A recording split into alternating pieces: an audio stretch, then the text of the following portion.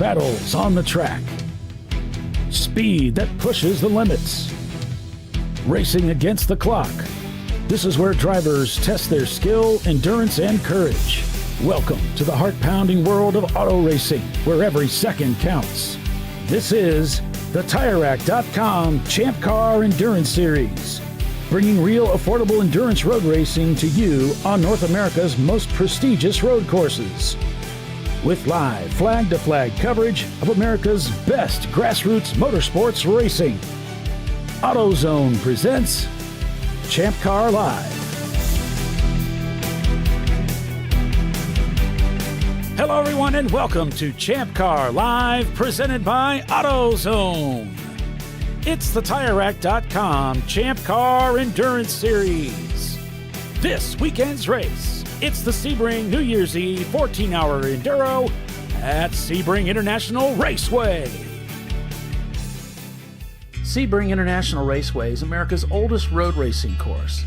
With over 6 decades of storied history, the legendary circuit evolved from Hendricks Field, a World War II airbase used to train B-17 combat crews, into what many regard as America's most challenging road course. Sebring burst onto the sports car racing scene and into the history books in March 1952 with a 12-hour endurance race which has grown, now rivaled second only to Le Mans in international prestige. Former winners read like the who's who of motor racing, from Mark Donohue to Al Unser to Mario Andretti. Although Sebring has changed a great deal over the years, never forgetting where it came from, the course still runs competitors on old sections of World War II-era landing fields. The large seams separated by the old concrete pads surrounding the course, combined with years of weather change, make for a brutal high-speed challenge for cars and drivers to live up to. But that doesn't stop teams from the annual trek to Sebring, Florida to see who has what it takes to win here. The 14-hour race at Sebring is perhaps the most challenging undertaking of all. Champ Car teams face a foreboding challenge on the circuit at Sebring International, known for its grueling pace and abusive track conditions. Without mercy, the 3.72-mile circuit will punish both teams and machines with an unrelenting aggression, leaving only the strongest standing in the end. Nevertheless, this weekend, Champ Car teams throw down the gauntlet, extending their tradition as they return to Sebring, Florida, in hopes that they, too, can capture glory.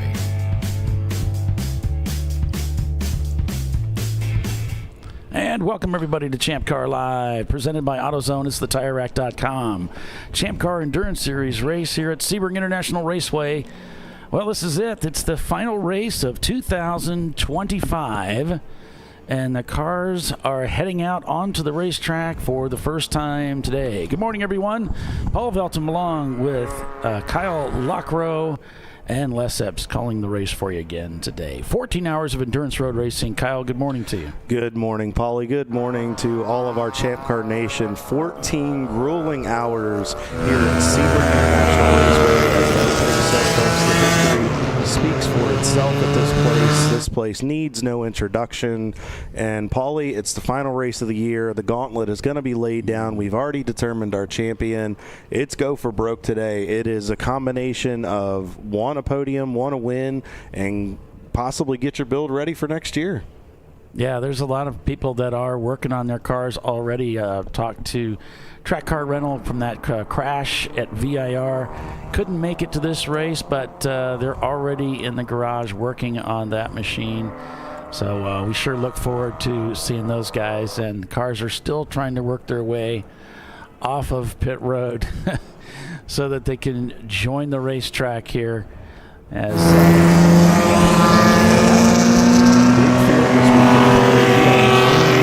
entries at Sebring. This race was sold out, and there were people on the waiting list. As you can see, the cars headed out on the racetrack. There's a little bit of fog here. I don't think we'll run into the issues that we had at we can actually see the cars headed toward the bend in turn 7, toward the hairpin turn. As this fog is slowly lifting, I think we should be able to make the start. So we're really optimistic. But again, Paulie, 99 cars this weekend, 15 manufacturers represented this weekend. Mazda once again leading the charge with 33, BMW with 27, Porsche with 9, Ford with 8, Volkswagen with 4, with our oldest entry this weekend, the 1973 Volkswagen Super Beetle. Yes. JB Bugs, one of our camera cars, will be back with us this weekend. Always a fan favorite. These guys are a hoot. I was talking to Paul and the team yesterday. These guys have so much personality.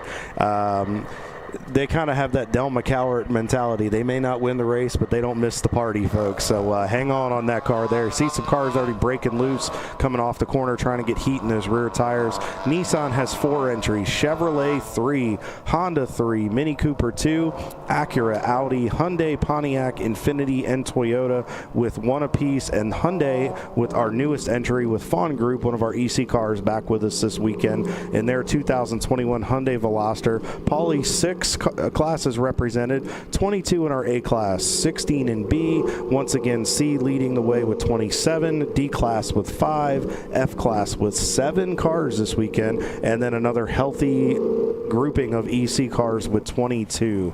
So we are in for quite the show today, folks. Strap that TV down, go down there and find some duct tape or a ratchet strap in the garage, because it's going to get exciting.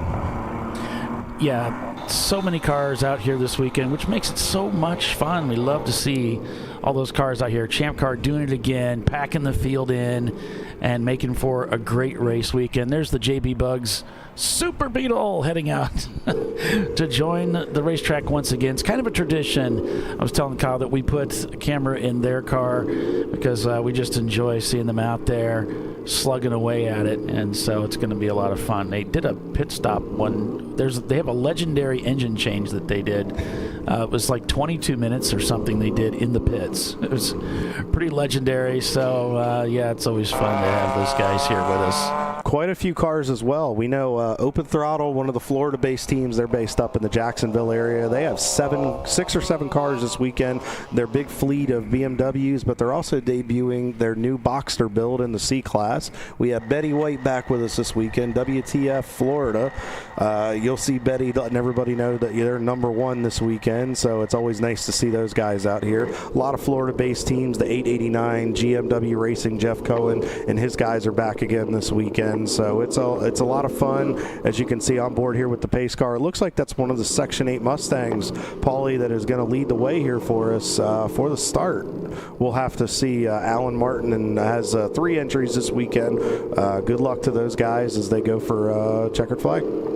Yep, cars still working their way around the track on board in the pace car with Les Epps. The less is more Cam, the man on the scene here again this weekend for you folks, and hope you're having a fantastic beginning of your weekend, and thanks for joining us here on ChampCar.Live.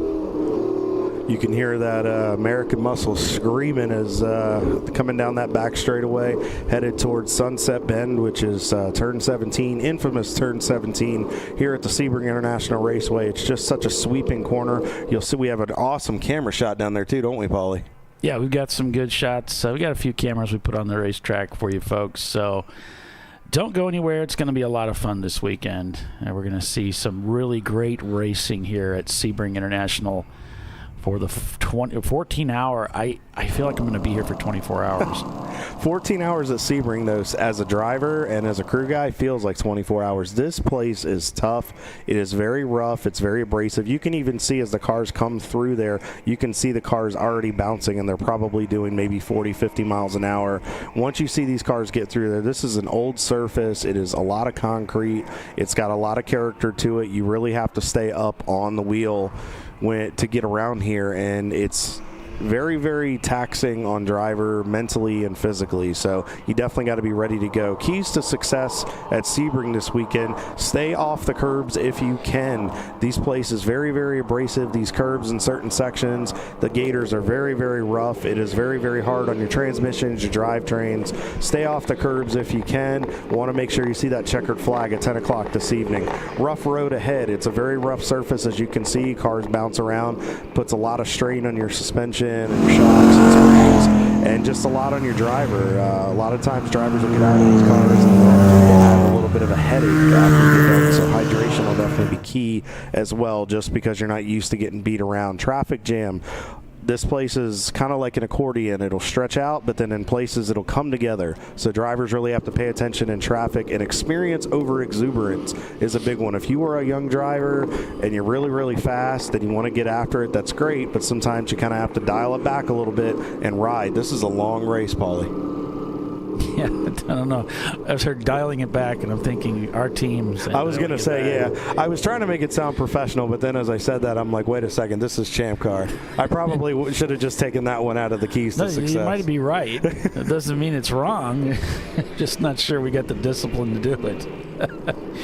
But welcome, everybody. If you're just joining us, welcome, everybody. Hope you're having a fantastic weekend as we head out onto the racetrack and get ready to start a 14-hour endurance race here at Sebring International. That's right, we're going to run into the evening here. Kyle and I were out putting cameras on the racetrack last night, and by, I think, 5:30 it was dark out there. So we're going to have a lot of nighttime racing heading till 10 p.m. So getting ready to drop the green on this thing as the cars cycle around the racetrack here once again.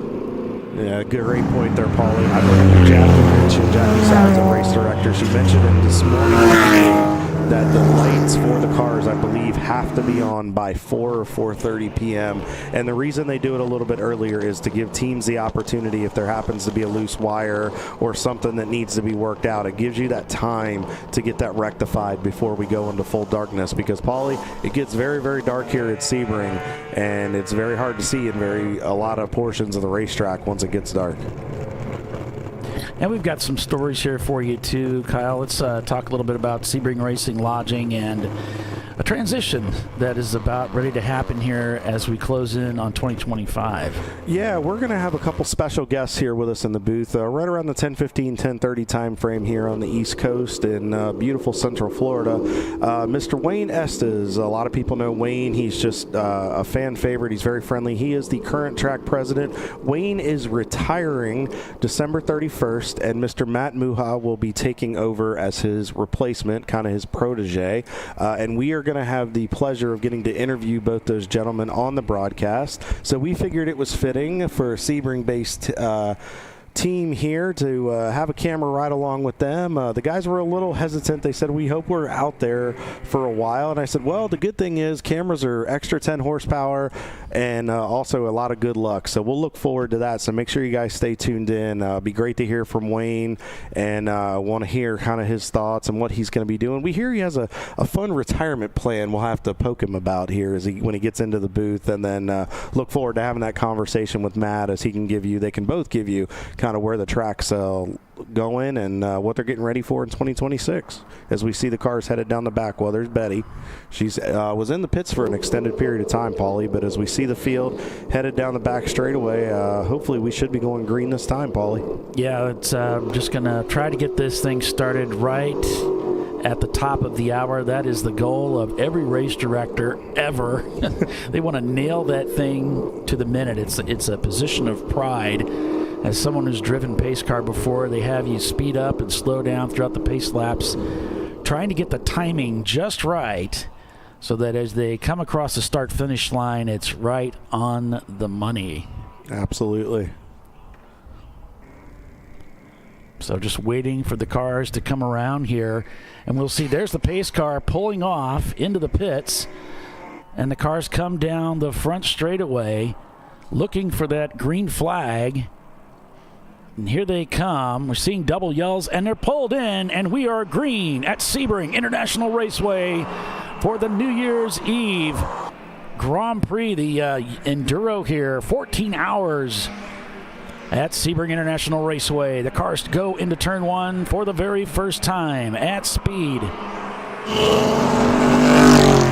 American Muscle leading the pack here into turn one. Alan Martin's team there with Section 8 Racing headed in there. Looks like one of their white Mustangs has worked out front. Nice strung out start here about the top 10. You see the cars slowly working through the 2 to 5 complex right here. Cars still bumping their way. Average Joe's through 17, trying to get a nice run here on the front straightaway, it looks like, Kyle. Yeah, Justin Garvin, I believe, starting in there. I recognize that orange helmet. He's on the charge early.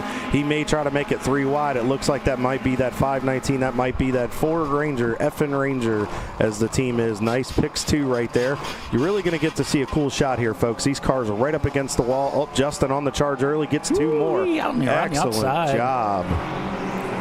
He knows this place. This is another local Florida team. Justin Garvin and his... whoa, a little bit of a slip there. Tires still cold here, Kyle, as we see there's the Shark car just up ahead, and he is reeling in the traffic. Yeah, he really is. Ed got a little bit held up there. The Shark did with some of those BMWs, but nice job by Justin. Let's see it. That Infinity has some legs down that straightaway. Justin may try to get in line with him here and make a pass on the left side. No, that Infinity's quick, but like you said, he really got held up there. There's the 516, and they are really checking up, and look at the crowd coming in to turn 7. Another one of our camera cars there, Paulie. That's the 5, I believe that's the 516, one of Joe's cars from Gorilla Sticker. Nice job working through there. Good patience shown by Justin. He's a very aggressive driver. He gets in there, gets that helmet on. He's an awesome guy outside of the car, very calm when you talk to him, but when he puts that helmet on, he takes no prisoners, folks. I can promise you. You're going to get a show today when he's in that car. But you really got to let those tires get up to temperature as you work through here, and just patience in traffic is so key. I can't stress that enough. This track is not very wide, so you have to be very, very careful. As we see Betty taking the green flag. Yeah, she'll get caught up eventually. Sometimes starting in the back here isn't always a bad thing. It kind of lets you stay out of the fray. Back on board with JB Bugs. JB Bugs just passed a car. There we go. So they are on the move here. That extra horsepower is working well for them already. Yep. We've got a camera. Let's see. It would be... Who's got the championship-winning camera? I think it would be Gorilla Sticker. I believe it was. Carrying the championship-winning camera. It looks like Average Joe's just outbreak. Oh. Average Joe's. We'll go back to Average Joe's. Oh, they're still working on the fin. Yeah, the Shark car. He just got by. Well, actually, he just got by him here coming into the back straightaway. Did a great job and then made a nice pass on the inside. Some of the open throttle BMWs there. There's the Embracing AI car. Look, 3 wide through there. That is the entry into 17, folks. And just 12 wide. Yeah, look at these cars hop through there, Paulie. The travel you got to have. You really got to make sure your ground clearance is solid here at Sebring.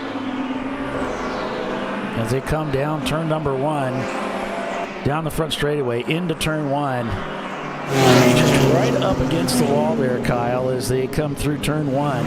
We figured this was a great shot, folks, and we figured this would be a nice breeze. And you can really see that these cars, how you just have to, the cars just leaned over, all that weight is transferred to the right side. But you really see just how close these cars get to the wall when you go through turn 1 here at Sebring. I mean, those mirrors on the left side almost touch the fence and the wall there. So we see Ed still working some traffic. So far, nice clean start. I know I'm going to be knocking on something as I say that. But there is like a million cars on this racetrack. They are double and 3 wide everywhere, even through turn 7, which is usually just a 1-laner. Yeah.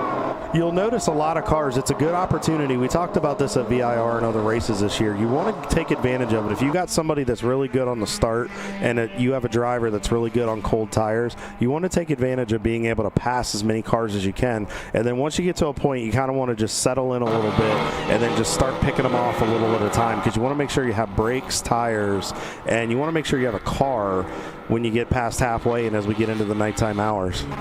Average Joe's definitely putting on a show here early. As we look at the standings, we got a bunch of EC cars pointing the way. Buzzin' Hornets, though, leading over Avenue Garage, late to Apex. Diamond Tuning, Edspin Motorsports, Flat Out Racing. These are the cars that are up at the front the first time through. Yeah, a ton of EC cars this weekend, but that is very, very traditional when we come to Sebring. A lot of these higher horsepower cars, and especially like for the 418 car, Fawn Group Motorsports, they tend to run in the IMSA ranks as well. So a lot of times they'll bring drivers down here to vet them, but they'll also just try to get some notes and some seat time because they're going to be back here in March for the IMSA weekend for the 12 hours of Sebring. Rush Hour Racing, Cameron on board for the start. Had to use a little bit of curb there, a little bit of a wave like, yep, I saw it. Oh, looks like we got a stalled car. Oh, no, I hope that's not JB Bugs off to the left. JB Bugs is still moving. Still moving? Okay. It looked like there was a car stalled there in the Le Mans section between 15 and 16. We'll have to see if we can get clarification. Yeah, we got a lot of reports flooding in from the race control over cars having this issue and that issue. So far, so good. 16 looks good. Got spin and continue over in corner 15, but that car continued. We got some cars smoking a lot. They're watching them. You can just see the driver's head moving around here, folks. If you look at this onboard shot, you're going to come out of this car today, especially if you're doing a double and triple stints. You're going to be sore tomorrow. This place is just very abrasive. You have to prepare for it a little bit, but sometimes you can't really prepare. A lot of times it's just trial by fire. Great entry there into turn one. He just took a little bit of a wide entry, and then he just smoothly opens the wheel, applies the power, gets the car out to the right side of the track, and then hugs it as he gets ready to head down into turn number 2. Now, Leighton Apex is up towards the front of the field here. So fortunately, we've got a camera on board that machine as well. Dennis at the car, at the wheel. And they are shown inside the top 10, inside the top 5. Let's see, it looks like they are in 3rd place at the moment. Diamond Tuning leading the way over Flat Out Racing. And then, of course, Leighton Apex. Then it's Treasure Coast Miata. Treasure Coast here this weekend also. Good start for these guys. Shelby at the wheel. Had some good talk with a lot of communication with Shelby over the last couple of weeks, getting their camera system set up. Such a healthy field here this weekend, Paulie. Almost 100 cars, and that really clogs up this racetrack. As we see the 59 car right there, that's Mike Coleman. You might recognize that name. Mike is the Champ Car treasurer. He was up, I believe, for re-election, and he won his fight. So Mike will once again continue to serve in his role with Champ Car, but he has his race team here this weekend. He was trying to come up with a name, and I had made a suggestion to him. I'm not going to say it because I want to let him be the one to say it. He might come up and join us later this week, later today if he can, based on how the race goes. I love it. I mean, I just think it's great having a lot of cars on the track, and you know, this is the kind of racing that we love. We like having a lot of participation, so we can go out and we feel like we got somebody to race against, you know. Absolutely. Flat Out Racing looks like they have taken the overall lead here in the 352 car. They are, as you'll see, they're going to show 3rd in the order. It looks like we have gone to a double yellow. And we are code 35. 35. We'll wait till we get word. If we see anything on the racetrack, we'll certainly bring that to you. We've already got some cars coming into the pits. We got a car moving very slowly there through turn 10. But so far, no word yet on what the deal is.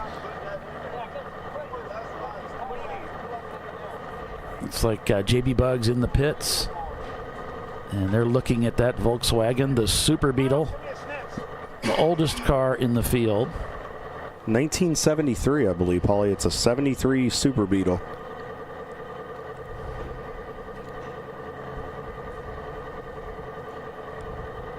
Oh, sorry you couldn't make it, Payday. Maybe next year we'll see you.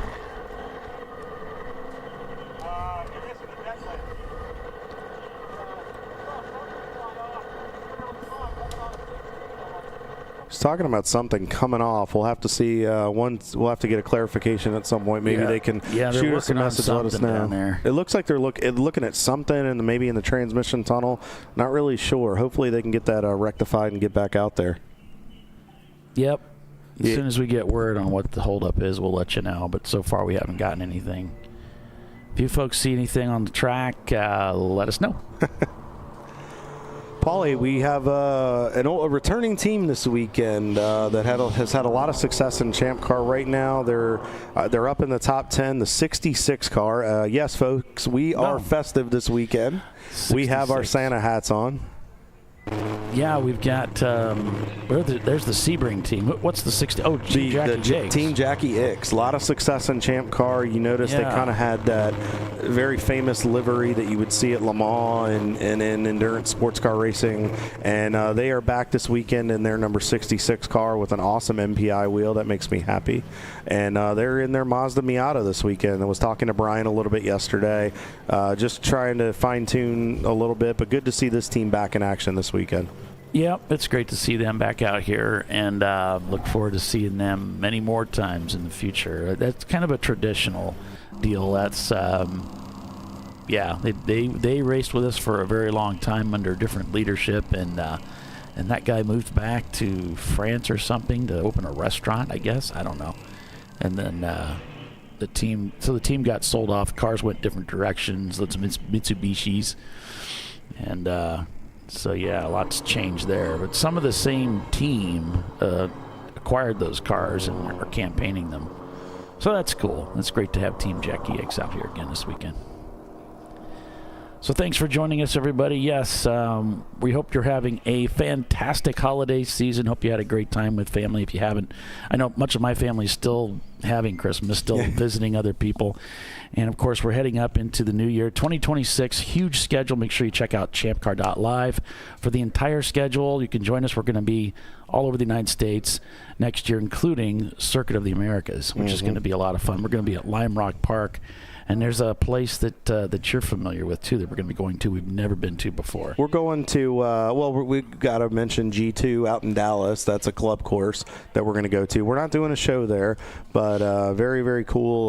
Was a former Trans Am driver, I believe, what Mr. Ray Frank told us on a previous broadcast, that has opened it up, and Champ Car is going to grace their presence there and have some fun. And then, we're going to go to my home track, what was my home track, actually, in Dominion Raceway up in Thornburg, Virginia, between Richmond and Washington, D.C. We had Mr. Will Britt and his folks on at VIR during the championship. They were telling us a lot about the facility and what their plans had, so we look forward to that. We're going to Pocono Raceway right outside the New York City and Philadelphia area, which will be really cool. The Pocono Mountains are gorgeous. That sunlight does not look like it is doing Cameron any favors here. That's something that'll be messing with the drivers a little bit. It'll mess with them at this point, probably about for the first hour until it gets to a point in the air.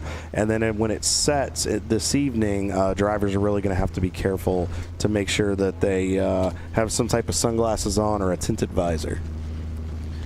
Yep, I've seen guys do so many different things, Kyle. I know you have too. They put blocks out on the top of the windshield. They put tape on the top of their visors. There's just a lot of different techniques. I know for myself, what always seemed to work was just a tinted visor. But back to green here at Sebring Internationals. The cars come down the front straightaway and receive that green flag, and everybody's looking forward to that. So down into turn one we go. Of course, the way it works in Champ Car, everybody's cycling around 35 miles an hour, and they say, okay, go. Wherever the leader is, we don't know, but go ahead and go. Super Beetle's out there on the racetrack again. So, thanks for joining us, everybody, on Champ Car Live, presented by AutoZone. It's the TireRack.com Champ Car Endurance Series, New Year's 14-hour Enduro at Sebring International Raceway.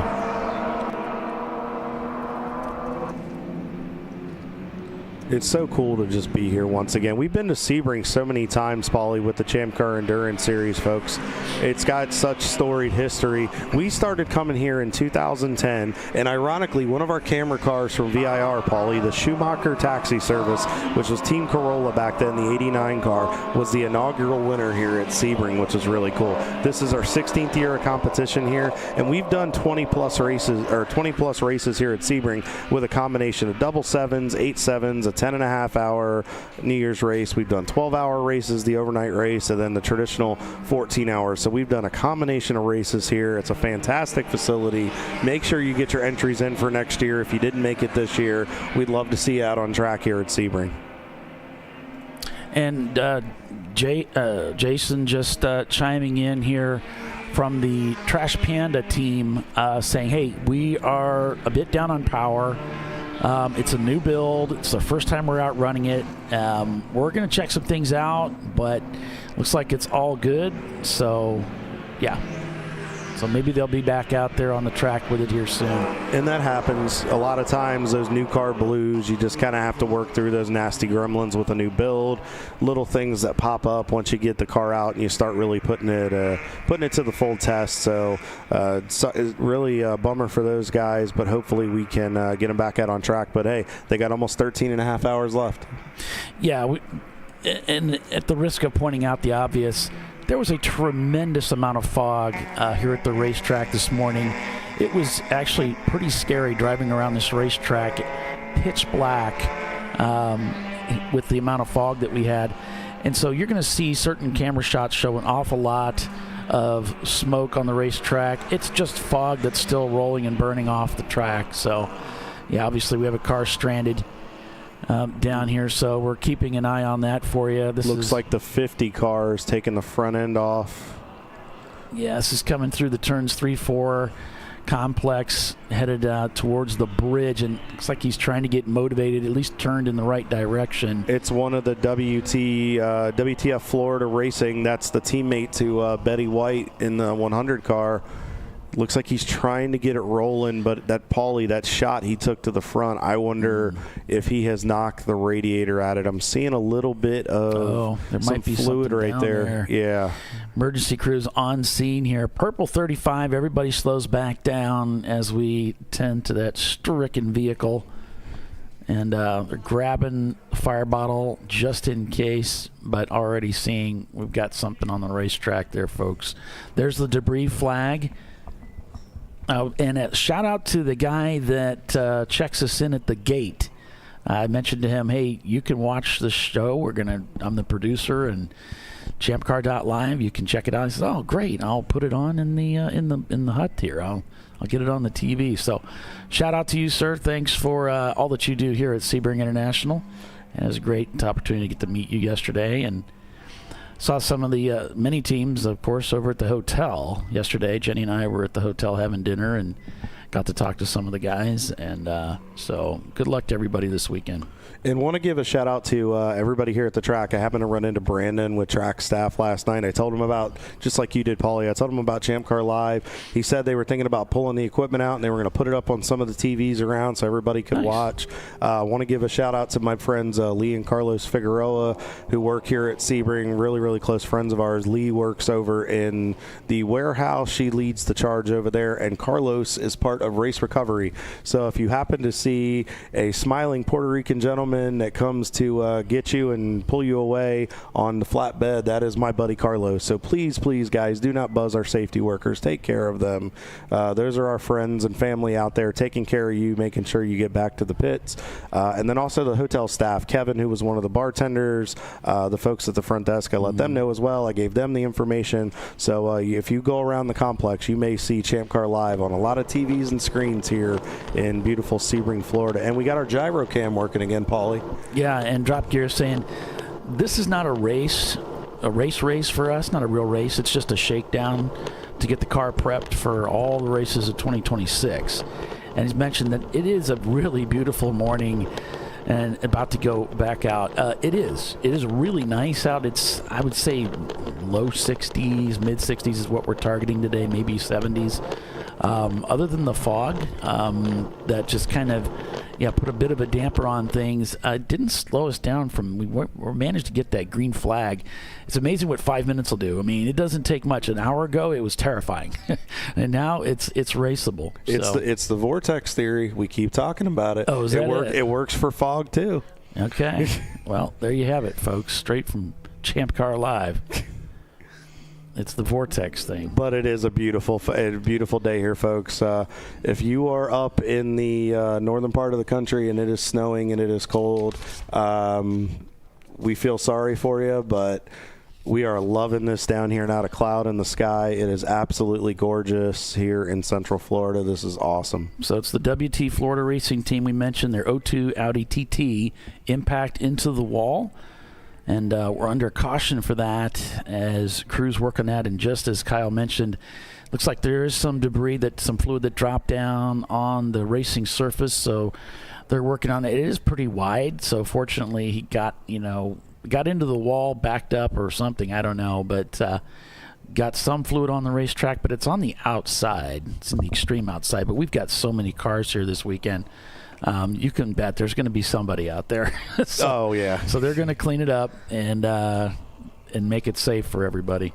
Yeah, absolutely. So while we got a few minutes here, let's go ahead. I'm going to run through a few notes here and give a couple updates. So Blue Steel, the Valerian Steel team this weekend, they are not running Valerian Steel. Unfortunately, a few drivers had some obligations that they had to take care of. They weren't able to make it. So the 990 car, the Blue Steel car, with Joe, Gary, Mihai, and Ken will be at the wheel. Guys, we'll try to get your feet up at some point today, but good luck to you and the team. Appreciate the time yesterday, and we wish you the best. Once again, Never Start Racing, the 234, Mr. Dr. John Artman, team principal, is back with it this weekend. They're another Florida-based team, so good to see those guys back at it. Traditionally, that 234 car, I remember a previous build, was a Dodge Neon, and they had a lot of success in that car as well. It was a former B-Class car, but they have transitioned now into the Nissan, I think it's the 350Z, so that's really cool. And also want to welcome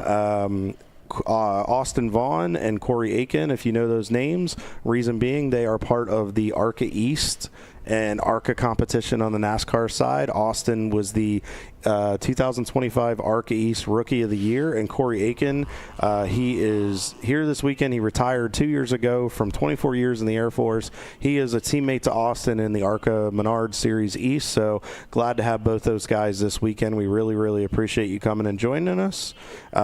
He is going out first, and then Brian Dunn, and then Austin will round out their car. They are in Bent Over Racing in the 985 as well, so good luck to those guys. We have Rotary Rocketeers with us. Mike Lowe is in the car at the start, and then Brick City Racing, Dylan Dana is out. He will start, and then David Gooden will go in. They're in their okay, they were giving me an update for something a while, or no, I'm sorry, that was back a long time ago. So they've got their car 242 this weekend, so we want to wish those guys the best. As we see, Rotary Rocketeers has already worked themselves up into 7th position, and they are on the podium, bottom step of the podium so far in the B class. So good luck to those guys. Yeah, I thought about putting a camera in there, but I thought a Rotary would just explode the microphones on our cameras, so I didn't do it. But I would love to have a camera here sometime. Maybe we'll do that next year. Those guys are always fast. They're always up at the front, and it's always a lot of fun to hear that Rotary screaming around the racetrack out here at Sebring International. So thanks for joining us, everybody. Good morning. Hope you're having a fantastic weekend. We're just doing a little bit of cleanup over here around that turns 3 and 4 complex after one of the cars put some fluid down after impacting the wall, unfortunately. But looks like they're moving away from the scene of the crime. So hopefully we'll get this taken care of and get us back to green flag racing here. The first stint of 14 hours of endurance road racing here. We are poised. I'm getting really fancy with my words today. You really are. We are poised for an amazing weekend, and so glad that you folks get to spend it with us here. So thanks for joining us, folks. Hope you're having a great weekend and looking forward to the rest of your week as the cars come down the front straightaway here. What a cool racetrack. Paulie, it is such a cool racetrack. Folks, if you've never been here before, this is the Pro Course. Is a 17-turn, 3.74 mile course here in Sebring, Florida. This is pretty much the 8th variation of this track. It opened in 1950, and it continues to go strong. They were, I think last year they celebrated their 55th anniversary. 55th? 75th, I believe, anniversary here at Sebring. And apparently I don't know how to count. I'm definitely a race car driver. I can't count.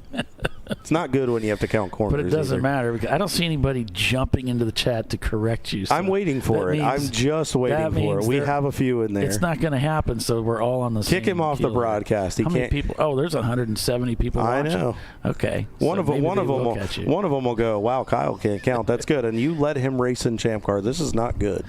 It's normal. Okay, it is normal. So there's the track blower out there going through 7. I don't think he hit the apex just the way he's taken a very non-traditional line, but I give him credit. I mean, he's wheeling it. Trying to clean the track up a little bit. I think he got a little wheel spin out of 7 there. I think that's why he went that way. I don't know. It could be.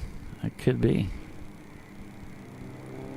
course, the Sevens Hotel here, practically on the grounds. What a cool setup. You know, my wife is back at the hotel, and when she wakes up, she'll be able just to go out onto the balcony and look at the racetrack. She'll right there at turn 7. It's such a cool layout. Yeah, it's a really, really nice hotel. The staff is absolutely amazing. Everybody's very, very friendly. The bartender, I was talking to Kevin, he's one of the staff over there. Really, really nice guy. We had gotten a pizza, my wife and Tanya and I did. We were sharing that yesterday as we were hanging out in the room, just trying to relax a little bit after the long trek down here. So Kevin's really, really cool. Everybody's really, really nice, really excited, really welcoming. When we the Champ Car folks come down to Sebring, they get really excited to see us every time. So it's awesome to get to come back and get to race at such a historic facility. Well, it looks like the track over there has been treated and they've left the scene, so we should be going back to green shortly. Now, we did see there was an emergency vehicle still on the racetrack, probably trying to get back to where they want to be before they send everybody back to green. So we're keeping an eye on things for you. And fake it till you make it, Polly. Well, it's been 9 years. I mean, eventually, I'm still learning. They haven't fired us yet, so we're just going to roll with it. And I did finally hear back from VIR from our last show, and they've decided not to press charges. That's good. That was really good. I guess we're still going strong here for 2026. I think Barry put in a good word for us with him working at the track. So we'll have to say hi to Barry Richmond and his wife Dolores if you're watching. Thank you for putting in the words and letting us be able to get invited back. It was a little questionable until he got on the broadcast. So.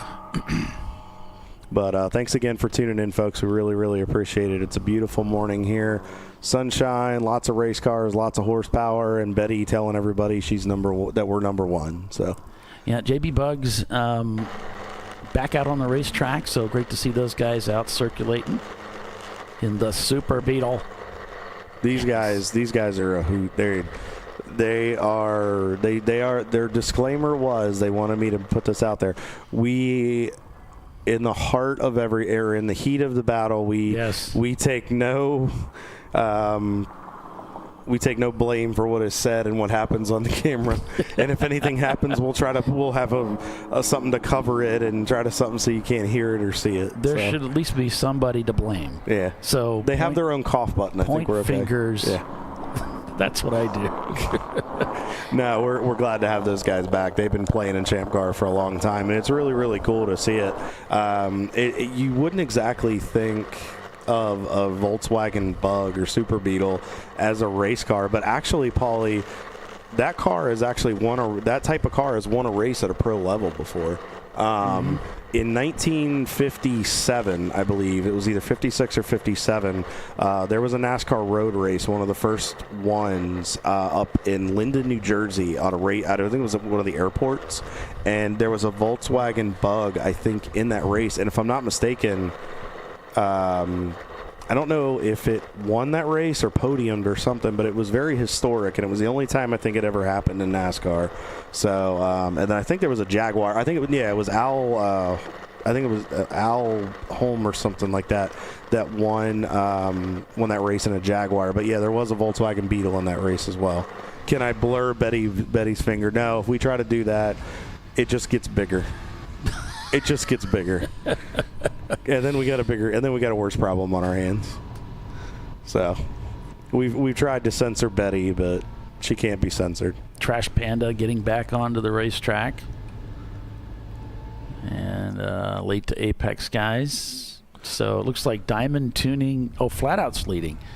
Flat-Out's leading, and then is Diamond Tuning must be Diamond Tuning EC car? Nope, Diamond Tuning is actually an A-class car. They are running. There we go. They are running in second place right now with TLM USA and Marathon TLM. David Tuwadi, that's a South Florida-based team. Once again, here in Florida, they are running third and fourth at the moment.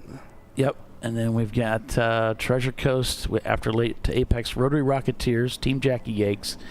Average Joe's in 9th, and Turn-In Concepts, they're in 10th place. And I guess this isn't the Porsche Boxster that Les and I raced. They must have. You said they were debuting something else.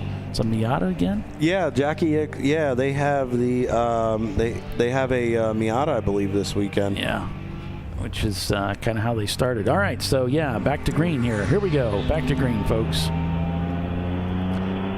So Flat Out Racing leads this race as we are back to green flag racing over Diamond Turning Innovation, TLM USA, the 172, and the team car, the Marathon TLM, is in third and fourth. Those are your leading C-Class cars right now. And late to Apex, Paulie, they are up into the top 5, running second in the A-Class right now. These guys will definitely put on a show for us today. Looks like they're trying to make a move here on some traffic. Not close enough to dive in. The way Sebring works, folks, is you really have to be to the door before you try to make a move in some of these areas, especially through some of the tight sections where it's really a single-lane racetrack. You have to be careful, and you really have to focus on setting up the driver you're attempting to make a pass on. And we are buffering. So JB Bugs, when he points somebody by on the right side, his finger actually leaves the door, and you can see it outside. The car's that narrow. You can point somebody by. You can see his hand out the window on the right side of the car. Yeah. That was too good. That is, yeah. I love it. I used to race a Datsun 1600 Roadster, and it was just like this super narrow race car, and so it was a lot of fun. On board here with the 863 car. All right, I need to pay off this one real quick while we're on board with this young gentleman. This car right here is a group of teenagers that is going to be taking Champ Car by storm. A lot of these guys are kart racers. And give me a couple of minutes here because I have to pull up their information. I've been in touch and base and talking with their dads this weekend. I believe this is Adriano Iannuzzi who's starting the car. A group of teenagers, these guys this weekend. Leighton Voggley is another co-driver. He'll be going in a little bit later. Missed a shift there. Yeah, got up on the curb a little bit. This is the first time in big cars for these guys. They've done a little bit of stuff at the NASA ranks and as far as getting ready and training, but this is their first Champ Car endurance race this weekend. Going to try to make the move. Nice job. Well, trial by fire. They come out to a Champ Car race with 100 cars on the track with a lot of seasoned veterans of the sport, and they're going to learn a lot this weekend. Oh, absolutely. I mean, and they're good kids. Like I said, I was talking with their dads. I also was talking to Dominic Donato. Lucas Donato is the other teenager in the car. These guys, there's a lot of enthusiasm. They're karting champions. They got a lot of karting wins between them in various ranks. They're all based, I believe, down here in the Florida area, Central Florida. So this is their home race. They came last year just to check it out, and this is their first time. And they said in a year from today, we want to be here. And by golly, these kids are here. And so far, they're putting on a great show. So with that, we're going to take a quick commercial break and be back in just a few minutes. So stay with us. Lots of racing on tap today. Here it's Sunday race day at Sebring International Raceway. We'll be right back.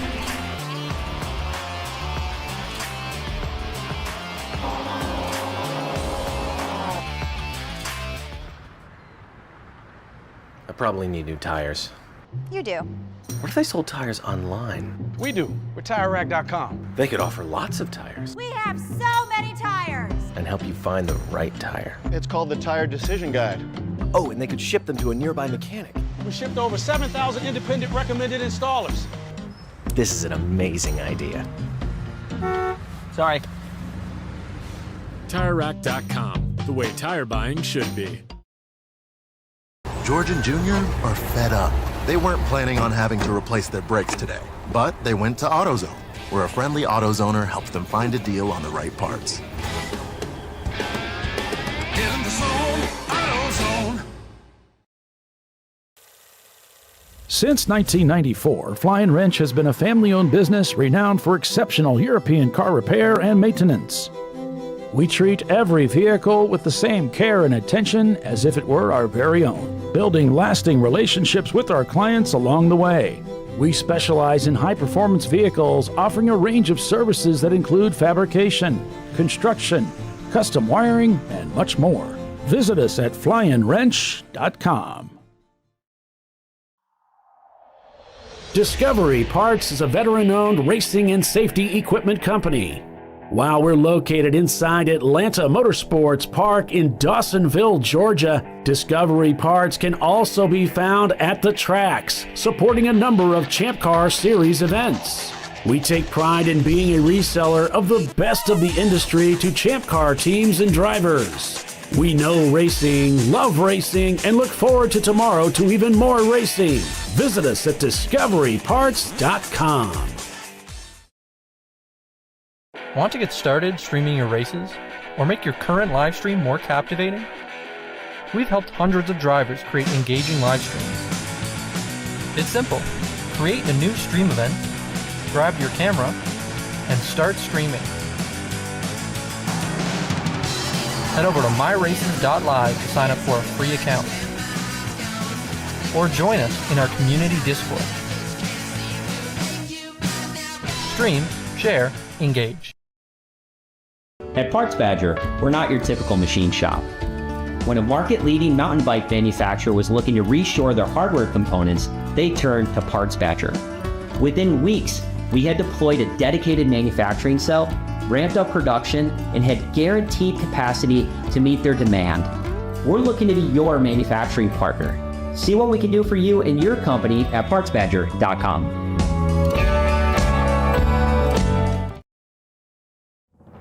Lifeline's continuous commitment to research and development ensures that we supply the most innovative and cutting-edge products available. Used by the majority of the world's motorsport championship-winning drivers, teams, and constructors, Lifeline has a stringent and proven history of success. Lifeline's continuous commitment to research and development ensures that we supply the most innovative and cutting-edge products available. Lifeline's 0360 systems are the result of over 7 years of intensive research and development using 3M's Novik 1230 environmentally safe gas extinguishant. Lifeline uses only the finest quality components. For more information regarding our fire safety equipment and fire safety systems, please contact us at info@lifeline-fire.com. Sentinel is a comprehensive motorsports video solution incorporating live streaming, local recording, 3 cameras with picture-in-picture, flag status, and much, much more. Stop playing with multiple solutions. Sentinel handles it all, including timing and scoring, vehicle data, graphic overlays, adaptive bitrate encoding, network bonding, and more. Sentinel is the solution to sharing your motorsports experience with your friends, family, sponsors, and the world. What are you waiting for? Get your Sentinel today and never miss an on-track moment. www.sentinel.racing. Dave's Twitch is bad. That's because his wipers need replacing.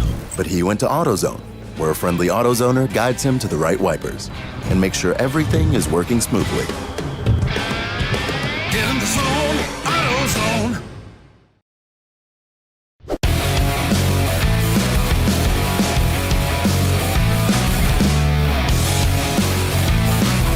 All right, welcome to ChampCar.Live, presented by AutoZone. The standings, Flat Out Racing leads this race over Diamond Tuned. Then it's Marathon TLM, Average Joe's, Turn Concepts, Late to Apex, Treasure Coast, Rotary Rocketeers, Team Jackie Yates, and Team Infinity. that is your top 10, folks. And these guys are already getting after it, Kyle. They really are. As you could see the Gorilla sticker car coming down the front straightaway, but he was going through turn 17, which is Sunset Bend. You can really see the driver moving around. Again, I mentioned this course is so abrasive with the concrete surface. I mean, you can see that's not him shaking the wheel, folks. That's just how rough this racetrack is. It really wants to get you to knock your hands off the wheel, and it moves you around in the car, and you really have to blink and make sure you're breathing consistently as we have that gyro cam going once again, Paulie. Yep. Every week we try to prevent that, but it comes back. Yeah, we're working on it. It's something we'll get it figured out one of these days. Yeah. Lonely Mothers Racing here this weekend with us, provided a feed as well. Yep. So thanks to those guys. Yep, Car 82. Want to make sure we give those guys a little bit of a shout out there. We appreciate you guys getting us the information. Earlier on the before we were at the commercial, I saw the Corvette car, 2002 Chevy Corvette. Team One Mo Time Racing. Drivers James Davidson, Alfredo, and Josh will be running this weekend. So good luck to that trio. We saw you guys making some passes, and good luck and be safe out there. Kobe Racing dicing it out with the number 25. Looks like one of the Mustangs here this weekend. Earlier, if you missed it, Kyle went through a complete rundown of all the makes, and I mean, there's a lot of race cars out here this weekend. Nearly 100 cars took the green flag today as we stacked up field again once again here for Champ Car. 15 different manufacturers, Paulie, as I said, folks, 15 of them. Mazda led the way with 33, and then we had 6 manufacturers with 1 apiece. I mean, it's wild to see. Everybody always wonders, as we see Shelby going 3 wide here in the Fawn Group car. This is one of our EC cars here. Paulie, we had some of our viewers ask if we could give the EC guys a little love here. So let's do that. One Mo Time Racing, actually, we just talked about them in the 16. They are your EC leader right now over Fawn Group Racing in the 418. Triple R Motorsports in the 96. RMP Competizione in their red BMW in 4th. Open Throttle and Cherry in the 164 is 5th. Fusion Speed Shop in 6th. Open Throttle Goldie in 7th, the 11 car. Q Motorsports in 8th. Open Throttle Faux 30 is in 9th. And Never Start Racing, Dr. John Artman, the team principal and his team, up into the top 10 right there with Section 8 Racing just on the outside, as it looks like we are under a local, well, we are back under a yellow, folks. Code 35 here. We'll have to give you an update once we know more. And of course, we're on board with Turn-In Concepts. And hi, Betty, you're number 1 too. So code 35, possible flywheel on the racetrack over in turn 16, which was never the intention.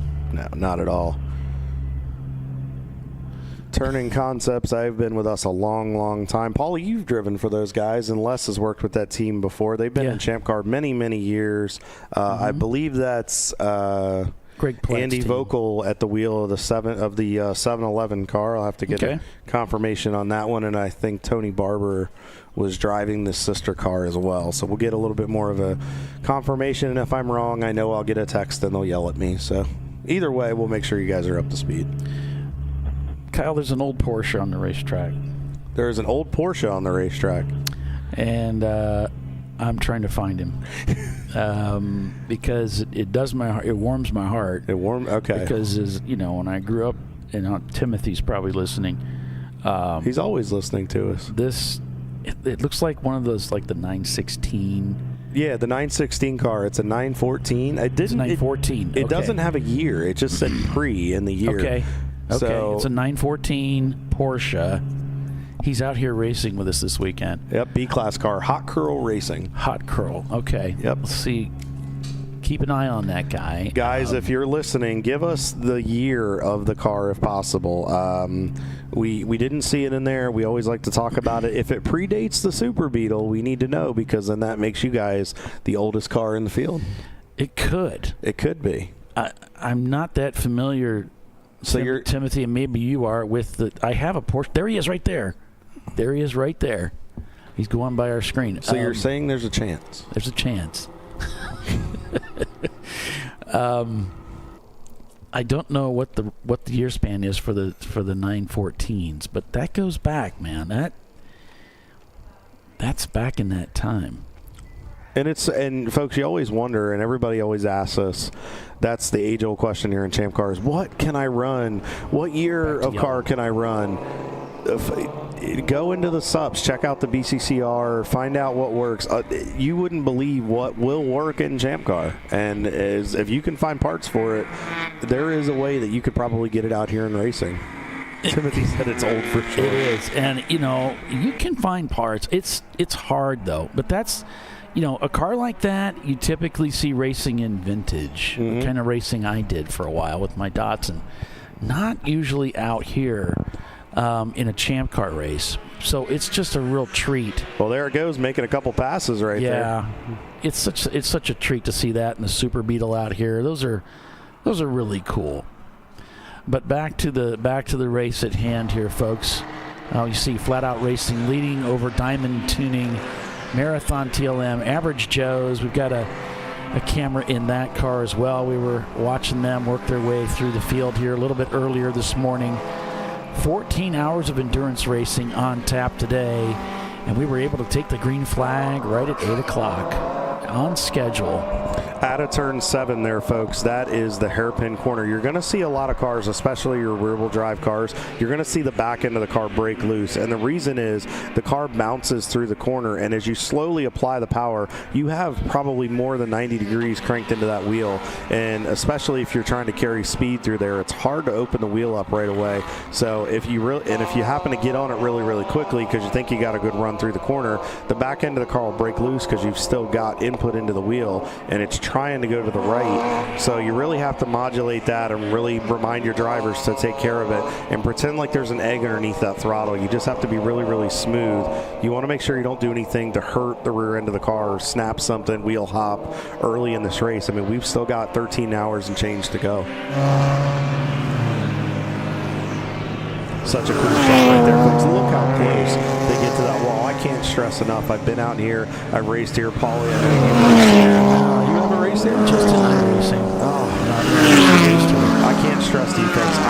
You almost touch the wall with your left side mirror. The idea is you want it, when you take that wider 3-1, you want to get as close as you can. And then you just want to try to get back to the power, because if you can get that wheel opened up right about where our camera is, you can let the car track out all the way to the right. If you look up past the marathon sign, you can see the cars coming out of the corner.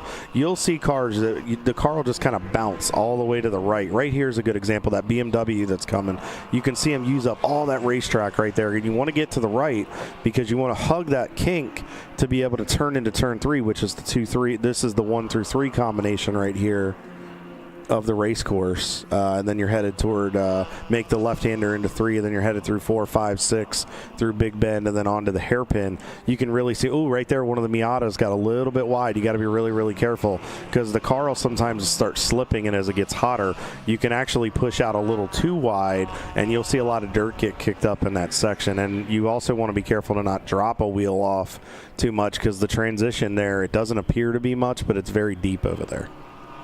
Timothy saying the sound is loud in that corner. I mean, the sound when you're driving around through it, I would imagine it would be blazingly loud as you come by the wall there. Actually, you're talking about this my source sound. What he's talking about? What he's talking about is because the sound is that, but also as a driver, when you get up against the wall like that, you can hear the pitch change in your ear, and especially in your left ear because you're right up against the wall. You can actually hear if there's cars around you, and it's kind of a good indicator if you're not really looking at your mirror at that point, if somebody's there, and you can hear your engine, and you'll really kind of know. It gives you an indication almost how close you are. As you can see, we're on board with Team Jackie X.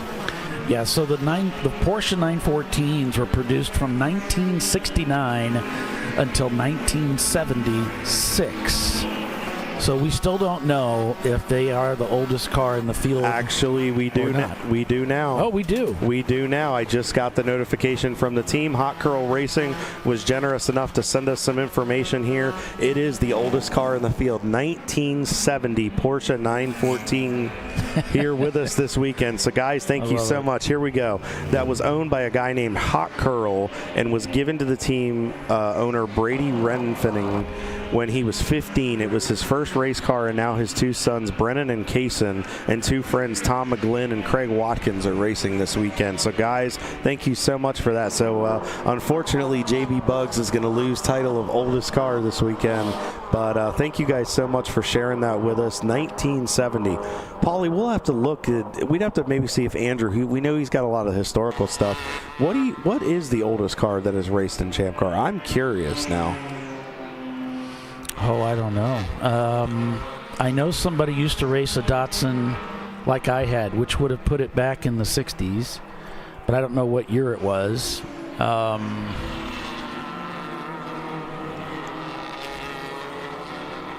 That's just so cool. I don't know how far back it would go. 55 years, 56 years. I mean, look at that difference in that. Almost 50 years difference from the oldest car to the newest car. Yeah. Well, that's, I mean, I was born in 68. I mean, it's right around the time that I was born. I know they're old. I'm reminded every time I get up in the morning. Hey, good morning, Jimmy. So back on board here with JB Bugs. Sorry, guys. Unfortunately, you've lost the title of the oldest car in the field. Not by much, though. Only 3 years. It's like Gorilla Stickers out of the car. So not sure what the story is there. Looks like they might be in the pits. So wonder if they're doing might just be doing a driver change. We'll have to get a clarification on that. You see one of the crew guys standing right there. It looks like he's looking for something. I'm seeing some moisture on the windshield. Off, you can see where the clock is, where it says 8:49 Eastern Standard Time. It looks like, I wonder if they're having some overheating issues or something like that, because I'm just seeing a lot of moisture on that windshield. So I wonder if she got a little hot and maybe they had to bring it in to cool it off. But we'll get our best people on it. We'll get the Less is More cam with Lester Epps again with us this weekend. We'll get Les to get down and get information from Joe and the guys with Gorilla Sticker. But it's a shame for those guys. Always such a fast car, and they always bring such really good pieces. They've got both cars this weekend, the 516 and 517. Oh no, they're actually out on the racetrack. That is the safety team. I wonder what happened there. Wow, such a shame for those guys.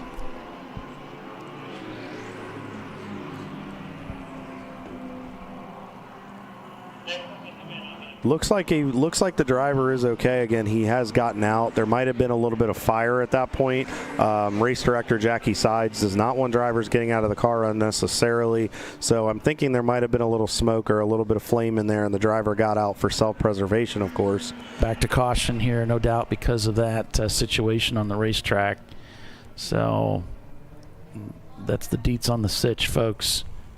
So, Paulie, real quick, as we're going to that Code 35, George Bliss has joined us here in the chat. George, welcome. Hey, good George. Morning. He wanted us to know, he remembers somewhere between a 1941 to 1946 Chevy pickup on an S10 chassis that he used to run here in Champ Car. So, looks like we're slowly creeping back here. Trash Panda, Jason just got us an update. They're out of the car.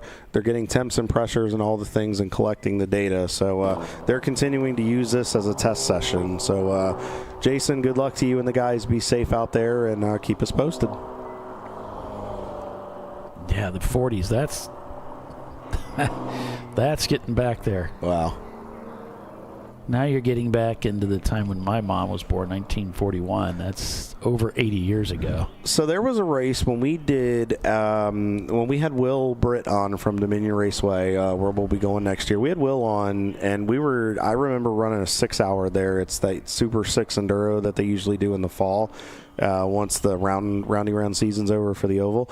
And I remember there was an old 1940s, I think it was a taxi. I forget what brand of car it was. It might have been an old Hudson or Oldsmobile, but I remember that racing against that car at Dominion, and it was a pretty car, but I tell you what, it was really interesting to see that older car race.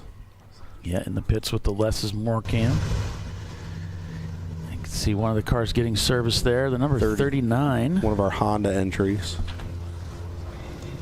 Yeah, it looks like the Nolan Motorsports team in their 1990 Honda Civic. So thanks for bringing us that, Les. Looks like it's business as usual, Paulie. I see them just fueling the car. Don't see anything abnormal. Probably working on a skeleton crew. You can see one of the drivers waiting to get in. And the fuel fill right there, folks, is right by the driver's door, so they probably are opting to wait to get that driver in just so he doesn't accidentally, while he gets in, bump into that fueler. So really smart move on their part. Really heads up, just trying to keep somebody safe in case anything splashes.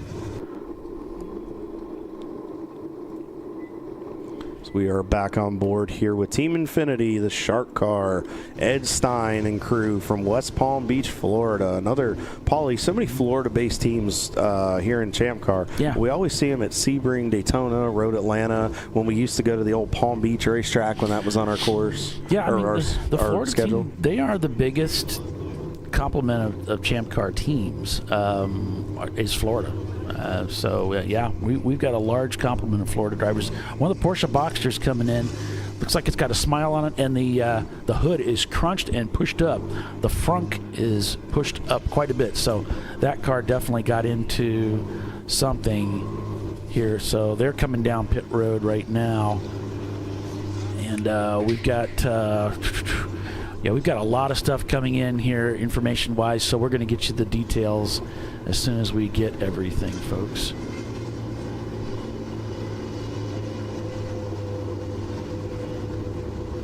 More information coming in. All right, well, Paulie, we've just been given word from race director Jackie Sides, thanks to Mr. Bill Strong, who relayed the message.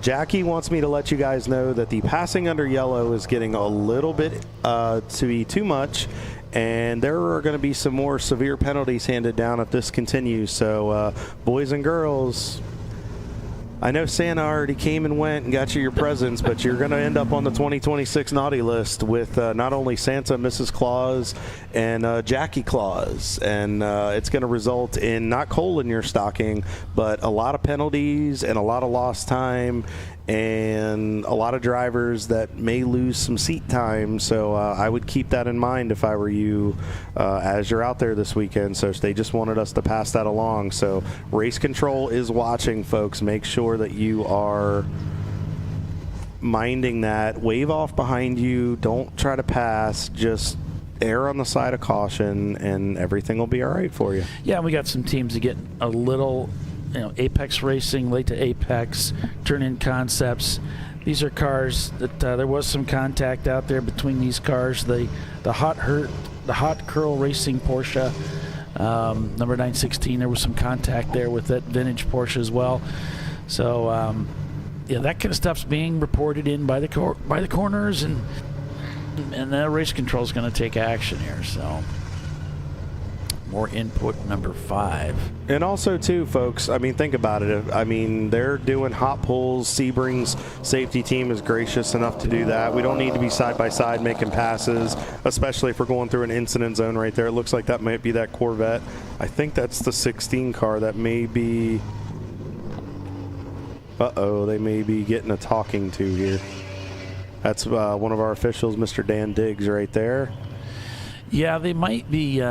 They might end up having to spend a little bit of time there, Kyle. And yeah, that's the EC car. That's the 16 car. Dan does not look very, very happy. I think that's Kim Siegert right there. Yep, that's Kim, Matt's wife. She's working pit in right there. Yeah, that finger of Dan's, I can see. That's the Jimmy finger right there. Yeah, he's given. If you get that finger pointing at you from Dan or Jimmy, you did not do good. You can see we got a car there in the pits, being worked on, and we've got our Less is More live camera in the pits as well. So, folks, we're covering all the action for you here on ChampCar.Live. We're currently under caution, but we should be getting back to green here shortly. So with that, we'll take a quick break so that we can come back and show you more racing action here from Sebring International Raceway. Stay with us. We'll be right back.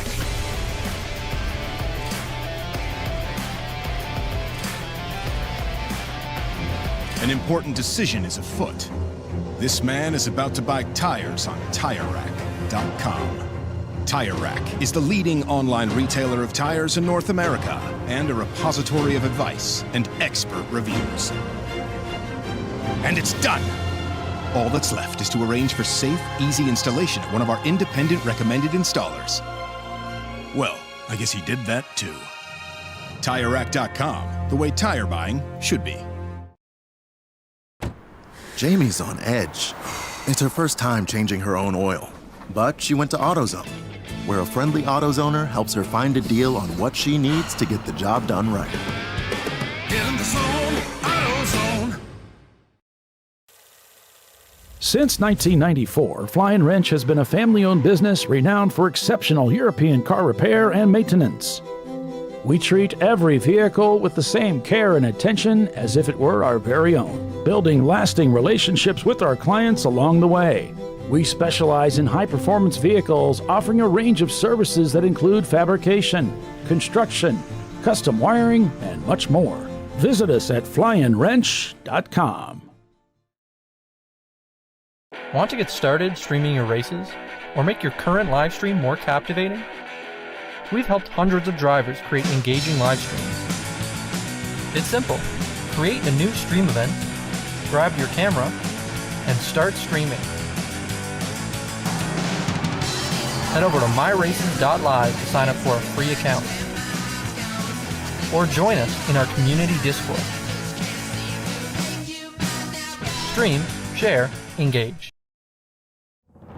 Lifeline's continuous commitment to research and development ensures that we supply the most innovative and cutting-edge products available. Used by the majority of the world's motorsport championship-winning drivers, teams, and constructors, Lifeline has a stringent and proven history of success. Lifeline's continuous commitment to research and development ensures that we supply the most innovative and cutting-edge products available.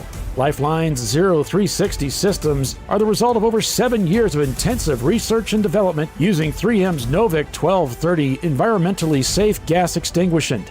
Lifeline uses only the finest quality components. For more information regarding our fire safety equipment and fire safety systems, please contact us at info@lifeline-fire.com. At Parts Badger, we're not your typical machine shop. An aircraft manufacturer had to deliver a new interior in just weeks. With hundreds of line items and tens of thousands of parts needed, they turned to Parts Badger. We have the connected manufacturing capacity, the experienced team of design engineers and project managers, and the proprietary software to get it done and deliver. See what Parts Badger can do for you and your company at partsbadger.com.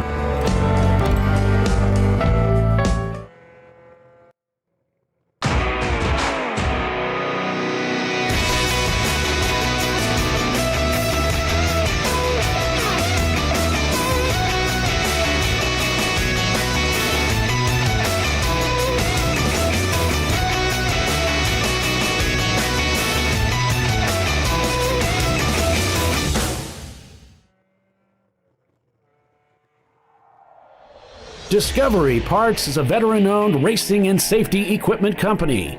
While we're located inside Atlanta Motorsports Park in Dawsonville, Georgia, Discovery Parts can also be found at the tracks, supporting a number of Champ Car Series events. We take pride in being a reseller of the best of the industry to Champ Car teams and drivers. We know racing, love racing, and look forward to tomorrow to even more racing. Visit us at discoveryparts.com. Sentinel is a comprehensive motorsports video solution incorporating live streaming, local recording, 3 cameras with picture-in-picture, flag status, and much, much more. Stop playing with multiple solutions. Sentinel handles it all, including timing and scoring, vehicle data, graphic overlays, adaptive bitrate encoding, network bonding, and more. Sentinel is the solution to sharing your motorsports experience with your friends, family, sponsors, and the world. What are you waiting for? Get your Sentinel today and never miss an on-track moment. www.sentinel.racing.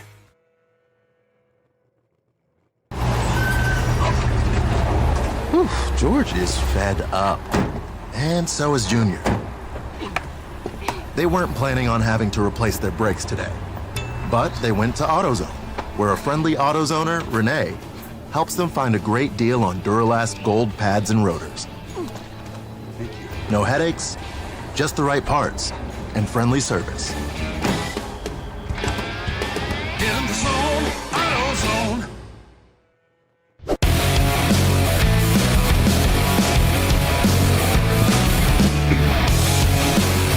All right. Welcome back, everybody, to ChampCar.Live, presented by AutoZone. We are back, folks. Lots of racing on tap. And right now it's Flat Out Racing leading the way over Diamond Tuning. Then it's Marathon TLM, Average Joe's, Turning Concepts, Team Infinity in 6th, Treasure Coast Miata. And then it's Rotary Rocketeers, Rush Hour Racing, and Late to Apex, rounding out the top 10. Kyle, we have a guest in the studio. We do. Mr. Mason Majio, NASCAR Xfinity, now O'Reilly Auto Parts Series and NASCAR Craftsman Truck Series competitor. I've got to get used to saying that. You and me both. Oh, man. So we're going to practice. All right. NASCAR O'Reilly Auto Parts Series, right? Yes, sir. And we're going to beat that into everybody's heads this year. Absolutely. All right. Are we taking bets on how many people say Xfinity by the Daytona, between Daytona, Vegas, and Phoenix? I definitely would. I wouldn't rule it out. I mean, shoot, I'm still having to get used to it myself. Absolutely. Mason, welcome to the broadcast, buddy. It's great to have you. You have had quite an eventful season. You've been running quite a bit of stock car stuff, and I've seen you here. This is your 3rd trip to Sebring, you were telling me. I was talking to you and your dad, Tony, yesterday. Welcome back to Champ Car. It's great to have you. You're with Open Throttle this weekend, correct? Yes, sir. I am. We'll be driving the 64 green BMW, so it's been got an opportunity to drive it yesterday for the first time. First time driving any of these types of cars, and I had a blast. So we're running pretty sporty. My co-drivers have been doing a great job so far, and looking forward to getting in the car here before you know it. So with your background, I know Mike's cars, they traditionally tend to be a little bit heavier, especially those EC cars. You were telling me it was a little bit different because with what you race in the O'Reilly series and in Craftsman trucks, you're used to the H-pattern transmissions, and you said going to the paddle was going to be a little bit different with the paddle shift. How's that transition been, remembering to just not have to take your hands off the wheel and not really having the clutch to work with? Yeah, definitely not having a clutch to work with was a little bit different, but I remember looking down into the car and I was like, well, where's the clutch? Just because I'm so used to it. But no, I mean, it was honestly a lot easier than the stock car, I feel like, as far as the shifting goes and getting used to certain things. I know with the stock car you can kind of speed shift and use a little bit of the throttle. With this car you didn't have to.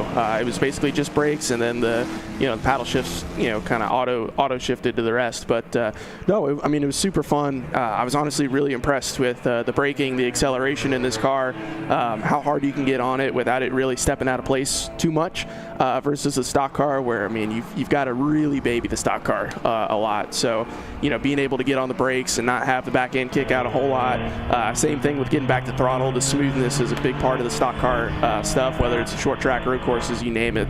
And then with the paddle shifts, it was just so much easier. You could just rip right through the paddle shifts versus really having to wait on the stock car to shift it into the next gear. So, I've been having a blast driving the BMW, the M4, and hopefully we get to. I'd love to do more stuff like this in the future whenever it doesn't conflict with the NASCAR stuff, but definitely different. Has its own challenges, but it's been fun so far. And you were telling me there was an announcement that came out a few weeks ago. You are based down here in the southeast, but you're actually going to be driving. Ironically, we're down here at Sebring for your 3rd trip here to Champ Car and your 3rd race. You're actually going to be driving for a Florida team here, NASCAR-based team. You want to fill our viewers in on your 2026 plans? Yeah, so we announced a couple weeks ago I'll be driving for DGM Racing and the Goslin family for the 2026 O'Reilly Auto Parts Series season. I'm really excited about that. I got the opportunity to drive for them at Talladega this past year, and it was just a great fit. The Florida team, Florida driver, kind of finally getting together. That was obviously really cool, just from the hometown and home state experience. And thankfully they gave me the opportunity to come back and do some more racing with them this year on a part-time basis. So looking forward to getting the season fired off on a good note in Daytona in February. That's awesome. And you're going to be behind the wheel of the 91 car, one of their flagship cars, correct? Yes, sir. Okay, doing a partial schedule. Did Mario and Michelle, they come out and watch you this weekend? They know you're running? I wish. No, they don't know. I know they're working really hard in the shop trying to get our Daytona car, our Atlanta car, and then our road course cars ready to go. The first couple races of the season are usually are big for us. You know, with us being a small team and trying to get ahead is always a big factor with the NASCAR stuff. So they're working hard, and I'd rather them be in the shop than them being here. But I know they're watching, and I know they've. Were super supportive with me trying to go do this. Any seat time is good seat time, according to Mario. So he wanted to make sure that that I get the proper seat time and make sure that I'll be ready to go in February and get our season kicked off on the right note. And it's important to have fun. Paulie, looked like real quick, I don't want to interrupt you there, Mason, I apologize. There's a car off there. I believe it was after turn 10. It's kind of sitting by the guardrail. We'll have to monitor that one carefully for you folks. When we get more information, we'll let you know. It looks like there's a little bit of smoke here. Jackie, our race director, said she was going to give guys and girls about a minute or so to get the car fired to see if they can get it under their own power. If not, then they'll deploy the safety team to come and retrieve you with race recovery. So, Mason, it's amazing. Congratulations on your NASCAR plans. I know you're looking to do more, maybe hope to expand that into a more full season. But what is it about Champ Car? You were telling me yesterday you may have some aspirations of wanting to do some IMSA stuff, want to continue to diversify your portfolio. But what is it about Champ Car and the road racing that just continues to bring you here for your third year in a row? I would say just the fun aspect of it. You know, it's a fun series to be a part of. It attracts a little bit of any and everything as far as different cars, different types of people. I mean, I know there's plenty of NASCAR guys over the last several races that have come to do this as well, and we all agree that it's just a fun series to be a part of. It's not near as demanding as the NASCAR stuff. It does take a lot of time, but for us to be able to go and do something like Champ Car, where it's more laid back, it's very welcoming, it makes us want to come and do more stuff like this, and also just have some fun, do something different that we don't get to do a whole lot on the NASCAR side of things. But no, it's been fun. I love coming and doing the Sebring event. It's kind of been like an annual thing for me to go do in December. But yeah, no, I'd love to do more if it makes sense. And then I've definitely open to driving a little bit of any and everything at this point. I've been fortunate enough to do the NASCAR route for almost 10 years. And obviously, I certainly enjoy that, but I'm a race car driver at heart, so I want to drive a little bit of any and everything if I can, whether it's IMSA, Trans Am, Champ Car, just a little bit of everything. I want to at least give it a shot and just say I did it. Have steering wheel will travel, right? Absolutely. All right. So, Mason, we don't want to take up too much of your time. Are there any sponsors or anybody that makes your program go round that you'd like to thank that may be watching just as we get ahead of our 2026 season here? Yeah, absolutely. I mean, I've been fortunate enough to have a lot of great partners with me over the last couple of years. So just want to give a quick shout out to Densey Energy Pouches, Control All Protect, Flitz Polish, Southern Contracting, PTI, Bill Roberts Electrical, LT Delivery, Forgotten Coast K9, and just everybody that supports me. It's a long list, but proud to have a great support group with sponsors, family, friends, and all the team owners that have given me a shot. Awesome. And if anybody is interested, now you're only doing a partial season at this point. If somebody's interested in maybe helping you expand that schedule, or maybe helping you out here do some more Champ Car races in between those NASCAR weekends, where can they find you on social media, and who do they need to get a hold of that helps handle your marketing and public relations? Yeah, absolutely. So, I mean, I've obviously got MasonMagioRacing.com, which is my website. It's got my phone number, my email address, and all that stuff. And then along with social media, at Mason Majio 1 on Instagram, Twitter, TikTok, and then Mason Majio Racing on Facebook as well. So we're always open to trying to find something to cater to all of our partners or anybody that helps me out and try to make something worthwhile for them. And we're always open to a little bit of any and everything, but in order to stay a part of the journey, those are the great places and platforms that you can go to. Absolutely. Well, Mason, we're going to let you get back down there. You guys are running fourth in the EC class right now. You're having a solid run. You're right on off that podium. Hopefully you can get in there and throw down the gauntlet, some good times, and go for a victory today. Absolutely. That's the goal. So hopefully we can get it done, and but have some fun in the process, man. That's what it's all about at the end of the day. Absolutely. Well, Mason, good luck to you. We wish you the best. Stay safe on track. If you're a Mason Majio fan, 4th place, the 164-64 car, Cherry in the EC division with Open Throttle Racing, Mike Gorman and his team. Make sure you look out for Mason. Good luck, Mason. We wish you the best. Happy New Year and good luck with your new opportunity with Mario's team. Sounds good. Thank you guys for having me. All right, folks. Mr. Mason Majio, veteran of the NASCAR ranks and still a rookie here in Champ Car competition. So we wish him in Open Throttle Racing well. So make sure you tune in today. Paulie, a little bit of action while we were interviewing our guest here. What went on? Well, I think we mentioned we had that car that was stopped off track, the 605 right now. That's going to be one of the turn-in concepts, or excuse me, the Section 8 cars. Looks like they're stopped off the racetrack. I don't have a corner number on that one. I don't see them out right now. But that's the latest information we have from the race control logs. It looked like it was between 10 and 11 over there by Collier. Off to the right there, Paulie. I think he was trying to get away because I think there's an escape hatch there. I think he just couldn't make it. So we'll have to keep an eye on that. But a tough break for those guys. But for those of you Mason Majio fans, I threw his website into the chat. Make sure you check it out. If you know a company or somebody that is looking to expand your business, it's a good platform, as he said. Make sure you give it a view here. He'd greatly appreciate it, and good luck to him today. So as we're looks like as you see the cars coming through. What section do we have here, Paulie? Turn 10 coming into that section. You see, turn 10 is one of those harder corners here at Sebring, along with turn 13 as well. So these are just some of those key corners.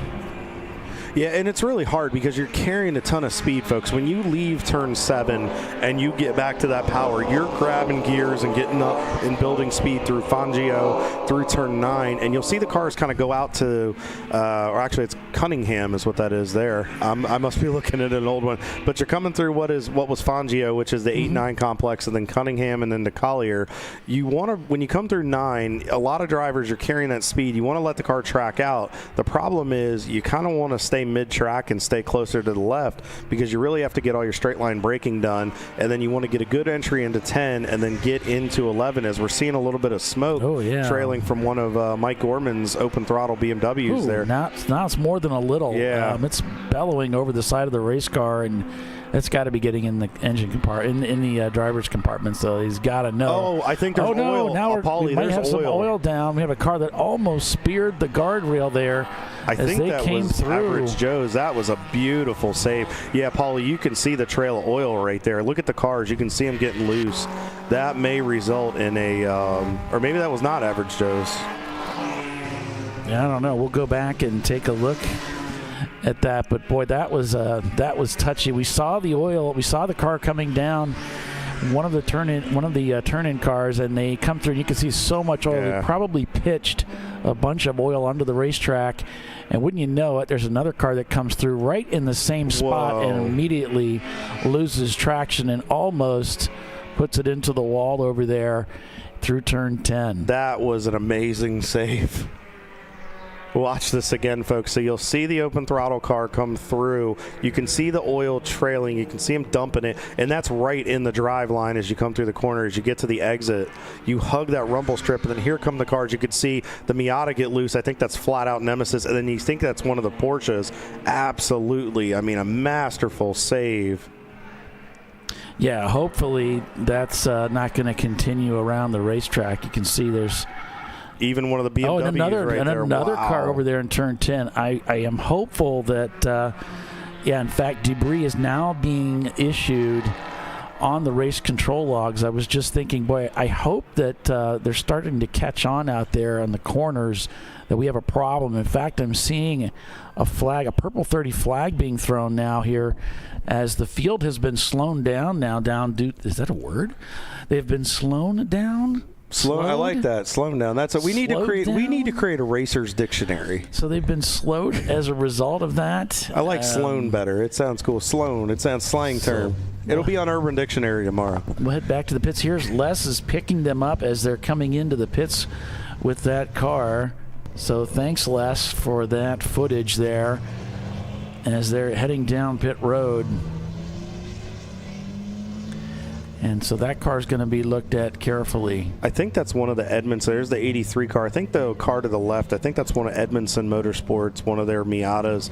They have 2 this weekend. They have an F-Class car, and I believe they have their, I think it's an A-Class car. I'm not sure. And then there's another A-Class car that just rolled by, another Miata. Again, we have a ton of Mazdas here this weekend, 33 Mazdas, Sloan down. Oh, even Timothy spelled it. Thank you, Timothy. Sloughln. See, I was going to spell it Slowwn. JB Bugs has brought the Super Beetle into the pits. So taking advantage of this. Bad exhaust leak was like that started kind of cutting out. Started again. I don't think it's running out of fuel. It almost feels like it though. Started. So they're diagnosing a further issue there. As Les is in the pits there catching all the action. There's a lot of teams ducking into the pits here, Kyle, as a result of that purple 35. It really gives them the opportunity to come in and service those cars. And this is a track that severely tests all of the race cars because it's so aggressive, the pounding that you take. And Troy Trulio was out here riding his bike yesterday and talked to me. He said, it doesn't look that bad when you're doing 100 mile an hour. When you're on a bicycle, the size of these gaps is unbelievable. Yeah. No wonder it pounds the fillings out of your teeth, and it'll shake any car apart. So if your exhaust isn't chained up, if you haven't done a nut and bolt on everything underneath that car, you're going to find out about it pretty quickly out here at Sebring International, because this track will pound the daylights out of you. Yeah, it really does test you, and you're definitely going to want to make an appointment with your dentist on Monday or Tuesday after you get out here. It really does knock the filling out of those teeth. And but it's just a very rough and abrasive surface, and it's the same surface that they'll run. I mean, that the pro guys will run the 12-hour here when they come in March. I mean, you are getting a test and exactly what it feels like to race at that level as well with this track. And you really have to make sure you come down with a good driver lineup that can handle it and can stay up on the wheel. But you also have to make sure you bring a very durable piece down here that can handle the abrasive nature of this racetrack. Yeah, and people have asked, why don't they just fix it? Why don't they, do something about it? Well, some parts of the racetrack have been paved and have been corrected, but this is Sebring. This is why you come to race here. This is part of the character of the racetrack, is that it is so brutal, and that's kind of one of the, race car drivers, they don't actually want it stupid easy. They want it to be a challenge.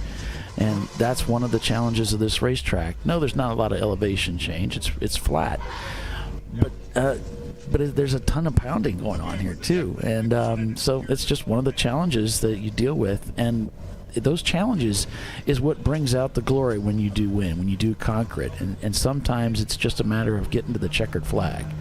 That makes all the difference, and that's one of the fun things about endurance racing and Champ Car is many teams are just trying to get to the end.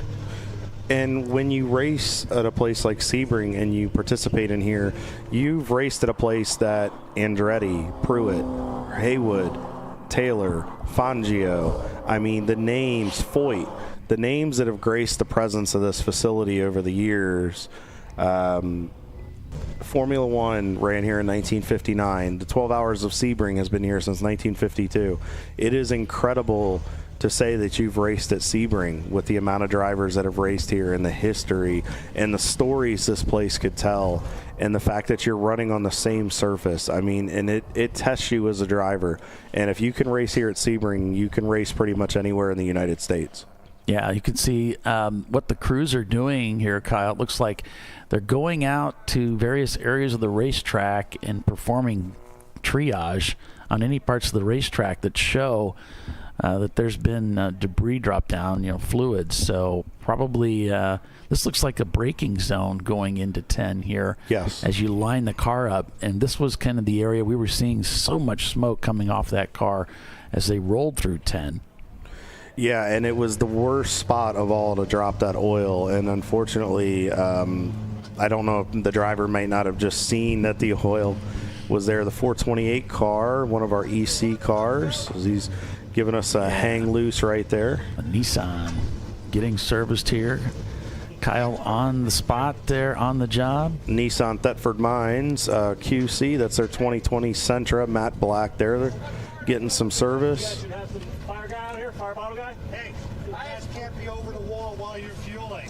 Yep, so number one rule in Champ Car. Yep, that's one of our volunteers here this weekend. So the way this works, we have a lot of new teams here this weekend, or teams that may not have run with us for a while. So when you're over the wall and you take the gas cap off, you have to be in full Nomex. The only exception is for crew guys that are not going in, obviously, to drive. You can wear closed-toed sneakers, and Crocs do not count. That was a note from this morning, so make sure that is known. But you have to go over the wall, be in full Nomex, fire bottle individual, fueler, driver fully suited up, driver getting in that's fully suited up, the one that's getting out, and then there is a fifth person that can go that can only assist the driver. No cameras at that point, no other service on the car, just getting the drivers in, belted in where they need to go, and go from there. So and then once the fueling equipment is done and goes over the wall and the cap is back on, then those individuals can come over and do what they need to do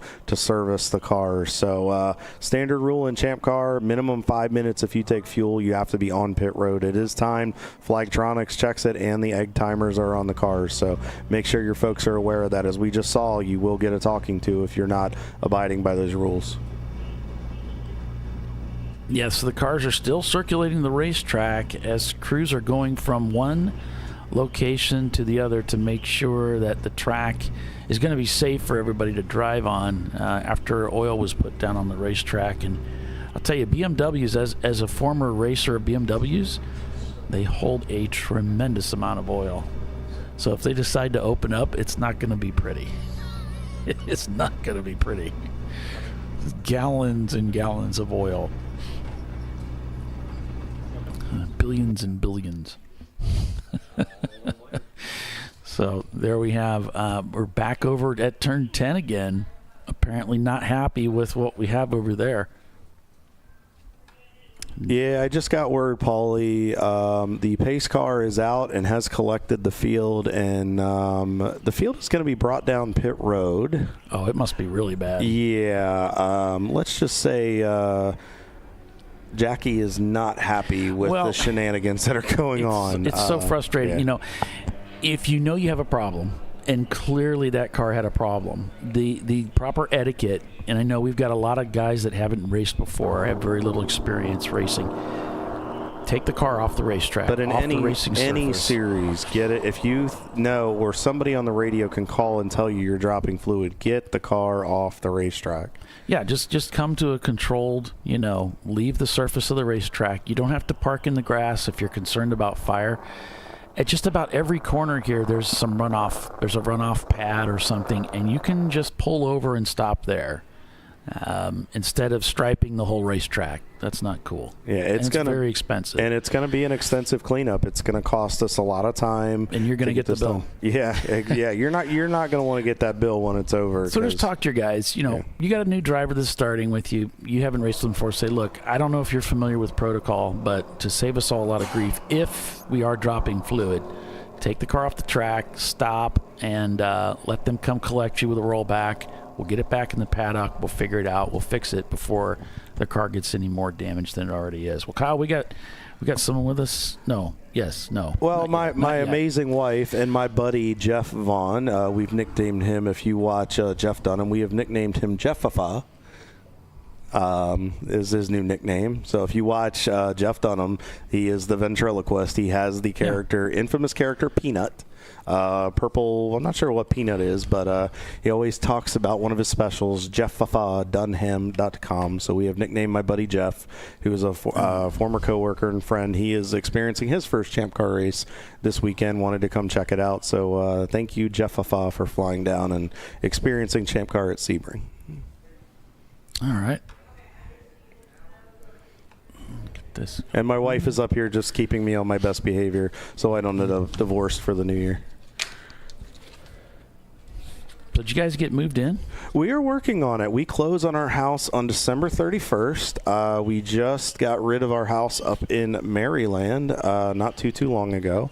But we've been working on getting a few things out and getting everything. So we are full-time residents. We are currently homeless until Wednesday. But no, we're very excited to move into our new house in St. Cloud. Very excited to be down here in sunny Florida.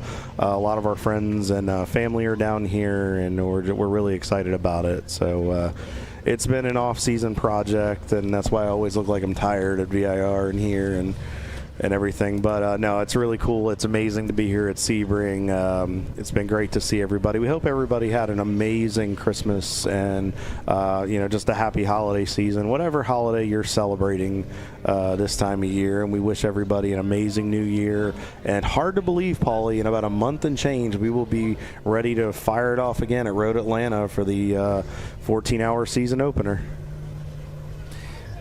Yeah, it doesn't take very long. The Champ Car season... Off-season. The off-season's just 1 month. They talk about this off-season junk.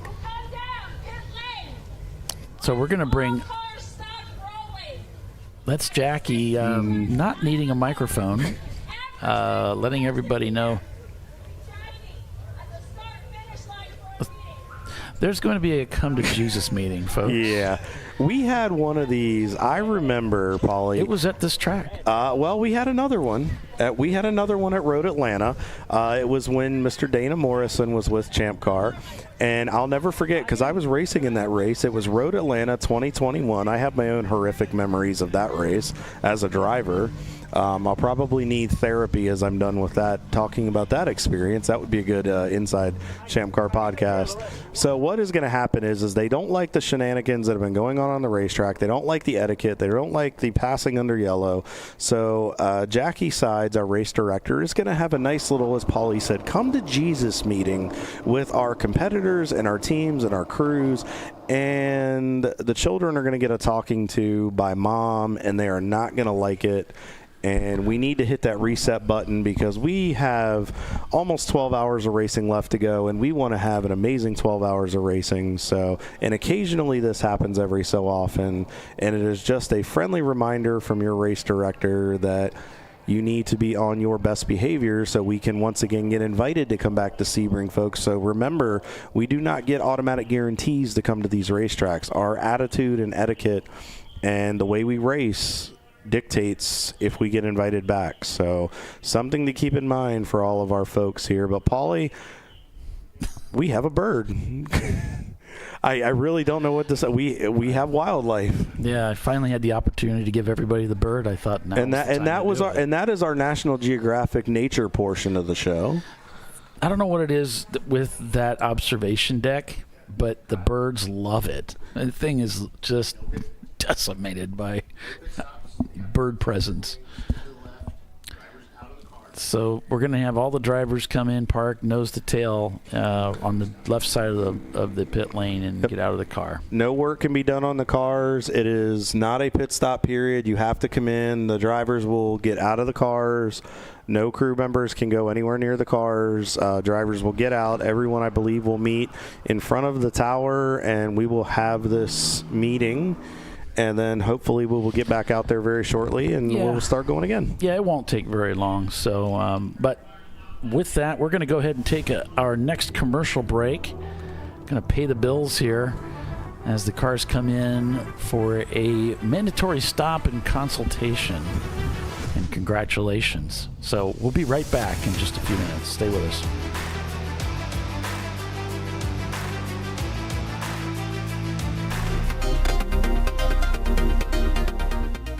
Welcome to TireRack.com, revolutionizing tire buying since 1979. With our unmatched selection of branded products, finding what fits your vehicle and is right for you and how and where you drive has never been easier. Through helpful online shopping tools that include our professional hands-on reviews done at the introduction of a tire and consumer reviews that give real-world feedback over the life of the tire, you can make the right tire choice and find exactly what you need. And if you prefer to talk to someone, our tire testers, our sales team, are available on the phone. And that's how we get you the right tire for you and your vehicle for where and how you drive. Dave's twitch is bad. That's because his wipers need replacing. But he went to AutoZone, where a friendly AutoZoner guides him to the right wipers and makes sure everything is working smoothly. Get in the zone, AutoZone. Since 1994, Flying Wrench has been a family-owned business renowned for exceptional European car repair and maintenance.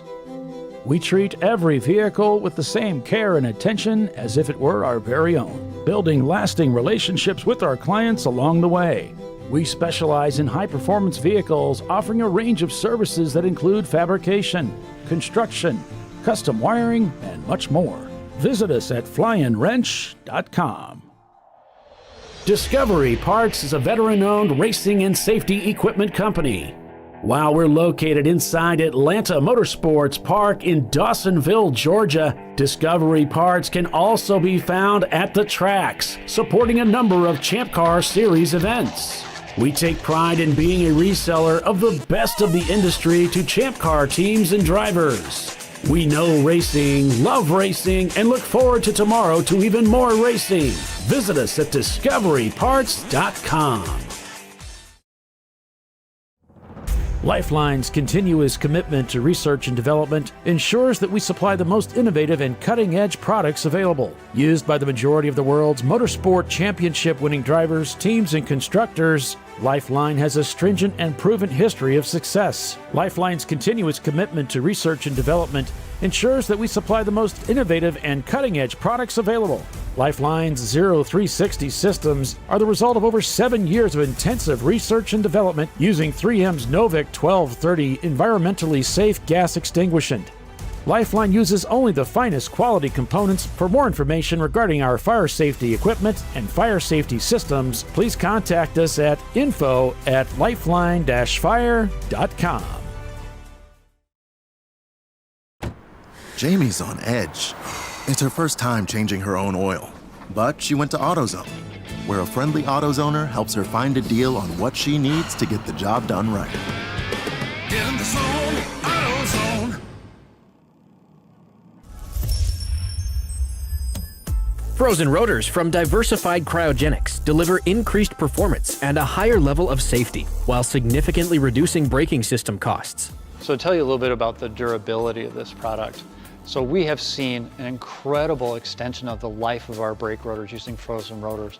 We've gone from brake rotors every other weekend to 6 weekends on one set of brake rotors, and I think they can go farther.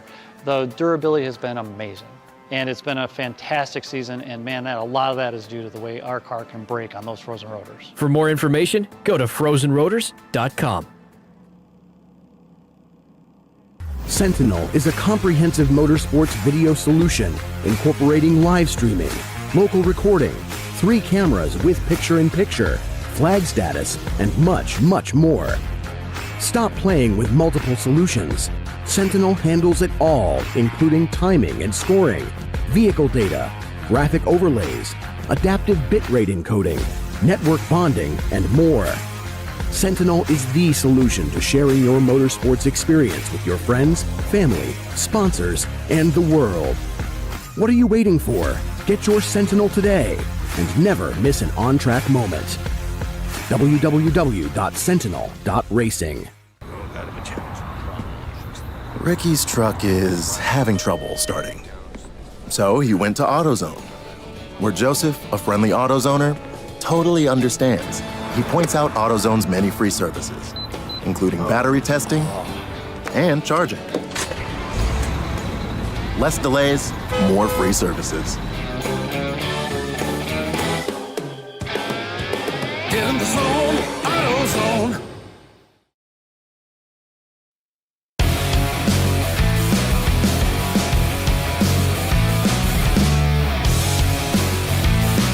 All right, welcome back to ChampCar.Live, presented by AutoZone. Track getting some cleanup work right now, as we had a car that put some oil down on the racetrack, so the cars are off track right now. But let's go through the standings here, Kyle. I'm going to try to follow along here with you, and we'll get everybody up to date here. All right, let's give you a top 10 rundown. We'll get you your classes. We'll go over our buddies over in EC. So, all right, right now, Flat Out Racing. I believe that's the same Flat Out Nemesis guys here that ran with us at VIR. They are leading this race right now by about 2 minutes and 19 seconds over Average Joe's 2.0, Justin Garvin. And his operation are back in action, another Florida-based team. And then Marathon TLM, David Tuwadi and his team round out your top 3 on the podium. Diamond Turning Innovations continues to run in the top 5. Turning Concepts in one of their Porsche Boxsters, the 711 car, I believe that is Andy Vogel behind the wheel. I don't know if he's already made his first pit stop of the day. Is up into 5th, and then Team Infinity, Ed Stein and the Shark Guys up to 6th, your leading D-Class car. Treasure Coast Miata in 7th, Rotary Rocketeers in 8th, Findog, I don't know why I can't say it that way, but anyway, Findog Racing, the 775 in 9th, and Apex Racing, the Brazilian team. I got a chance to talk to those guys yesterday. I'll go into a little more detail a little later, but their 91 Honda CRX is up into the top 10. Let's hit your classes real quick while we get a second.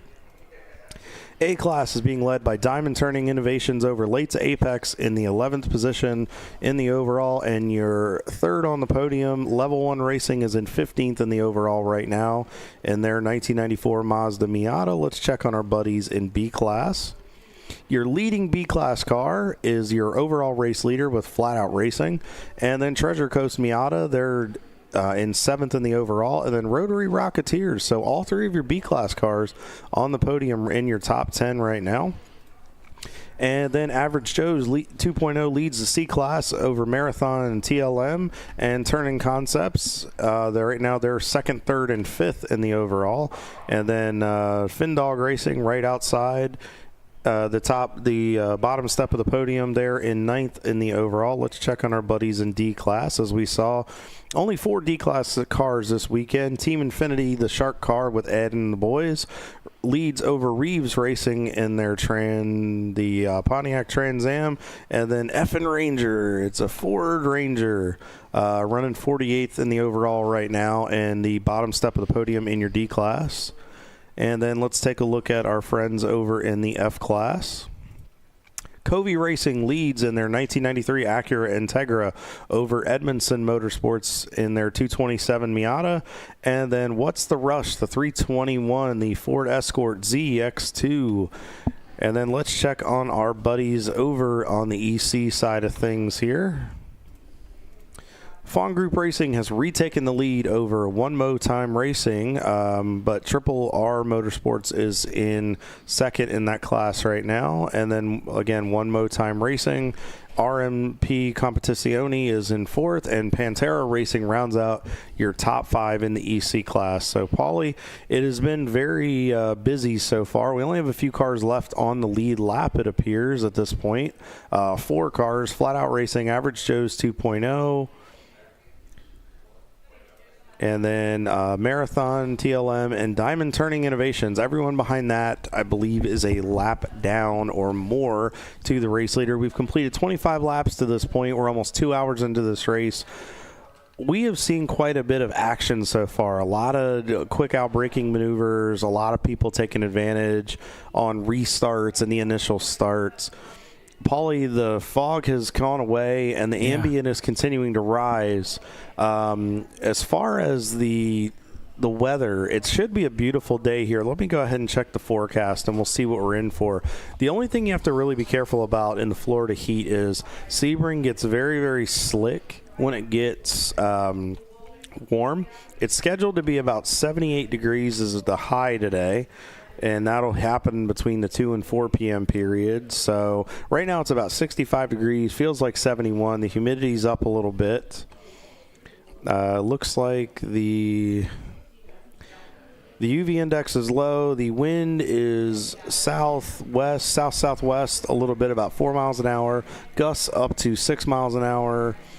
Sunset is scheduled for 5:39 p.m. today. Visibility is about 11 miles, 87% humidity. Guys and girls, I cannot stress this enough. hydrate every chance you get. You may not feel hot, but your body, if you're sweating a little bit, you are losing water in your body. Make sure you're drinking water, Gatorade, something with electrolytes to keep yourself moving. Again, we talk about Sebring as a very abrasive surface. It is very physically and mentally taxing on you, so make sure you take the appropriate measures to keep yourself ready to roll so you guys can be there to contend for a win or a podium here at Sebring. Yeah, something about Florida. It just takes the moisture right out of your body. It's deceiving. It's the same thing with the sun. You can get burnt very easily here. You're much closer to the equator than where I'm from, way up north. And so those of us that live up north, we come down here, you learn quick and the hard way. And it's different down here. It's very, like you said, it's very, very hot, and Sebring doesn't have a lot of places where you can hide. Yeah, you've got the garages, you can kind of go and get under some shade, but when you're in that race car, there's going to be no cloud cover today unless there's a system or something that rolls in, which it's Florida. There's always a chance of something happening where you could get that small pop-up shower, but it seems that we're looking for a beautiful day. Shouldn't be anything out of pocket, and you just have to really take care of yourself, and that's where the hydration and the prep starts on Monday or Tuesday of last week. You had to be ready to go, and you got an extra day. I mean, usually we race on Saturdays for the 14 hours, like when we go to Road Atlanta or Daytona, but this happened to be on a Sunday, so you had that extra day of hydration and prep. It's not fun when when the heat gets to you and you get sick from it. And I've been through that before. I've been hospitalized over it. It's just, it's really inconvenient. It's just, if you can be a little bit better prepared, you're better off that way. And it takes a beating on your body, and you really have to you don't think about it because you're like, oh, I feel fine, I feel great, but you have to subconsciously remind yourself, and you have to really tell your family and your friends and your teammates and your car owner to just continually, the best thing it can do is keep water in front of you, or keep some liquid in front of you that has electrolytes in it to keep you hydrated, and you really just have to take care of that. So we've seen a lot of action out here today, Paulie. It's been very interesting. I'm really impressed with the Average Joes and the Justin Garvin effort. He sold his car. He said, "I'm done with racing. I'm through with it. I've done everything I wanted to do. I'm done." He won a race. I don't know if it was here where he won, but I think it was. But it was just an amazing, accomplishment for him. Car was really quick. He's really good at getting into these engine swaps in the Miatas and making it work and doing something really unique. And so I thought he was done, And then he showed up at Road Atlanta this year and racing with another team, and now he's back with the Average Joe's 2.0 Mazda Miata. It looks like he built another car, and he's a great driver. He's really fast, and so it's just great to see him out here. He's a friend of mine. I've raced with him before, and so it's just great to see Justin back out here, and he didn't walk away from the sport. Well, I think he just needed a break, and sometimes we all need that where you just get burnt out. I mean, he was going to a lot of races. I think he just needed a break. I know he got to spend some time with family. He was going out on the boat. I had some conversations with him, and he just said he was really enjoying his life, and I think the break from racing really made him remember how much he appreciated it. I think it kind of being able to help that team that bought his original build, I think it rejuvenated his love for motorsports and for Champ Car, and I think the break is what he needed. It kind of helped him reset his mind and just remember what he loved about motorsports and why it was so special to him. So I really think it was an opportunity for him to hit the reset button, come back stronger, come back with a new build. And I mean, to be running second in a essentially brand new car speaks volumes to him as a driver, to him as a car builder, and just the knowledge that, like you said, he's got for these swaps and what he's been able to do. Well, and I talked to him last year, and he just said, I love what I'm doing, but it's running a team and all the responsibility that goes along with it. There were many races he was doing, Kyle, where he wasn't actually driving because he was just trying to give everybody the track time that they had paid for. And it sometimes you have something you love to do and you turn it into a business, and it becomes something you don't love doing anymore. It can become something you despise. And it was getting to that point. It had lost the fun because it had become something serious that he's very good at as a driver. And so, it was time for him to part ways with it. And but he's back, and so we're glad to see him at it. Yeah, he's a great guy. We actually, Paulie, you were mentioning you were teamed with him. Ironically, you and I were both teamed with him up at Mid-Ohio. We were driving for John Fortney and Scott Forrester in Racer X, ironically, who was back with us at Pittsburgh International Raceway at Pit Race back in early October. And that same build that was there, that BMW, is what the three of us raced in. And we had a great weekend that weekend, and Justin really showed his driving talent that weekend. He did a masterful job when we kind of had to play a little bit of come from behind. We were having some gremlins with the car, and Justin drove a monster stint. We all had an amazing weekend. It just didn't go the way we wanted, but he's such an energetic guy, and he keeps you pumped up and keeps you motivated, and it's great to see him back in the Champ Car garage. Yeah, the drivers are getting back in their cars and getting ready to roll back out here, and we're going to go back to racing. So it won't be long now. Late to Apex. That's a new camera in their car, and they're using the One Touch E solution that I offer along with MyRaces.Live to put it all together. And it seems to be the combination that works really well for some teams. Other teams are using the Mine A5 offered by MyRaces.Live. They have a kit you can get, and you just purchase the kit and put it in your car, similar to the kit that I have. And then then there's another organization. You've seen their commercials. It's Sentinel, and there's several teams here this weekend running the Sentinel system. And it's pretty awesome. It's got multi-cameras that fit in the car, and the cameras are really small, and so they don't take up a lot of weight. And they have like a camera that faces the driver. They have a camera that faces out the back. They have a camera that faces out the front. And they've integrated it with the latest version. They integrate comms with it too. So it's some pretty high-level stuff. You can get a lot of CAN bus information into it. This is really cool. So there's some really nice options out there for live streaming from within your car or from within your pits. And if it's something you might be interested in, there's a lot of information in the Champ Car forum. You can check that out there and talk to the different teams and see what their opinions are about what works best for them, what they like, and make some decisions from there moving forward, because it's really a great opportunity that you can see here to not only show friends and family how your events are going, how your weekend's going. It's all recorded because it's going out to YouTube, so it's nice to be able to go back to that data, and you can also highlight any people that might be sponsoring or supporting your effort too. So there's just a lot of positives to it, and it gives us the opportunity to maybe bring it into the show when we're doing our shows. We're doing 11 shows next year, and that other people enjoy seeing your journey through the weekends. So that's something to think about, and some of it's pretty affordable too. You're talking starting around $350 all the way up into about $4,000, I think it is. Yeah, they have varying packages. What we'll do here is we will take this link here and we will throw it in the chat. They are one of our amazing sponsors. You can check these guys out. Candelaria Racing Products with Sentinel. I threw the link in the chat. Check them out. They have all kinds of packages at different levels depending on how deeply involved you want to get with this and how extensive you want to get with the coverage.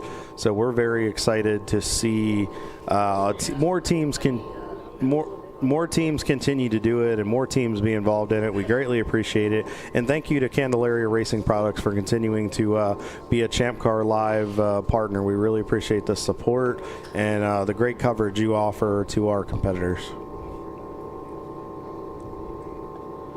Yeah, Sentinel is one of our supporters for the club, not necessarily ChampCar.Live, but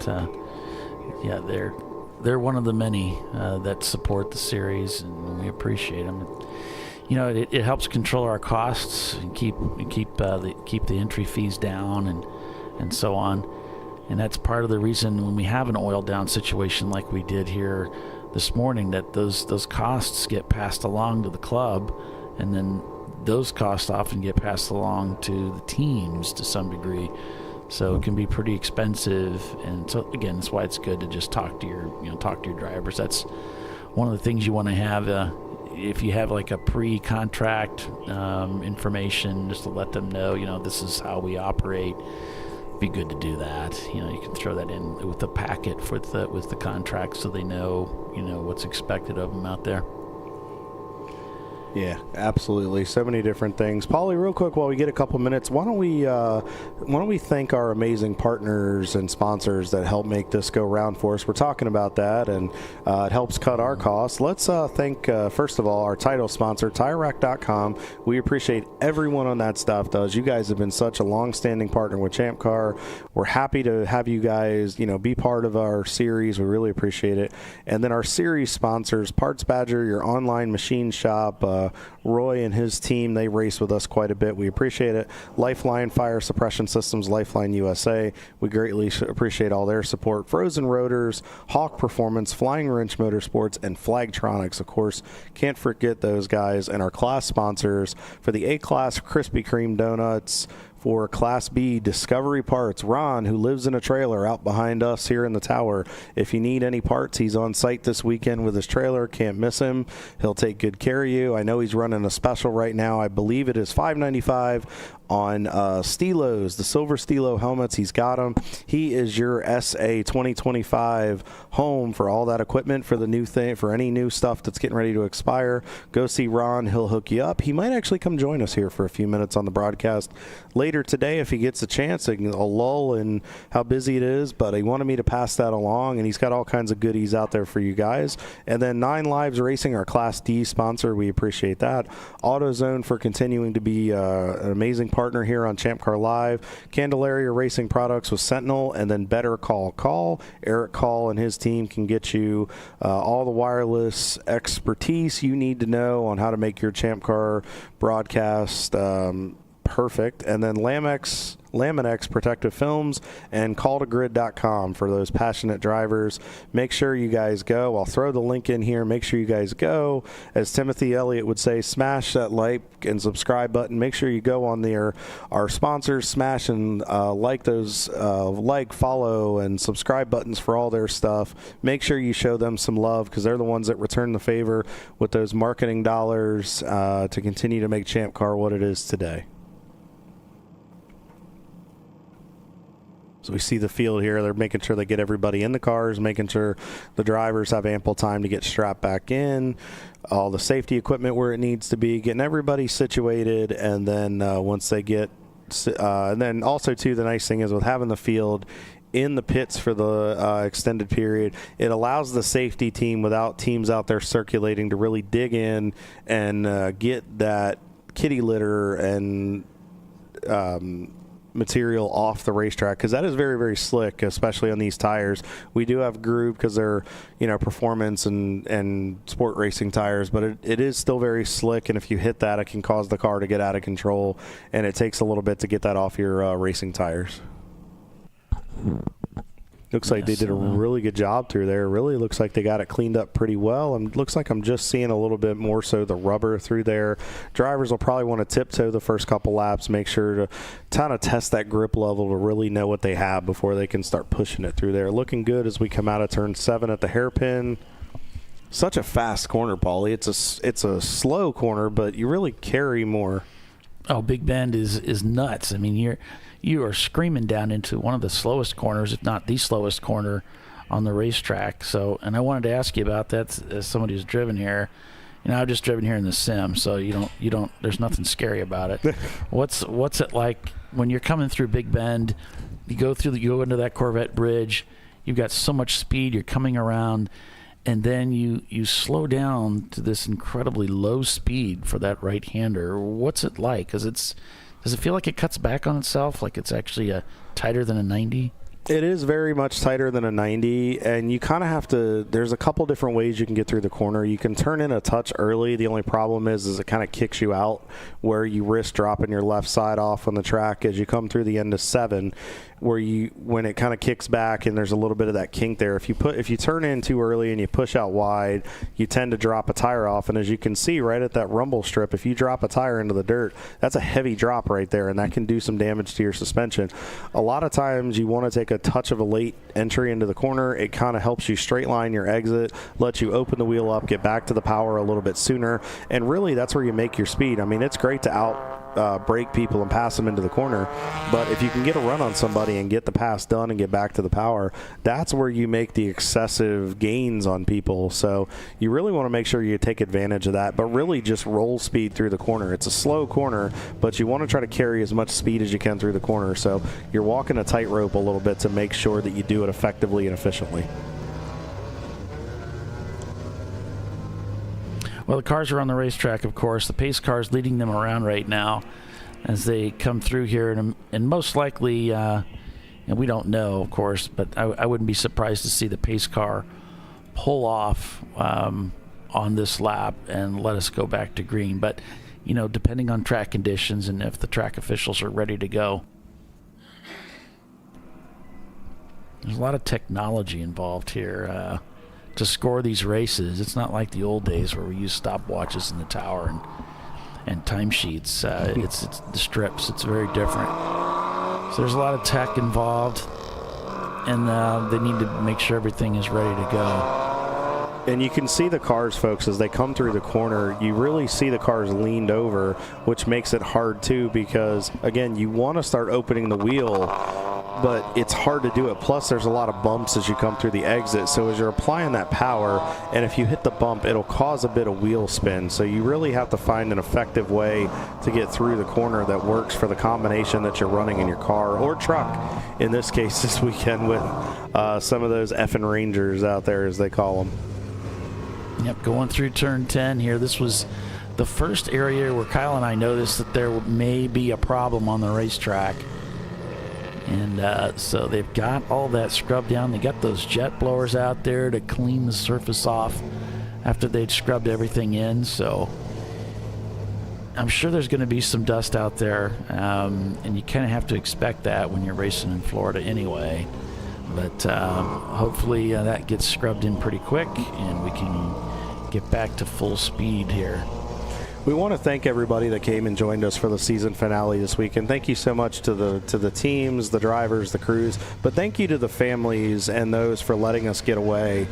We know family time is important around the holiday season, so thank you to the wives, girlfriends, and significant others and just family members for letting us get away, come down here and play this weekend and run this last race of the season. And if you happen to be part of it and decided to come along, thank you for coming and joining us. We really appreciate it, and we're really excited. We're looking forward to an amazing 2026 season. Like Paulie said, we're going to cover 11 races here on ChampCar.Live presented by AutoZone, and it's going to be the same cast of characters. Paulie, you, me, Les, we'll be back at it in about a month at Road Atlanta, so we're excited to get back and do it again.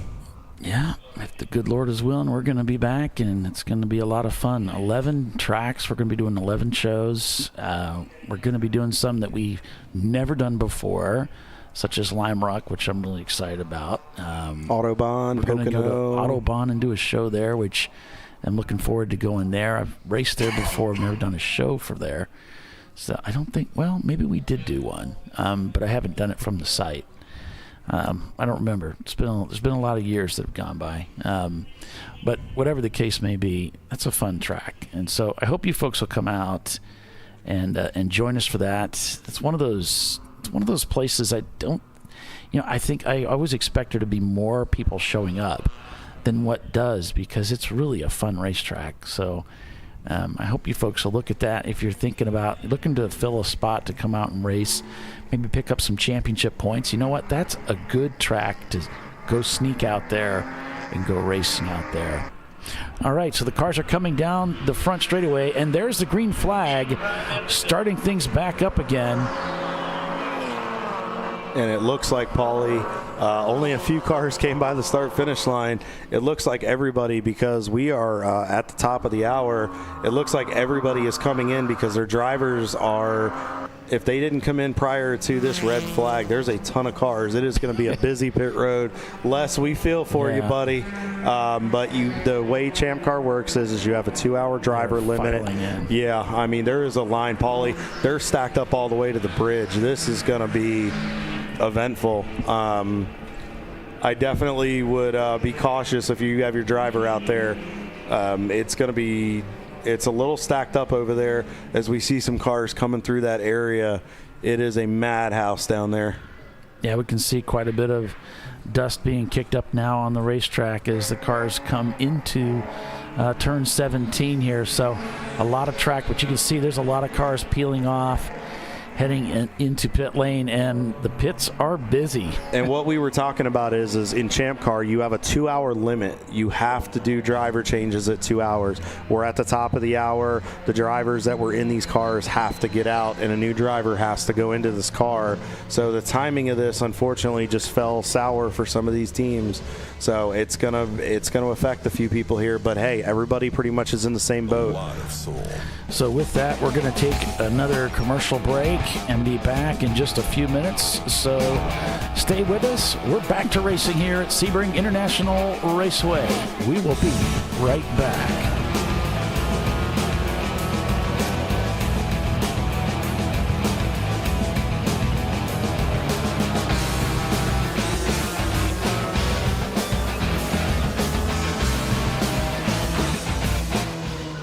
You know, I'd buy tires online, but then what? We've thought about it. We're TireRack.com. They should let you ship directly to a mechanic. Actually, we call them independent recommended installers. They should have like 1,000 mechanics. Try over 7,000 installers. Then you just make an appointment. At a time that's convenient for you. This could change tire buying forever. TireRack.com, the way tire buying should be.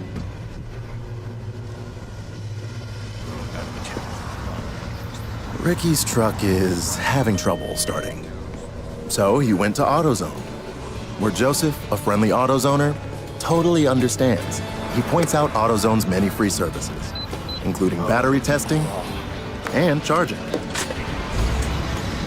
Less delays, more free services. In the zone, AutoZone.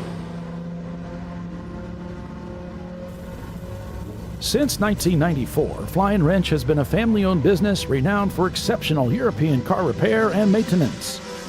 We treat every vehicle with the same care and attention as if it were our very own, building lasting relationships with our clients along the way. We specialize in high-performance vehicles, offering a range of services that include fabrication, construction, custom wiring, and much more. Visit us at flyandwrench.com.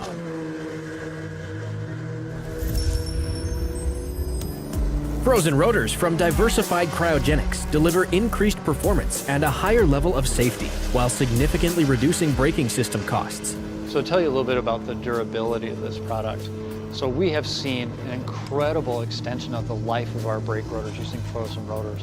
We've gone from brake rotors every other weekend to 6 weekends on one set of brake rotors, and I think they can go farther. The durability has been amazing. And it's been a fantastic season, and man, a lot of that is due to the way our car can brake on those frozen rotors. For more information, go to frozenrotors.com. Welcome to Parts Badger, where we want to be your online machine shop. Through our online platform, we connect our global manufacturing capacity to your fingertips. You can request a quote, place an order, manage your parts, and even share that information with a colleague right online. If you prefer, you can work with our experienced team of sales representatives who are supported by our design engineers and project managers as well. Whether your project's big or small, simple or complex, Parts Badger can get it done. See if we can help your company at partsbadger.com.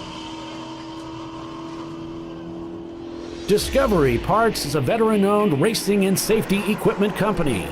While we're located inside Atlanta Motorsports Park in Dawsonville, Georgia, Discovery Parts can also be found at the tracks, supporting a number of Champ Car Series events.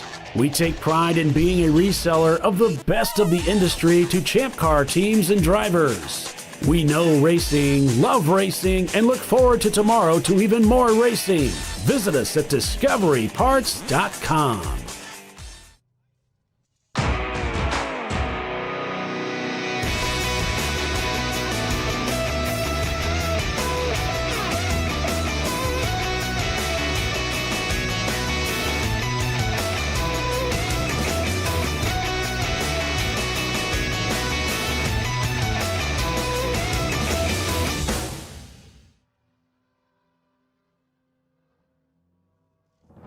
Lifeline's continuous commitment to research and development ensures that we supply the most innovative and cutting-edge products available. Used by the majority of the world's motorsport championship-winning drivers, teams, and constructors, Lifeline has a stringent and proven history of success. Lifeline's continuous commitment to research and development ensures that we supply the most innovative and cutting-edge products available.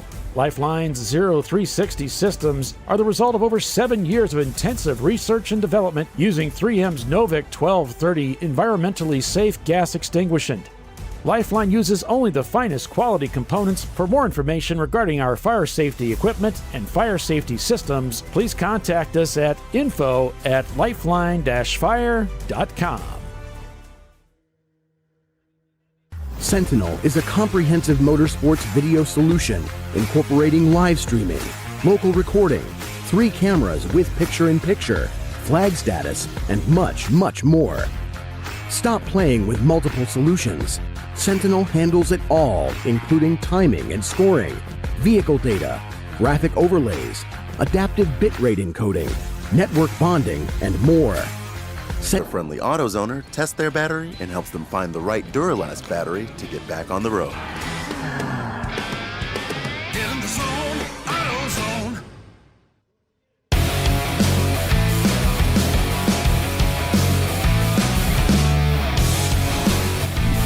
All right, welcome back, everybody, to ChampCar.Live, presented by AutoZone. Average Joe's now leading this race after that pit stop cycle. Turn-in Concepts in second, Avenue Garage in third, Flat Out Racing shown in fourth, followed by Marathon TLM, Diamond Tuning, AutoQuest, Gorilla Sticker, Flying J, and Benover Racing. Your top 10. Now your your running order is going to be shaken up a little bit, folks. We had a massive hit to pit road by, I would say, probably at least 3/4 of the teams. Reason being, as we hit that 2-hour mark, as you can see, actually, Average Joe's is in the pits for their first stop of the day. Looks like Justin will be getting out of the car. He's loosening the belts. His driver, his co-driver that'll be relieving him is opening, getting it done. The 985 car. That was your 10th place car I think it's just a couple minutes ago. But again, the order is going to get shaken up, folks. So you can see just the amount of cars leaving pit road. They were backed up all the way to the bridge. Everybody just had to come in at the same time. They realized they were either really low on fuel and or had to get that first driver out. But you can see the team driver getting in. You can see Justin helping him get his belts. You really have to make sure you get those belts up over the Hans devices so it works properly. Yeah, the Super Beetle, it looks like it's getting some work done. So it doesn't look like they're on the track right now. Really impressive start for this Average Joe's 2.0 build, Paulie. I mean, the fact that you bring a new car like this, as we could see, nice move there by, I believe it should be Luke, one of the Donato young man. I think it's Lucas is his name, in the car here. Again, this is that group of teenagers. They are karting champions and winners, making their first big endurance start this weekend here with us for the Sebring 14-hour. Doing a great job so far. Let's take a look and see where these guys are running. And thanks, Les, for bringing us all that pit road action. We're keeping an eye on you in the PIP. So far, it's the AAG, the New Dogs, Old Tricks car.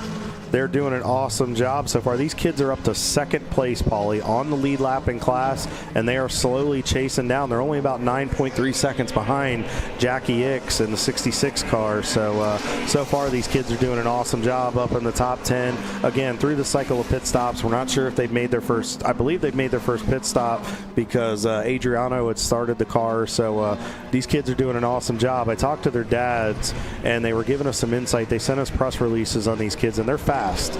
Nice job there. Good set of patience as he was out breaking that BMW. They said they spent a lot of time getting these guys prepped on the sim. They did some stuff here, I believe, with NASA last couple weeks just to get these kids ready to go and make sure they had everything that they needed to be fast and be prepared. And so far, first 2 hours, these kids are doing a great job. Last lap time for them was a 2:52.15. Best lap was a 2:44.37, I believe, by Adriano. But so far, done a great job so far as they head into 7. Really working through there, using the curbs a little bit. As we see Donato Luxury Homes, one of the sponsors. I believe that's Lucas's dad's company, Dominic. So really appreciate them being a part of Champ Car. There's the 697 car, one of our C-Class cars, the 468 car. John Barcy just got into the Average Joe's car right now, in the 121. I just got the update, so good luck to John and his stint today. Yeah, it looks like they're still in the pits right now, but getting ready to roll out with that new driver. And the pits are just, man, they are busy down there. So thank you, Les, for getting all of that for us.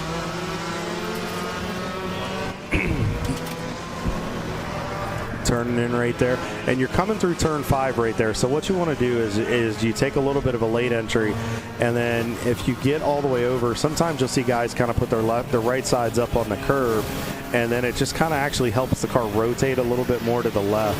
As we see Turn-In Concepts, our 5th place runner right now, just dispensing of Jackie Ix in the 66 car, working through turn 7 at the hairpin, using a ton of curb right there.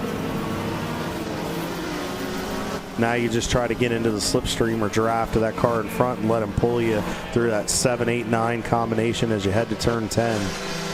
You see him kind of stay to the left. You saw the other car kind of go out to the right, but you notice they hugged and stayed left, and the reason being is it's a right-handed corner here in 10. The car kind of bounces through this corner right here. You got to watch the closing rate, especially when you're in traffic. A lot of drivers tend to overslow for turn 10 because it doesn't appear to be as tight, and then it really gets tighter as you get closer to the exit of the corner, and then you have to place yourself accordingly because then you have to turn back to the left to get through the 11 and the other combinations. See him working through. There you go, taking both hands off that wheel, doing a little knee driving down the straightaway. We've all never done that one before. You've got to get those belts tight. You have a little trouble with it, and it can be really unsettling, and it affects driver control too. You want those belts to really plug you into that seat like a socket, and it does take a lot of the muscular strain off of holding yourself behind the wheel when you've got the belts holding that, and you can help relax yourself quite a bit more and just focus on the extremities, the arms, the legs, and just driving the car. I was still not really happy with how tight those belts are, and that does go into talking about the quality of belts. And so if you're having trouble with belts that seem to loosen up pretty easily on themselves, it's a great opportunity to talk to Ron over at Discovery for the new year and say, hey, look, this is one of those annoying things. I kind of ignore it, but it is something that keeps coming up. Maybe it's time to get some fresh belts in the car.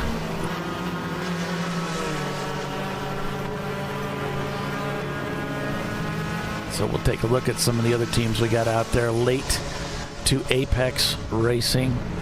Paulie, I just noticed something, not to cut you off, but we need to keep an eye on this battle for the lead. Flat Out Racing is within about 1.2 seconds of Average Joe's, so we might have a fight for the lead here in just a moment. That's what it was we'll go back there. Last time at the line. And then Avenue Garage, the 456 car, they're only about 20.7 seconds behind them. So we've got the top 3 cars within about 22 seconds of each other. Yeah, the game is afoot. The spin and continue for the 158. That's the team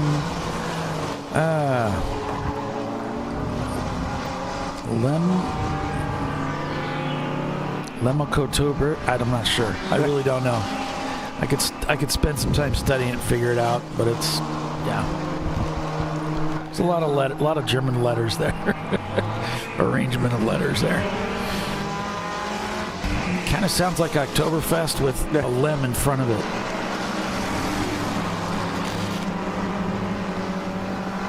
Average Joe's in the fight.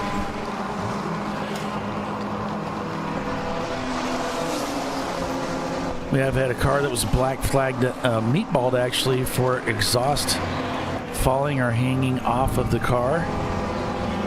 And that is the T-Rex 7 Motorsports team and an RX-7. We also had a car that was black flagged in for dropping fuel. That was the Turn-In Concepts Porsche Boxster. So they were brought in. Reportedly heavy dumping, so they'll have to deal with that. You can hear the tires squealing through there, folks. I can't stress that enough. I mean, you're leaned over. You can just see the car, Paulie. The car hops through there. I mean, when you're in the car bounces. The whole car bounces, and you're under load through there. It's nuts just how much you take a beating through there. I mean, you really, and then you're trying to apply the power. I mean, it's a lot. I think it's the most challenging turn that we face in the series, turn 17 here at Sebring, because it's really hard to gauge where you're going to end up because the car is bouncing so violently through the corner. And you just want to get the power down more than anything because you want that good exit for the front straightaway. I don't know how these guys do it. It looks really challenging. It's hard because both hands are on the wheel and you're turning, and the track is so abrasive. It actually is trying to knock your hands off the wheel, and then the car is just moving. It's causing, you think the driver's in there moving the wheel around. That's just the car trying to maneuver on the track. Plus, it's really, really slick, and you actually end up more loaded on the left rear by the end of the corner more than anything else. And then you really have to control how much input you put into the wheel, and then you have to modulate your throttle, and you try to open up as much as you can to get to the power, but then you have to really watch the wheel spin coming out of the corner. And then do you want to go out all the way to the wall? Do you want to keep it a little more shallow? Are you passing somebody? I mean, there's so much that goes on through there. It's a great passing opportunity, but you just have to do it effectively, and you have to plan it. Keeping an eye on the Rockwell Autosport Development team that's out here this weekend, so watch out for them. They are vying for the win as well. And I talked to a team last night, 4 laps on a brand new engine. The engine let go. They were looking for a seat. They found seats available through Rockwell, and they're racing with them now this weekend. So a tough turn of events for those guys, as we did have a practice session here yesterday. So I just got an update. The 74 car, just got a message from Jody Ellis. Jimmy Ellis is now in the 74 car this weekend, which is Treasure Coast Miata, one of our top 10 runners earlier in this race. Jimmy, good luck in your stint, and hope everything works out for you in there. Just got an update from Jackie Ix. Dan is in the car right now, and they're running, I believe they're up into, yes, they are leading A-Class right now in the 66 car, and they are on the bottom step of the podium. If you want to know how to send a video link to me, I don't know. You can try to drop a link. I'm not sure that you can in the chat here, but you can also send it to me. The easiest way is through Facebook. Message me. Look for Paulie Veltum. That's P-A-U-L-I-E Veltum on Facebook, and just send it as a DM that way, Facebook Messenger. Or you can email it to me at paul.veltum, it's V-E-L-T-U-M, at ChampCar.org, and I might see it. Paulie, we were just going through. I'm a little busy. We're on board with Andy, I believe. Well, it might be Andy. I think he's still in the car. You could see him going through there. Now, that car is pretty low to the ground. Now, watch coming through one here. He's right up against the wall, but look at his hands on the wheel. Yeah. I mean, you can see him having to fight that steering wheel because he's just trying to get over the bumps, and you can listen to the engine, folks. Hits the downshift there to third gear. You can see the car washed out really hard right there. He had to use a ton of curb to get through.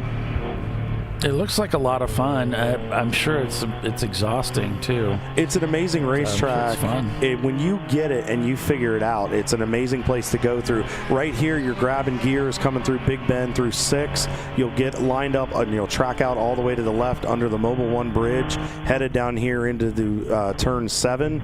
Gets from 5th down to 3rd gear. You got to really watch the wheel hop through here, because with the bumps, if you hit the downshift too quick, it'll upset the rear end of the drivetrain, and you'll hear that pop, pop, pop, pop, pop. What that is wheel hopping, because it just upset it. You got too much, possibly even too much rear brake in the car, and the car will hop and potentially spin. And the only way to get out of a wheel hop, actually, folks, is to get back on the gas. And you kind of just have to blip the throttle to get the thing to kind of catch, and then it stops the wheel hop. And it's hard to do that, especially when you're trying to get the car slowed down, and then it might cause you to miss the corner.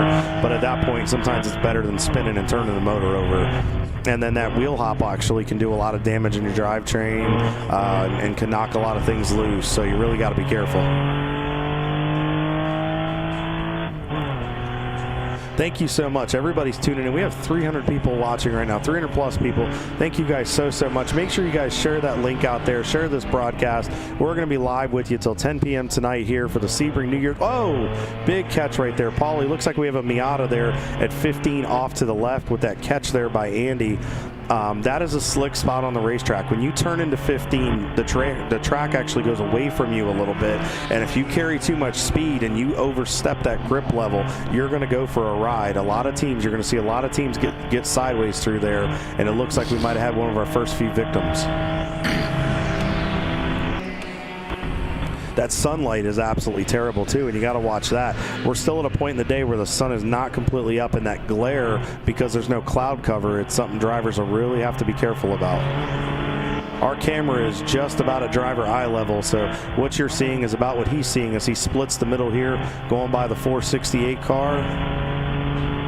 Andy's up into the showing 4th position right now. 4th position in class, 8th in the overall right now. Flat Out Racing continues to lead this race as we see one of the Mini Coopers outbraking one of the Miatas there. Section 8 Racing going by into turn 3. Yeah, there's our standings pylon there for you. So Flat Out leading over Average Joe's, Team Jackie Yakes, Rockwell Autosport Development in 7:15. AAG Racing there in 5th, Marathon TLM in 6th. Then it's Diamond Tuning, Turn-In Concepts, Rockwell Autosport Development in the number 10. Then it's Fing Dog Racing. That's your top 10. And let's run through, we'll do your classes real quick and let you know what's going on for those races. So in A class right now, Team Jackie X is in 3rd in the overall, continues to lead over AAG, New Dogs, Old Tricks Racing, Auto Technic Group this weekend with those guys. That is their teenagers are taking Champ Car by storm, running in the top 5 overall. Going yellow. Going yellow here, and they are going... running in the 2nd on A class, and then Diamond Turning Innovations is in 3rd on the bottom step of the A class podium. Real quick, let's take a look at your B class as we're now code 35 here. Flat Out Racing is your overall leader, and your leader of the B class, Treasure Coast Racing, Jimmy Ellis behind the wheel, and then Rotary Rocketeers is in 14th in the overall and 3rd in your B class. Real quick, we'll hit your C class. Average Joe's 2.0 continues to lead C over Rockwell Autosport Development, and Marathon TLM. David Tawadi's team continues to hit the bottom step of the podium in the C class. Let's check out D real quick. Team Infinity has a 2-lap lead over the Effin' Ranger 519 car right now. So Ed Stein and the guys doing what they always do best here when they come to Sebring and Shark. And then in our F class right now, we have Edmondson Motorsports is taking the lead over Covey Racing, and What's the Rush and their Escort rounds out your F class podium. And then we'll do a quick check on our buddies in EC. Remember, they're scored separately. And it's a totally different race compared to what we're doing here, mixed in. Fong Group Motorsports continues to lead Fong Group Motorsports continues to lead over Never Start Racing by 31.7 seconds. And then RMP Competizione, they round out your EC podium. Sorry about that, Paulie. I know it took a little while. So what is happening on the racetrack? Well, we don't really have any word yet. We're just sort of waiting now to find out what the story is. So I'm looking at all of our track cameras, and I've got a lot, and I don't see anything. So as soon as we get some word, we'll let you know. We can ride along on board with one of our friends and see. Oh, their camera just went down. Okay, so we won't be riding around with them. And we'll check out the this track cam and see if we happen to see anything, or this in-car camera rather. So good morning, everyone. Welcome. Another caution here. We started the race today at 8 o'clock. We're going to be checkering at 10 p.m. It's a 14-hour endurance race here at Sebring International Raceway. It's the TireRack.com ChampCar Endurance Series. And if you'd like to find out more and find out how you can get involved and you can start racing too on America's bucket list tracks, check out ChampCar.org. And you will find that it is surprisingly easy.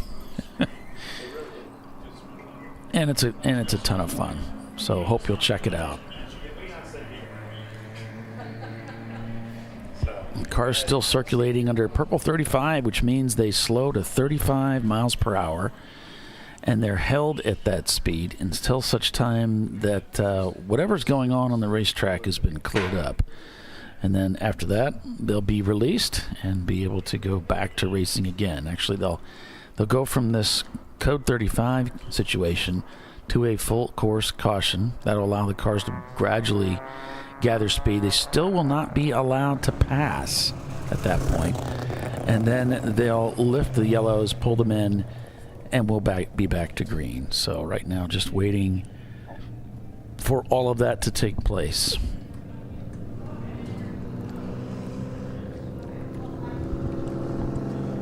Such a beautiful day, and I love that shot here, Paulie, we got in turn one. It's just so cool. I mean, you really see these cars, they just get so close to us as we see a few cars coming off of pit road. I'm not sure. That looked like that might have been one of the TLM cars. I wonder if they were back on pit road, the 172. Looks like yellow here, maybe going green here shortly. Yeah, we're bringing the cars back up to speed here, so whatever the issue, it's been cleared. And now we're going back to green. So there's the green flag as the cars now accelerate around the racetrack simultaneously, and they're back to racing. Trying to get a few positions here off the start. Team Jackie X behind might have been one of the TLM cars going to go. No, nice job, 3 wide there. I think that was the 10 car with Rockwell. So, yep. So, Paulie, we have big catch right there of the wheel. Holy, wow.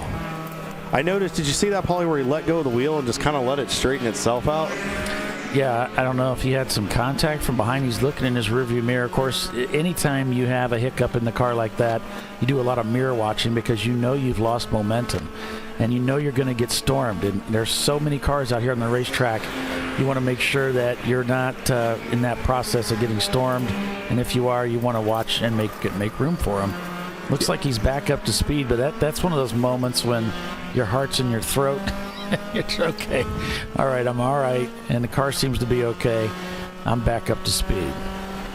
Yeah, it looked like he might have gotten a little bit of curb there. Those curbs through that 3 to 5 section are very high, and if you get it up there, it really throws the balance because it tosses the weight around of the car. So, but he did a masterful job of getting through there and continues to run pretty well. These guys are up into leading the A class, and they're in the top 3. But Paulie, we have some special guests with us here, and we actually have a team from Sebring that is racing with us. Mr. Wayne Estes, current track president.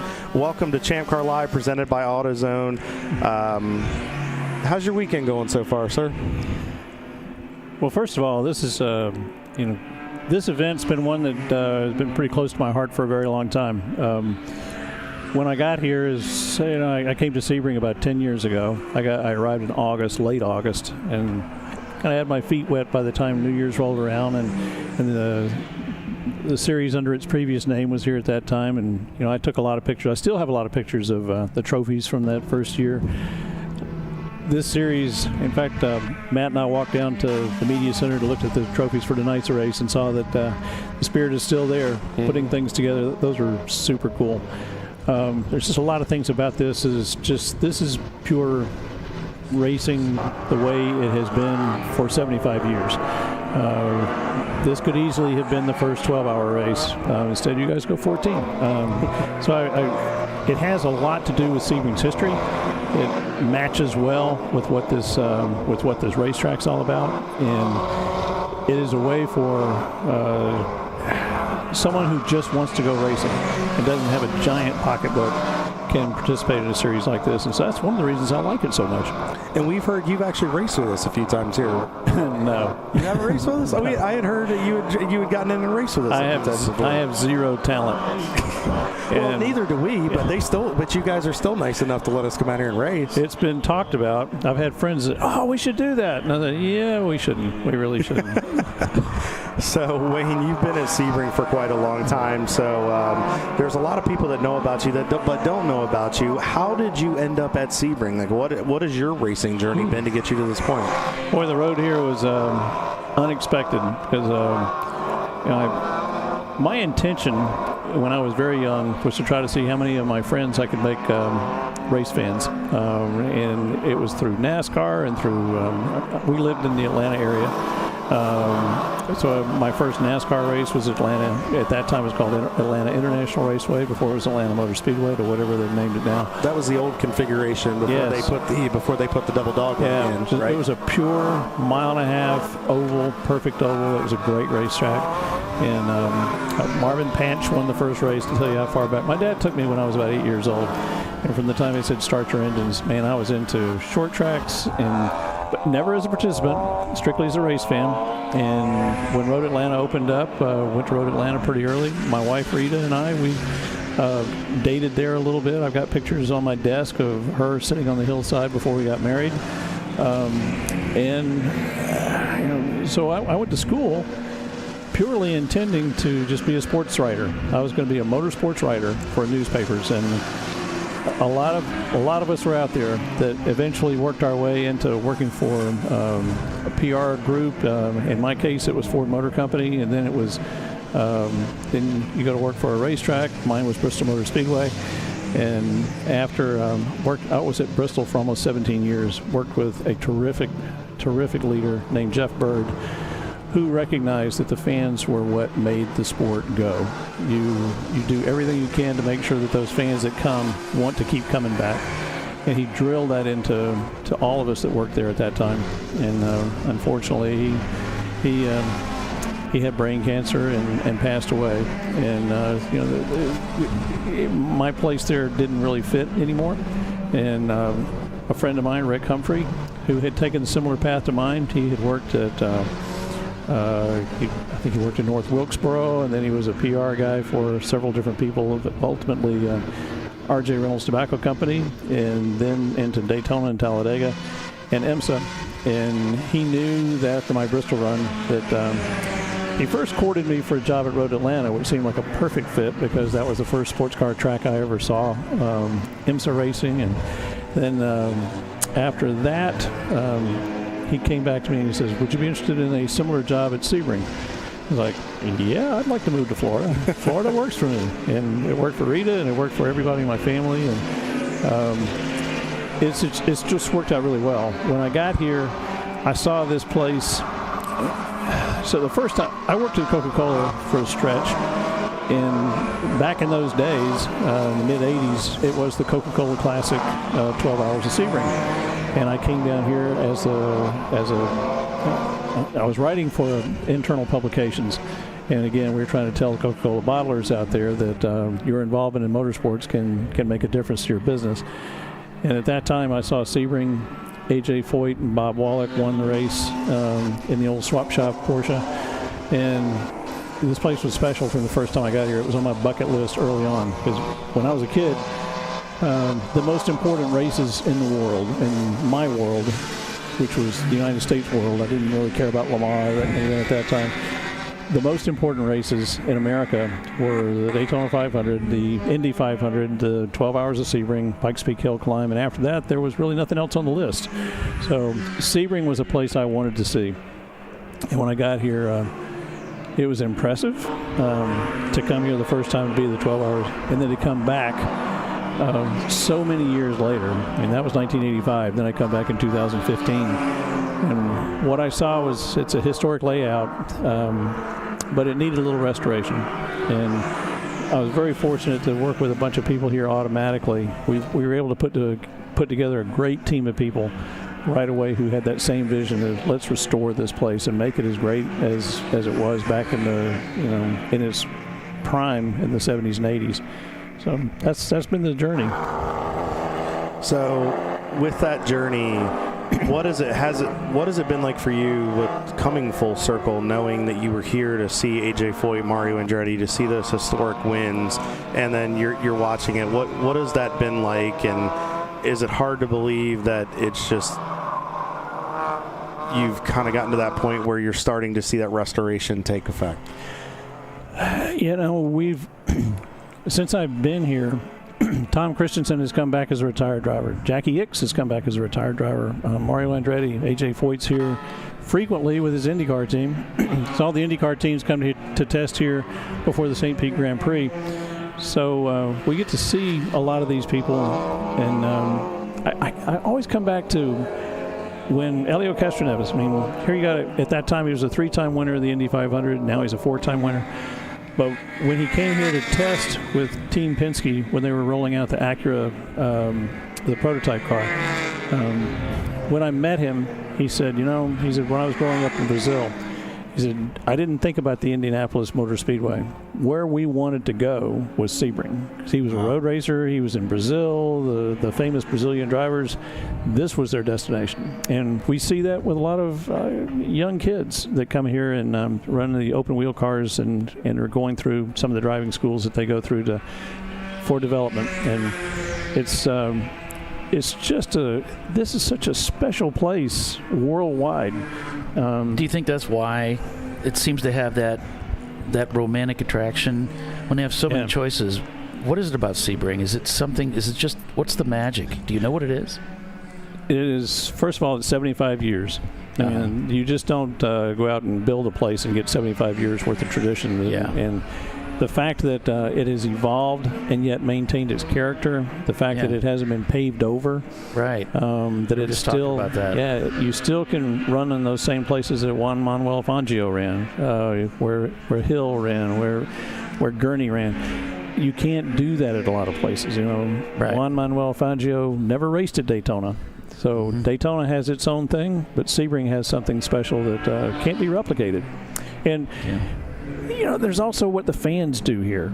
If you come here for the 12 hours, there are fans that come to this event over and over and over, and they have their thing. And they do these things over and over each year.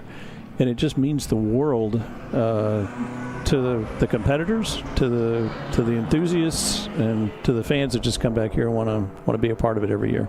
Yeah, makes sense. Well, we appreciate everything you've done, and we appreciate the love that you've shown for motorsports. We can hear the passion in your voice. We appreciate what you've done and the restoration that you've done. I mean, this place is still as gorgeous as it is every year we come here. It's just that beautiful Florida sunshine. And you guys have done so much already, moving into the next phase, maybe the next 5 to 10 years, and we'll talk to that about your protege here in just a few minutes. But what are you excited to see that growth continue? Yes, there's there's a long list of things we would like to have seen done during my tenure that you just can't get everything done. I could start listing things off, but when I got here, there were things in the fencing that needed to be repaired. There were walls that needed to be updated. And I've been very fortunate. Matt Muha has been our Senior Director of Operations for a number of years, and a lot of the things I've been given credit for, he's been the guy who actually he executed them. Whether it was the restoration of the Officers Club, whether it was building the bridge to Green Park, whether it was building the newest bridge that people are it's under construction right now over the Ullman Straightaway. He's been that guy, and there may be things that have happened here that I received credit for that were his ideas from start. I mean, he wanted to put in more blue and white walls around here, make that part of it was always part of the signature, but he wanted to expand that. He wanted to light the trees over across the bridge into the paddock. He's done a lot of things with lighting here. He's done a lot of things with color, and for that I give him. I just have all the confidence in the world that the things that have been happening are going to continue to evolve in the right direction. And what you're referring to is, and we wanted to let you are going to be going into retirement mode here in about hours. Hours now. Yes. Hours. The countdown's at hours, right? Yes. And December 31st, you're going to officially retire, I believe. Well, I'm going to officially pass the presidency and general manager role to Matt. Matt Muhai will be the president and general manager moving forward. I am going to stay on in a senior advisor role, I think they're calling it. Okay. Through the 12 hours. We're going to do some new things with some free parking areas. We're going to try to direct people to use this bridge back here on the backside. There's some things in logistics that they could use an extra hand on. If I can help, I'm going to do that. And if I can step out of the way, I'll do that. Well, we heard you're going to have a special duty coming up, but we, everybody from Champ Car, Paulie, myself, Les, everybody on staff, we have a nice gift for you. This is from us. Thank you so much for all the years of dedication, all kinds of goodies in there. We heard you're going to be, there's one other duty in addition to a senior advisor. We heard you're going to be the main parking attendant. You're going to be running parking cars. I like to park cars. We heard you like to park cars. My wife, Rita, she will tell you if anybody asks her, what does Wayne do at the racetrack? She says he parks cars. And really, that's it in a nutshell. The more cars we can park in here, the better. If we keep them organized, the better. If we keep them getting in and out of here safely, all the better. And I've always got a kick out of that. I did a lot of that at Bristol. What's the coolest car you ever got to park? I tell you, the cars are a lot cooler at Sebring than they are in Bristol.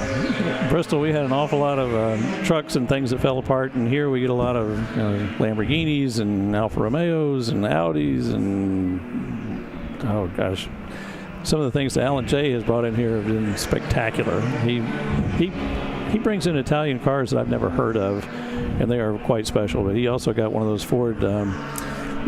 What is the thing they built 66 of them here about a few years ago? And, it was the anniversary Ford GT car. I don't even know what they ended up calling it. Do you remember, Paulie? I know what he's talking about, but I can't think of the name of it. No, I figured you were going to say GT. Yeah, it is super cool. Well, we've had a lot of great things in here. It's just been phenomenal. We were in the office one day, and I was sitting. If you look at our office building over there, you can see that big picture window. Well, that's our conference room.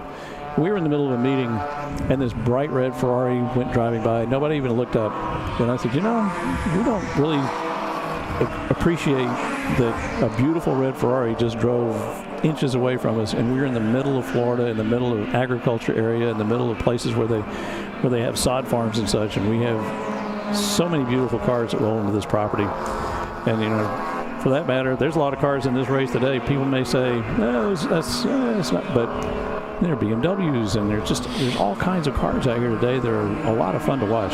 Yeah, I mean, we've got a Super Beetle from 1973. We got a 1970. What is it? The 914 Paulie. We've got 2021 Hyundais. We've got Mustangs. A lot of American muscle. I mean, we've got just an eclectic group of cars here this weekend. But that's what you said at the beginning of our discussion here, was just Champ Car reminds you of the days of old, of what the 12 Hours of Sebring was in the heyday. Yeah, I mean, if you go back, we are just a couple of days away now from New Year's Eve. So the first race here was 75 years ago on New Year's Eve. Wow. So there's going to be a little celebration in town of Sebring, downtown, right around the city circle, where they used to do, the cars used to drive from here into town to be inspected, and then they'd come back out here and run the 12 hours. There are pictures of Jim Hall's Lola with a wing on top, driving around the circle, headed to his inspection, and then they drive it back out here. That's the way it used to be. And that race that happened 75 years ago, it was a Crosley hot shot that won it based on a handicap, but beat the Ferraris based on the European handicap that was in place at that time. that car will be on the circle this weekend too, or on Wednesday afternoon. And if anybody's hanging out after the race, a lot of our competitors and their families and friends tend to go do all the touristy stuff. If they want to hang out for that, where can they go to be part of that? It's totally free. It's right on the downtown circle. It's going to be, I think the hours are 1 to 6. The race ran from 3 to 9. We didn't want to stay out in the cold dark until 9 o'clock, so as soon as it gets dark enough, we'll end it with a big fireworks show over the lake, and it'll be a fun evening. Just to remember, that groundbreaking moment that happened here 75 years ago. Well, it's amazing to think 75 years later we're still doing it and still enjoying it. But Wayne, thank you so much. Hey, look, I looked at when you my daughter and I turned on your stream early on, and it caused me to do a wardrobe change. I was going to come up here like Weekend Wayne. I usually wear a Turn 10 t-shirt, or you don't know what I may have on. And I see you guys have cameras up here in the booth, so I went back and found something that hopefully will be more appropriate for being seen up here in the booth. But we wanted you to just come up, and we've wanted to, first of all, just thank you for everything. Yeah. We wanted you to be comfortable and just enjoy a day at the racetrack, and hopefully you'll get a nice, comfortable day. There's a nice hat in there. Keep the sun out of your eyes while you're parking cars, and some other goodies. And again, we just wanted to say thank you for being so good to us and letting us continue to come back and race at this amazing facility, and hopefully we'll be on our best behavior, and Matt will continue to let us to come back too. I'm sure that'll happen for many more years to come. And Kyle, I appreciate you and everything you guys do up here, and I can't imagine you guys are going to continue to talk for another 11 hours. They'll be sick of us by 10 o'clock tonight. We have a feeling, but thank you so much. We really appreciate it. So what's on your tap for the rest of the day? You going to go out and kick back and enjoy some racing? Oh, I will. I definitely, I love to be here at the finish. I love the finish of this thing, and the weather's nice right now. We've had some colder days. This is perfect right now. It'll get a little chilly this evening, but it's in some beautiful Florida sunshine, and the skies are clear, and unfortunately, we don't have a rocket launch for you today. You have to wait till the 4th, I think. They're not going to launch again until after the first of the year. But I will say that there's probably there may be other people out there that could succeed me. There's a lot of people that could succeed me and do a much better job than I've done. But I don't think you're going to find one who's going to be any better than Matt Muha. He's already got a firm grasp on this property. He's got the right vision. He's got the right history and background. He has been a racer. He doesn't have a problem getting in a car and strapping in and competing. That's just not me. But Matt knows this. He's a great leader of people, and I look forward to seeing what he's going to do moving forward. Well, we're excited. Well, Wayne, you go enjoy you go enjoy that. Thank you so much for everything, and we wish you the best in your senior advisor role and lead parking attendant. I got to go change my signature on my email address. All right, Wayne Estes, everybody, outgoing track president. We appreciate his time, and we'll get Mr. Matt in here in just a couple minutes. So, Paulie, let's give everybody an update and let them know how things are running. Yeah, right now, Flat Out Racing still leads this race. It's Average Joe's there in second place, followed by Team Jackie Yakes, Rockwell Autosport Development, AAG Racing behind them in fifth, and sixth place it's Turn-In Concepts in the 711, Marathon TLM in the third place there in the number 3 car. Then it's Diamond Turning, and then Fing Dog Racing and Gorilla Sticker in the 517 car, rounding out the top 10. All right, Paulie. Well, now that we've done that, thank you. We have our next guest, and I've been saying your name all wrong all week, and I am so sorry. It is Muha. I've been saying Muha. I'm so sorry. That's okay. I get that my whole life. I'm a racer. I'm not very culturally rounded. Ask my wife. She's right behind you, my second mom. She can tell you I'm not very culturally acceptable. No, I've had that going on for a long time. My kids get to experience that now as well. So okay. Yeah. So congratulations on taking over this new role. How has it been working under Wayne? We've heard so many people have said just how great he is. He's a people person. I've heard nothing but great things about you. What has this experience and ride been like for you so far? And it's been fantastic. I can't say enough about Wayne. He's been so good to this place. I don't have to tell you guys, this place means so much to so many. The history behind it is amazing.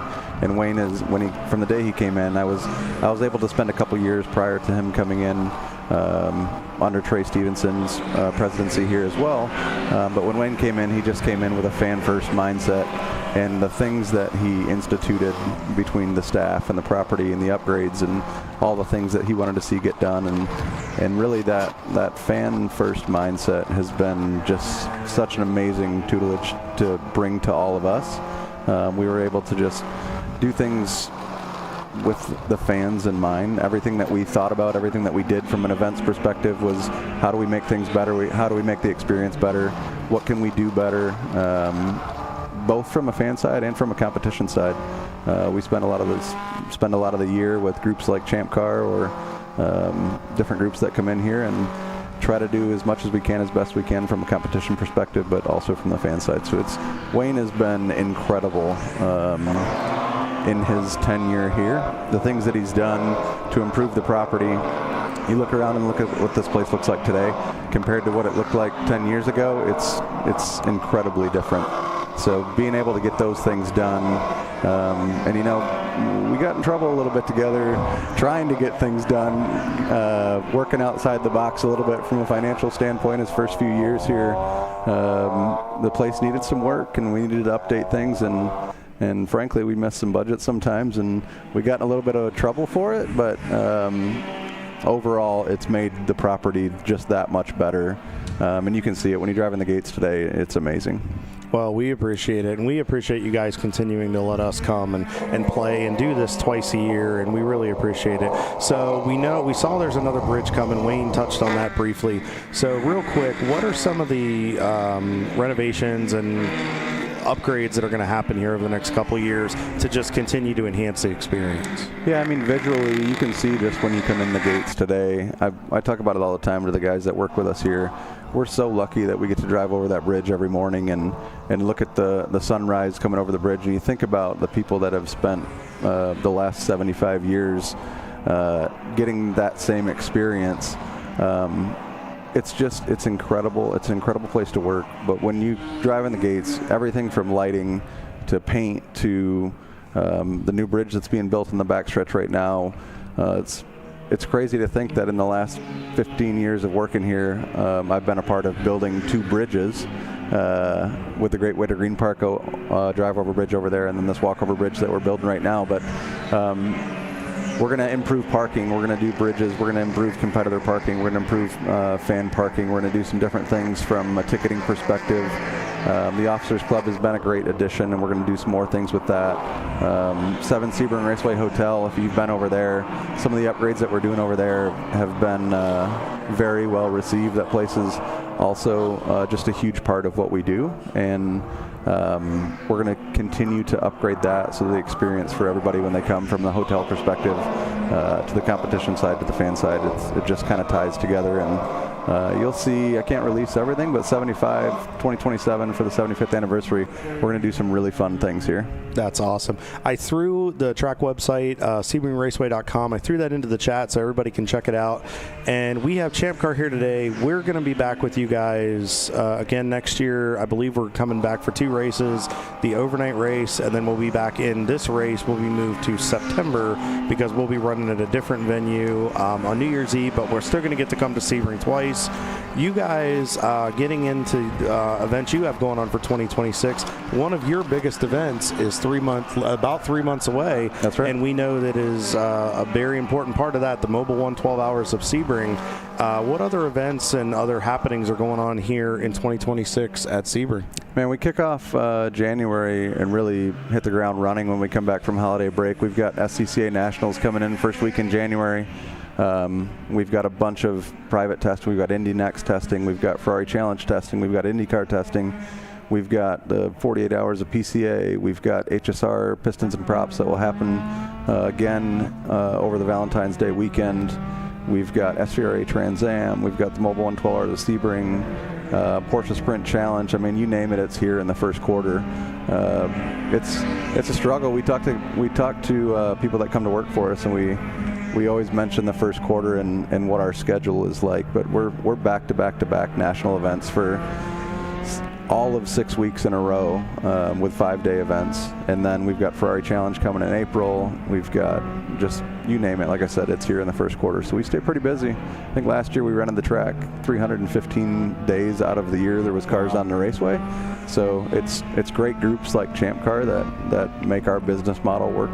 But we love this event. You guys have always been just fantastic, and to see the 100 cars in the field, and I know you had a little bit of a rough morning getting the guys shook out. I had to pull them down and have a little conversation with them in the driver's meeting, but it's awesome to see these guys. And I've built relationships over the years with a lot of the teams that I walked pit lane about an hour and a half ago and talked to a lot of guys and just had some conversations, see how cars were doing. But I think you had 100 cars show up for the weekend, and so awesome to see the field continuing to grow. Yeah, we love coming to Sebring. It's amazing to just see the response that we get. I mean, twice a year. I mean, sometimes when we double dip places, it's hard. But this place, the history, just the fact that guys and girls can say they've raced at the historic Sebring International Raceway, I think just rings. And to say that they've done it means a lot. And you guys actually have your own team out here this weekend in their Miata, their car 73. They're having a pretty decent run right now. They were a little like, we hope we're going to make it, but hey, you guys are still running. It's 3 hours in. You know, your guys are up here in the booth with us, and you're still on track. So keep digging, guys. We really appreciate it. Matt, I threw the website in there. Where can they find you guys on social media? How can they get in touch with you if they want to find out about tickets? And will we get to see you back in a race car? Will we see you in a Champ Car race? Yeah, I'd love to get back in a Champ Car. One of our employees from the front office is crewing for a team down here this morning. I think he was slated to drive a car, but the car had to back out, so he's spending the weekend crewing and learning a little bit. But SebringRaceway.com is the best place to go to find our information on ticketed events, spectator events, things like that. But Facebook, Instagram, TikTok, you name it, we're on it. Awesome. Well, we appreciate it. Well, we appreciate the time you and Wayne have spent with us this weekend. We want to let you guys get back to it, go enjoy the race, and plus, if you got your fire seat and your helmet with you, we'll let you see if you can go bum a ride. Yeah, it's been a while. The last car I was in was a circle track dirt car, so love to get back into one. So, hey, guys, all right, here's the challenge. We got to get Matt back in a car. So anybody listening out there, make a deal. When we come back here for the overnight or for the race in September, we got to get Matt in a car at some point. Sounds good. I certainly appreciate it, Kyle. Matt, thank you so much. Wayne, we really appreciate it. Good luck in your 2026 season, and have a happy new year. Yeah, you guys as well. Thank you so much. All right, Paulie, we appreciate that. Guys, thank you so much for tuning in, and we're going to go pay some bills here for ChampCar.Live presented by AutoZone. Average Joe's 2.0 continues to lead by 27 seconds over Flat Out Racing. 3 hours in, 11 hours to go. Just hang with us, as Doc would say. We'll be right back.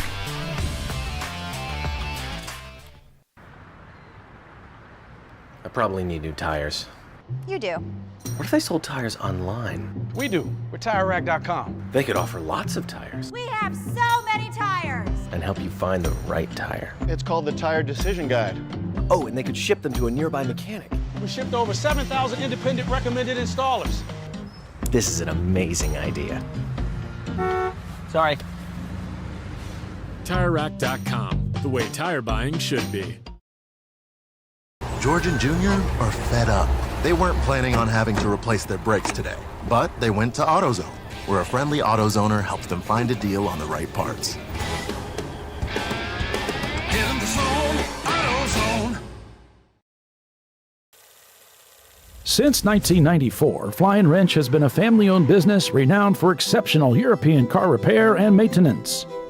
We treat every vehicle with the same care and attention as if it were our very own, building lasting relationships with our clients along the way. We specialize in high-performance vehicles, offering a range of services that include fabrication, construction, custom wiring, and much more. Visit us at flyinwrench.com. Discovery Parts is a veteran-owned racing and safety equipment company.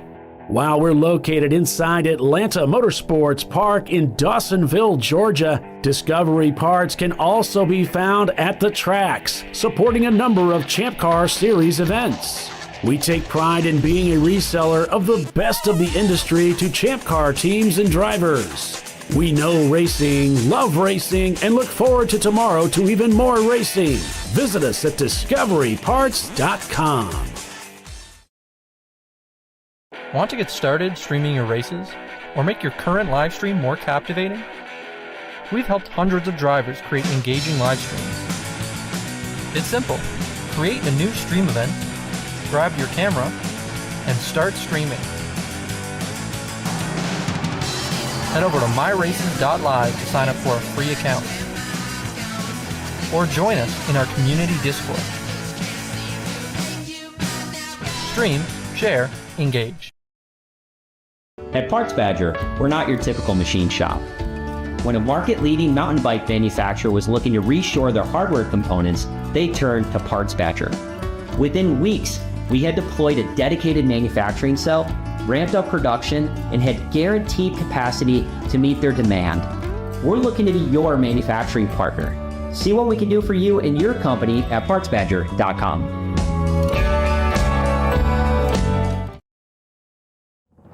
Lifeline's continuous commitment to research and development ensures that we supply the most innovative and cutting-edge products available. Used by the majority of the world's motorsport championship-winning drivers, teams, and constructors, Lifeline has a stringent and proven history of success. Lifeline's continuous commitment to research and development ensures that we supply the most innovative and cutting-edge products available.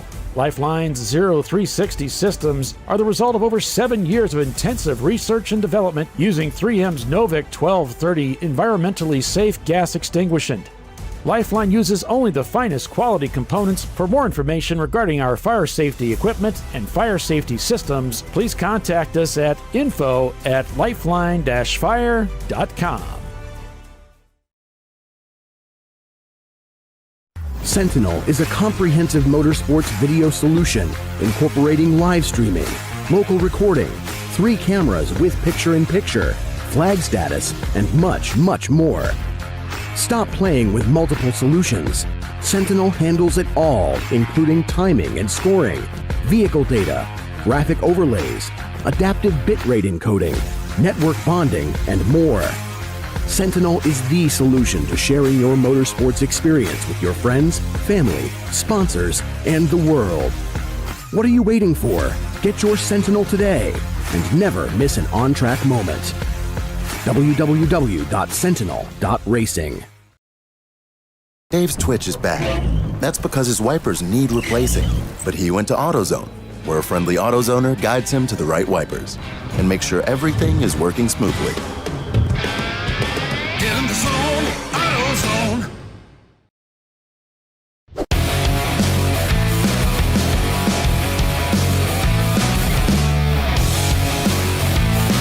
All right, welcome back to ChampCar.Live, presented by AutoZone. Looks like we're under caution here. Purple 35 is, okay, car-to-car contact between a couple cars.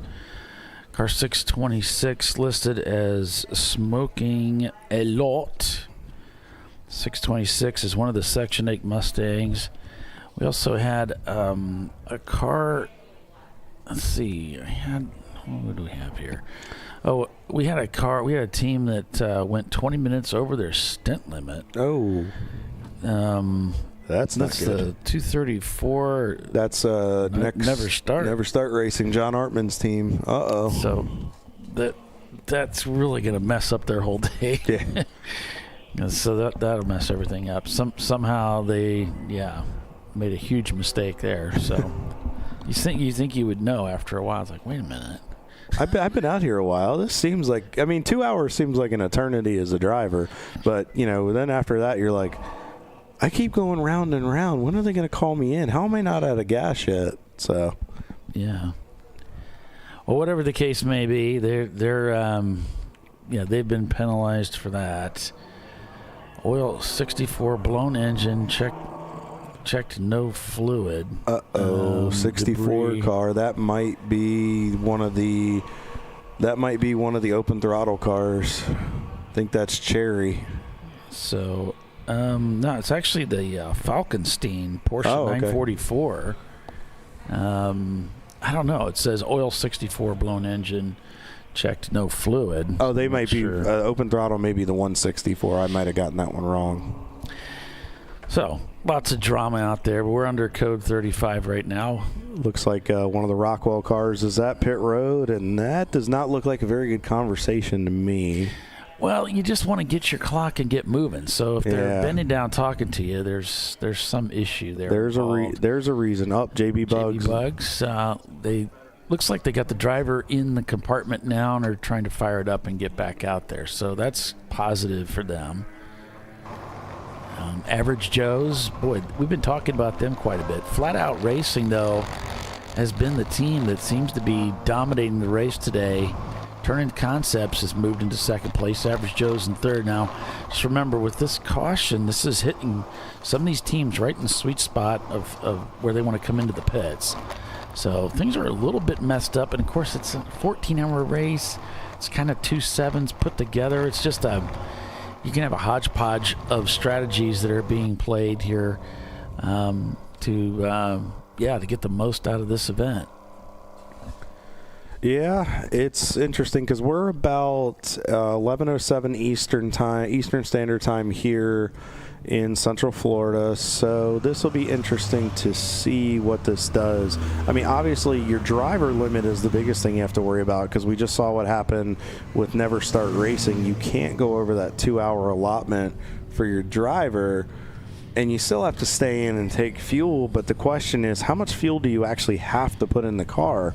Can you save a little bit? Can you kind of stretch it a little bit where maybe you can gain a little bit of mileage? This is a good way to kind of put the car back into fourth gear, turn the RPMs down, and try to start saving a little fuel and just see if you can stretch it a little bit. Yeah, I mean, I would say these cautions certainly help those teams that are concerned about fuel. You know, maybe they can stay competitive and stay closer to the front end of the field or the teams they're trying to compete with because they get these cautions that slow the field down.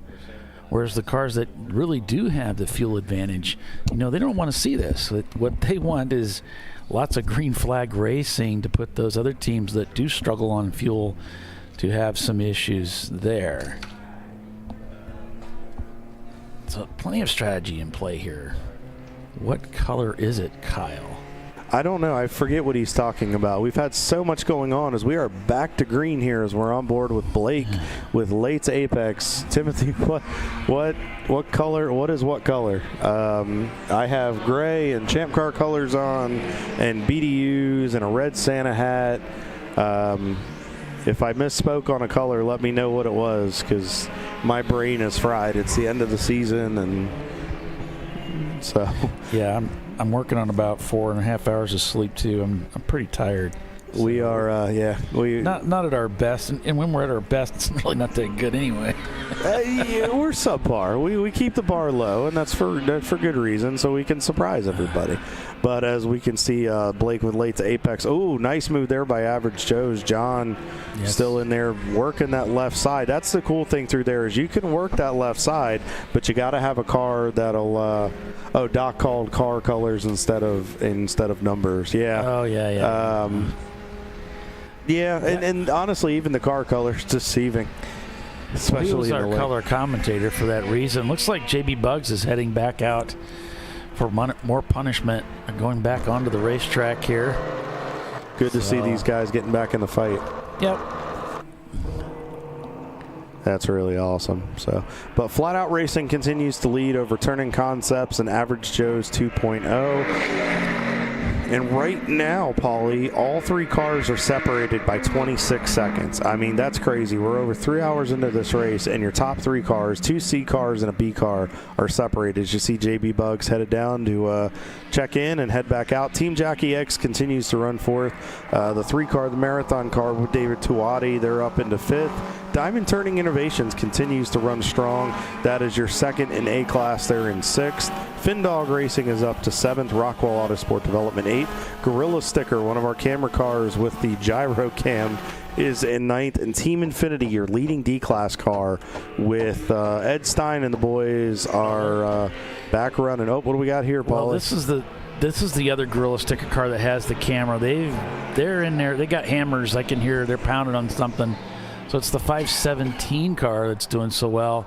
This one, not so well after all.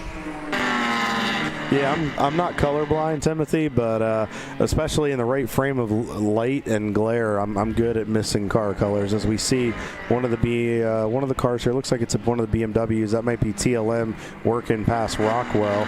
Rockwell not showing the dominance that they've shown in other events here, Paulie.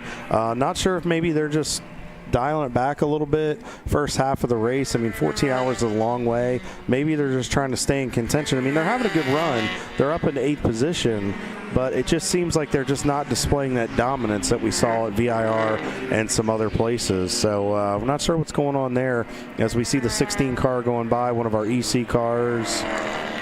That's the one mo time. They're in 4th place right now. Fawn Group Motorsports continues to lead EC over Cherry and the 164 in the open throttle. They are still running.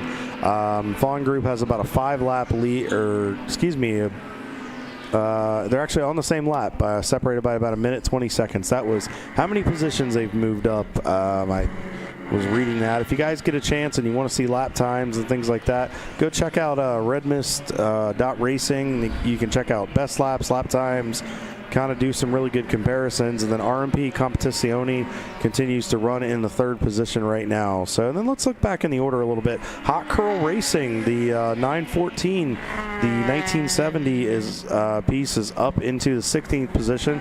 The 456 with Avenue Garage is up into the 15th position. Let's take a look here at some of our biggest movers in the field so far. Right now, Average Joe seems to be leading the charge at 52 positions in the overall with the gain. That is huge. They're in 3rd. They're chasing down. They're actually slowly closing in on Turn-In Concepts here. We're going to have a battle for 2nd place very, very careful, very, very soon. And then 49 spots for Rockwell in the 715. The 517 of Gorilla Sticker, 39 spots up in the overall. A little farther back here. Blue Steel, Valerian Steel was supposed to run this weekend, but unfortunately some driver cancellations due to some prior obligations here around the Christmas season. Didn't let those 2 drivers come in. So Blue Steel is out there this weekend. Ken sent me the information, the team principal, and they're up 25 spots on the day, 4 in the class. A great job. The Senator, Mike Coleman, our treasurer for Champ Car, may come join us a little later. One of our A-class entries in the 59 car start racing. The Senator and his constituents are up in 40 spots in the overall and 8th in class. So nice job by those guys. Panzer actually, Paulie, I have to correct myself. The 998 car is up 71 spots. They started 97th on the day, and they are up to 26th in the overall in 13 spots in the C class. Well done, guys. Great job. Continue to put on a good show for us. We really doing an awesome job. Lonely Mothers Racing, 58 spots on the day. Treasure Coast, the sister car, the 965, they're up 20 spots on the day. So really, really cool to just, see that. And then unfortunately, Nolan Motorsports, not the day they've wanted so far. They're down 28 spots on the day, 4 in class. So we see JB Bugs here. See a few cars. Flipped out the fat crack just as you were going. Going to talk about them. Go ahead, Kyle. Nope, go for it, man. We got a lot of cars on pit road. We need to cover that. A lot of teams are coming in here. We're slowly approaching the 3.5-hour mark. Paulie, it'll be interesting to see what will happen with the strategy. Looks like maybe we have somebody in the penalty box here. Yeah, there seems to be more and more of this going on, even after the meeting. And teams were warned, if you step out of line, it's going to be a big deal, and here we are, still having issues, and so unfortunately, yeah, it's still going on. But whatever the case is, take a look at the control logs here and see if I can bring you more information on that. As let's see, so 10:55, 11:15, looks like something just happened over in 16A. So had some car-to-car contact back a few minutes ago. This may be a flag in for those. So cars 626 were involved. That's one of the Section 8 Mustangs along with the 178. And, anytime there's car-to-car contact, it gets reported. That's the Missing Link Motorsports BMW. It doesn't look like one of the BMWs, but when there's contact, side-to-side contact like that, if it gets reported, then that goes up to race control. It goes up to our director, which is Jackie Sides, and they'll make a determination about what they're going to do about it. In general, what's often done is both teams are brought in. There's some counseling done, and then then eventually will send you back out unless they feel like there was something malicious involved. If there's something malicious involved, you're probably going to get your driver band taken away, which means your wristband gets taken. You're not allowed to drive the rest of the weekend. So they're pretty serious about that. It's a no-contact sport, Champ Car. So it's kind of a entry-level series, a lot of beginning drivers here, but also a lot of polished veterans who know better. So yeah, that's the way that things are handled in the Champ Car Endurance Series. It's not like a NASA type racing where there's bump drafting and that kind of thing. We just don't do that in this kind of in this type of sport. So or this club, it's just not done. So yeah, those two would be brought in, and there would be okay. Looks like there's a 1 lap penalty put on the cars, plus the consultation time. So yeah. So we got a car stopped on track shown over in 16A. That would be just outside of our camera shot here as the cars head down Almond Straight and a spin and continue on another car. The 447, that's Trophy Wife Racing. Trophy Wife, unfortunately, for that they're going to be black flagged and brought in. So that means it's happened to them before. Initially, you do a spin and continue or a 4 off, they'll get you, they'll warn you. They'll warn you. But then if you do it again, then that's when they'll bring you in. Yeah, it looks like that consultation continues to go on there and in the pits as we see a bunch of cars coming under the bridge here onto the front straightaway.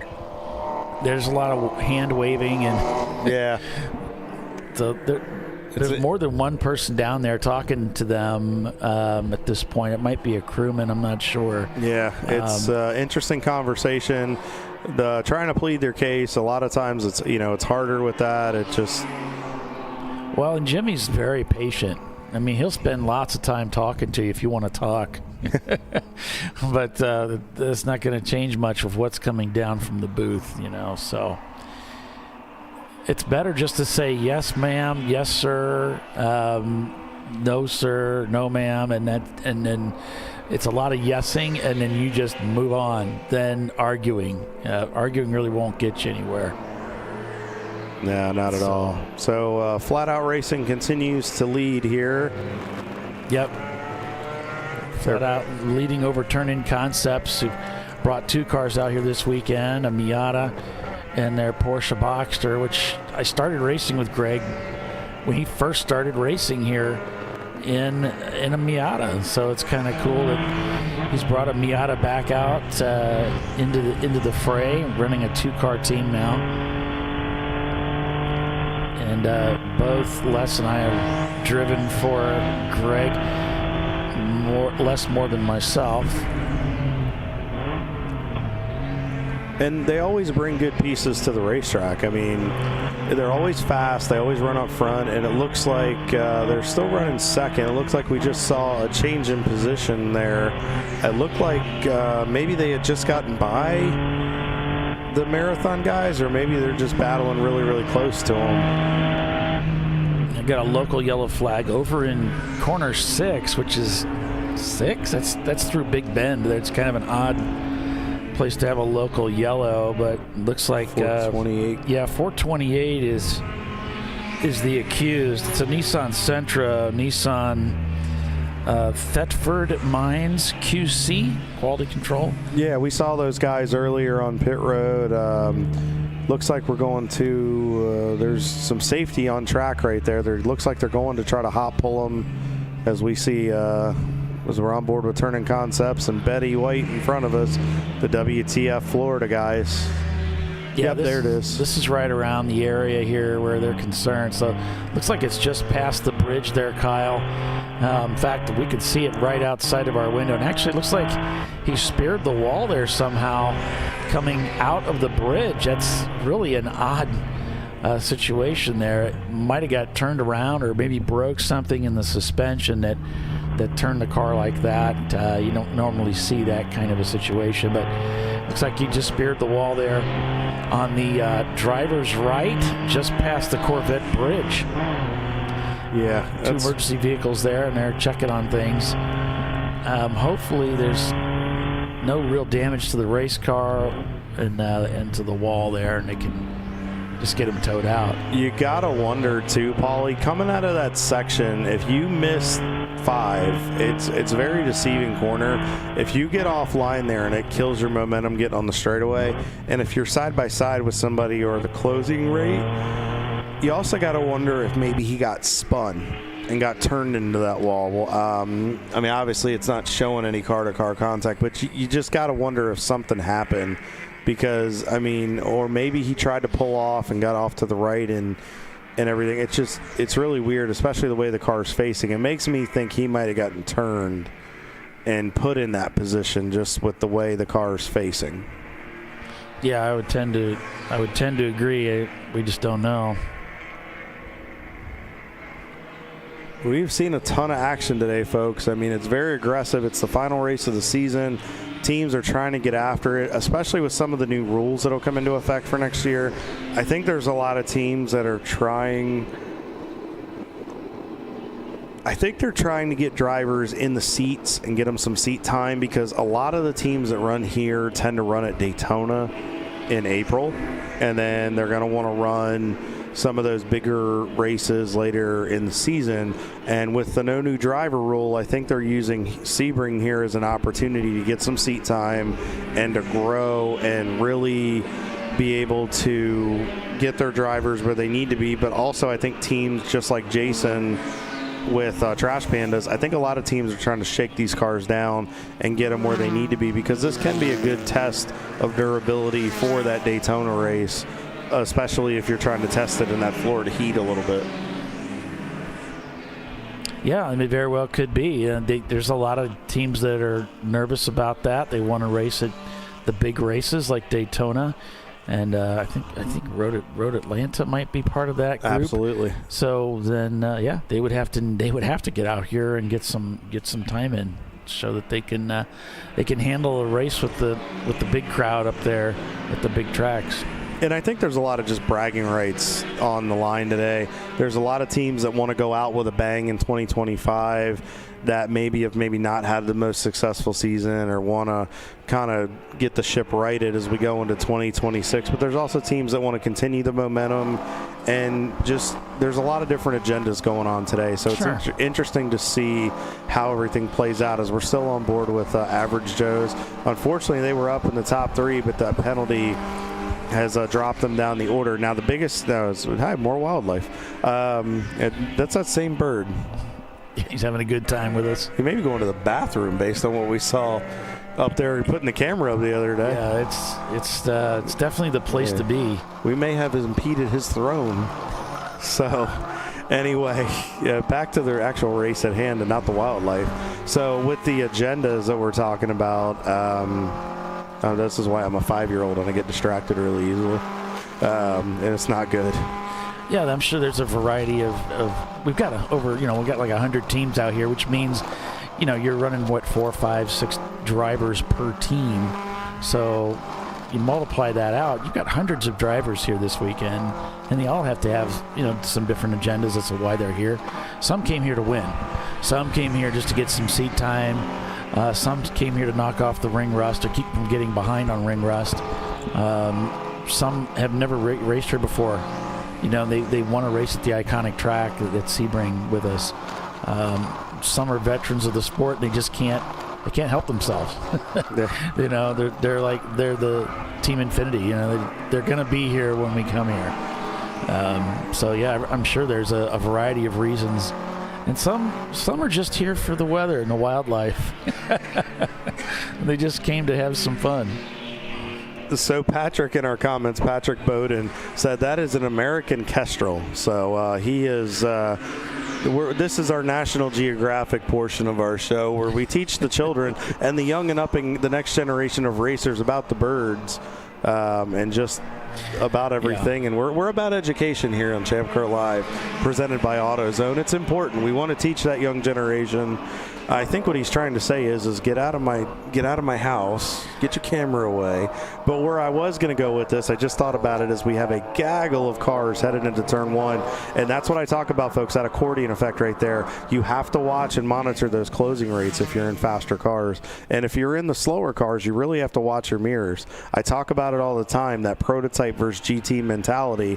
When you're in those faster cars and that prototype mentality, you have to plan accordingly. But if you're in that GT situation, you have to make sure you're constantly doing 360 hits on those mirrors, side mirrors, rear view mirror, any other mirrors, to make sure that you're giving way to those faster cars. Because unfortunately, when you get into a tight place like Sebring, this is where you get that bunch up effect, and that's where accidents can happen, and then we end up going under code 35. But for average Joes right now, the biggest thing they need to do is keep their minds about them, keep their head about them. We have a long way to go. You still have 10.5 hours to go to get the car back to the front. Don't make the situation worse by letting your emotions get the best of you. And I know I'm probably the worst person and the last person that should be talking about that, but you want to make sure you just keep your head about you, because you still can get back in the game. They've only fallen down to 10th. They're only a few laps off the lead. That time can be made up. As fast as that car is, you can do it, but you just have to make sure you don't make the situation worse by getting yourself into a situation. There's a lot of cars going through there. Yeah. And some people are running offline there, Kyle, where they're not accustomed to being, and they're overcooking a little and dipping off a couple tires into the dirt as we're coming up through this turns 13 and 14. There's a lot of twisties back here, and it's complicated. It's a lot of back and forth. It's a lot of rhythm section here at Sebring. You have to think 2 to 3 corners ahead. I talked about this at VIR. I've talked about this at other events. You have to set yourself up, and you have to run the line that works to get through that section of the racetrack, but set yourself up for the 2 or 3 corners ahead, and you really have to pay attention. Whoa, late outbraking maneuver there by one of the Miatas. Nicely executed. But you got to be careful. You want to make sure you are there. You don't want to just stick a nose in and then end up having side-to-side contact, because then you're going to come to that penalty box and have to have one of those difficult conversations. Team Jackie X still rolling here. These guys are still doing a great job.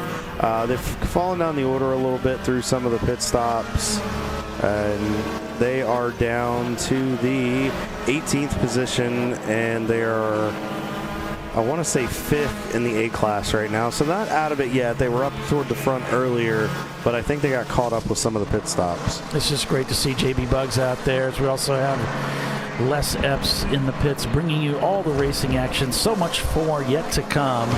So thanks for joining us, everyone. Stay with us, though. Racing all the way into the evening till 10 o'clock tonight. It's the TireRack.com Champ Car Endurance Series New Year's race at Sebring International Raceway. We'll be right back.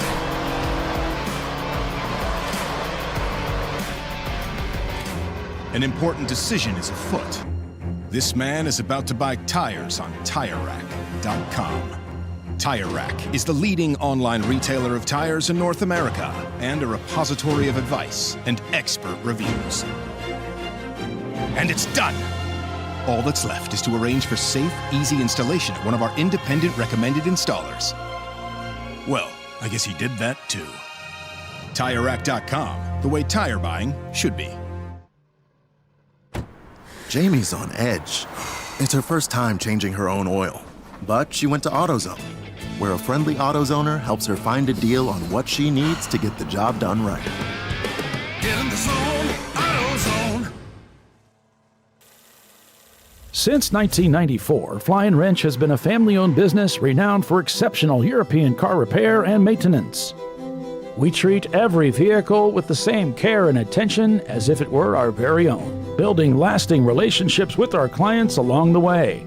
We specialize in high-performance vehicles, offering a range of services that include fabrication, construction, custom wiring, and much more. Visit us at flyinwrench.com. Want to get started streaming your races? Or make your current live stream more captivating? We've helped hundreds of drivers create engaging live streams. It's simple. Create a new stream event, grab your camera, and start streaming. Head over to myraces.live to sign up for a free account. Or join us in our community Discord. Stream, share, engage. Lifeline's continuous commitment to research and development ensures that we supply the most innovative and cutting-edge products available, used by the majority of the world's motorsport championship-winning drivers, teams, and constructors. Lifeline has a stringent and proven history of success. Lifeline's continuous commitment to research and development ensures that we supply the most innovative and cutting-edge products available. Lifeline's 0360 systems are the result of over 7 years of intensive research and development using 3M's Novik 1230 environmentally safe gas extinguishant. Lifeline uses only the finest quality components. For more information regarding our fire safety equipment and fire safety systems, please contact us at info@lifeline-fire.com. At Parts Badger, we're not your typical machine shop. An aircraft manufacturer had to deliver a new interior in just weeks. With hundreds of line items and tens of thousands of parts needed, they turned to Parts Badger.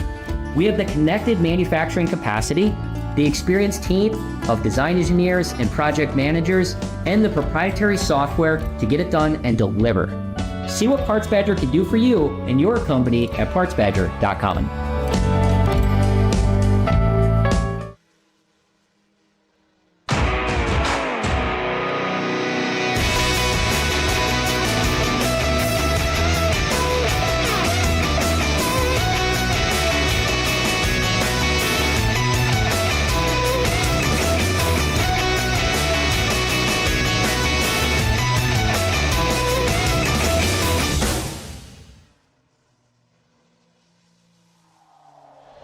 Discovery Parts is a veteran-owned racing and safety equipment company. While we're located inside Atlanta Motorsports Park in Dawsonville, Georgia, Discovery Parts can also be found at the tracks, supporting a number of Champ Car Series events. We take pride in being a reseller of the best of the industry to Champ Car teams and drivers. We know racing, love racing, and look forward to tomorrow to even more racing. Visit us at discoveryparts.com. Sentinel is a comprehensive motorsports video solution incorporating live streaming, local recording, 3 cameras with picture-in-picture, flag status, and much, much more. Stop playing with multiple solutions. Sentinel handles it all, including timing and scoring, vehicle data, graphic overlays, adaptive bitrate encoding, network bonding, and more. Sentinel is the solution to sharing your motorsports experience with your friends, family, sponsors, and the world. What are you waiting for? Get your Sentinel today and never miss an on-track moment. www.sentinel.racing.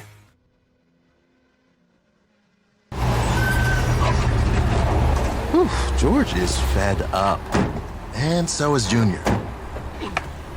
They weren't planning on having to replace their brakes today. But they went to AutoZone, where a friendly AutoZoner, Renee, helps them find a great deal on Duralast gold pads and rotors. No headaches, just the right parts, and friendly service. Get in the zone, AutoZone.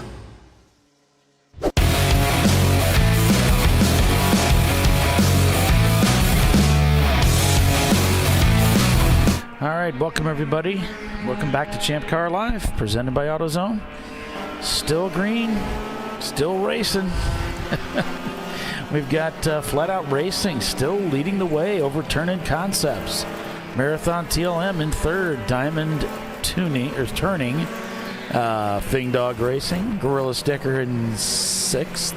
Then it's Rockwell Autosport Development there in seventh in the 715 car. Team Infinity is in 8th place. Treasure Coast Miata is in 9th.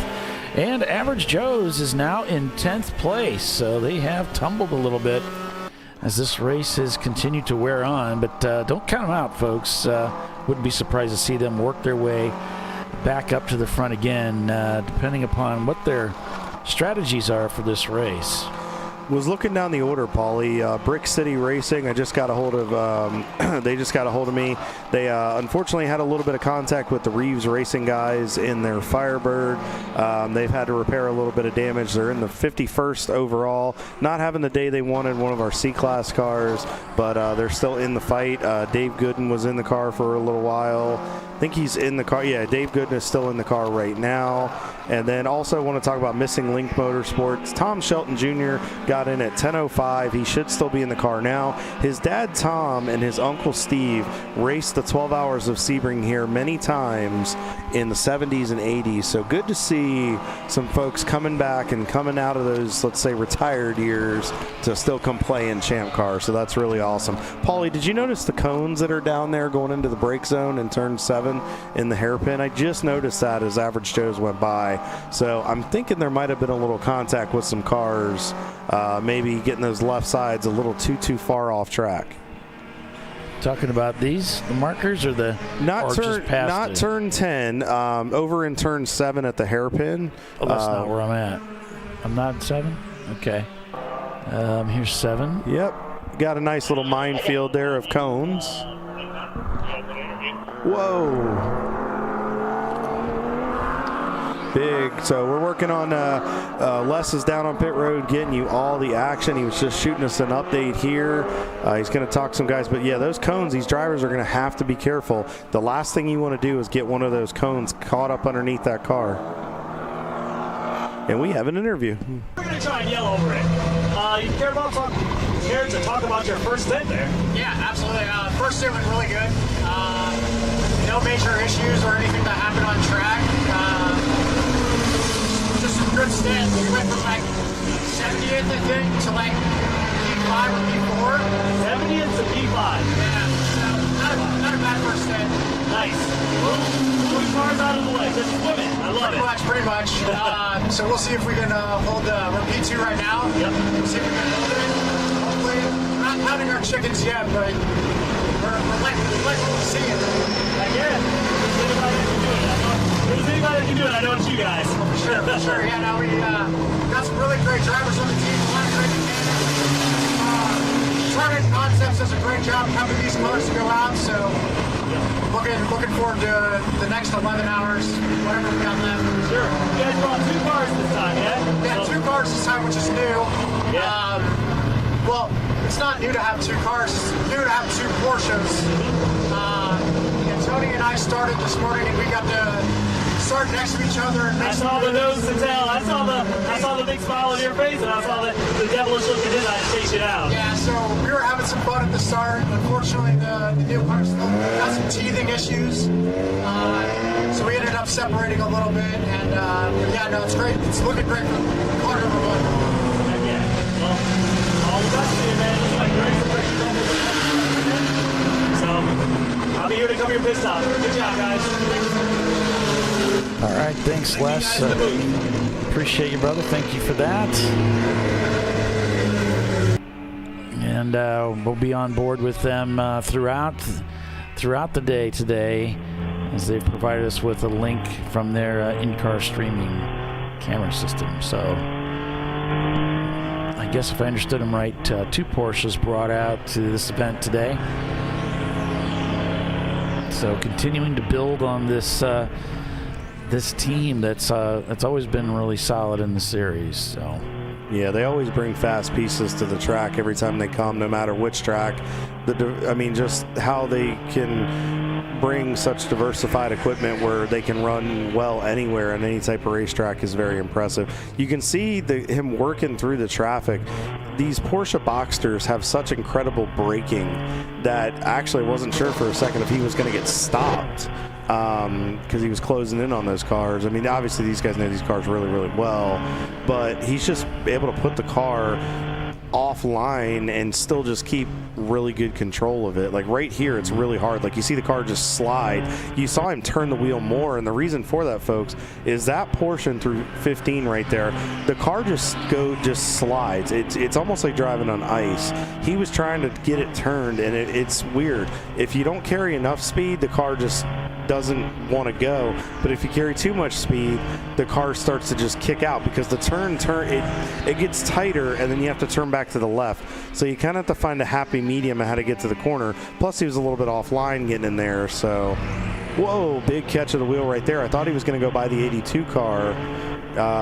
That's the Lonely Mothers Racing team right there. He thought better of it because he turned that wheel again as he's getting on the power, and it swapped ends on him. So, and then we see the Embracing AI car, one of the open throttle entries just in front of him. Looks like open throttle is going to go for the outbraking maneuver. Lonely Mothers going to make it 3 wide. Not the place to do it, fellas. They thought better of it. But you notice Andy was able to take advantage of it. Now, the only problem is here, I think he's going to get held up with the Miata. Yeah, he's trying to make a move on the AI Racing team, and the Miata is just a bottleneck here. Yeah, so he's going to have to use a ton of curb to get through there. Yeah, Greg's cars, I don't think this is the same car. I drove the other car, but man, it was the most enjoyable Boxster I've ever driven. I really had a lot of fun driving his. He's working by the 863 car. Those are the teenagers in the AAG car, the Auto Technics car. You see him trying to dodge the minefield of the cones right there. Now that put him offline a little bit. He had to use a ton of curb to get the car turned and righted.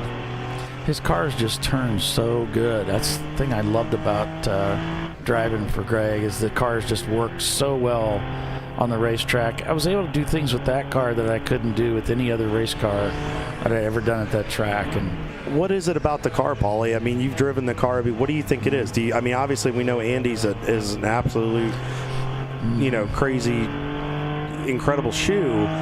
But what is it about those cars that they just grip really, really well? And well, they have, because of that mid-engine, you've got a weight balance advantage. Uh-oh, something just happened. Yeah, I think the car just broke.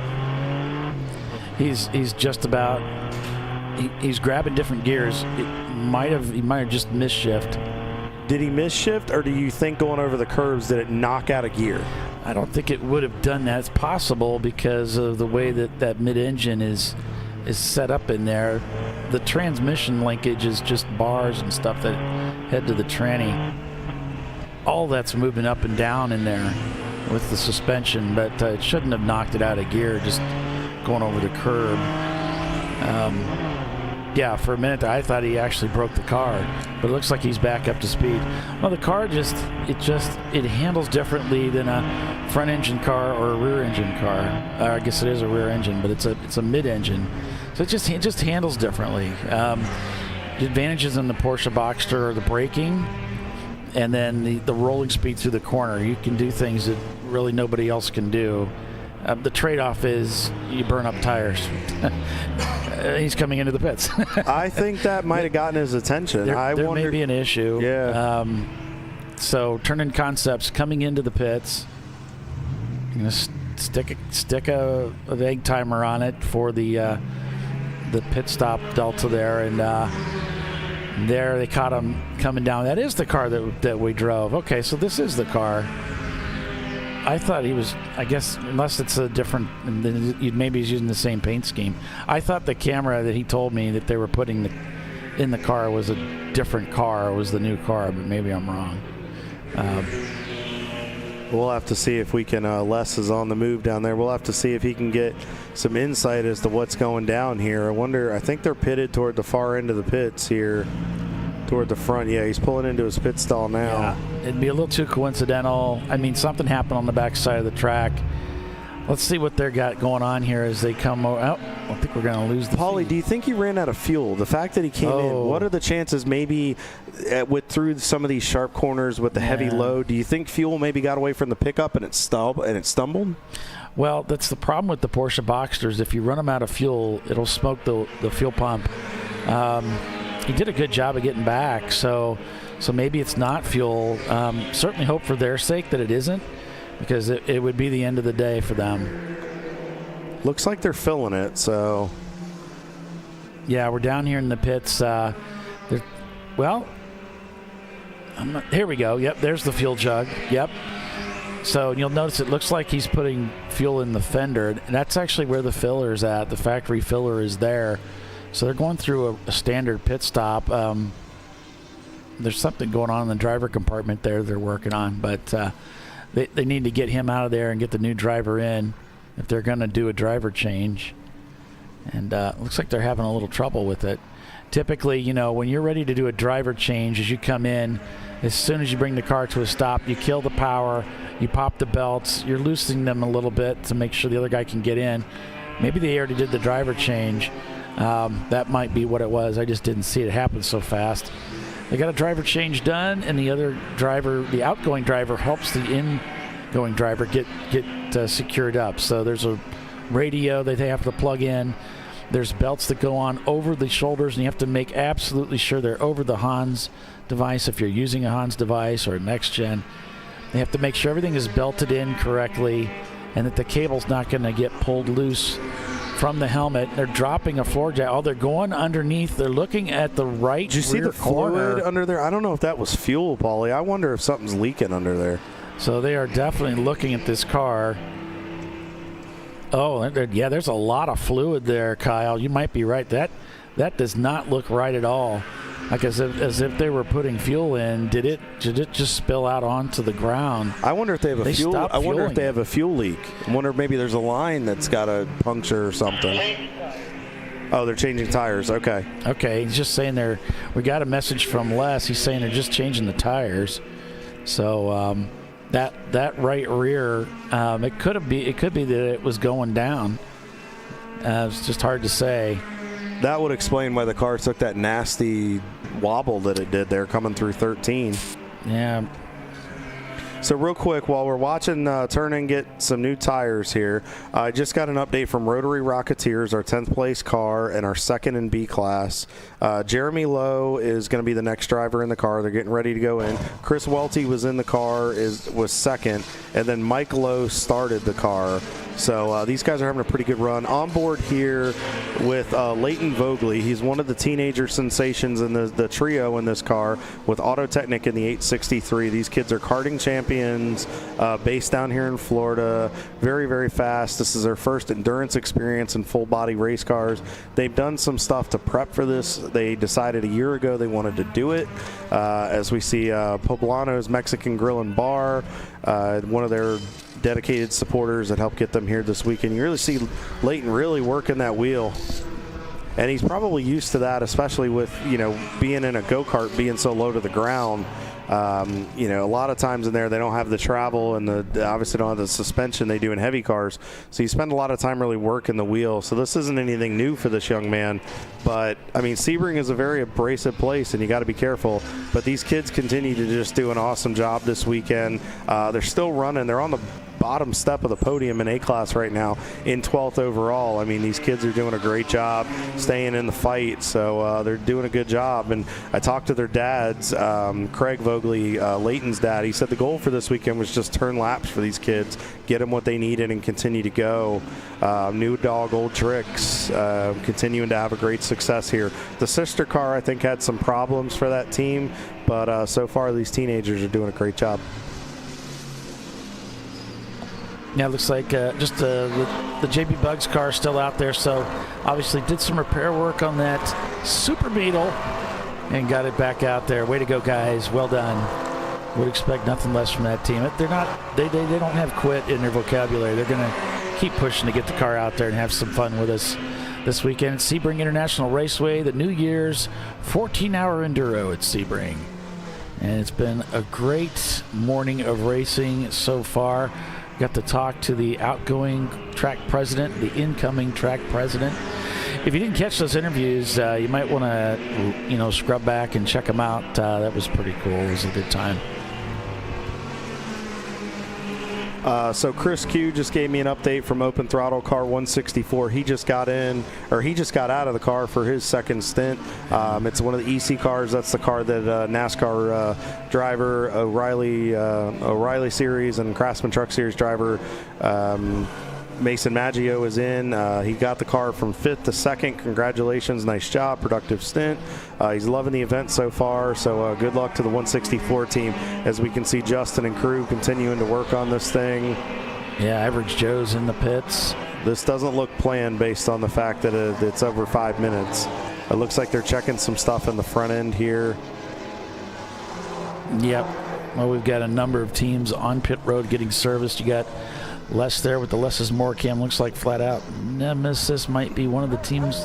No, maybe not. Just another silver Miata, but I see a roof on it, and the flat out car doesn't have that. So one of the cars right here, this is Apex Racing. This is the 7 car that is a Brazilian team. I talked to them yesterday. Lucas Guerra, Jerry DiPiero, Leonardo de Guerra, and Rafael are the 4 drivers in the car. This is a 91 Honda CRX. They're a Brazilian team based out of here in the States, Fort Lauderdale, Florida.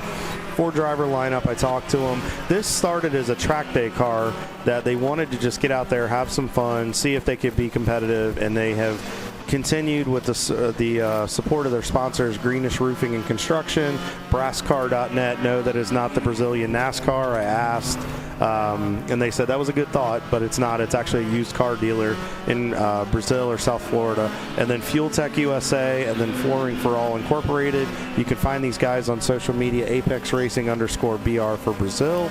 Their expectation this weekend is top 10 overall. They feel very competitive.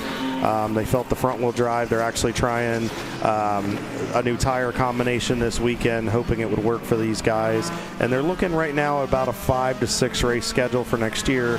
The 2 races here at Sebring, Daytona, and then potentially Road Atlanta, and they might go to the summer race at VIR. They're undecided. It really just comes down to how the performance of the 7 car goes. So good luck, guys, putting on a good show, and we wish you the best of luck the rest of today.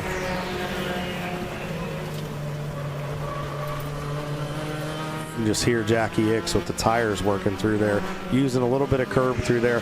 There's a lot of curbs here, Paulie, at Sebring that are higher than others, and you got to know kind of which ones you can hit and which ones you can't hit, because as high as they are, they really upset the balance of the race car, because especially for heavier cars, that weight transfer, it can really throw the weight unexpectedly to one side of the car, and if you're not ready for it, then you have to start catching the car, and then you're waiting to get back to the power. So you kind of have to know when and where you can put the car up on the curbs. Yeah, just so it's just learning those curbs and what you can do and don't want to do with them. It's a good way to tear up a car if you don't use them properly.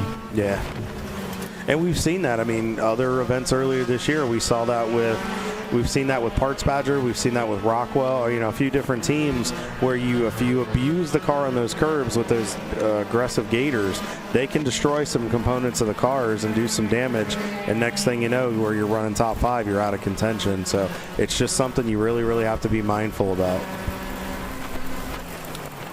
But Jackie Hicks continues to do a great job. It's so good to see this team back with this Miata. It's such a beautiful paint scheme on it, a little different than what they had been running in the older stuff, but no different on the success. I mean, these guys just continue to throw down the gauntlet and be very successful every time they show up to Champ Car Racing.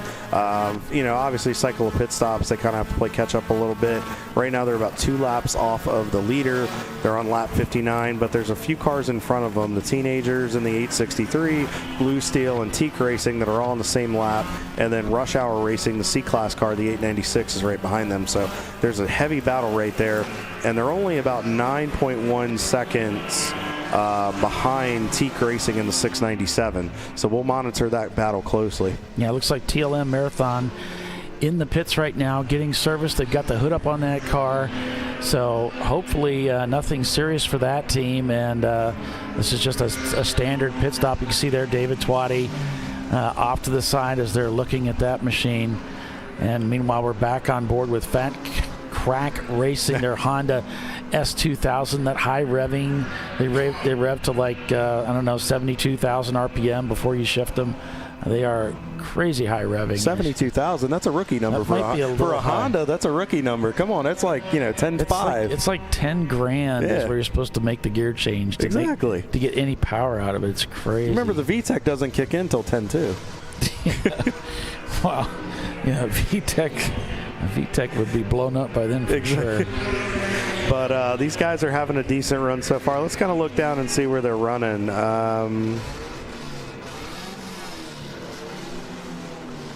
And it looks like I'm hearing a lot of revving going on Les's camera as got teams trying to vet their machines and figure out what's going on. Yeah, Fat Crack They've been around a long time. That team is they've been running Champ Car for quite a while. So I mean, it's a very experienced team.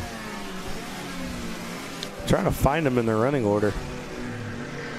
Cutting up laughing about it and everything, joking about Hondas, and I can't find these guys. Yeah, the number 7 there, Apex Racing. There's CRX, the 91. They're spending some time working on that machine. The Super Beetle.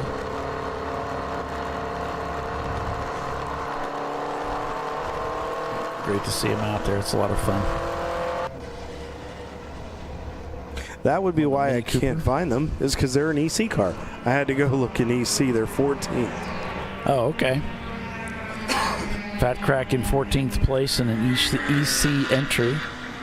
Helps if you look in the right spot, right? Well, that would explain the problem. Yeah, well, it really would. Yeah.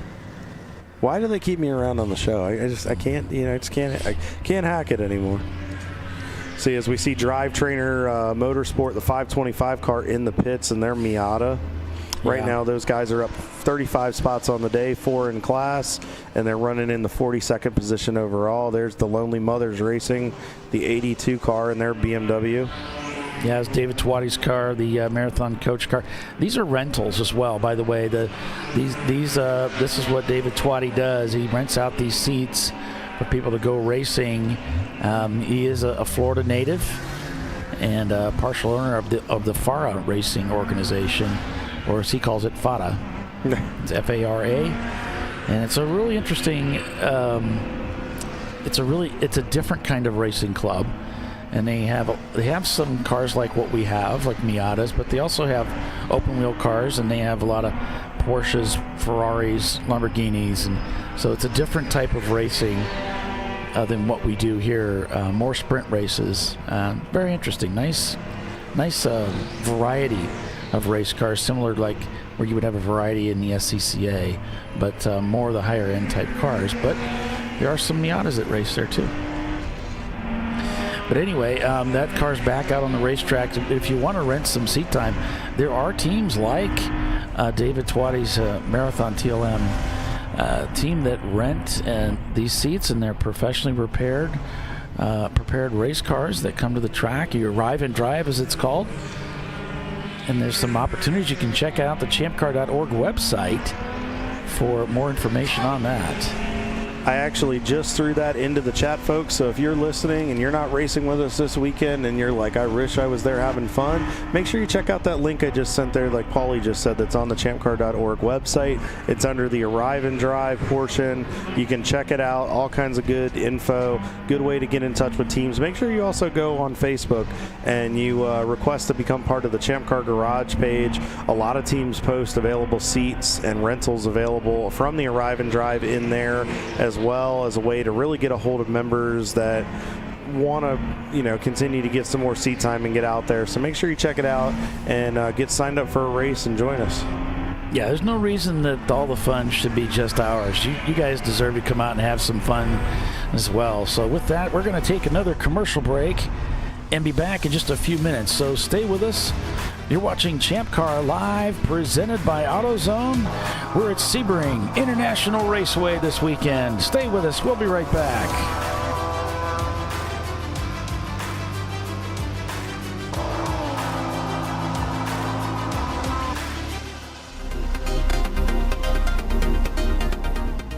Welcome to TireRack.com, revolutionizing tire buying since 1979. With our unmatched selection of branded products, finding what fits your vehicle and is right for you and how and where you drive has never been easier.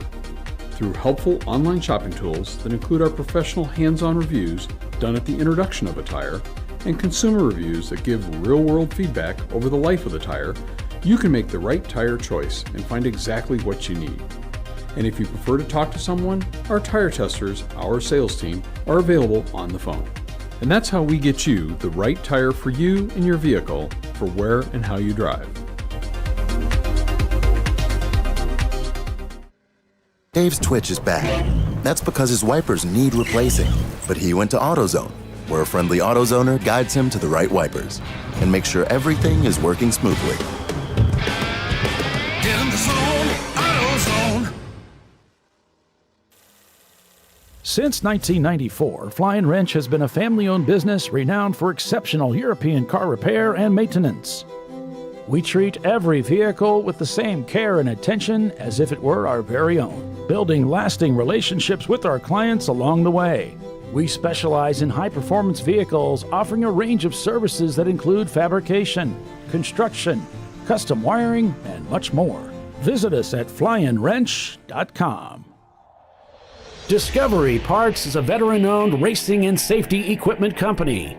While we're located inside Atlanta Motorsports Park in Dawsonville, Georgia, Discovery Parts can also be found at the tracks, supporting a number of Champ Car Series events. We take pride in being a reseller of the best of the industry to Champ Car teams and drivers. We know racing, love racing, and look forward to tomorrow to even more racing. Visit us at discoveryparts.com. Lifeline's continuous commitment to research and development ensures that we supply the most innovative and cutting-edge products available, used by the majority of the world's motorsport championship-winning drivers, teams, and constructors. Lifeline has a stringent and proven history of success. Lifeline's continuous commitment to research and development ensures that we supply the most innovative and cutting-edge products available. Lifeline's 0360 systems are the result of over 7 years of intensive research and development using 3M's Novik 1230 environmentally safe gas extinguishant.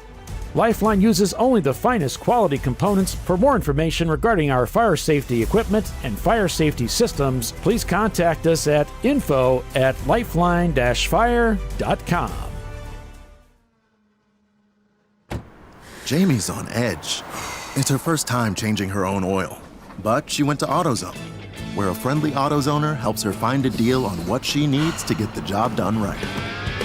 Get in the zone, AutoZone. Frozen rotors from Diversified Cryogenics deliver increased performance and a higher level of safety, while significantly reducing braking system costs. So to tell you a little bit about the durability of this product. So we have seen an incredible extension of the life of our brake rotors using frozen rotors. We've gone from brake rotors every other weekend to 6 weekends on one set of brake rotors, and I think they can go farther. The durability has been amazing, and it's been a fantastic season, and man, a lot of that is due to the way our car can brake on those frozen rotors. For more information, go to frozenrotors.com. Sentinel is a comprehensive motorsports video solution incorporating live streaming, local recording, 3 cameras with picture-in-picture, flag status, and much, much more. Stop playing with multiple solutions. Sentinel handles it all, including timing and scoring, vehicle data, graphic overlays, adaptive bitrate encoding, network bonding, and more.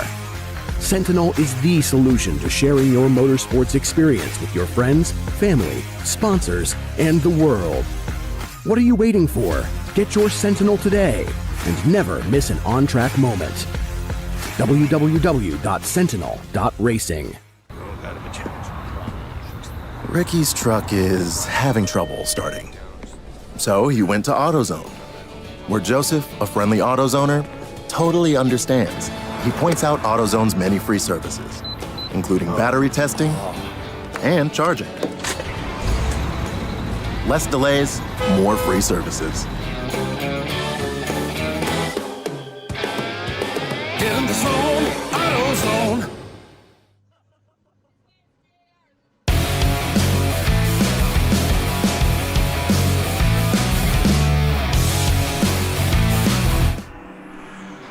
We are here at Sebring International Raceway this weekend for the season finale 14-hour New Year's Eve race at Sebring for the Champ Car Endurance Series, TireRack.com Champ Car Endurance Series.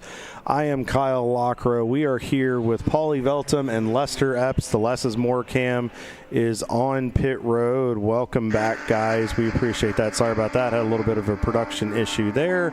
Wanted to make sure I get a good shot as we watch the field come through turn 17.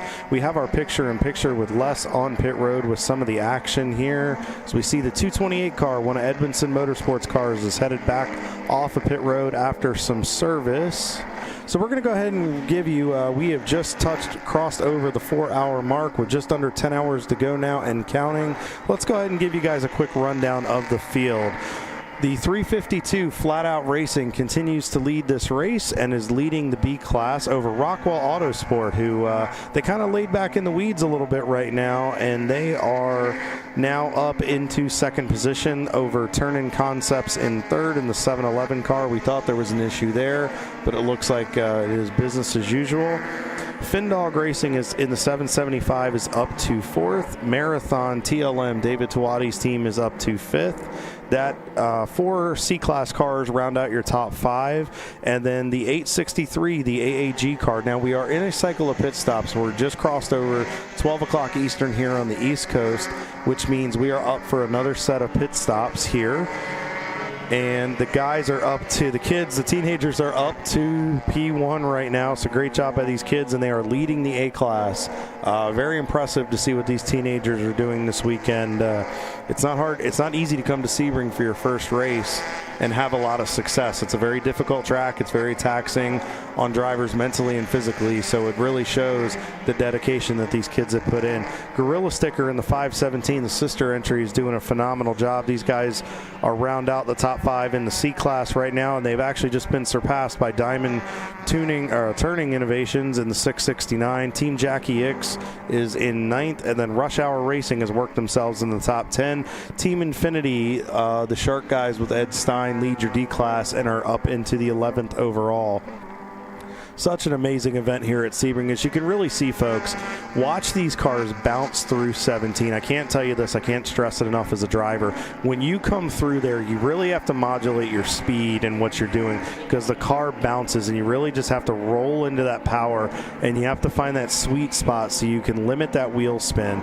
And sometimes as you get into the heat of the day, you may have to adjust your air pressure, because if you overinflate the tires, they build up too much heat, you'll get a lack of forward bite where you're not going to be able to do anything, and it makes it a lot harder to be able to get any type of grip. And then you come onto this front straightaway right here, and you want to try to maximize that speed as you come onto the start-finish line and complete another lap. And you try to go again, and then you have to get a good run down the front straightaway, and you actually cross the track. So you see the cars come out of 17 all the way up against the wall, and then you want to point the car kind of straight, and then you just kind of ease the car over to the right side. And it's very wide on the front straightaway, and then it kind of narrows as you get down into turn 1. You see a lot of 2-wide action, a lot of 3-wide on the entry, and then you kind of have to get back in line and figure it out. So good morning, good afternoon now on the East Coast here for everybody who's tuned in so far. Thank you guys so much for being a part of ChampCar.Live. We greatly appreciate it. So many, 350 of you watching right now. Please make sure you smash and like that subscribe button, and make sure you guys hit the likes and everything, and make sure you guys check out ChampCar.org and go, and all of our sponsors and partners in ChampCar. We really appreciate you guys supporting them, because we know those marketing dollars are going to get returned to us here. Let's go ahead and go for a ride on board with Average Joe's, as they're still in the action here. So we got our running order back up there. 9 hours, 51 minutes, and counting down to 10 p.m. Eastern tonight when we take the checkered flag. Let's take you guys for a little bit of a lap here. So right now we're coming through the 3-4 combination. He's using a bit of curb coming through 4. I believe that's Justin back in the car based on the gloves. So you come through turn 5. He uses up all that racetrack. He didn't put his right sides up on the curb. So now you're grabbing 4th gear, building speed as you come through Big Bend in turn 6. And then a little bit of a camera freeze there under the bridge. And then he comes to the Mobile 1 bridge right here, which is the pedestrian bridge. And then you want to get on the brakes really hard, get the car down from 5th, 4th to 3rd. Heavy braking as you come into the hairpin. You can hear the tires just resisting, not wanting to go. And then you come out of 7, you build speed through 8 and 9, through the Fangio section, and then up to turn 10. You want to keep the car on the left side, and right here the car's going to bounce a little bit under braking, and then onto the entry of the corner you see the car just moving. He's got to monitor that closing rate with some of that traffic in front of him. He did an excellent job right there. Then you got to just work the throttle, get back the power, come through 11 and 12, come to 13. You want to try to straight line brake this, get off the brake, kind of roll through the corner. The car is going to bounce quite a bit. The track goes away from you on exit. Now you continue to build speed back through the gears up to 4th gear. Come down through this 13-14 section, kind of have to modulate the throttle a little bit through there. It's kind of a double apex. Now, right here in 15, you got to be really, really careful. The track will go away from you as the camera froze a little bit there. You use a touch of curb. You go out a little bit wide, and then entry into 16, and then you get ready for that long run down the back straightaway. You really have to maximize that. You want to give up a little bit on the entry, and then you want to get a smooth run on the exit as you head down the straightaway. As you see him chasing traffic down, he's going to go up to 5th gear here, going under that new bridge that Matt and Wayne talked about, our track presidents, earlier in our broadcast. Now you slowly get on the brakes. So this is kind of tricky. You slow down, and then you kind of make the first shift. Well, he tried to make a move there, but he wasn't close enough. I think he thought better of it, which was a great job. Coming up out of 17, and then you just build speed there. He lost a touch of momentum as he and Rockwell in the 41 car, one of the 3 entries this weekend, trying to work through. And then he's a little offline here. But the good thing is about one being kind of a sweeper, you can work through it and you just hear him rolling back to the power. He's got that thing legged out. Gonna have to get on the brakes here a little early as he's through 2, back to 3. And they got to be really careful through here. He took a very, very big move right there. He's just really trying to get through traffic. He's showing some patience, but you can tell he really wants to get the car back to the front. You can just hear him getting up through those gears. You can just hear that Miata screaming. I had the pleasure of driving Justin's first car, the 1.0 version of this car. It was an incredible piece. It had a lot of speed. The handling was great, and Justin put a lot of development into it. And these guys are doing a great job, and they just continue to do a good job with their recovery. Let's transition back over and check on David Tuwadi and his guys at TLM Racing as they try to chase down. Big slide right there from the Shark. Wow, nice save. Not sure who's in the car, but great job. Usually that's a 3-driver lineup. Usually that's Ed, Louise, one of their drivers that flies in and races with them, and then David Costello, who's a Florida resident here at Ormond Beach. He usually tends to drive with those guys. That's an automatic transmission car with that Infinity. So I wonder if he hit that downshift a little too quick, or just maybe might have just gotten a little bit of wheel hop there, but he did a masterful job of recovering. You can see TLM really close back up on him. You can see he's trying to just monitor his closing rate. He saw the car get sideways before, so he knows probably don't get right to the bumper. He'd rather get right here, get to him. The problem is he just doesn't seem like he has the legs right there to get through the corner. He just doesn't have the pickup to stay with it. That Infinity has incredible torque where it just picks up, and you can just kind of click and grab a gear and roll with it, and it looks like he was just able to get a better run down the straightaway as they close in on JB Bugs. It looks like he has the legs here. I'm not sure if something's going on here. It looks like he just has the legs there at the top end as they go by the 525. Still working by JB Bugs and the Super Beetle. Yeah, it looks like some of the other cars just tucking in behind him, but that TLM car really is strong down that long straightaway, Ullman Straight. Now onto the front straightaway. Ready to start another lap here at Sebring International. And look at that sky, just how beautiful it is. They call it the Sunshine State for a reason. Yeah. Nice pass down the inside by one of the other BMWs. Picks up that early apex and out to the exit, all the way out to the curbing. So we got a request, Avenue Garage. It said they're not showing up here for some reason. Let me see if I can get you an idea of where they're running. Now we got an EV out there on the track, headed under the bridge, and I'll take a look here and see if I can find out what's causing that. So Kimberly, they're still running. They're doing a great job right now. They're 3rd in the B class. They're in 16th in the overall right now. So so far so good. Click through your order again. Maybe refresh your stream and your page here. Might have a little bit of a hiccup with your internet there, depending on where you're watching from. But we've still got them loud and clear here in the running order, and so far they're on the bottom step of that podium. So it looks like somewhere over in turn number 8, we've got a car stopped off of the racetrack. Driver's right is the report. And it's the trophy wife racing in the news again, unfortunately. So that's the report we have there at 12:13.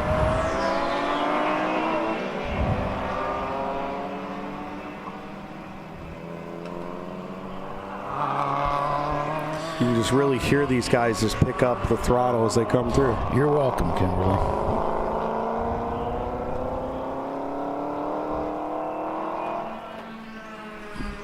Back on board with JB Bugs Racing in the VW Super Beetle.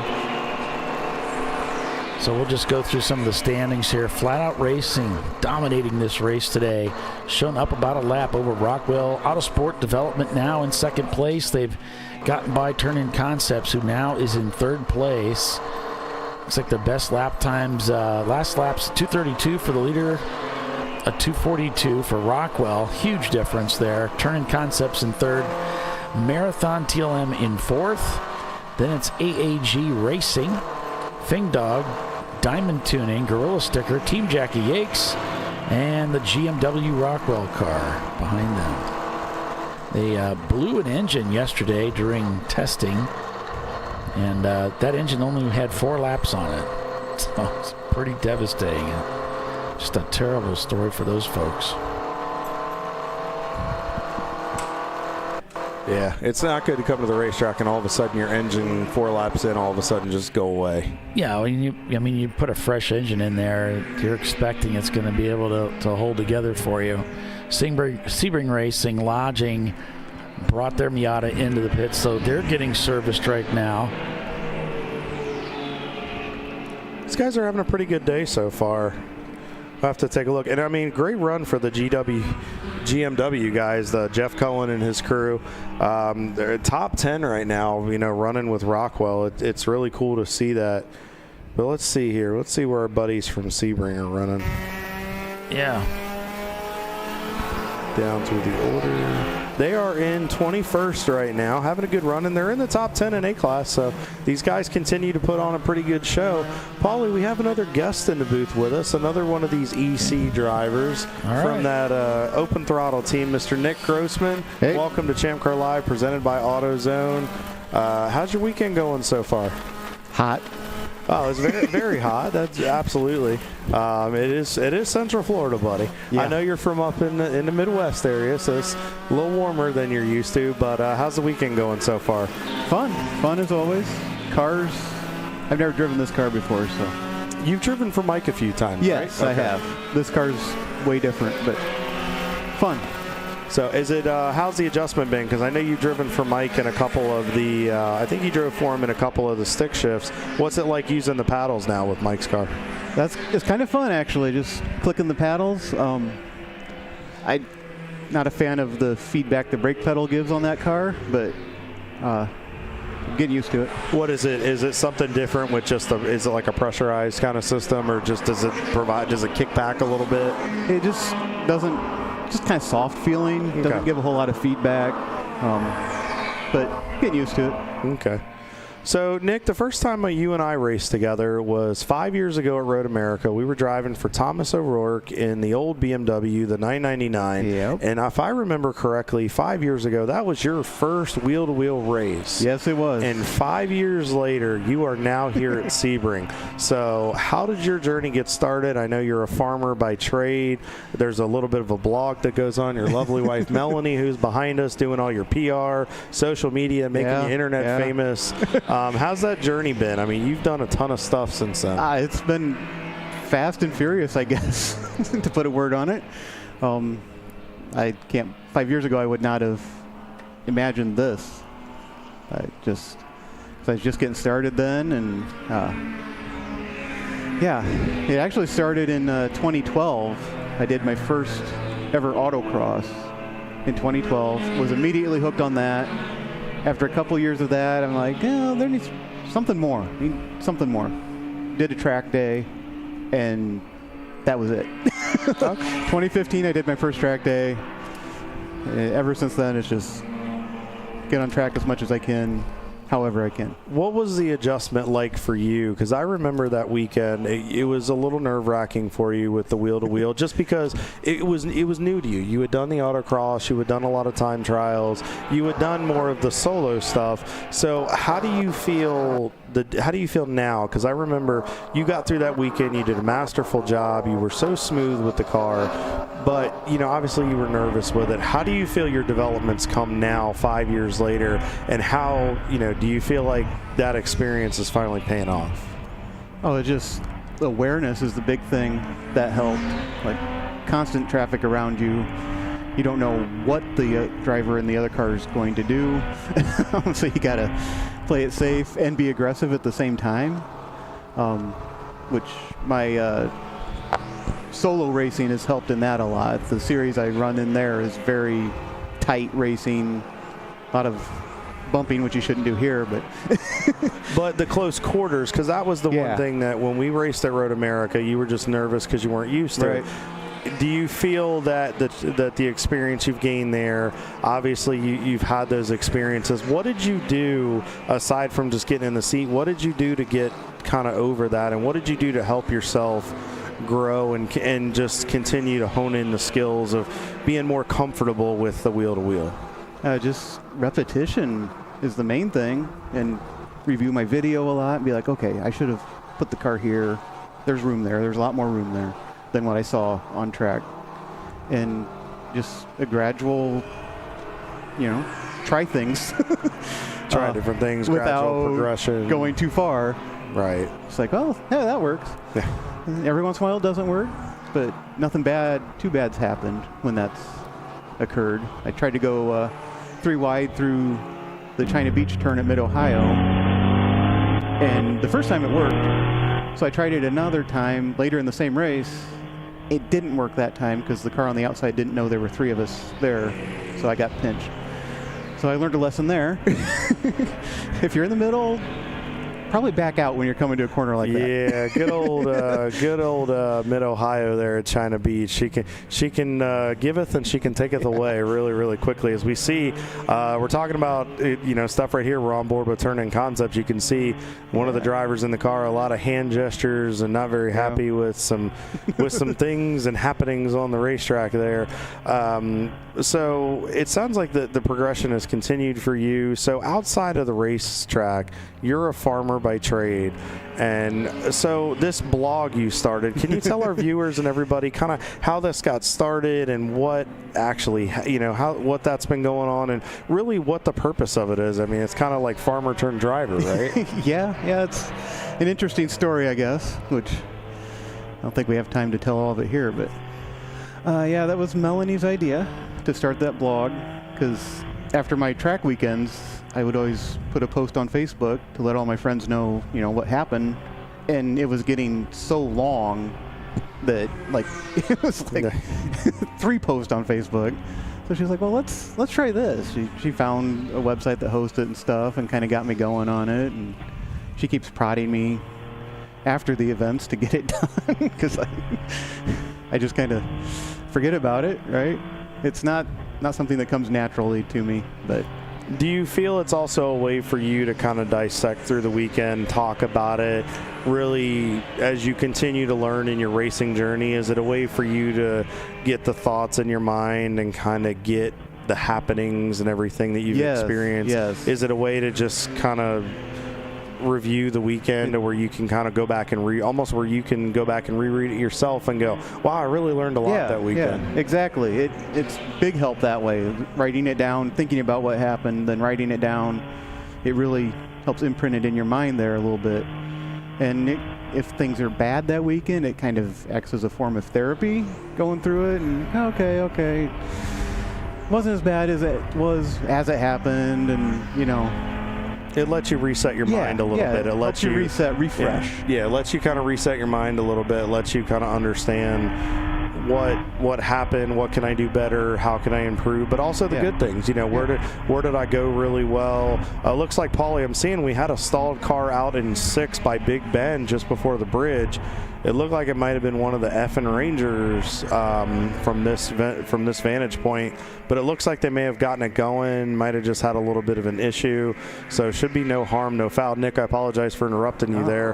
Do your job. We try. There's things that happen that that try to prevent me from doing my job and everything, but we're still here. But so you've been doing this for quite a while. You seem to have a love for Champ Car outside of what you do with NASA Great Lakes and whatnot. So what's your yep, absolutely. So what's your 2026 looking like, and when are we going to see you next on track? 26 is busy. NASA's doing their championships here at Sebring next fall. So I'm like, okay, let's go to Sebring as many times as I can to learn the track.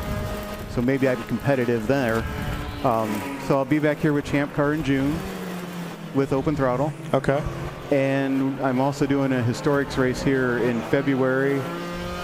And other than that, it's just the NASA Great Lakes schedule so far. Uh-oh, looks like JB Bugs is having a problem. It looks like it kind of skirted to a stop there. Looks like he's trying to get out of the car. He was able to get to a hiding spot. Not sure what happened.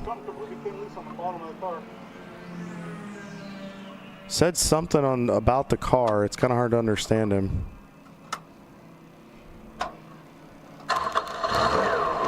He got it fired. He was able to cycle the car. I'm thinking he might have lost drive in the car. Maybe he's having a clutch issue or something. Reason being, folks, is he can fire the car up. The car fires with no problem. But when he puts it down into first gear and he tries to go, you can hear the rev up. And then the car doesn't want to go, which leads me to believe there's a drivetrain issue. I wonder if maybe something came out of it or whatnot. Yeah, it looks like he knows it's not going to move. So he's gone ahead and shut it down, and then he's just going to wait for some help from the safety and race recovery team to get back to his paddock position. So tough break for those guys. These guys have worked so hard. Paul and the team, they just were so excited to be out here and have the Bug and have the Beetle be back part of the show. So this is a heartbreak for these guys. One of the crowd favorites, Paul. He always is. So Nick, we don't want to take up too much of your time here. We want to let you get back down there and be part of your team. So obviously it sounds like you got a busy 2026 ahead. Yep. When is your next Champ Car race that we'll see you at for this year? And then if anybody wants to find that blog, where can they find that farmer's blog? Oh, geez. I don't know the answer to that question. He's consulting his production team behind us, which is his wife, Melanie. She is pulling up where we can find it here. He's a typical driver. He's unprepared. He's like the rest of us. So his production team and his PR person is going to save him and make him look like a hero. And I kid because I care and because he's a former co-driver and he's a friend of mine. So she is pulling it up. There we go. She's giving him the notes. Thank you, PR person. It is at fastfarmer.blogspot.com. So let me type that in the chat for everybody. So hold that up for me. So it is Faz. That's an S. She typed it wrong. Okay, so fastfarmer.blogspot.com. Yep. So if you want to check that out, that's Mr. Nick Grossman, and you're based out of Indiana, correct? Yes, Northern Indiana. Northern Indiana. All right. So Nick, thank you very, very much. Now, when do you go back in the car? About 2 o'clock, I think. About 2 o'clock. All right. Well, Nick, thank you so much for coming up and joining us, sir. Are there any sponsors or partners, real quick, that you would like to thank that make this program go round for you? My wife. I was going to say, if you don't thank your wife, none of it would happen without her. Exactly. Anybody else that makes this thing happen for you? So that's really the main one. I mean, we have an RV storage thing we run. Okay. That helps, but we're always full, so I don't need to really advertise that. Okay, fair enough. So if you have any RV storage needs and need some help, you can talk to Nick if you see him in the paddock, and his wife Melanie. She's wearing a Camaro hat, can't miss her with glasses. They can hook you up with that if you're up in the Indiana area. But Nick, good luck. We wish you the best when you go back in.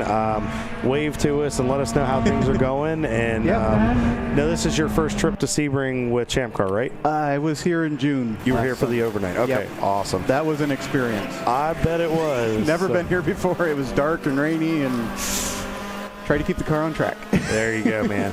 All right. Well, we're going to let you get out of here, man. Yeah. Happy New Year. Good to see you, Melanie.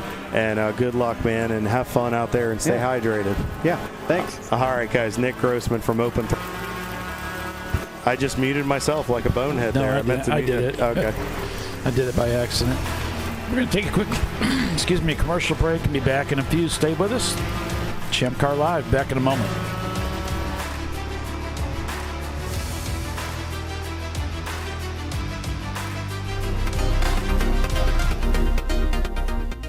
Welcome to TireRack.com, revolutionizing tire buying since 1979. With our unmatched selection of branded products, finding what fits your vehicle and is right for you and how and where you drive has never been easier.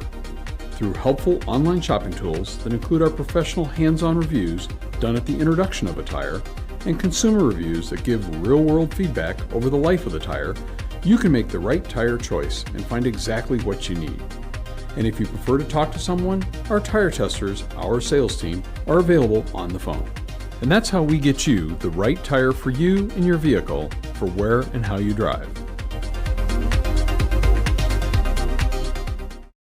Dave's twitch is bad. That's because his wipers need replacing. But he went to AutoZone, where a friendly AutoZoner guides him to the right wipers and makes sure everything is working smoothly.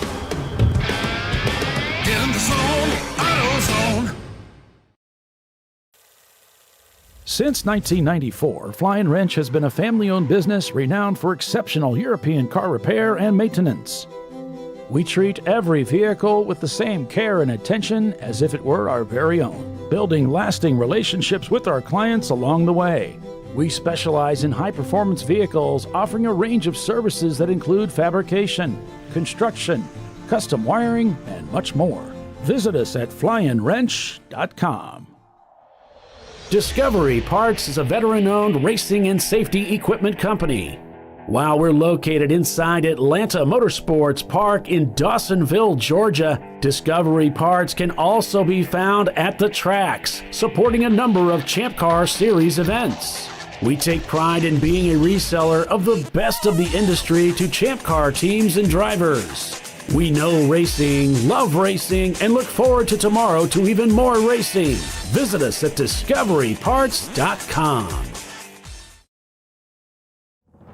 Lifeline's continuous commitment to research and development ensures that we supply the most innovative and cutting-edge products available, used by the majority of the world's motorsport championship-winning drivers, teams, and constructors. Lifeline has a stringent and proven history of success. Lifeline's continuous commitment to research and development ensures that we supply the most innovative and cutting-edge products available. Lifeline's 0360 systems are the result of over 7 years of intensive research and development using 3M's Novik 1230 environmentally safe gas extinguishant.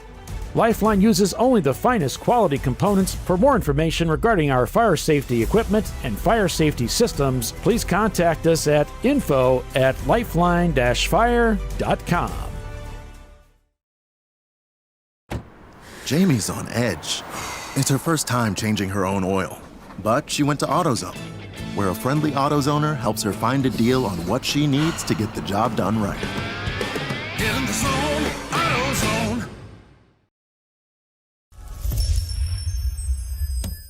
Frozen rotors from Diversified Cryogenics deliver increased performance and a higher level of safety, while significantly reducing braking system costs. So to tell you a little bit about the durability of this product.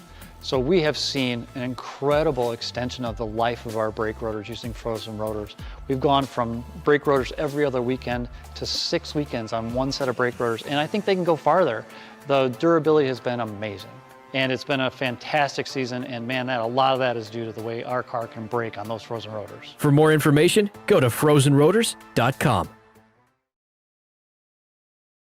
Sentinel is a comprehensive motorsports video solution incorporating live streaming, local recording, 3 cameras with picture-in-picture, flag status, and much, much more. Stop playing with multiple solutions. Sentinel handles it all, including timing and scoring, vehicle data, graphic overlays, adaptive bitrate encoding, network bonding, and more. Sentinel is the solution to sharing your motorsports experience with your friends, family, sponsors, and the world. What are you waiting for? Get your Sentinel today and never miss an on-track moment. www.sentinel.racing. Ricky's truck is having trouble starting. So he went to AutoZone, where Joseph, a friendly AutoZoner, totally understands. He points out AutoZone's many free services, including battery testing and charging. Less delays, more free services. Get in the zone, AutoZone.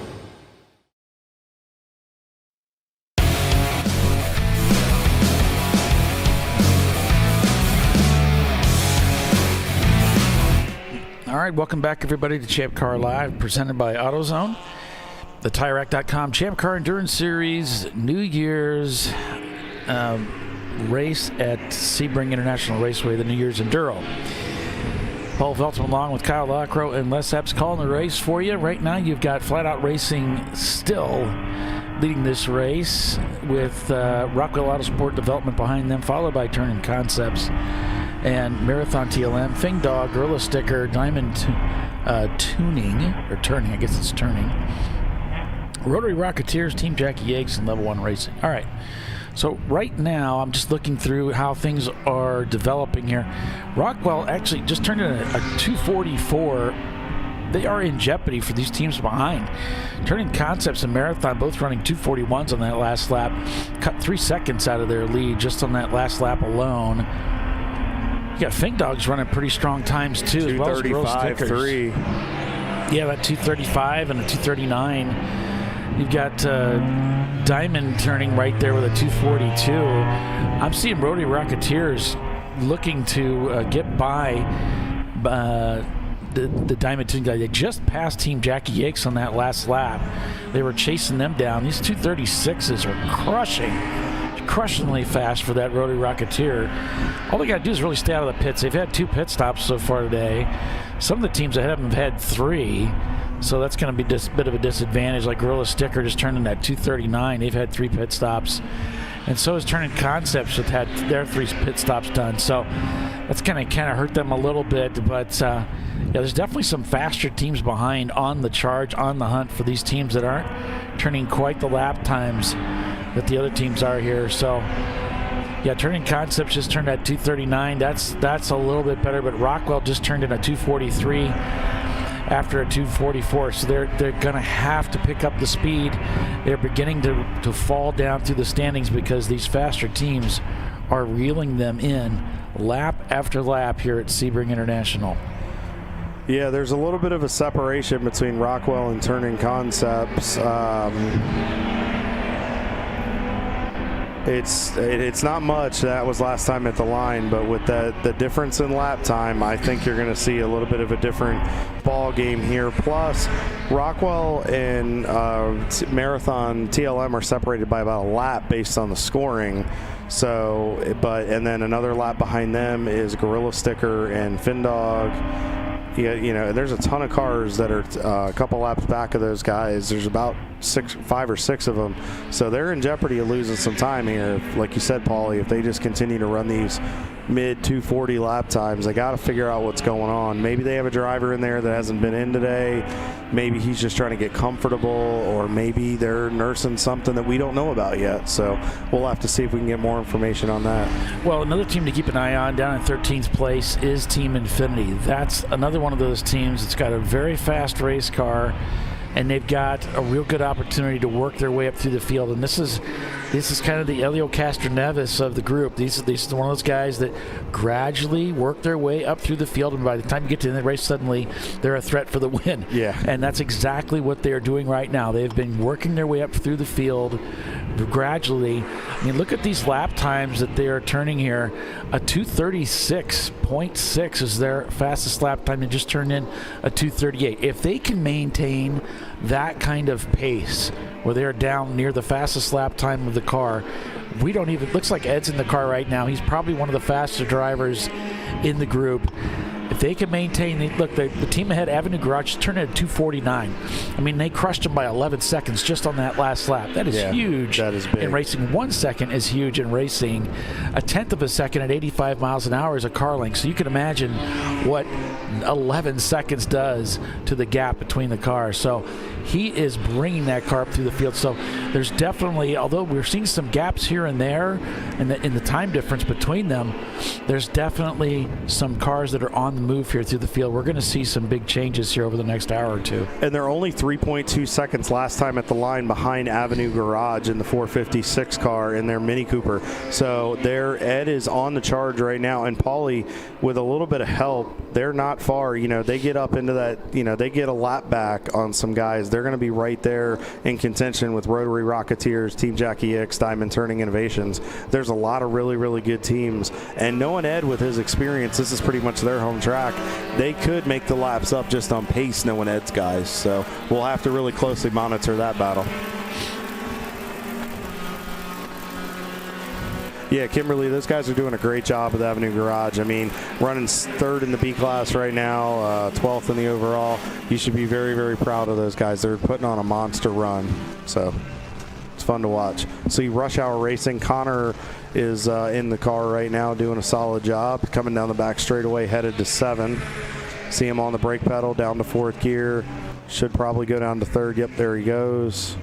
Taking a wide entry into the corner here. And the reason he does that, like I talked about earlier, is you want to take a little bit of a wide entry to then get back to the power, open the wheel up, and not have to lift again pending your grip level. If you can just roll into that power and start building speed, it really benefits you as you get the run from 8, 9, and then into 10 into the brake zone. You just look at the clouds here. It's just a beautiful day here at Sebring. Once again, we seem to say that a lot when we come to Sebring to go racing. It is an outdoor sport. Anything can happen. We had a lot of fog this morning, but it didn't delay the start. So you never quite know what's going to happen, but another great day to go racing out here in Champ Car. As the cars work their way through turn 7 and through the twisty part of the racetrack, it's almost so many turns that get lost out there. There's a lot of turns here at Sebring, 17 corners, but a lot more turns than that. If that makes any sense to you, type it out in the comments what that means, because I still don't get it. All right, so I want to give an update here on the Findog guys. That's our 4th place C-Class car and our 5th in the overalls. We see TLM, close fight there with Sebring Lodging Racing. Wasn't able to get by him right there. Nice heads-up driving by both parties. And it looks like he's able to get on the pace there. So the Findog guys, a 775. It's a blue Porsche Boxster. Jason Hendren started the car. Scott Schubel was in, knocked off FTD fastest time of the day. Shout out to his wife Sarah watching at home in North Carolina with their little girl Robin, sending their love from the racetrack. They appreciate the fact that they're watching. So make sure you guys tune into ChampCar.Live. We appreciate it. And good luck the rest of the day to those guys at Findog Racing. Looks like the Mini Cooper, that might be our Avenue Garage guys. We'll have to see here. There are 2 minis in the field today. Well, that's kind of the thing that happens, you know, when you start getting faster and faster and faster, you're finding the edge. And then if sometimes you push a little too hard, the confidence gets really high, and then you lose it. And then you're like, oh, okay, so that was the edge. All right. Well, that's one of the nice things about racing, both in Champ Car and at Sebring, is there's a lot of runoff room. So if you make a mistake, you could bump into a guardrail, or you just end up off on the cement pad somewhere. And that looks like that's what happened here. Yeah, and also too, Paulie, let's add on to that a little bit. The ambient. Remember, we talked about Sebring gets very hot, it gets very slick. That portion of the racetrack, when it goes away from you, you don't have a lot of grip there to start with in really good conditions. But as the ambient goes up, it's 76 degrees right now, Paulie. We're slowly approaching the hottest part of the day. It's estimated to get up to about 78 degrees today. Who's to say if they've been pushing that car really, really hard that they didn't just overstep that boundary? And it looks like they're headed into pit road. Yep, looks like they're they brought it into the pits. So there might be some concern with the way that the car's working right now. Thanks for confirming that, Kimberly. We greatly appreciate that. We just didn't want to speculate until we're sure it's hard to see. Far be it from us to speculate. We would never do so. We're not those type of people. Unless it came down to ratings, we would never do so. We would never do that. Far be it from us. So head into exactly. the pits there. See, Section 8 Racing just came back out onto the racetrack. There's, looks like there's a few mini. Yeah, there's the 456, and then there's the other Mini Cooper that is in the field today. They're getting some service. We just saw the 456 come in. We got all kinds of stuff going on. The other car is the 83 car. That's the Buzzin' Hornets car. We haven't talked about those guys today. Let's take a look in the running order and see where those guys are running.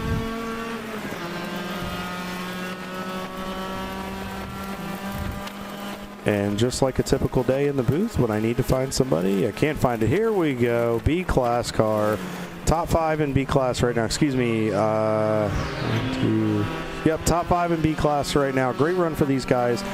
21 spots in the overall. They started up front by the draw, but they're down 15 spots. But again, that's where they started. We don't qualify here in Champ Car, so that may not be indicative of what they've done. It looks like they've had a steady race so far. So good run for those guys, getting some service, swapping drivers, and headed back out there. And yep, minis stick together. Just ask John Wittenauer and the John Allen Special and all those guys. They all stick together. They'll beat up those little short wheelbase cars. Will beat up all those guys that tend to drive the bigger cars, and they wave at us when they pass us. They're real mean about it too. Ask Les about it. He drove the John Allen Special at Road Atlanta. He very much enjoyed his experience, and he even said the short wheelbase was something he had to get used to. But he said it was a ton of fun to drive. So as we're back on board with Average Joe's in the 2.0, Justin Garvin back behind the wheel. Probably going to try to outbrake here. Yes, he does. Successfully done. Justin's from down here in Florida, and this Sebring's one of his 2 home racetracks here in Daytona, so he always likes to come down here and throw the gauntlet down, especially at home. A lot of bragging rights on, and I'm sure Holly and everybody are watching for him. All of his friends and other family that he's got down here, so they're supporting him like they always do. See him grabbing 4th gear right there.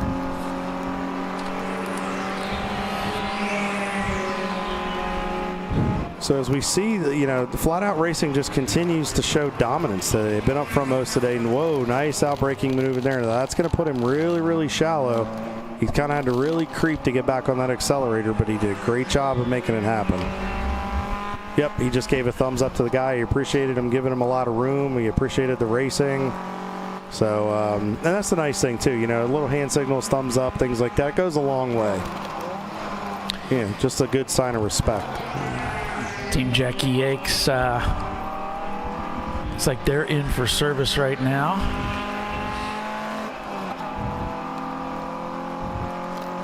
And it looked like I thought I saw the Mini Cooper heading back out. Yep, there they are. Heading down pit road here. They're going to be rejoining the race. So Edmondson right behind them as well in one of their cars. Must have done just a standard driver change, refuel. It could have been the lap. That was like his in lap. Maybe they say, why don't you come in right now? And might have distracted him just enough to where, he lost some focus there and found himself off the racing surface there. So it does happen. You can see really Justin grabbing a handful of wheel right there to get through turn 16.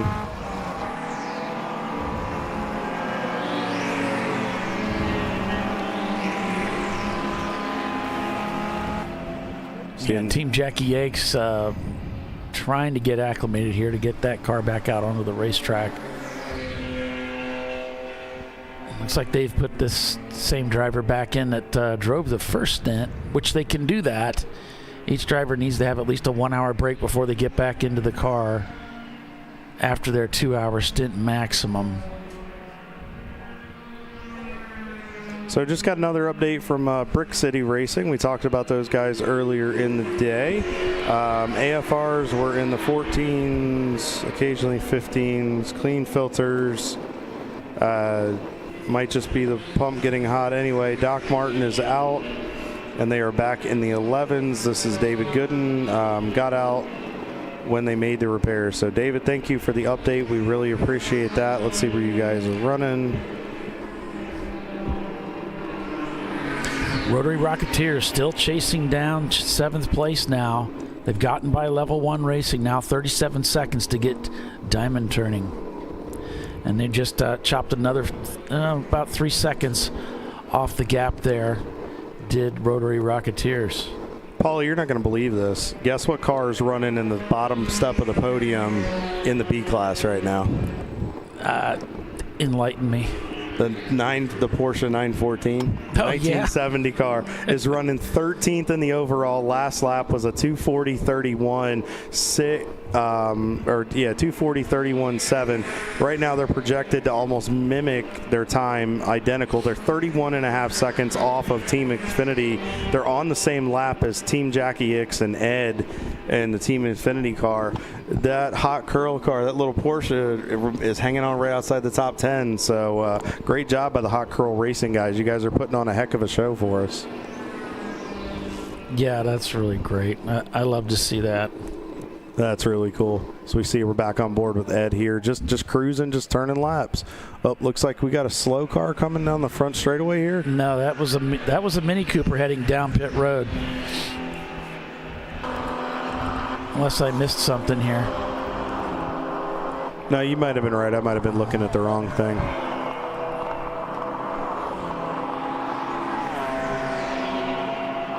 You can just see these guys. You just see the speed they build down the front straightaway.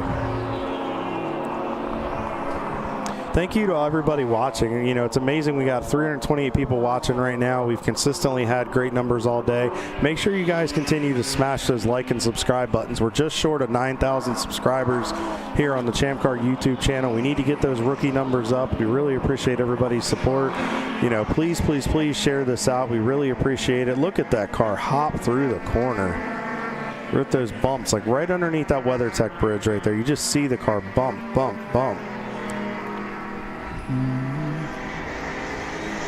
Yeah, some of these cars have some stabilization built in, but when you look at the driver and the way they're getting shaken, then you can see just how rough this racetrack is. And it's really, as we met with Michael was his name, he was talking about how that's the characteristics of the racetrack are that's why people come here. They like that character. Yeah, I mean that's a lot of what is the history. The fact that you're running the same layout and you're running on the same and you're running on the same type of material that, you know, Juan Manuel Fangio and AJ Foyt, Mario Andretti, Dan Gurney, Scott Pruitt, Hurley Haywood, Wayne Taylor. I mean, the list goes on and on and on. Elio Castroneva, Scott Dixon, the history, you know, Graham Hill, all these historical drivers have run this same layout here at Sebring and, you know, essentially kind of on the same surface. So it really, if you can run here, again, I said it earlier, you can run anywhere. But Flat Out Racing continues to show dominance and has a 3-lap lead. Their last lap was a 2:27.53. Best lap, and then last lap was they're running almost identical, and they've just turned up the wick in the last little bit here. They're 3 laps up on Turn-In Concepts and Rockwell Autosports, and then they just continue to increase the gap to the field behind. Paulie, we saw this dominance out of this team. I believe this is the same team. Almost a little bit of contact there between one of the open throttle cars, and it looked like a Miata. I think they got through it with no harm, but that was really, really close. And that's that side-to-side contact that they talk about. You got to be really careful about. But they just continue to run these times. Paulie, can they run these times all day long and continue to do this and not break with the abrasiveness of this racetrack? That's a huge part of this racetrack is the ability just to endure it. And that makes this heavy race lockup so right there. difficult. Yeah, definitely locked up hard. Tried to turn and keep from smacking him, but had to lay on the brakes at the same time. And dude, there's only so much a car can do. The physics just wasn't there. Locked up the fronts for a minute. That was EJ Racing in the 504 car. Heavy lockup. The car behind him, I'm not sure who it was, but did a masterful job of pulling the crossover and getting underneath of them and continuing on. TLM, David's guy, the David Tawadi's guys just continue to be right. They've been in the heart of a lot of this madness today. So sorry about that, Paulie. Can you finish what you were talking about there? I didn't mean to interrupt you. I don't remember much about it. I don't think anybody else does. Everything's fine. Going by, as you see him working through Reeves Racing right there, I believe that's Edmondson in one of their cars. They have 2 entries here this weekend. Nice job playing 3 right there into turn 1. You can just see the car bounce on the exit there over those bumps.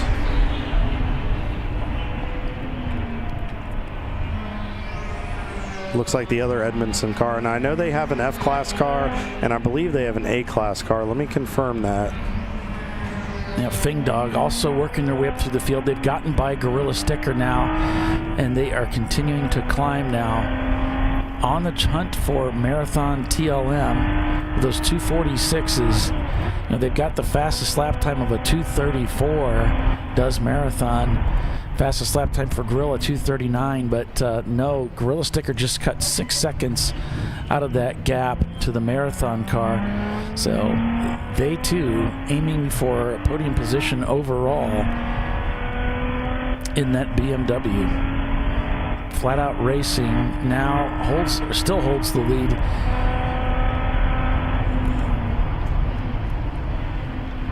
And if I'm counting, let's see if I'm looking at this right. Looks like we've turned 86 laps so far today. We have. You are correct, Paulie.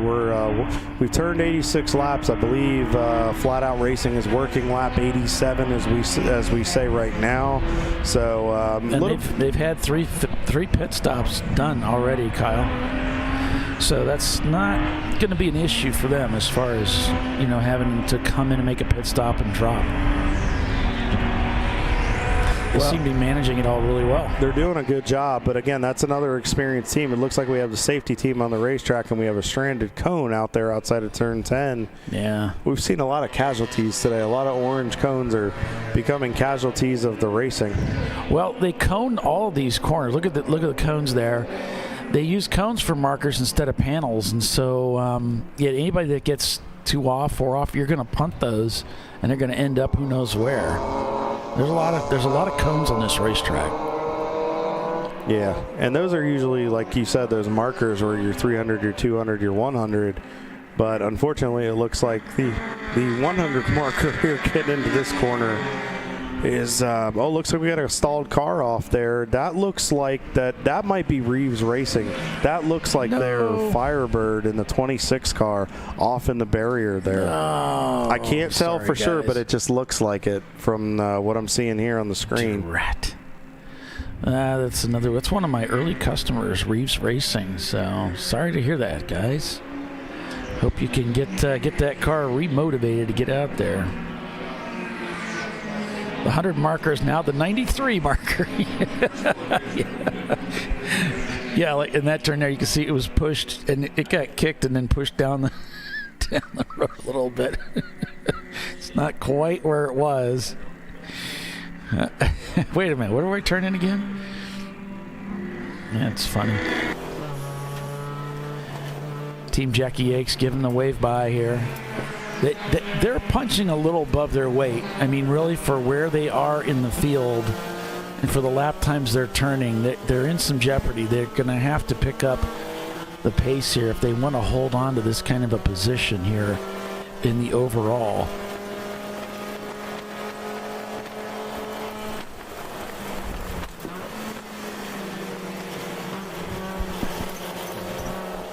You see that agents slide? Want to know who they're listening to.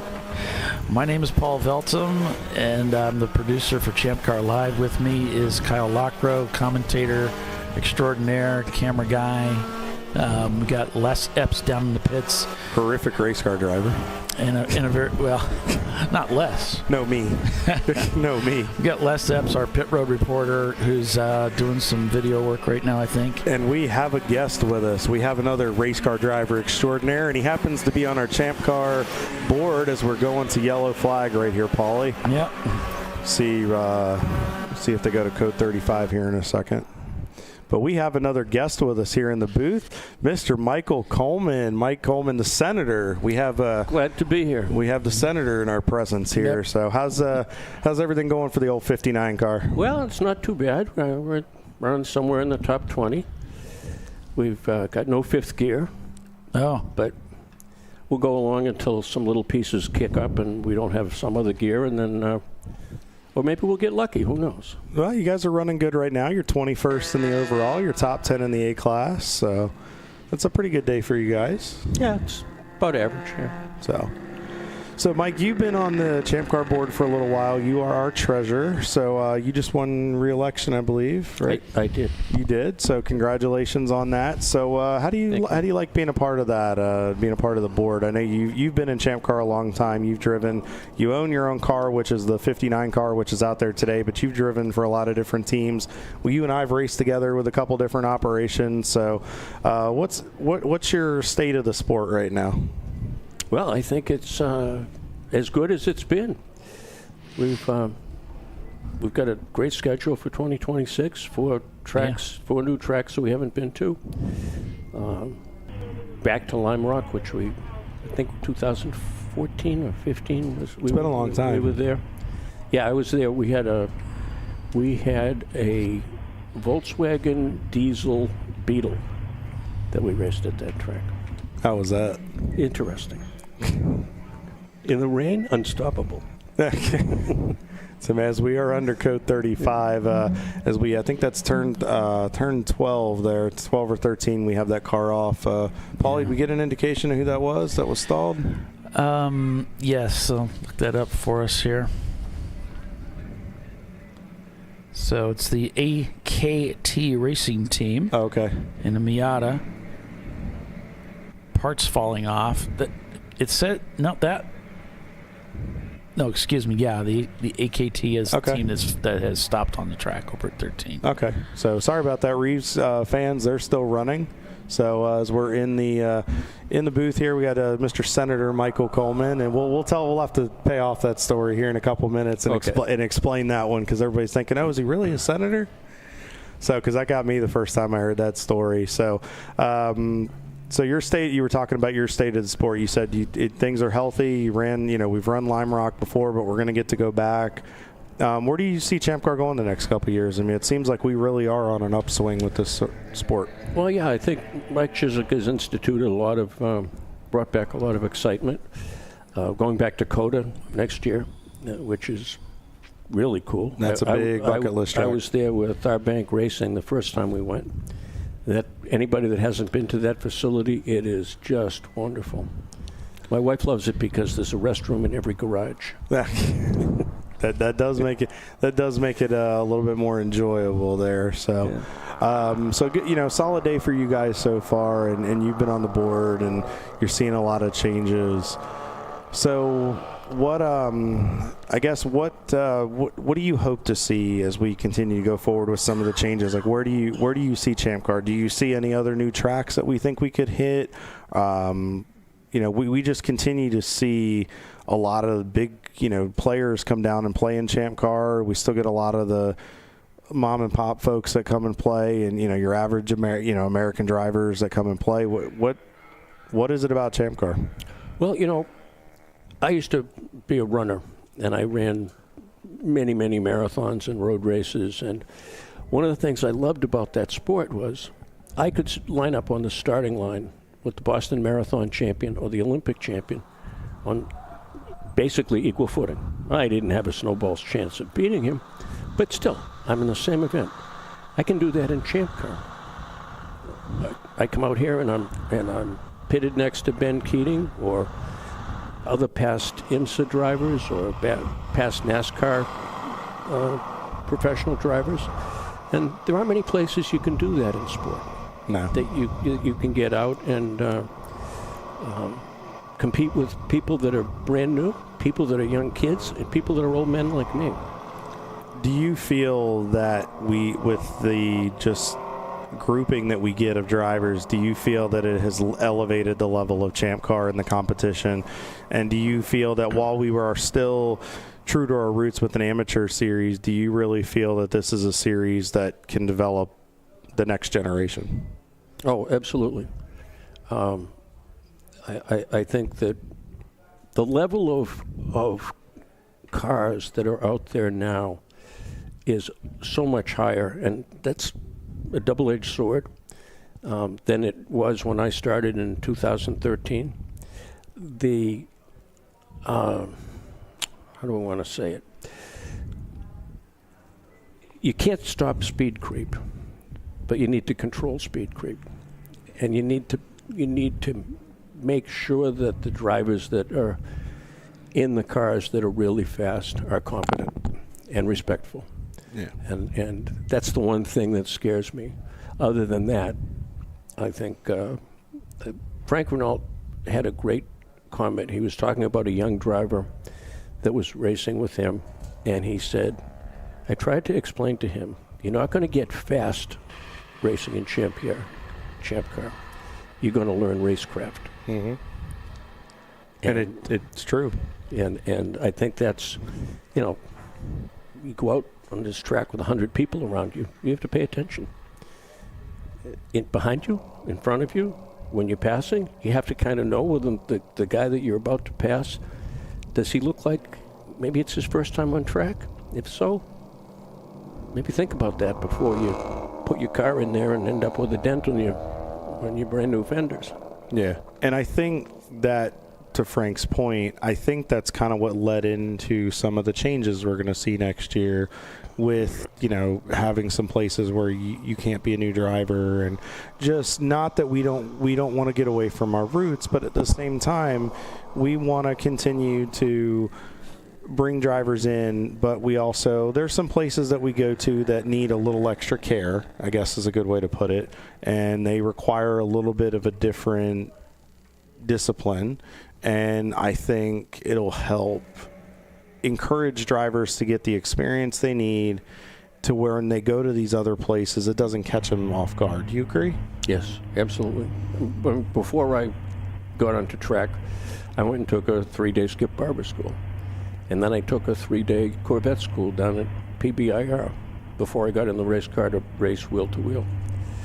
And mostly because my wife said to me, I kept going to the Rolex 24, and I'd come home and said, those guys are having so much fun. And she said, well, before you need a nurse to help you get in and out of the car, why don't you go take a driving school and try it? And that was, I think my next event will be my 100th Champ Car weekend. Wow. You've done that's, the fact that you've been doing it for you race a lot. I remember one summer when you and I were racing together, you were up and down the East Coast. I don't know, because with you and Lori both being retired, your wife, you guys were traveling all over the place with Oliver and in the truck. And how many events did you do that year? Because we raced together in 22. What'd you do out of the 20-some events? What'd you do, like half of them? Oh, I think the most I've done in 1 year is 13, 14. Okay.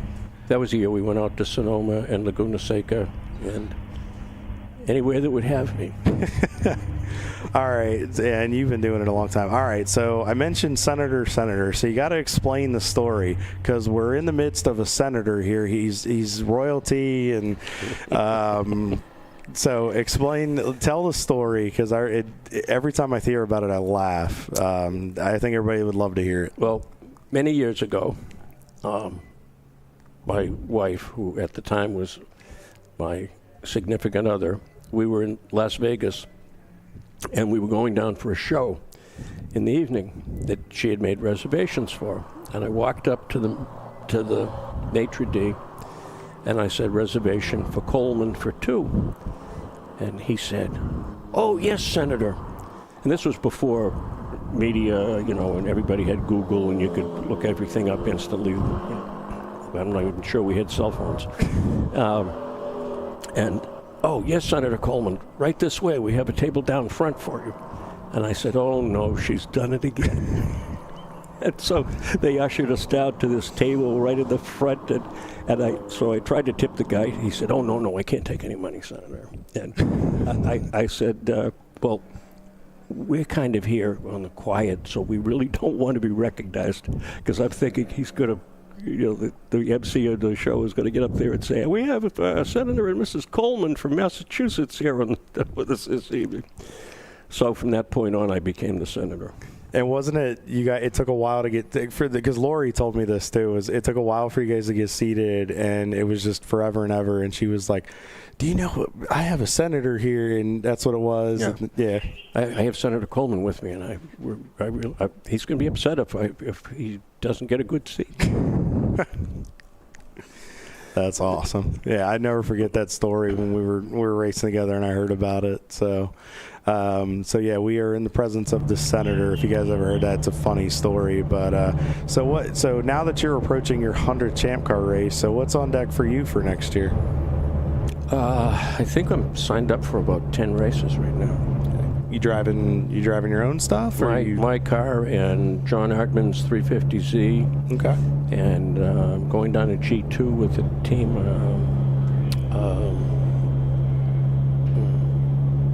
Jay Johnson. Okay. Yep. In a Miata down there. So it sounds like you're going to be a pretty busy man next year. I hope to. You hope to? I hope to. There you go. So G2, and what other tracks are you looking at doing? Obviously here at Sebring, Daytona. Road Atlanta, Sebring, Daytona, Watkins Glen, Lime Rock, Coda. Because that's home for you pretty much, right? For you and Lori, right? Massachusetts was, yeah. We're down in the Daytona area now, but we in Plymouth, Mass, most of our lives. So it was nice when we were up there. I had my car up in Massachusetts and John Hartman's car down here in Palm Bay, Florida, so we could go back and forth, and they could come up and run Thompson and Watkins Glen, maybe Pittsburgh, and down here we could do Daytona and the Sebring races, and then we screwed it up and moved down here. So now I have to haul the car all the way up north to do the races up there. Yeah, but I'm sure Lori would agree. It's been much nicer to be down here in warmer weather, and yes, as well as I know your wife. So, yeah. All right, Mike. Well, we'll let you get back to it. Well, thank you for coming up and joining us on the broadcast. Thanks for having me. I just have to say, you guys are doing a spectacular job this year. Thank you. It is really, really top notch, and I hear that up and down pit road. I hear that from everybody I talk to. So you're saying that the board's not going to fire us? He didn't say that. Nice try, though. I tried. Long pause. Not while I'm around. We appreciate that. All right, Paulie, we better pay some bills. Take a break here. Be back in a few. Be back to racing here, folks. Stay with us. ChampCar.Live. Back in a moment. You know, I'd buy tires online, but then what? We've thought about it. We're TireRack.com. They should let you ship directly to a mechanic. Actually, we call them independent recommended installers. They should have like 1,000 mechanics. Try over 7,000 installers. Then you just make an appointment. At a time that's convenient for you. This could change tire buying forever. TireRack.com, the way tire buying should be.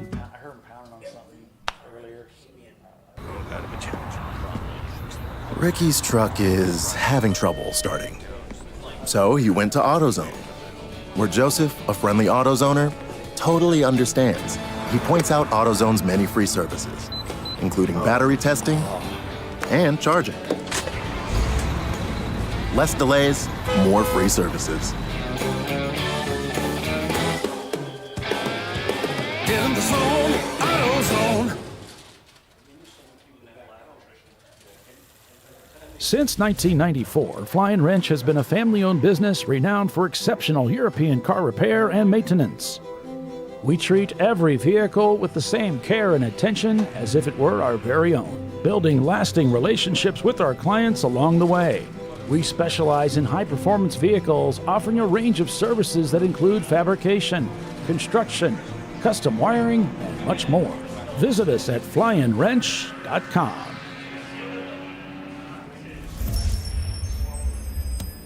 Frozen rotors from Diversified Cryogenics deliver increased performance and a higher level of safety, while significantly reducing braking system costs.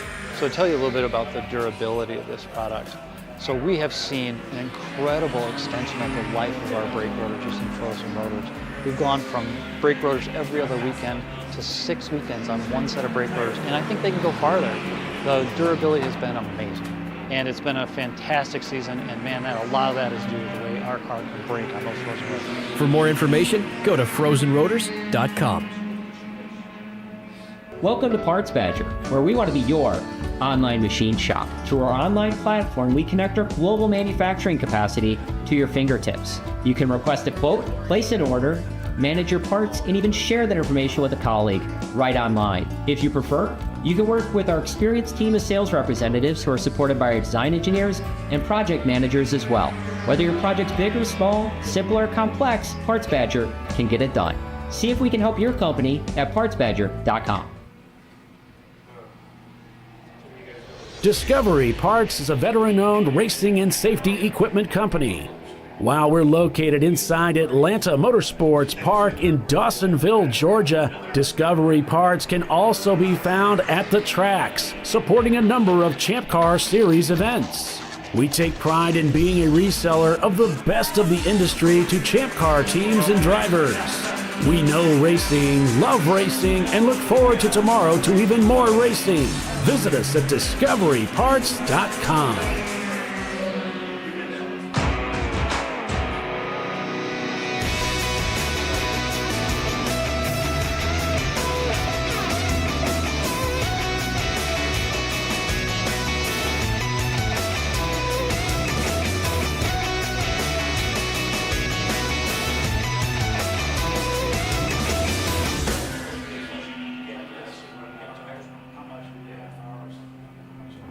Lifeline's continuous commitment to research and development ensures that we supply the most innovative and cutting-edge products available, used by the majority of the world's motorsport championship-winning drivers, teams, and constructors. Lifeline has a stringent and proven history of success. Lifeline's continuous commitment to research and development ensures that we supply the most innovative and cutting-edge products available. Lifeline's 0360 systems are the result of over 7 years of intensive research and development using 3M's Novik 1230 environmentally safe gas extinguishant. Lifeline uses only the finest quality components. For more information regarding our fire safety equipment and fire safety systems, please contact us at info@lifeline-fire.com. Sentinel is a comprehensive motorsports video solution incorporating live streaming, local recording, 3 cameras with picture-in-picture, flag status, and much, much more. Stop playing with multiple solutions. Sentinel handles it all, including timing and scoring, vehicle data, graphic overlays, adaptive bitrate encoding, network bonding, and more.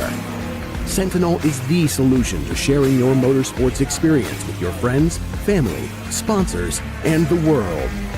What are you waiting for? Get your Sentinel today and never miss an on-track moment. www.sentinel.racing.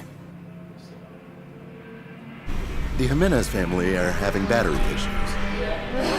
But a friendly AutoZoner tests their battery and helps them find the right Duralast battery to get back on the road. Get in the zone, AutoZone.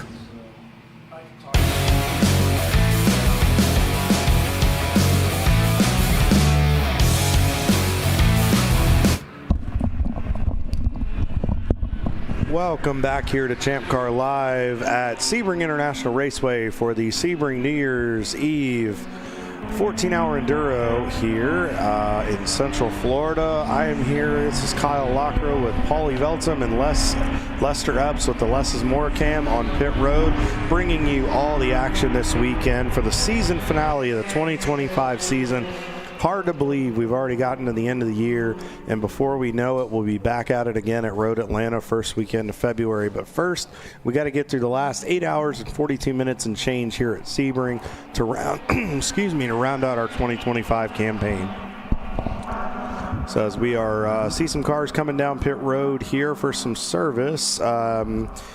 We started at 8 a.m. this morning. We just got over, we're approaching 5.5 hours. So we're slowly approaching that halfway point. So it's pretty much been the flat out racing show since the beginning. They got out to an early lead and have absolutely dominated. They have a 2-lap lead over Turning Concepts and their Porsche Boxster. Last lap for these guys was a 228 flat. Compared to a 243.26 by Turning Concepts. These guys are absolutely laying the gauntlet down, but I think about this, and I think about teams like Eddie Vedder and Rockwell Autosport, teams that have dominated races earlier in the season.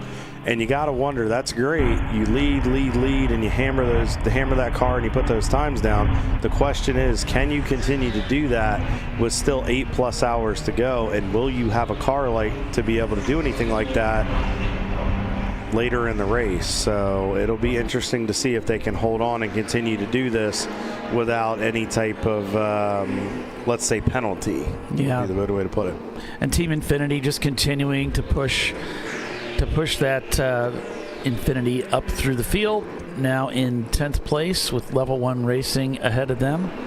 And they are gradually reeling in the field. Just turned in another really strong 236, but Ed's just so solidly consistent. Turns in a 236.64, the fastest lap time of 236.60. He's got so many laps to run. I bet he doesn't even know how many laps or how many races he's done here. And just that consistency, Kyle, that is what slices cars through the field. He is laying down these fast laps over and over and over again. Level 1 Racing is his next prey. Up ahead, they just turned in a 240, and there's just no way they're going to be able to stay ahead of him running those lap times. He's going to continue to chop away at this field, and he's going to find himself over the next, what do we got, about 8.5 hours of racing. They're going to get that car up to the front. It's just the math is just going to work out for them unless something changes here. These other teams are going to have to pick up the pace. And Marathon TLM is beginning to tumble a little bit because they just don't have the pace of these faster cars behind. Gorilla Sticker, a 239 on that last lap, as well as Diamond Turning, same lap time. So we're going to see some changes in position here. Every time they come in and make pit stops, it's a fresh driver. We don't know what their experience level is. It could completely turn around the trajectory of that team and that car. Yeah, it's going to be interesting to see what happens. I mean, Ed just continues. This is one of Ed's home racetracks. He's from the West Palm Beach area down here off the I-95 corridor here in Florida. He's, obviously just loves Daytona, loves Sebring. He loved when we used to run the Palm Beach racetrack, which was a phenomenal facility. And there we go.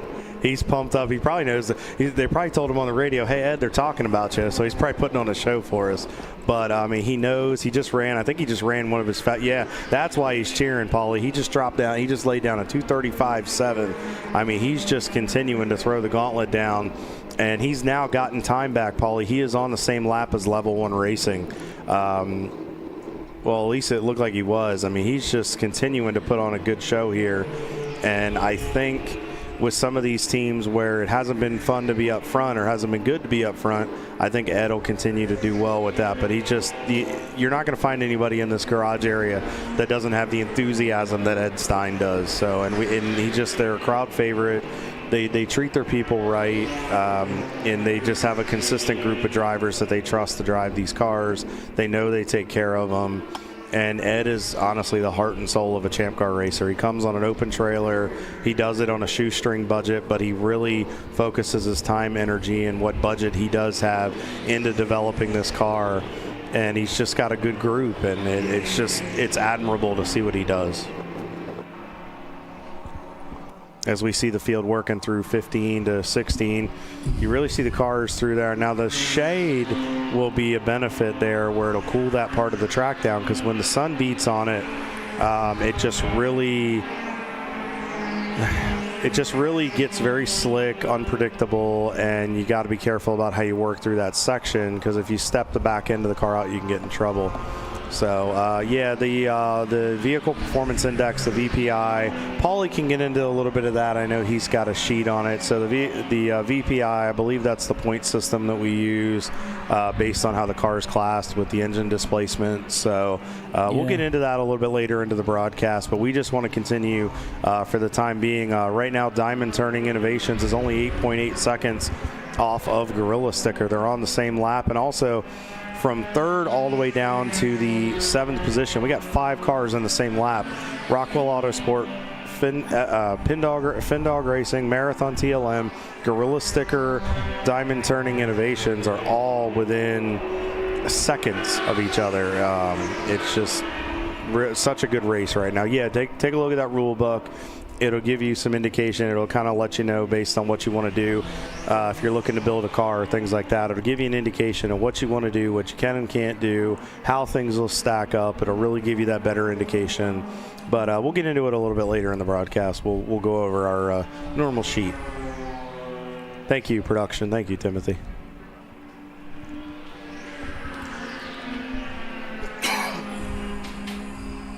Back on board here with the 863 car, Adriano Iannuzzi in for his second stint of the day. This is that trio of teenagers in that car with Autotechnic, AAG. Oh, looks like we got a couple cars off here off to the left. Looks like one of them's open throttle. The teenagers continue to have a good run today. They're running 12th right now. They're third in A-class on the bottom step of that podium, but we'll have to see. It looks like there may be some cars off the track there at 16. Oh, and 16. Okay.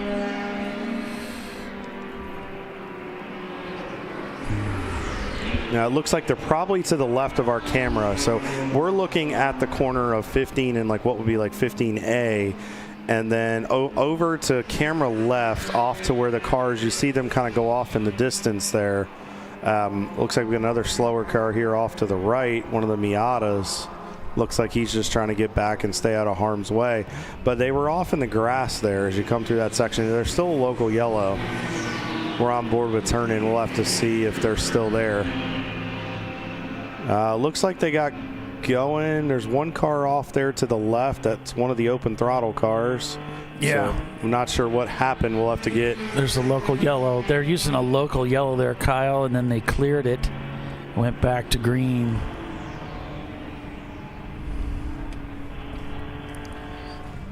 Yeah, 864 coming up now.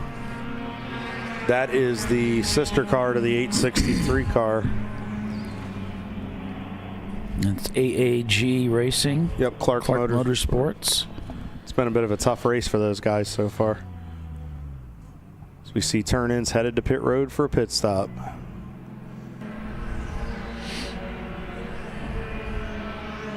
Yeah, that's awesome, Kimberly. Good luck with your craft fair stuff. That's really cool and amazing that you guys support each other in your ventures.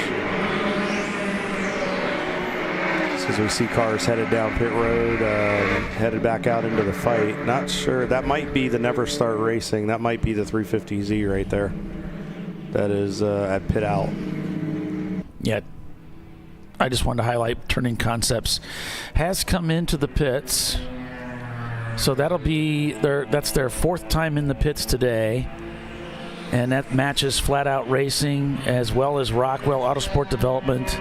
Each of those teams have been in 4 times now. They are leading the pit stops so far for this the front 10 runners. So that means they're not behind the 8 ball in any way.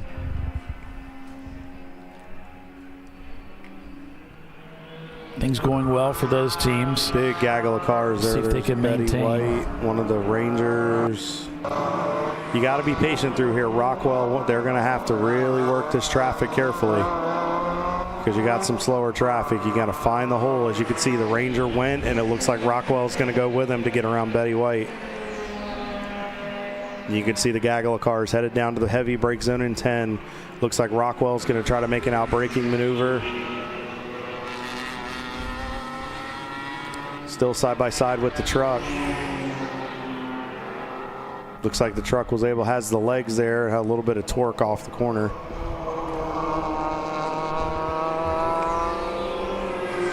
Yep, still not able to get by him. Through tower. Down through 14 now. Is that the bumper? Actually, it looks like he fell off of him a little bit. Now, I wonder if that was by design or if maybe they're having a little bit of a motor issue. Maybe they're just being conservative, knowing that they're in this heavy traffic. You can see him get right within about a half a car length right here. He may try to make the move here. Can he dive in under braking? Yeah, it looks like he's going to be able to make the pass that time. Yeah, Rockwell ran at 2:47 that last lap. That's a pretty slow lap time for them. We'll see if they can get those lap times down a little bit. Marathon and Gorilla Sticker. Marathon continuing to tumble a little bit here. that 2:48 on that last lap.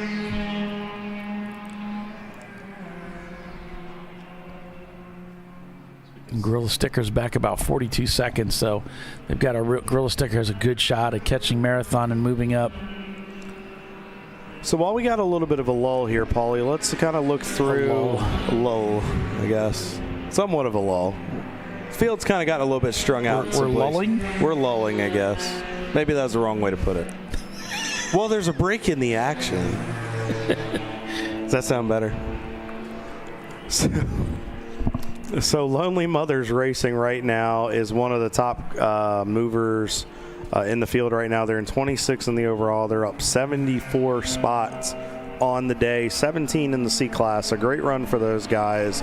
And Panzer Performance in 22nd is up 75 spots on the day. Great run for those guys. Brick City Racing, the 242 car, we talked about them a little earlier in their 1982 Toyota Supra. They're up 54 spots on the day, 13 in the C class. Even Betty White's had a pretty good day, up 30 spots in the overall and 2 in the class. In the B Cutting Line, we haven't talked about them, the 382 car. They're up 21 spots on the day. Even with all the issues, JB Bugs is still up on the day. Craft Legal and Full Send Autosport, 39 spots on the day, 4 spots in the C. Drive Trainer Motorsport, 8 spots in the overall. Pretty standard in where they're at in class there. And then we start to kind of get back into some guys that have had some issues, unfortunately. But it's been very competitive as we see. That's that teenage exuberance right there to hang on that outside, but it worked for them. They did a nice job of hanging on. They got by one of the Miatas. Still working through the traffic here. Oh. Yeah, that's where you kind of got to show a little bit of patience there. So working through one of the Section 8 cars. Now let's see, here's the battle here. You know that BMW from Open Throttle is going to have the legs. Can the teenagers get the draft to get around them? We'll have to see. Looks like TLM's going to take it 3 wide into 7. Let's see if anybody backs out. Tight quarters here, fellas. Leaves a little bit of room, does the car up ahead. Nice racecraft. Yeah. And a nice swing around the outside by the other Miata. So everybody's really exercising some good racemanship here at Sebring, leaving room for one another, yet keeping their pace up. They did a good job. I mean, really just showing a lot of patience. But you notice with the teenagers, they're not giving up yet. These kids, I don't know how that's going to, I mean, they had the run, but I think, TLM thought they were going to get by, but they were able to get through the corner pretty well. Now, the only thing you got to monitor is, as aggressive as those kids are driving that car, you got to wonder about the tire wear and how hard they're maybe beating up those left sides, because a lot of times they're leaning on those things hard. The question will be, do they have any spare tires they could slap on that thing? Based on what your tire wear is. And the only advantage could be, too, they come out of go-karts.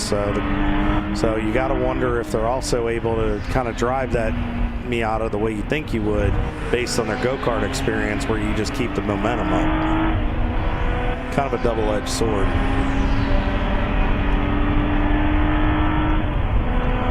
So as we're still on board here with TLM Racing, see him headed down the back straightaway, up and climbing up to about 122 miles an hour, then on the brakes. And then about 65, 66 miles an hour through 17 through Sunset Bend. And then slowly climbing all the way out to that wall right there, getting the most out of it. Now let's see what happens here. I think he's going to try to go to the left. Yeah, he's trying to just get the ponies together here in that inline 6. Now it's time to brake. He's on the inside, so a little compromised here in the braking zone. Was able to work around the teenagers in the Miata. Now the question is, can they get up there and get by that next Miata? I want to say that might be Edmondson. Or no, maybe not. I don't think that's one of the Edmondson this cars. puts the teenagers right in striking distance now, because TLM had to check up going into that corner, and that cost them a little bit. So here comes Big Bend. This will help TLM out. You can see that Miata fading into the distance. as those 6 cylinders spool up to pull that BMW down this straight section of the racetrack towards turn 7. He's got to run on the Miata here. Wasn't able to get a good indication of the car number. A little bit of trail break through there. You can tell he stayed on it just enough to keep the nose set to keep the car turned. Yeah, it's good. By getting that car behind him, that'll help stave off the other Miata too. So those two can start fighting while he leaves them behind. Yeah.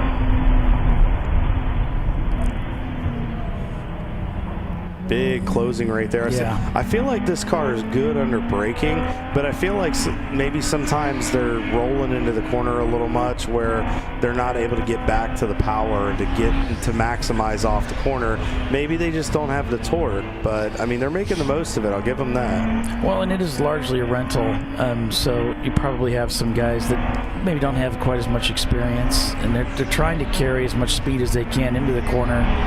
And like you said, Kyle, they want to think about how can I power out of the corner and really have a good exit so that I get the best shot to the next corner, rather than trying to late brake everything in as deep and as hard as I can. That doesn't actually work out very well in the course of the entire lap. You're always trying to think ahead of where am I going next? Well, where's your start-finish line on every racetrack? It's never going into a corner. It's always coming out of a corner. As the Porsche 914 comes down the pit road, they're going to get serviced. There goes that little darling now. It's a pretty little car. Yeah, and they want to race Champ Car with it. Yeah, I know, and it's a vintage car. Yeah, those things were really popular back in the day. It's a pretty little car. You can't miss it with that bright yellow paint on it. They're doing well with it. No, they're having a great run.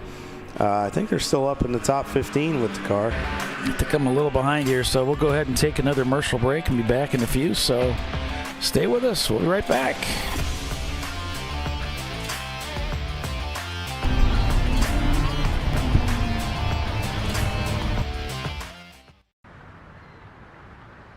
I probably need new tires.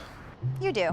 What if they sold tires online? We do. We're TireRack.com. They could offer lots of tires We have so many tires. and help you find the right tire. It's called the Tire Decision Guide. Oh, and they could ship them to a nearby mechanic. We shipped over 7,000 independent recommended installers.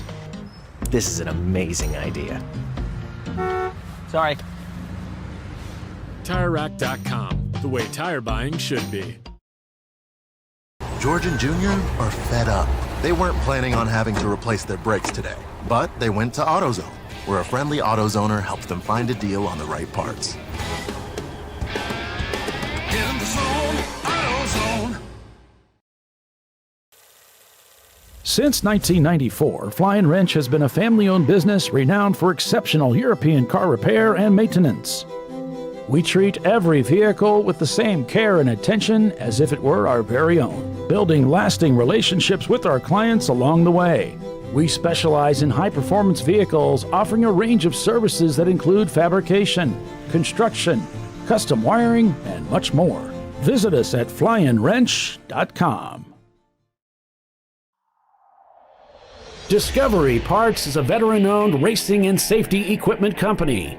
While we're located inside Atlanta Motorsports Park in Dawsonville, Georgia, Discovery Parts can also be found at the tracks, supporting a number of Champ Car Series events. We take pride in being a reseller of the best of the industry to Champ Car teams and drivers. We know racing, love racing, and look forward to tomorrow to even more racing. Visit us at discoveryparts.com. Want to get started streaming your races or make your current live stream more captivating? We've helped hundreds of drivers create engaging live streams. It's simple. Create a new stream event, grab your camera, and start streaming. Head over to myraces.live to sign up for a free account. Or join us in our community Discord. Stream, share, engage. At Parts Badger, we're not your typical machine shop. When a market-leading mountain bike manufacturer was looking to reshore their hardware components, they turned to PartsBadger. Within weeks, we had deployed a dedicated manufacturing cell, ramped up production, and had guaranteed capacity to meet their demand. We're looking to be your manufacturing partner. See what we can do for you and your company at PartsBadger.com.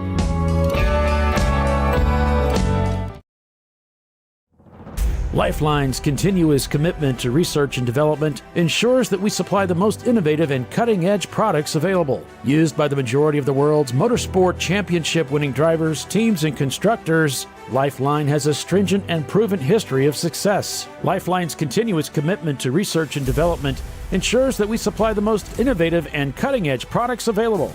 Lifeline's 0360 systems are the result of over 7 years of intensive research and development using 3M's Novik 1230 environmentally safe gas extinguishant.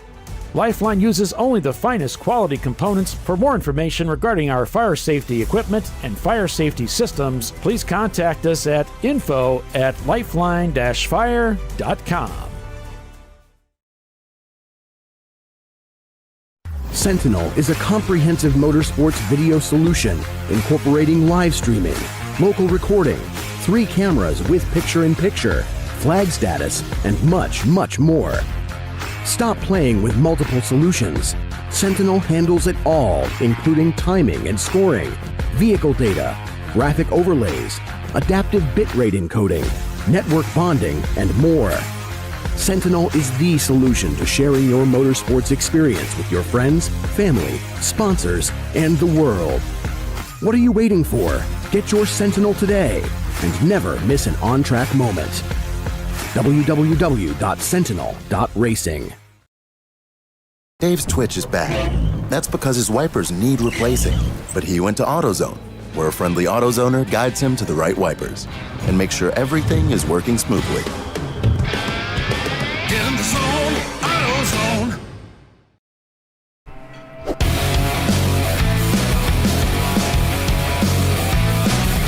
All right. Welcome everybody to ChampCar.Live, presented by AutoZone. We're back here live at Sebring International Raceway for the New Year's 14-hour Enduro at Sebring International. Paul Veltzman with Kyle Lockrow and Les Epps bringing you all the racing action for this season finale 2025. Going in the books, folks, going in the books. Yeah, on board with one of the TLM cars here. Standings, we got Flat Out Racing still leading the way. Looks like they got the fastest lap time of the day with that very lean 227.5. Dude, that is crushing it. There's nobody running 220s. And it's a 227.5. That's insane. I mean, that's just... It is flying around this racetrack. That's wild. For us, for our cars, that is quick. It's much quicker than anybody else in the field that's competitive, and that's crushing it. So, well done, guys. 234, the fastest lap time for Von Grabet's an EC car. Rockwell's a 239. That's their fastest lap time, over a 10 seconds slower. But it kind of changes once you get everybody else in the car, you know. So Flat Out just turned into 249, significantly slower than Rockwell, than some of the other teams that are out there. It looks like there must be a local. I'm seeing the lap times have dropped. Rockwell turns in a 258. So there may be a local out there right now, folks. So let us know what you're working on, what your plans are in the chat. I'd love to hear where some of you are going. I bet Timothy is thinking about Road America for 2026. Hopefully you can make it out there for that. I know you got some work to do on the car from the last outing you had.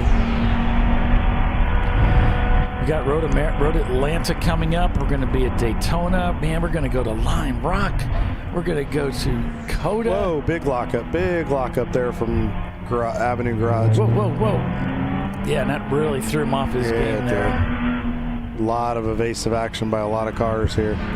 Sorry about that, Paul. Yeah. You were talking. Yeah, nobody wants to run into him and Fortunately, everything came out of that okay, although, that does bring about a flat spot typically where you kind of carve off a flat spot on the bottom of the tire, and then you get this terrible bumping feeling under the car as you're driving, and the faster you go, the faster it goes, and it's just really annoying. They're going to have to monitor that. As hard as that lockup was. Well, he's hugging the inside. He's going in. I would imagine he's going to go into the pits. Let's see what he decides to do here. I looked at, now he's still there. He's still digging. I guess it must not be that bad, or. Yeah, decided to stay out. So going to stick with it, but that's something that can be really annoying to drive on. So, Paul, you were talking about our schedule next year. So we'll start after this race. We'll get done. We'll get about a month and change off, or about a month and a week, really. And then we'll be ready to go again at Michelin Raceway Road Atlanta in February 6th and 7th. So make sure you sign up for that one if you haven't already. All the 2026 entries are open for events, so make sure you get registered. And then after that, we'll head to G2 Motorsports Park at the end of February. And then mid-March, we'll go to Dominion Raceway Road Course. And then April 11th, we got about a month break. And then we will head to good old Daytona. We'll be back down here in Florida for the 14-hour event. Remember, that is one of our first no new car, no new driver. So make sure if you've got a new build, you get it to one of those first few races, or you get it properly tested, and you get some drivers some seat time before you get there. And then Gingerman on to Harris Hill in May, and then we will be back at Watkins Glen for the double sevens where we were earlier this year, and then on into the summer months. So make sure you check out ChampCar.org/register/events. Get your team registered. They're filling up fast, especially those bucket list events. Daytona is just so cool. And so if you folks haven't had a chance to get out there and race, at least once, you need to do it. Yeah. At least once. Daytona is just like Sebring. It's a bucket list event. To say that you've raced on 31-degree bankings in the corners, race at infield road course. I mean, it's the same layout that we'll run here in the same layout that they run the Rolex 24 that they'll do in January. So it's really, really cool to be a part of it. Yeah, so I hope you guys get a chance. Get signed up and come out and come racing with us. Yeah, it's nice. So, Paulie, Findog Racing is up 31 spots, and they are slowly They're in the pits right now, but they have worked themselves up into the third position. Before the pit stop, they were within 22 seconds of catching Rockwell Autosport. So great run today for these guys. Marathon TLM, David Tawadi's car is still continuing to run well. Turn-In Concepts is down to fifth. Rotary Rocketeers is up until is up into sixth position. So, and then Gorilla Sticker in the 517 is up to 7. Team Infinity, Paulie, they keep coming. Last lap was a 2:40.32 for Ed. Might be a little traffic mixed in there, but these guys just continue to build. They're now on the same lap as Gorilla Sticker and continuing on the charge.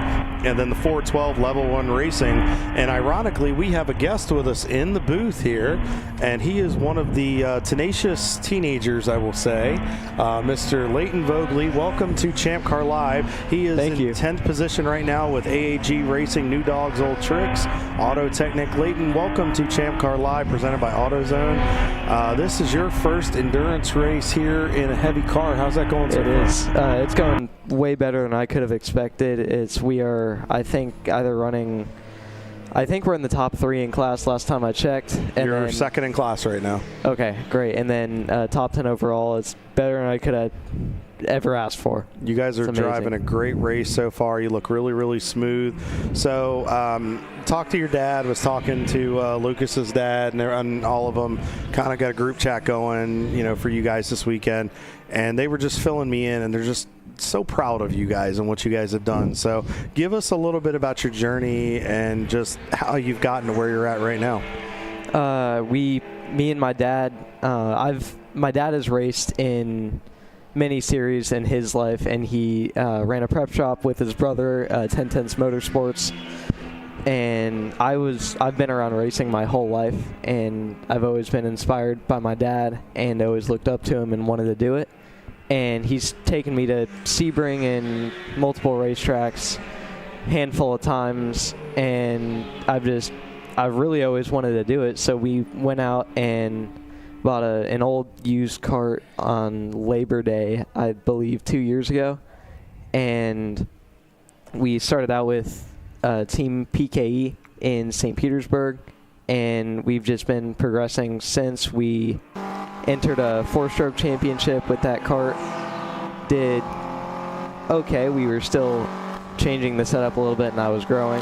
And then for the 2025 season, we bought a K100 cart as well, and we changed to Team Chad Dawkin Racing, and Mike Dawkin has been supporting it.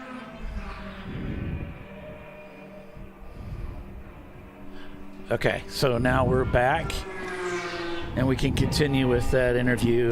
Just think back about 10 seconds ago. All right, so what we were talking about is just that adjustment. Sorry about that, guys. A little bit of a technical goof there. So we're here with Leighton Voggley. He is a karting champion from here in Florida, making his big car debut this weekend here in Champ Car Endurance Series competition. Leighton, you were telling us just the transition and how it takes a little bit of time because you have to adjust because the carts are a lot smaller with the weight, and just the steering, you have to put more steering input into these cars. It seems like you guys have done really, really well with it, but what exactly did you guys do to prepare for this? Because, I mean, you have come out of the box firing this weekend. You're in the top 10 out of 100 cars in your first time out. Yeah, we've done a lot of physical preparation, obviously working out and doing all kinds of neck exercises, arm exercises, being out in the heat for extended periods of time like you would be in a car. Karts have definitely prepared us very well because they don't have any suspension, so when you're turning the wheel, you're trying to bend the metal chassis, which is very difficult to do, especially over all of our races are usually under 20 minutes, but over extended periods of time, it's definitely, it can get very hard, so that prepared us well. And then all of our parents have stick shift cars, so they have let us drive around. And Adriano and Lucas, they have driver's licenses, so they both, Lucas daily's a stick shift and Adriano drives stick shift often. Right. And then my dad has let me drive his, we bought a E36, 95 E36 a few months ago, and I've gotten a lot of experience in shifting, heel towing with that. Yeah, and it's different when you come from that, automatic background and you're not used to it, and you have to get used to the H-pattern transmissions and whatnot. So it sounds like you guys have done really well. Again, I mean, you've adjusted well. You're second in your A class. You're top 10. So where do you see yourself going? Obviously, you're dabbling into Champ Car. You're getting into some endurance racing. You've done a lot of the karting. You've had great success. Where does Leighton Voggley see himself 5-10 years down the road? I would say probably going the IMSA route because in open wheelers, in pretty much every series, there's less than 30 seats in the entire series available. Whereas in IMSA, you have 60 teams and then total maybe 140 drivers in a season. So the bottleneck is a lot more open than a Formula Car series would be. And then also financially, I think doing stuff like this, Champ Car, and then maybe going into Pilot Challenge or something along those lines would be a lot cheaper than doing F4 or the open wheel direction. Okay, so you definitely want to go like the Rolex 24 route, eventually get into some prototypes and some GT racing. Yeah. Okay. So we don't want to take up too much of your time. I know you got a busy schedule, and I want you to get back down there and be with your team. So where can our viewers find you? What social media do you have? And if there's somebody that's looking to help your program, how do they get a hold of you guys? I am on Instagram, Leighton Voggley Racing. It's not too difficult. It's just my name and then racing. And then also, we will probably soon start a YouTube channel. And then we are also soon making a website called lrvracing.com. And then if to reach us, probably just direct message me on Instagram, or yeah, just anyway, probably on Instagram would be the best way to find me. And are there any sponsors or partners or anybody that you'd like to thank who really helped you get to where you are today and is making your program continue to run? I'd love to thank especially my dad. He's helped me through this entire journey, but Tidal Ginger Beer, Poblanos Mexican, and Donato Luxury Homes, they have helped us so much with the funding and trying to move us through the series. It's been amazing. And you're a SimCraft driver as well, right? Yes, or Adriano is. Adriano's a SimCraft driver. I would love to get into their sim stuff, though. Okay. Well, I'm sure through that connection, I'm sure they'll make sure you get well taken care of. Sean McDonald and TJ Halsmero, they're really, really good people, and they'll take really good care of you. So, no, we appreciate you coming up, man. Good luck, Thank you guys. So much. So what's your outlook for the rest of the day before we let you go? I just love to keep the momentum that we have going, keep doing what we're doing, try and stay consistent, try and drive the car as hard as we can without overheating the tires, and it's very reliable. The Team AAG has prepared it extremely well, and I think now it's just a matter of if we can hang on. The car's doing great, so if we can, I think if we're keep driving like we have in the past few hours of this race, then I think we can have a good result. Awesome.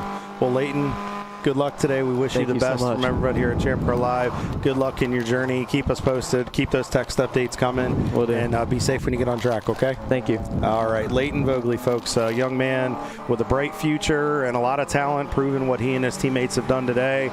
So we wish them the best. So, Paulie, we probably ought to give him the old rundown here and let him know kind of where everybody's at this point. So Flat Out Racing continues to absolutely dominate this race. 4-lap lead over Rockwell Autosport Development, and then over Turning Concepts as well. They're both on the same lap. Flat Out Racing leads your B class currently, with Rockwell Autosport Development leading your C class over Turning Concepts. And then Marathon TLM in 4th, Findog in 5th, Rotary Rocketeers in 6th. And your leading D-Class car, Paulie, they just continue to do it again. Ed and the Shark guys on the same lap as Rotary Rocketeers, only about 2 minutes back, and they can possibly take over 6th place. Yeah, while we were doing that interview, we saw TLM come in, and they are currently in the pits right now getting serviced. So looks like Rotary Rocketeers is in as well. Yeah, Rotary Rocketeers in as well.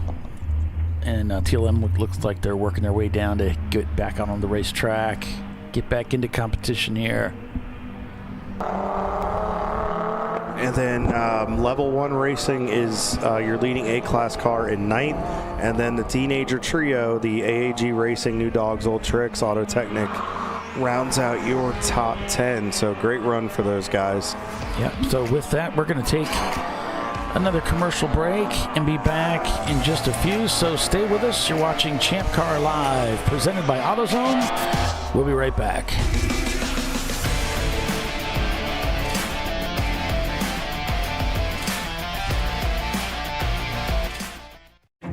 An important decision is afoot.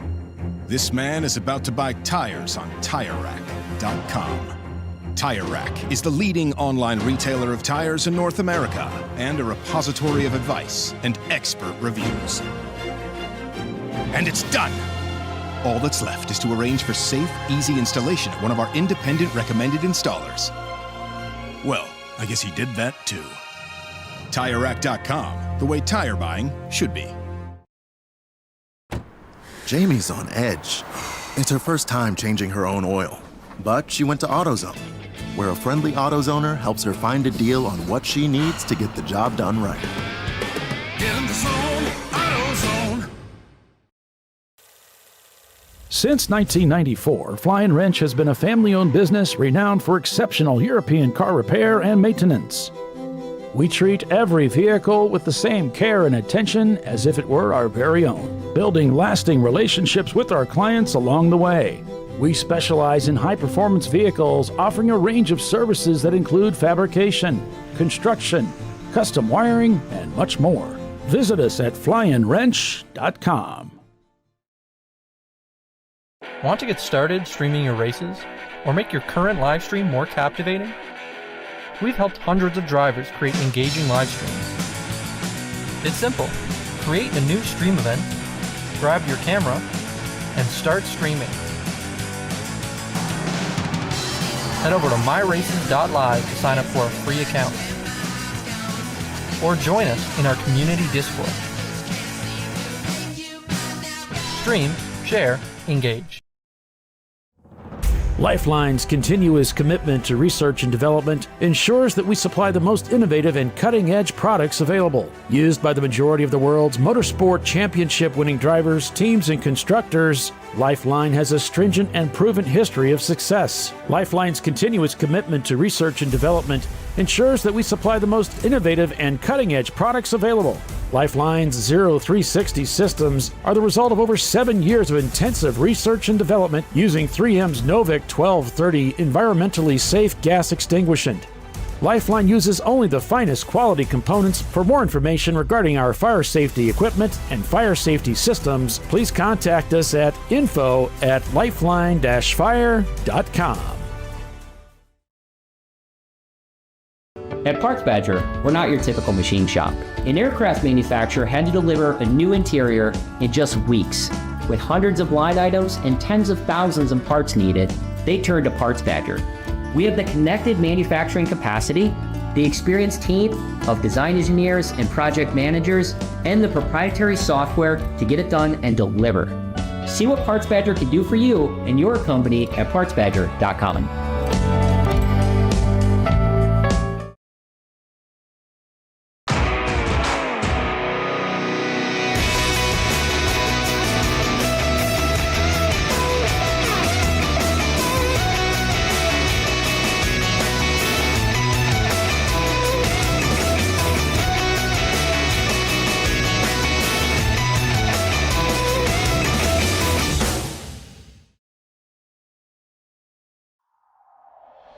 Discovery Parts is a veteran-owned racing and safety equipment company. While we're located inside Atlanta Motorsports Park in Dawsonville, Georgia, Discovery Parts can also be found at the tracks, supporting a number of Champ Car Series events. We take pride in being a reseller of the best of the industry to Champ Car teams and drivers. We know racing, love racing, and look forward to tomorrow to even more racing. Visit us at discoveryparts.com. Sentinel is a comprehensive motorsports video solution incorporating live streaming, local recording, 3 cameras with picture-in-picture, flag status, and much, much more. Stop playing with multiple solutions. Sentinel handles it all, including timing and scoring, vehicle data, graphic overlays, adaptive bitrate encoding, network bonding, and more. Sentinel is the solution to sharing your motorsports experience with your friends, family, sponsors, and the world. What are you waiting for? Get your Sentinel today and never miss an on-track moment. www.sentinel.racing.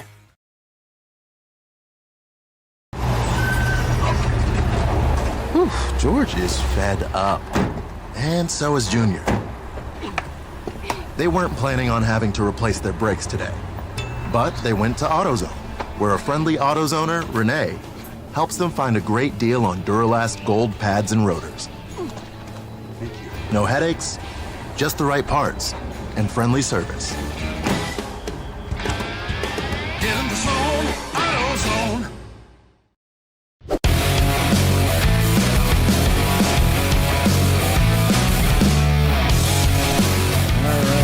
Welcome everybody to ChampCar.Live, presented by AutoZone.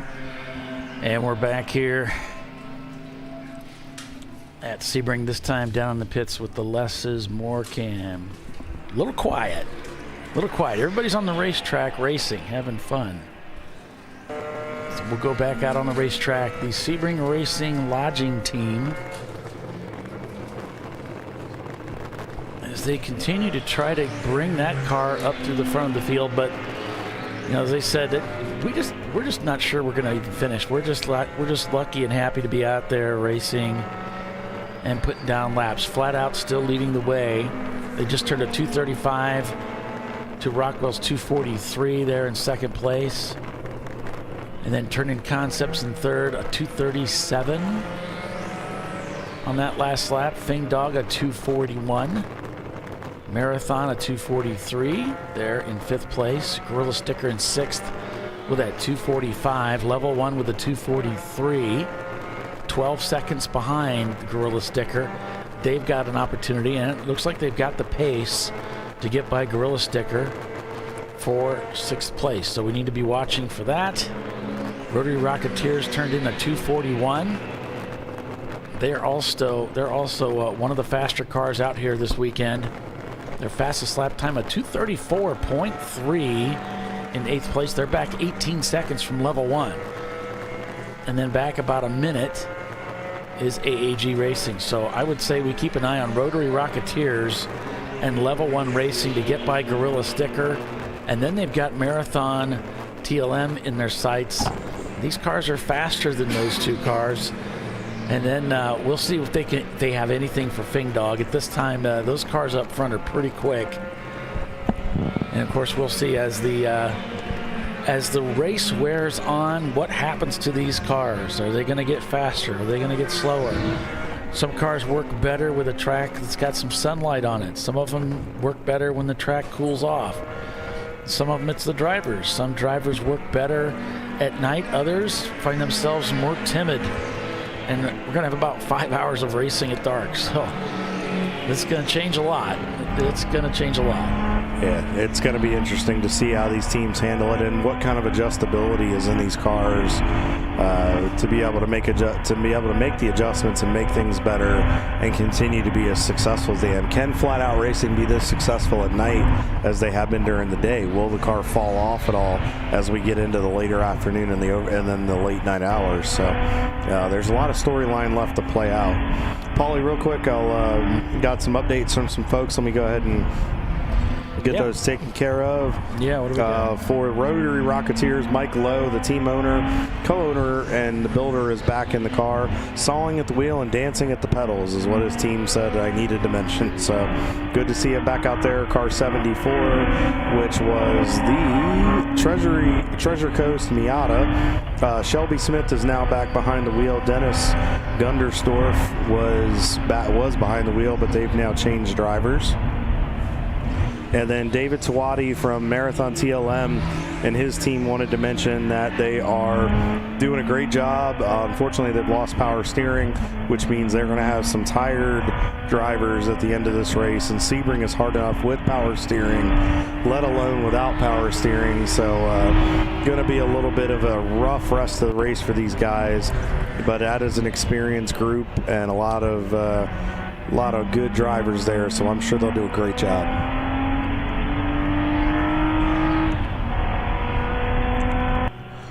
So as we are back on board here with Turning Concepts, as we have just gotten inside of 8 hours to go, as I go by Section 8 Racing there on the left.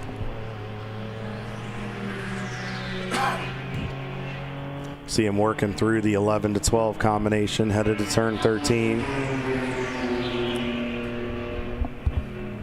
See him all the way out to the left. He turns in, kind of bouncing the car through the bumps, through the corner, using a bit of curb, and then back to the power, grabbing gears and getting the speed back up.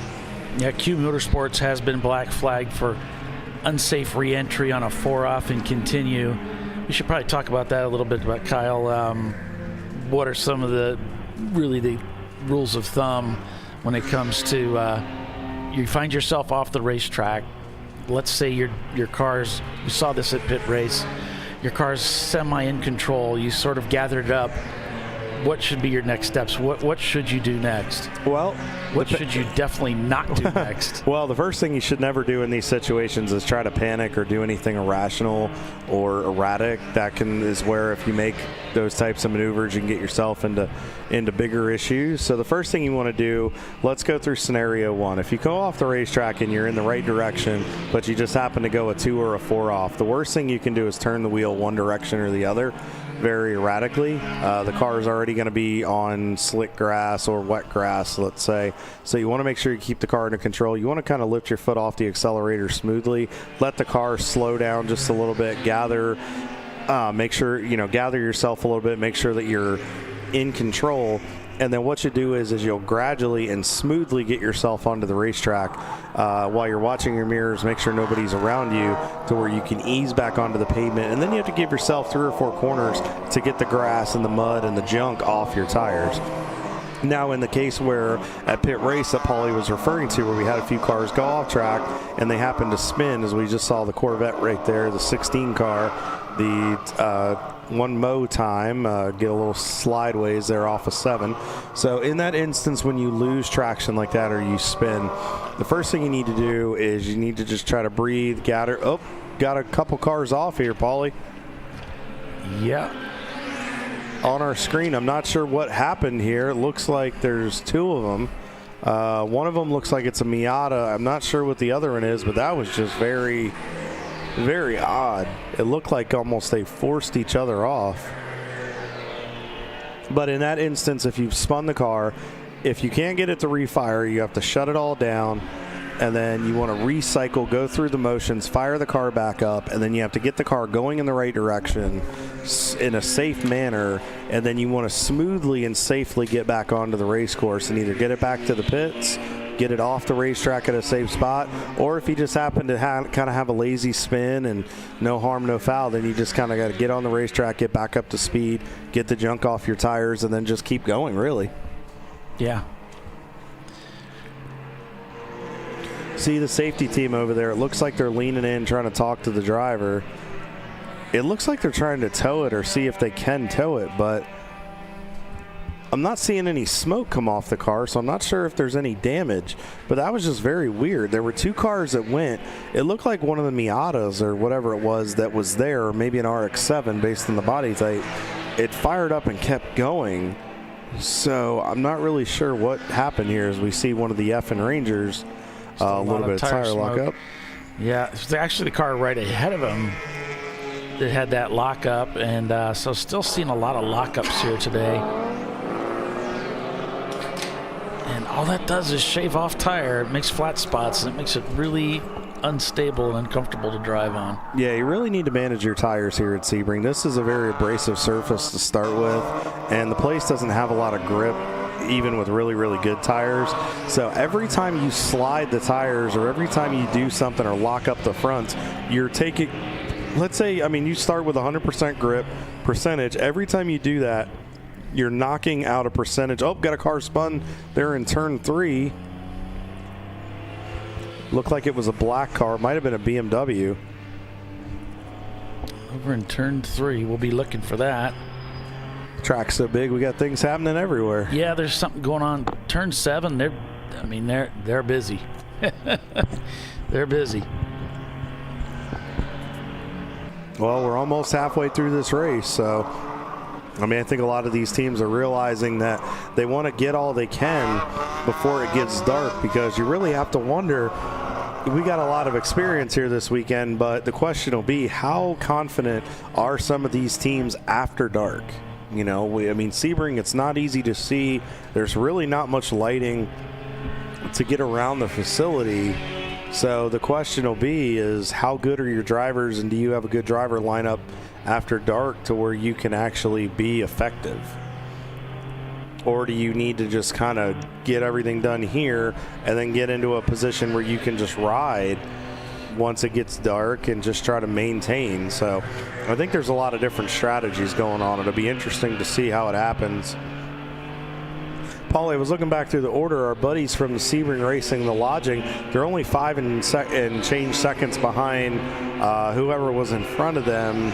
So we may have Avenue Garage, so it looks like we may have a battle on our hands here for 21st. Yep, 5.7 second separation. Looks like Level 1 Racing had side-to-side contact with Gorilla Sticker over in turn number 7. Yeah, you can see him just creeping slowly. You wonder if something happened here. He looks like he's he's back in the paddock area. Yeah, so now not on the racetrack right now, but not sure what the plan is here.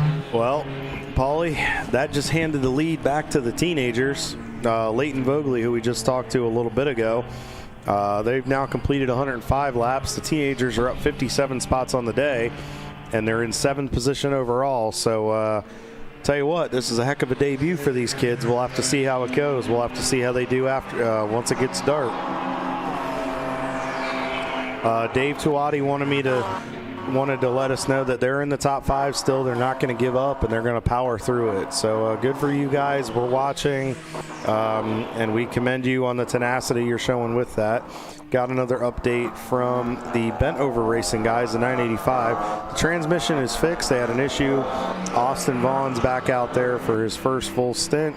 Said an old 2.5 E36 325 is a far cry from an 800 horsepower and ARCA car, SB2 NASCAR engine. So thanks, Corey, for that update. We appreciate that, and good luck to Austin in his first go-round here, really, in sports car racing. So we see the field, some of the cars. There's the 914 right there. Those guys are still having a heck of a day. They're up to 9th overall, and they're 3rd. They're on the podium right now in B class.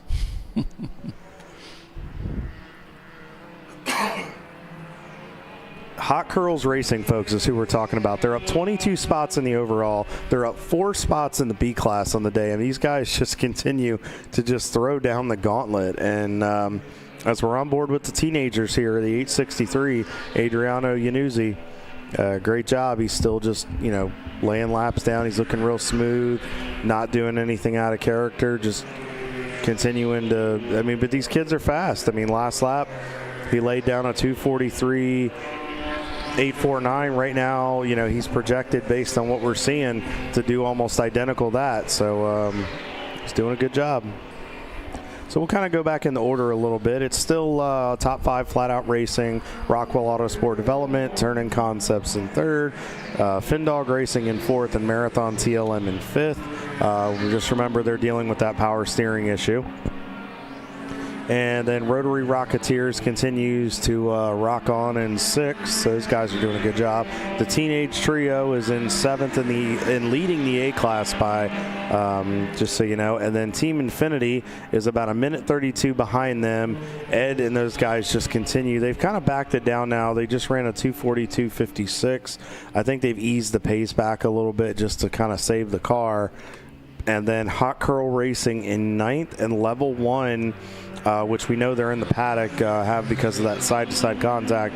They're going to fall down the order some, and so that's probably going to elevate the 517, a Gorilla Sticker, back up into the top 10 in the overall. So let's look through the bottom part of the order. One of the other TLM cars, this 172, is up to 15th right now, having a good day. Last lap, a 2:34.52, so a good day for those guys. Treasure Coast Miata continues to hang in the top 20. They've had a solid effort so far. Buzzin' Hornets, the 83, the yellow Mini Cooper, is up into the top 20, doing a good job. Rush Hour Racing, Panzer Racing, up 78 spots on the day. They just continue to work up through the order. Last lap was a 2:45.55, so they're continuing to stay strong. And Avenue Garage has worked themselves back up into the top 20, but on the same lap, it's from 18th all the way down to 21st. We got a 4-car battle, and they're only separated by about a minute and a half.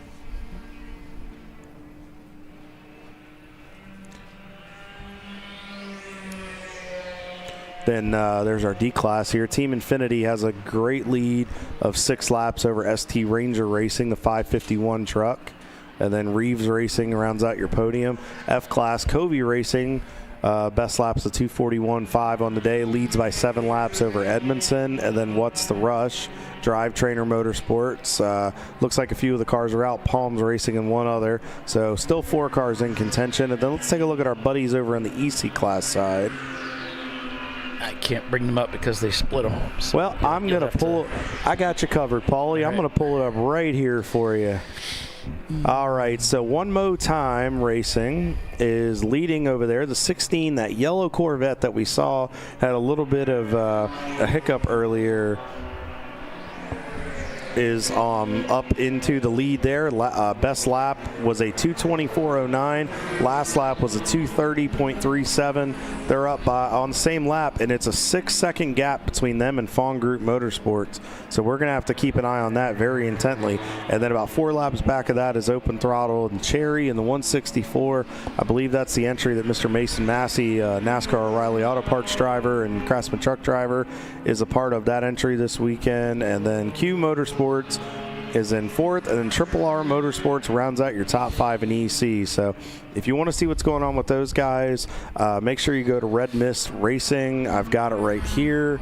I'll throw it into the chat. If you're a fan of one of our EC cars, throw that in there. That should be, if you have a problem, go ahead and remove event in the 105.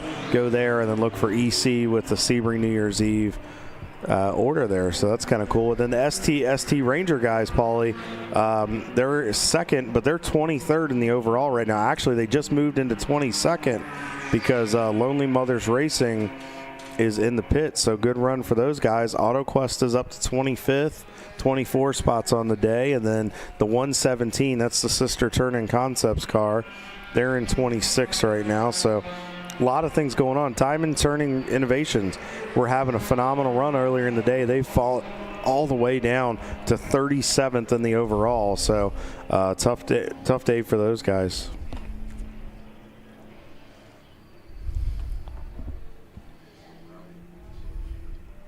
Still on board with the teenagers here with Adriano as he's working out of turn 7 up through 8, 9, and then headed to 10. So this is the Fangio section of the racetrack.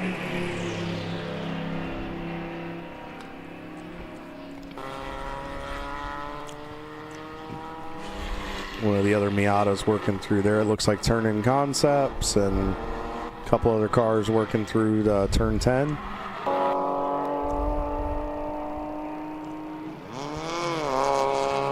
You can see the cars. What you'll try to do there as you come through 11 and 12, you really just kind of want to weave through the racetrack, but you want to straight line that entry into the brake zone, because if you have a lot of wheel cranked into it to the right, it actually upsets you as you try to get on the brakes as you head to Tower for that brake section, for that brake zone there.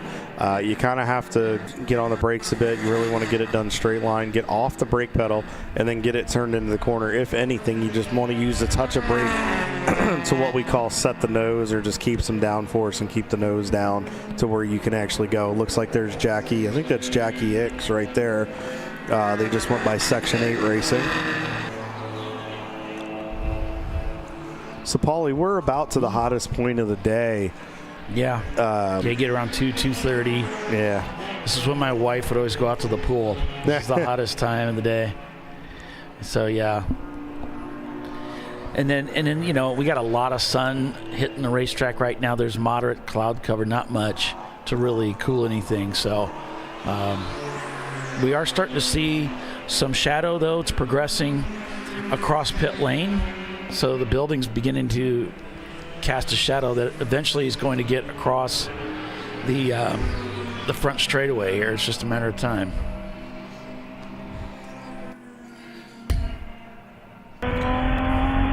Still on board with TLM as they work through turn 5. The wide entry he took right there, and you notice he did that because it gives you the straightest exit out of the corner to be able to just get on the throttle and not have to do anything. Paulie, but the best, I cannot believe that best lap by Flat Out Racing. Actually, speaking of Flat Out Racing, there they are right there. They just continue to slice through this field and just make it look really, really easy. And they're now up 5 laps on Rockwell Autosport. I mean, oh, they got held up a little bit there by Section 8 Racing.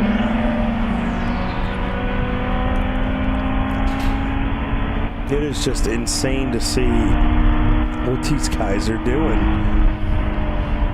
Yeah, that car just seems to be really well suited for this racetrack because it's really quick in a straight line, and then it's really awesome in the turns too. It's just this track just suits that car perfectly. Well, you notice he came through that kind of double apex right there. The car is kind of wiggling, kind of hung out a little bit, but it looks like it, but it's in control. I mean, he could let the thing just go all the way out there. You can tell he's working the throttle, but the car just doesn't look like it'll step out. And that's really what makes the car so fun to drive. When it's working really well and it's fast, it's just a dream. It's a true pleasure to drive.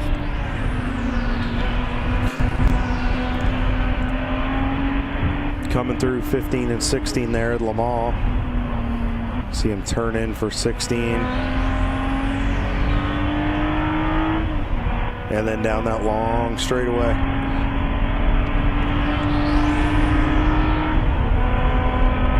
So when you're by yourself like this, guys, as we're coming in, we're almost 7 hours and 30 minutes to go. We're almost halfway through this race, which is hard to believe. What you're probably going to want to start doing, and maybe this is just me, is you might want to, if you're by yourself, start back it off a little bit prior to the brake zones.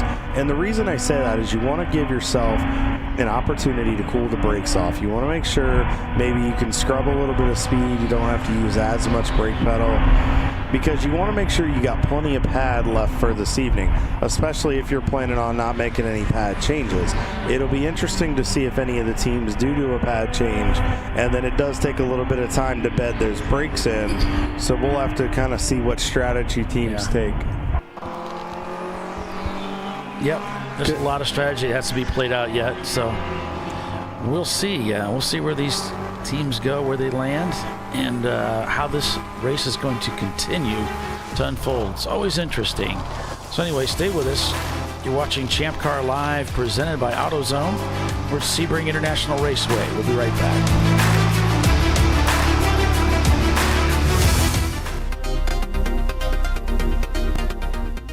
Welcome to TireRack.com, revolutionizing tire buying since 1979. With our unmatched selection of branded products, finding what fits your vehicle and is right for you and how and where you drive has never been easier. Through helpful online shopping tools that include our professional hands-on reviews done at the introduction of a tire and consumer reviews that give real-world feedback over the life of the tire, you can make the right tire choice and find exactly what you need. And if you prefer to talk to someone, our tire testers, our sales team, are available on the phone. And that's how we get you the right tire for you and your vehicle for where and how you drive. Dave's twitch is back. That's because his wipers need replacing. But he went to AutoZone, where a friendly AutoZoner guides him to the right wipers and makes sure everything is working smoothly. Get in the zone, AutoZone. Since 1994, Flying Wrench has been a family-owned business renowned for exceptional European car repair and maintenance. We treat every vehicle with the same care and attention as if it were our very own, building lasting relationships with our clients along the way. We specialize in high-performance vehicles, offering a range of services that include fabrication, construction, custom wiring, and much more. Visit us at flyinwrench.com. Discovery Parts is a veteran-owned racing and safety equipment company. While we're located inside Atlanta Motorsports Park in Dawsonville, Georgia, Discovery Parts can also be found at the tracks, supporting a number of Champ Car Series events. We take pride in being a reseller of the best of the industry to Champ Car teams and drivers. We know racing, love racing, and look forward to tomorrow to even more racing. Visit us at discoveryparts.com. Lifeline's continuous commitment to research and development ensures that we supply the most innovative and cutting-edge products available, used by the majority of the world's motorsport championship-winning drivers, teams, and constructors. Lifeline has a stringent and proven history of success. Lifeline's continuous commitment to research and development ensures that we supply the most innovative and cutting-edge products available, Lifeline's Zero 360 systems are the result of over 7 years of intensive research and development using 3M's Novik 1230 environmentally safe gas extinguishant. Lifeline uses only the finest quality components. For more information regarding our fire safety equipment and fire safety systems, please contact us at info@lifeline-fire.com. Jamie's on edge. It's her first time changing her own oil, but she went to AutoZone, where a friendly AutoZoner helps her find a deal on what she needs to get the job done right. Get in the zone, AutoZone. Frozen rotors from Diversified Cryogenics deliver increased performance and a higher level of safety, while significantly reducing braking system costs. So to tell you a little bit about the durability of this product. So we have seen an incredible extension of the life of our brake rotors using frozen rotors. We've gone from brake rotors every other weekend to 6 weekends on one set of brake rotors, and I think they can go farther. The durability has been amazing, and it's been a fantastic season, and man, a lot of that is due to the way our car can brake on those frozen rotors. For more information, go to frozenrotors.com. Sentinel is a comprehensive motorsports video solution incorporating live streaming, local recording, 3 cameras with picture-in-picture, flag status, and much, much more. Stop playing with multiple solutions. Sentinel handles it all, including timing and scoring, vehicle data, graphic overlays, adaptive bitrate encoding, network bonding, and more. Sentinel is the solution to sharing your motorsports experience with your friends, family, sponsors, and the world. What are you waiting for? Get your Sentinel today and never miss an on-track moment. www.sentinel.racing. Ricky's truck is having trouble starting. So he went to AutoZone, where Joseph, a friendly AutoZoner, totally understands. He points out AutoZone's many free services, including battery testing and charging. Less delays, more free services. Get in the zone, AutoZone.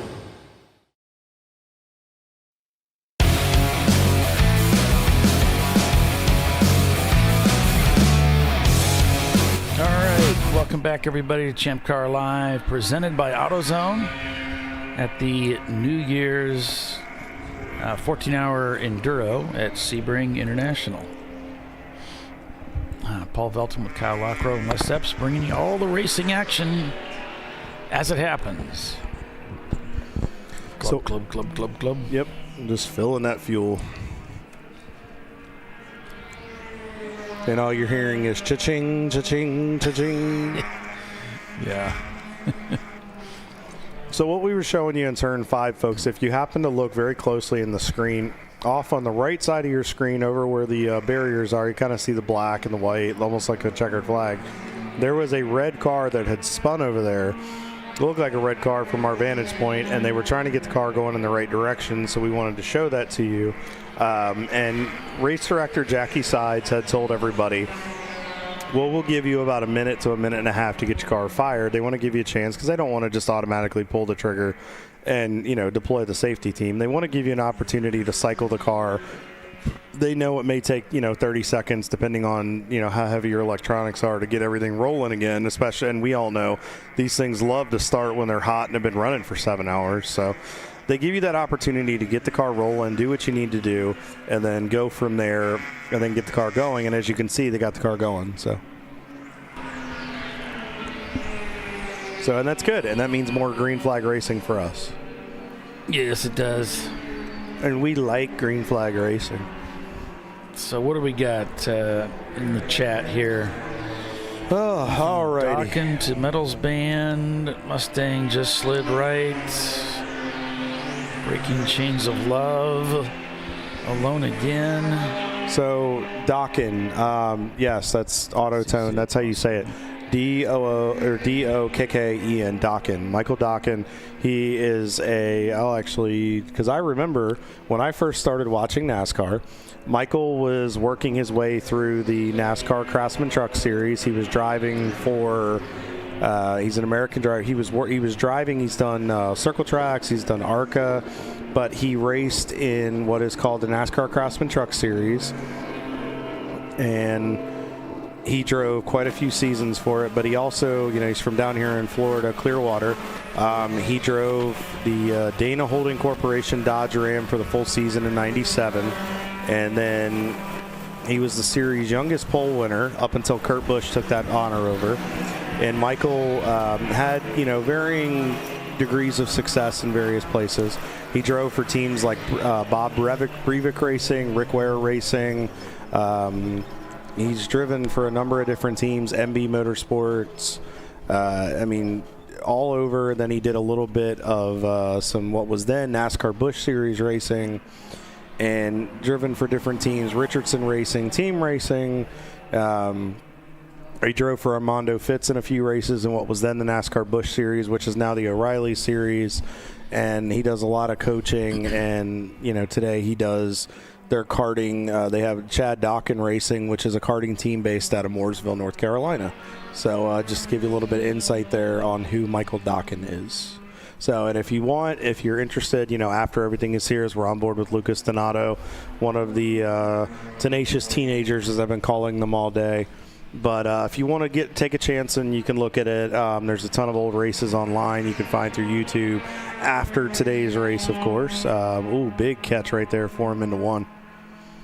But go check it out. He was quite the driver, and looks like he's passing along tricks of the trade to the tenacious trio of teenagers. And that is my TED Talk. So as we're back on board with Treasure Coast in the 74, Shelby at the wheel, working through Big Bend and turn 6. Man, I gotta take some of these blinds down. I can't see my screens anymore. Nice smooth downshifts right there as they head into 7. Well, the 20 car, I think that's should have bought a Civic, guys. Had a little bit of an uh-oh right there. It looks like there's a local yellow on the back side of the course. Not sure what's going on here. Might be a stalled car somewhere. Yeah, we'll take a look here. We've got safety vehicle on track. One camera over there. Yeah. That looks like one of the Section 8 Mustangs is stricken, as Paulie would say, and needed some assistance to get back. So that shouldn't bring out a full course. Yeah, that should just. Oh, it looks like we are code 35, Paulie.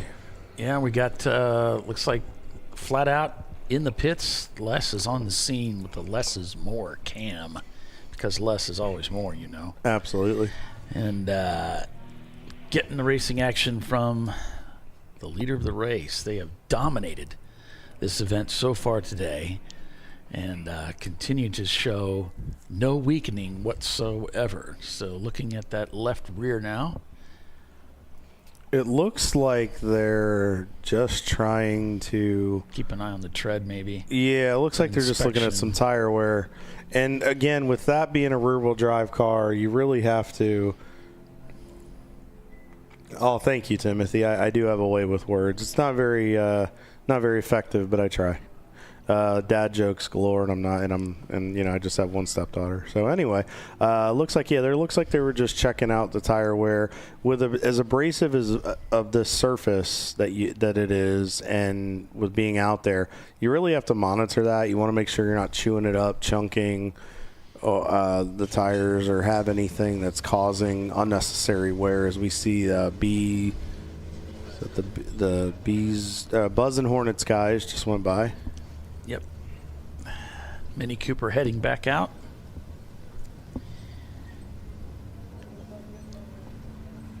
So we'll take a look. I'm not really seeing much going on the track now, so should be able to go back to green here fairly shortly. So, folks, we are 20 minutes away from hitting the halfway point in today's race. Let us know what I appreciate the dad jokes, are greatly appreciated. There's one out of thousands of people that watch us that appreciate it, so that's a win. Looks like we got a stalled car here. Oh, yeah.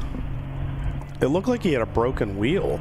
The car it might just be that racetrack, but it looked like the car was leaned to the left side a little bit. So I wonder if, I'll be curious to see what the attrition level looks like as we get into the latter stages of this race.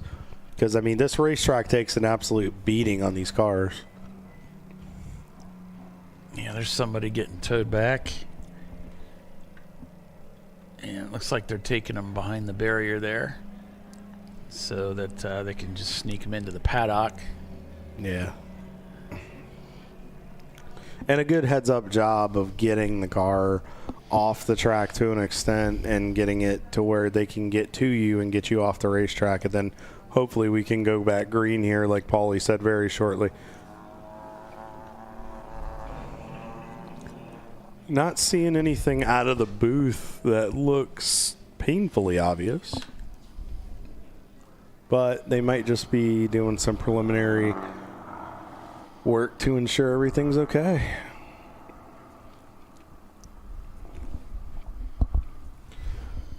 So we'll have to, so folks, thank you again for tuning in this weekend. We greatly appreciate it. You guys have just been absolutely amazing this season with the response that we have gotten with ChampCar.Live, Paulie, myself, Les. We really appreciate all the kind words. And Nolan, too. We can't forget about Roman Nolan. Hopefully we'll get to have Nolan back for some more races next year. I think scheduling didn't line up exactly how it is, but hopefully we'll get Nolan back. He does a phenomenal job and really brings all the action in addition to Les. And we really appreciate, but we just appreciate the kind words and just the positivity and the amount of teams that just continue to watch the broadcast and really make something, make this bigger than what we thought it was going to be. We wanted to shake some things up this year, and we just really appreciate everybody being so good to us. Troy Trulio in the booth with us, making faces at Paulie, trying to get a reaction out of him, get a smile. He's trying something. He was trying to get something. So I'm so stinking tired, man. But we, so tired right but we really appreciate it, guys. It really does mean a lot to us. I mean, Paulie has worked his guts out. Les does an amazing job on pit road. I just sit here and run my mouth for 14 hours. So, it's amazing to work with these guys, and we hope you'll join us again starting at Road Atlanta in February. We're really excited to bring you 11 races next year. Make sure you go on the Champ Car site, tune in to all the races that we have. I'll actually run through that.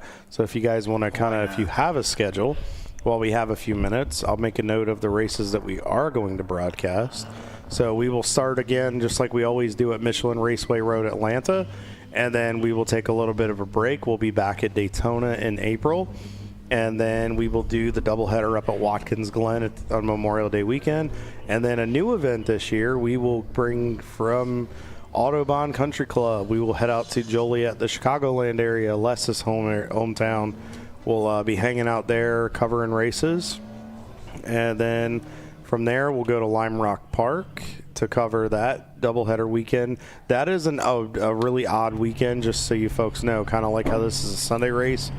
That is a Friday and Saturday race. I believe there's a rule where you can't race on Sundays. So then from there, we will take a little, we're not going to cover the summer race at VIR. There is no 24 next year. And then we will not do Thompson. Then we will be back at Mid-Ohio beginning of September. And then Sebring International Raceway. And then, unfortunately, with losing pit race, but we will gain Pocono Raceway in early October. And then 2 weeks after that, we will do Road America. And then from there, we will do the championship at VIR beginning of December. And then we will not be here in Sebring this time next year. That race has been moved back to its original slot in mid-September. We will actually head out to Circuit of the Americas, better known as COTA, to round out the 2026 season right around New Year's. So we are covering 11 races. Make sure you guys mark those down. And do we have any plans to stream every race on the schedule? We're not going to stream every race. We only cover an allotted amount, and we're going to do 11 of them. So we will make sure to, like I said, we're doing Road Atlanta, Michelin Raceway Road Atlanta, Daytona International Speedway, Watkins Glen, Autobahn Country Club, Lime Rock Park, Mid-Ohio, Sebring in September, Pocono Raceway, Road America, VIR Championship in December, and then Circuit of the Americas. So those are the 11 races. Make sure you guys go to ChampCar.org/register. You can check out the events, pull a schedule, and just put a little asterisk next to the ones that I just mentioned. So we're really looking forward to bringing all those races to you, and we're excited to have another season of Champ Car Racing. And again, teams, if you're looking for an event, make sure you go register. All of them are open.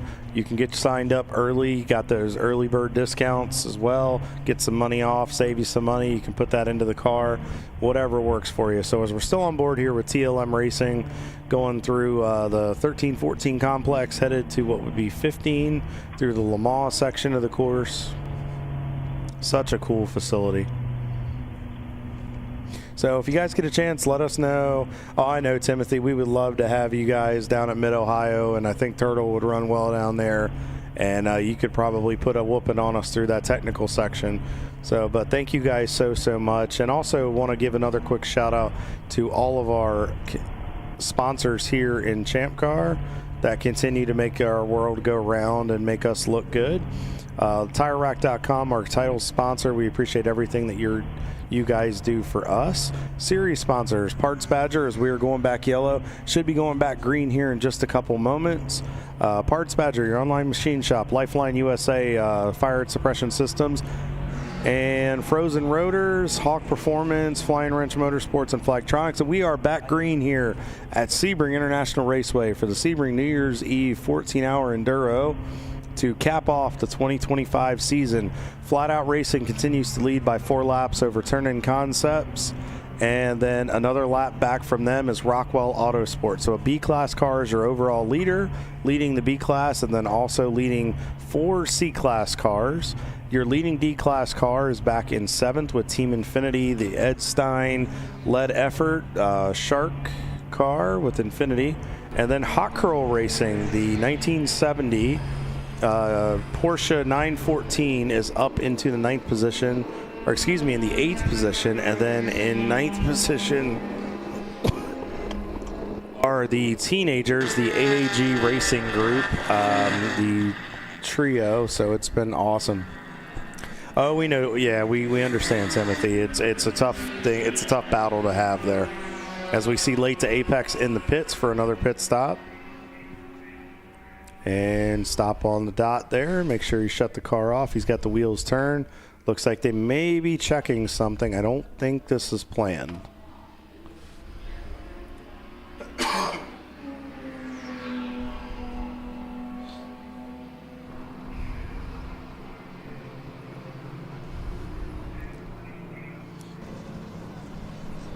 Yeah, Les is on the move there, so we'll see if we get anything from him there on that.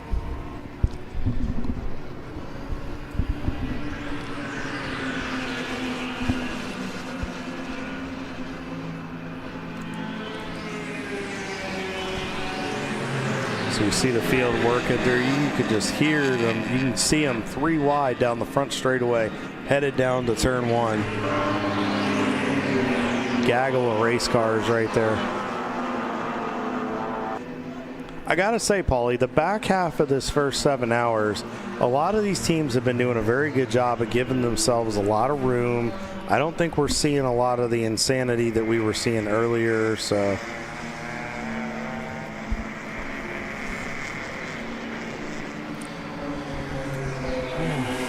It's interesting to just watch. I mean, it's a lot of hard-nosed racing, but we're getting a lot of respect from one another, which is good, and we need that to be able to keep this going the way it's going.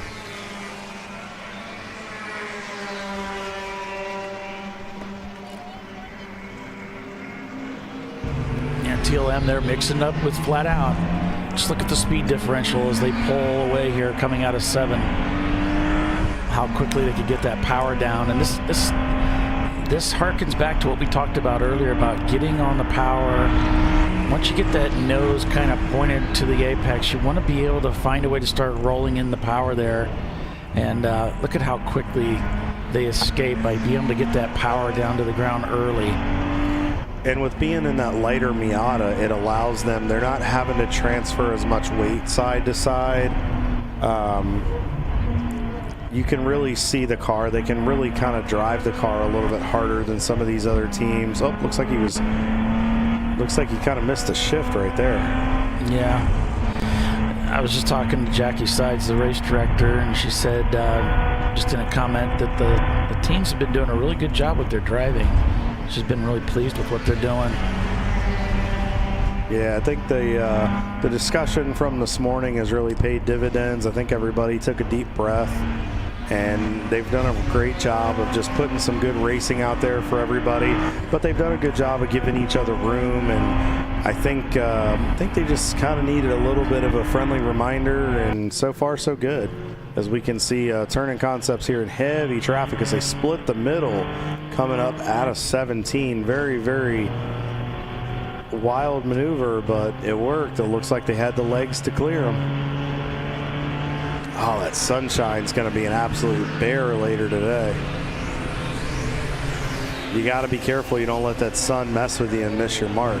Hopefully the driver's got some type of tinted visor or something to where they can counteract that. Yeah, some of this is the camera is exaggerating it, because what it's doing is it's grabbing the interior, probably that mirror, depending on how it's metered, and then it's overexposing the outside because it's so much brighter. Oh, there might have just been a little contact right there. Yeah, we heard like a little crack, didn't we? Yeah, I heard some type of bang. Turn-in concepts working their way through turn 5 there. Might have had contact with another car as they head down into turn 7 here. It wouldn't be the first smile that car has been added to its wrap. And Paula, you've driven for these turn-in concepts guys. You know the strength that these cars have and just what these things can do under these conditions. What is Greg telling these guys at this point? What is the game plan for turn-in to get through a race like a 14-hour like this? Yeah, I mean, when I drove for him in the Porsche, the game plan was to be moderately fast, and then we'd push hard at the end. So it was a 2-day race. It was Saturday was we're gonna drive relatively easy, and then Sunday we're gonna go full beans. So I don't know, that this might be the latter phase of the race where they begin to really push from this point forward. They certainly got a good shot here. I just still wonder if Flat Out can continue to run this pace for 14 hours. I mean, it looks like they've eased up a little bit. Their last lap was a 2:35.7. But I guess what I'm curious, you're running 220s earlier in the day. Can the car, will the car still be able to do 220s later? Well, it might. We're going to have this track cool down. Right now, the sun is just unrelenting. It's beaming on top of it. We've got a decent breeze, but I really don't think they could turn those lap times now. I think they're going to have to get this track to cool down a little bit. Then we might see some speeds pick up as the sun goes down. You can see him get right up against that inside wall there. You saw the other cars kind of a little bit later. What they did is they took a wider entry into the corner, which allowed them to get a later apex, as we call it. And essentially you just take the center of the corner where you would get to it, and you just adjust it a little bit based on your arrival time on how you got into the corner.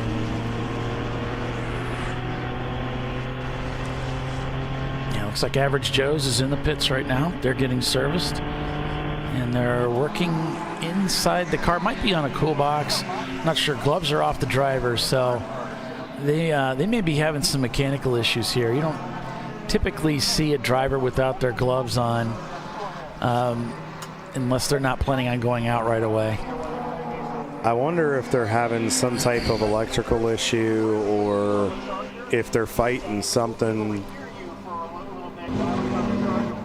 He said something about "I hear you," so this could be the comm system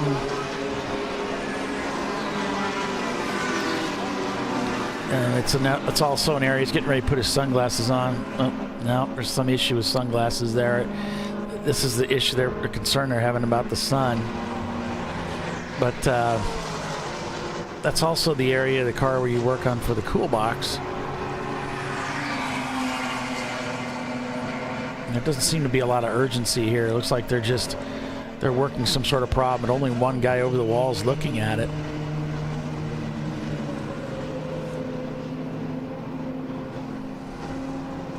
So yeah, not a lot of urgency. Looks like, but there definitely seems to be an issue, Kyle. I think you're absolutely right. Something's not right here. And, I mean, they're working on it, but there doesn't seem to be this urgency. I mean, not that they're not trying, but I think they're just realizing, look, we got to take the time. We got to dissect it. I think it may be deeper down into the system than we anticipated. It's not a top-level, scratch-the-surface kind of fix. So they'll have to really dive in and figure out what can be done.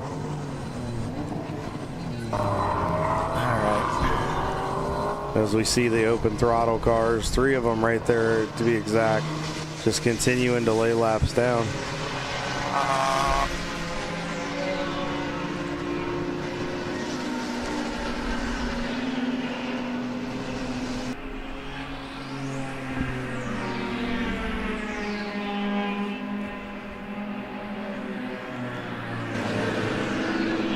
And less in the pits here.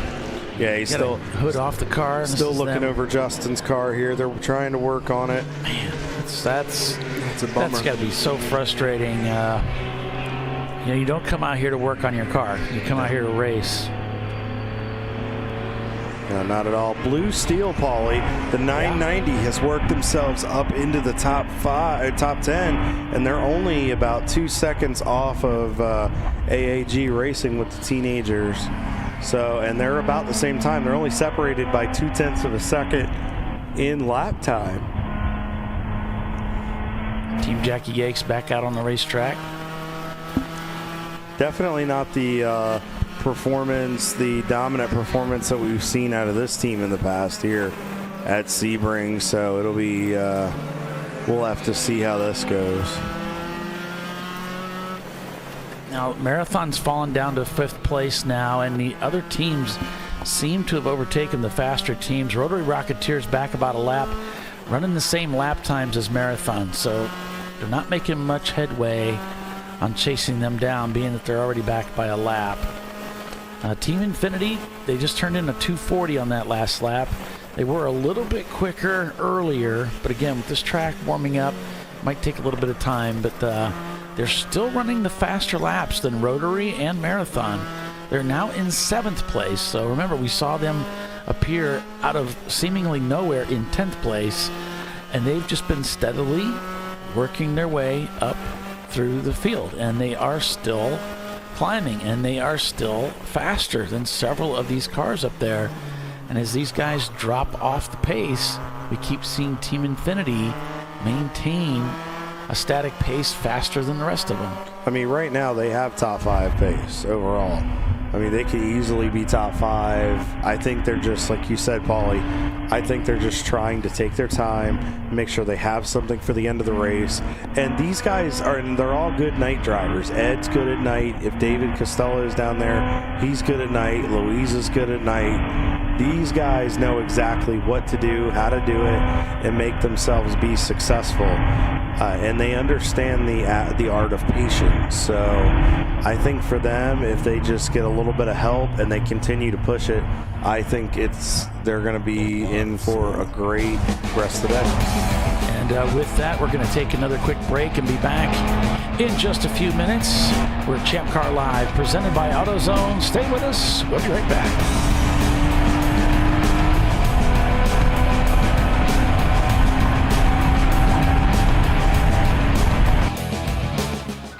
You know, I'd buy tires online, but then what? We've thought about it. We're TireRack.com. They should let you ship directly to a mechanic. Actually, we call them independent recommended installers. They should have like 1,000 mechanics. Try over 7,000 installers. Then you just make an appointment. At a time that's convenient for you. This could change tire buying forever. TireRack.com, the way tire buying should be.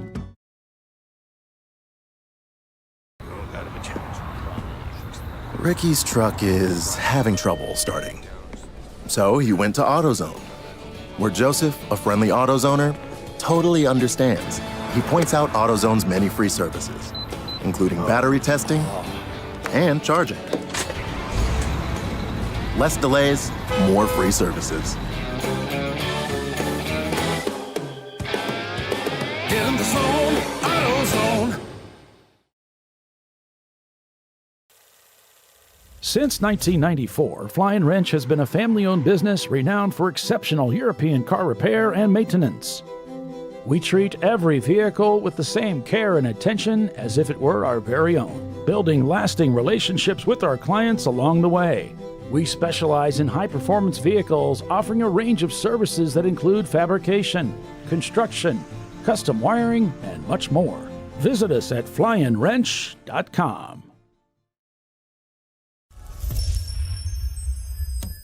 Frozen rotors from Diversified Cryogenics deliver increased performance and a higher level of safety, while significantly reducing braking system costs. So to tell you a little bit about the durability of this product. So we have seen an incredible extension of the life of our brake rotors using frozen rotors. We've gone from brake rotors every other weekend to 6 weekends on one set of brake rotors, and I think they can go farther. The durability has been amazing. And it's been a fantastic season, and man, a lot of that is due to the way our car can brake on those frozen rotors. For more information, go to frozenrotors.com. Welcome to Parts Badger, where we want to be your online machine shop. Through our online platform, we connect our global manufacturing capacity to your fingertips. You can request a quote, place an order, manage your parts, and even share that information with a colleague right online. If you prefer, you can work with our experienced team of sales representatives who are supported by our design engineers and project managers as well. Whether your project's big or small, simple or complex, Parts Badger can get it done. See if we can help your company at partsbadger.com. Discovery Parts is a veteran-owned racing and safety equipment company.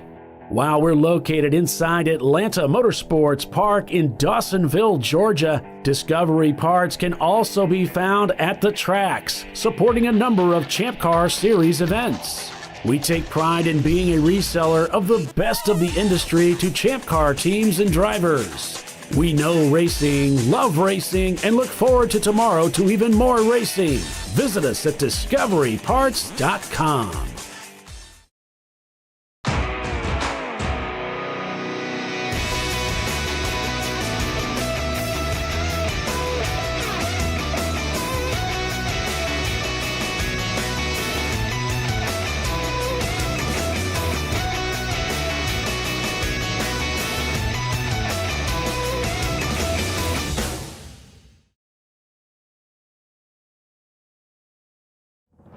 Lifeline's continuous commitment to research and development ensures that we supply the most innovative and cutting-edge products available. Used by the majority of the world's motorsport championship-winning drivers, teams, and constructors, Lifeline has a stringent and proven history of success. Lifeline's continuous commitment to research and development ensures that we supply the most innovative and cutting-edge products available.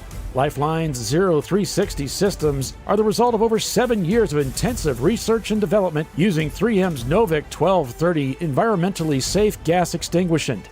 Lifeline uses only the finest quality components. For more information regarding our fire safety equipment and fire safety systems, please contact us at info@lifeline-fire.com.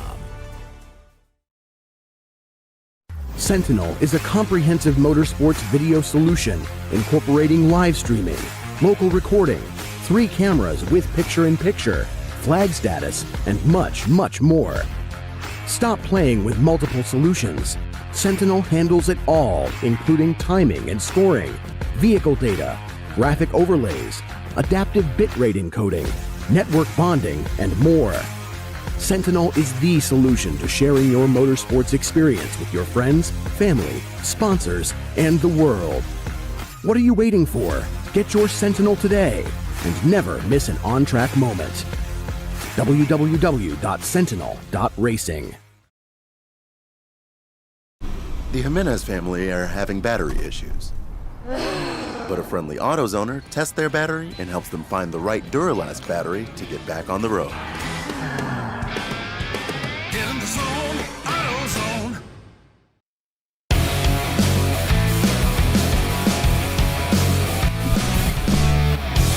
All right, welcome back, everybody. We had a brief red flag there, I think, but they got that resolved pretty quickly, and we're back to caution here. So cars are circulating. Should be going back to green here very shortly. We had a car off in 3. By the time they threw the red, we saw they were already pulling it up on the rollback. So maybe a driver stepped out of the car. I don't know, but doesn't look like there's anything noted. And again, it was short but sweet, I guess. If you have to have red, make it short. Those are the best kind, though. Those are the ones where, hey, get this cleaned up, we'll go back racing. So.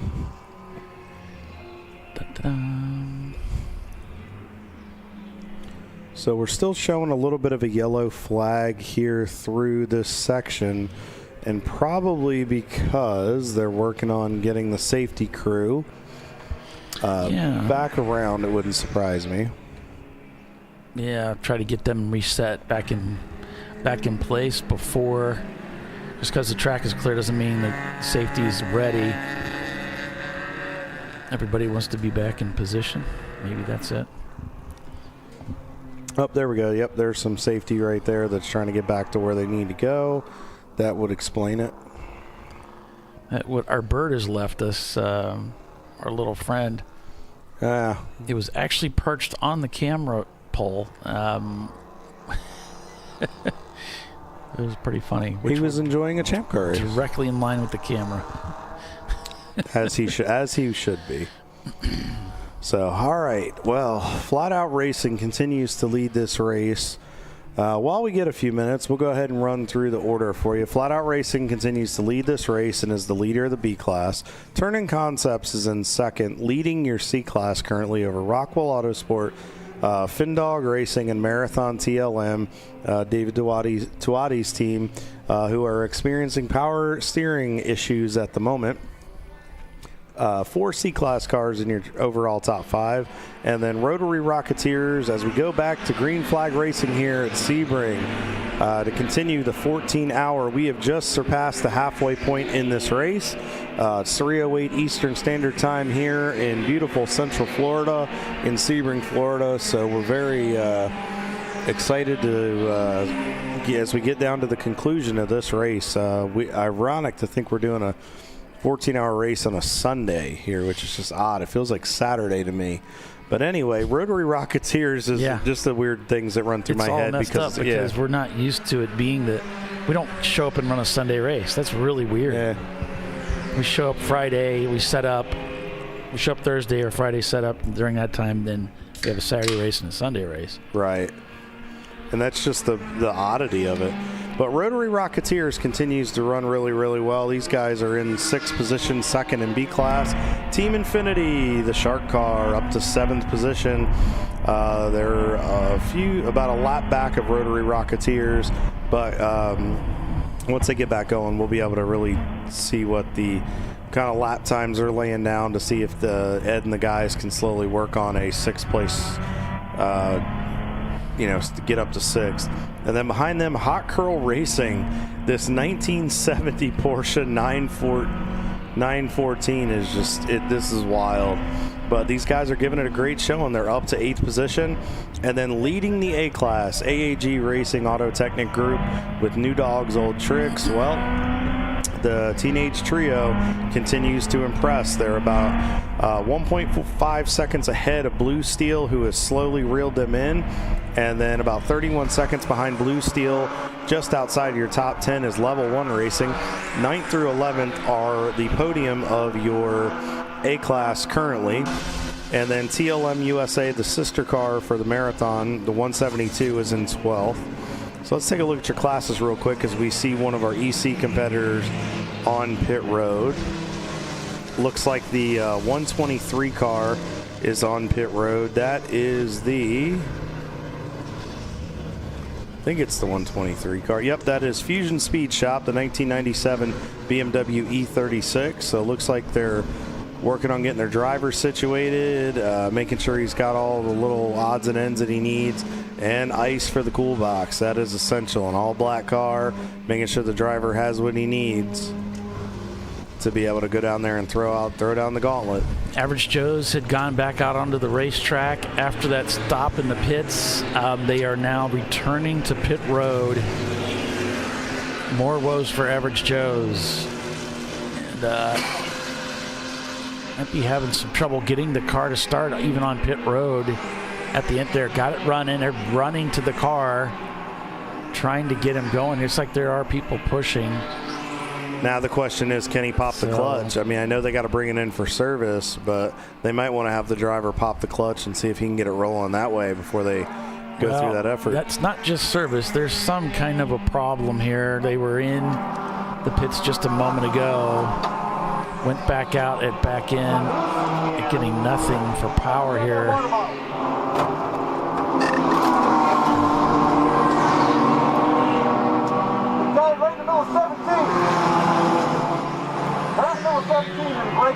That was fun. Oh, jeez. This is not my fucking day, man. Yeah, I'm sorry about that, folks. That's the joy of live TV here on ChampCar.Live, presented by AutoZone. I wondered if we were going to get that. I figured we were going to get at least one or two. So, hey, you guys in production, where's that cough button you promised us? Anyway,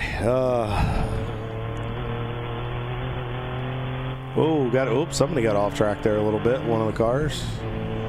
That's what happens there. You kind of get through there and you throw the car a little wide. You can put your left sides out on that dirt very, very easily. So real quick, we'll close up the running order. Covey Racing continues to lead the F class right now. As you can see, Turn-In Concepts working through some traffic here, trying to get by. Oh, we're down to 35 here. So everything just got slowed down again. We got a car stop track, turn 2 area, it says.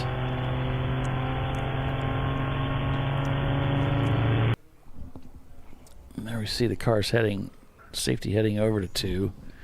We'll see if our distance camera sees anything, but I don't see any. Yeah, I don't either. Anything in turn 2. Now we're showing debris in 1 and 2, but I don't see them. Is that been dirt pulled up on the racetrack right there? Might be. Somebody might have dropped the tire. That's strange. Like they shortcut it. Might have got crowded right there and brought up some garbage onto the track. Oh, we're getting oil down is actually the message. So now they need to clean that up. Guys, if you have a problem with your car and you realize you're leaking oil, get the car off the racetrack. I mean, just get out, find an opening, and, it's better to be safe than sorry. Plus, you don't need to be running these things without having any oil in them. But Covey Racing continues to lead our F class over Edmondson Motorsports, and then What's the Rush? Right now, Covey has about a 10-lap lead over Edmondson, and their last lap was about a 248.99.7. And they've been consistently faster than Edmondson, and they've got quite a gap on them. And then let's take a look at our friends here in EC. Fawn Group Motorsports is about a lap ahead over One Mo Time Racing in their 2002 Corvette. And then we've got Open Throttle and Cherry. The 164 continues to have a good showing. A few laps back from that. And then the AOA Racing car, the 55 car, is in 4th. And then rounding out your top 5 in EC is the Fusion Speed Shop car. We just saw them on pit road a short time ago. So we'll have to see how this goes. It looks like you can see the safety team working over right about where the rumble strip begins out of turn 1. So it looks like they have some concerns, and I mean, rightfully so. That's a fast part of the course. You're carrying a lot of speed. The last thing you need to do is hit a patch and all of a sudden go for a ride, and that's just a no, not a fun situation. So we see Joe on board with the 990 here. Well, we had him. We had him, and then we got ads and options to look at other videos. Shut down. Lost his feet altogether right in the middle of that.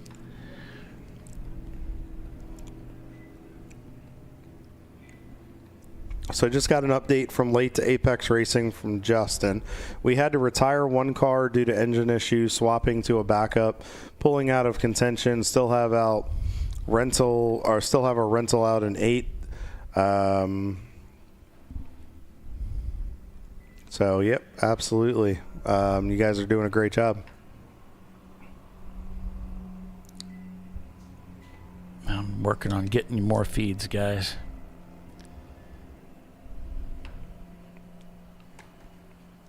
So as we see the field continuing to circulate under caution. So as Troy Trulio has worked his way back into the booth here, he has a Freezy Pop. Oh, thanks. Tempting. I don't know. It's hard to use that when I'm talking. It's tempting. I like blue, but it's tempting. So you're saying somebody finally acknowledges you and wants to give you something nice and you want to say no? Yeah, that's just I know. I can't. This is why I can't win. I can't win. I can't win. So it was Jeff Cohen from GMW flying his helicopter around Sebring earlier. Nah. So in the GMW, it's funny. Yeah, I did see a helicopter flying around. That probably was Jeff. So the GMW guys who usually run the 889 BMW, it looks like they have rented out Rockwell's Boxster this weekend in the 41 car. So interesting to see how those guys are doing. Right now they're 44th in the overall. Not having the day that they wanted, but so far so good. And still got a long way to go. So best lap for those guys is a 2:39.86. So good run for those fellas.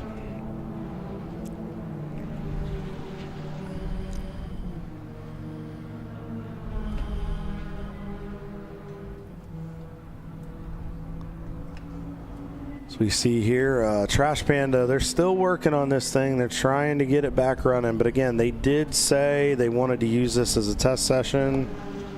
And that was kind of their plan, was to really get the bugs worked out for next year.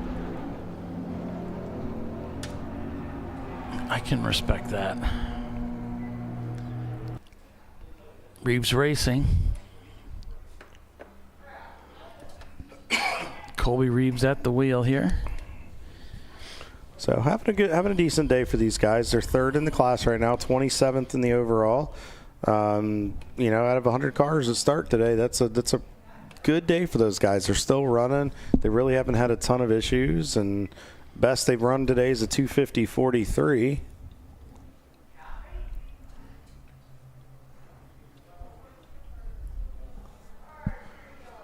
Oh, so it is just always something here.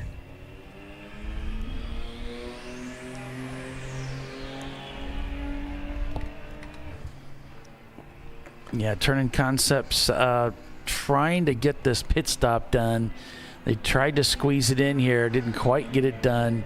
Are they doing brakes, Paulie? He is looking at the brakes. Yeah, that I believe is up there where the brake master cylinder is. That is the car owner there. Looks like he's taking some brake fluid. I wonder if the pedals started getting a little bit of soft there, or if this was a planned pad change. Well, if you're going to change pads, you shouldn't need to add fluid. If anything, you're gonna take a little bit of fluid out. Wonder if brake boiling maybe? Well, if that was the case, you would have a long pedal. You would have the soft, spongy pedal, and you would have to bleed. Well, knowing these cars, because, I mean, you and I have both driven these cars, and Les has as well, we know these brakes are phenomenal in these Boxsters, but also with the heat, the fact that it's in the high 70s today, and the fact that it's as abrasive as Sebring is on brakes, do you think maybe that could be the problem where the pedal is getting spongy, maybe a little bit of air in the line? Well, if he's adding fluid, I mean, it's either they have a leak or they just did a quick bleed. And that's got to be one or the other.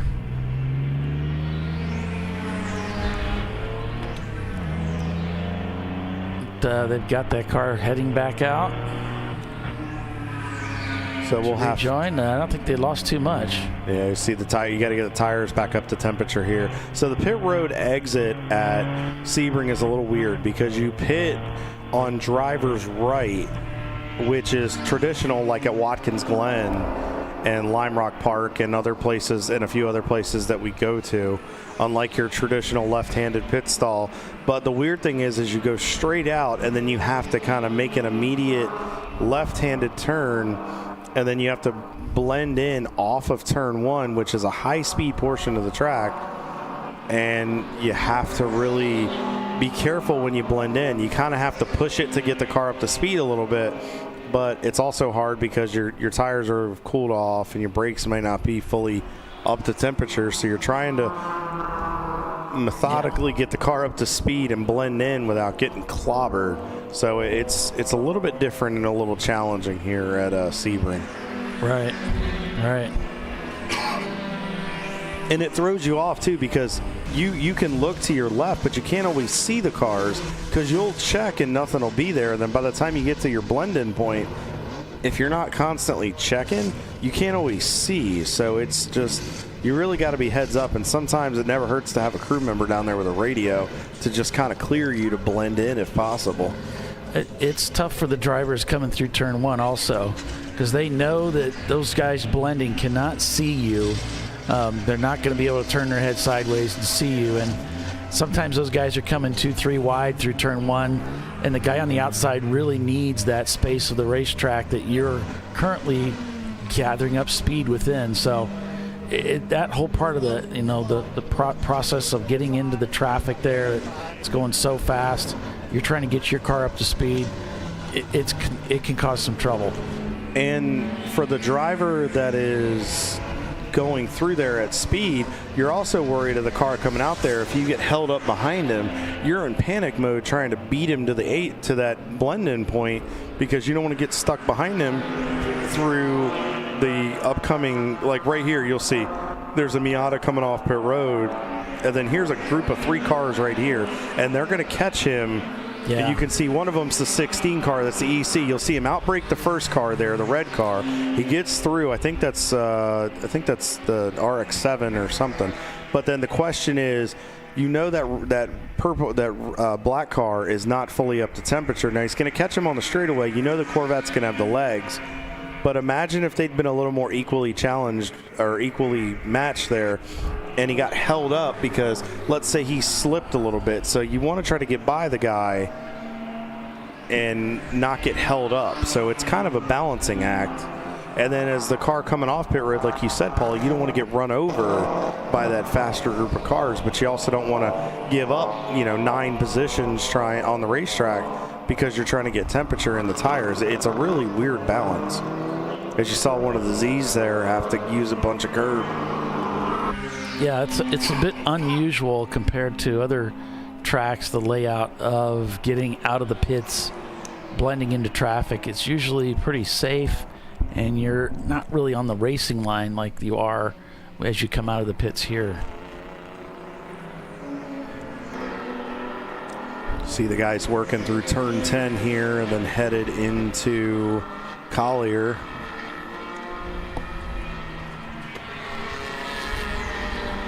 Yeah, you can see there's Turning Concepts, Fawn Group, Motorsports, and their car. A few more Miatas coming behind, and you can see here's Turning. They're trying to work by the 7 car. That's Apex Racing. Those are the Brazilian guys, our Fort Lauderdale team, in their CRX. Now you can see the CRX is, he's got to watch that mirror. Turning's trying to get by. He's not giving him a lot of room here.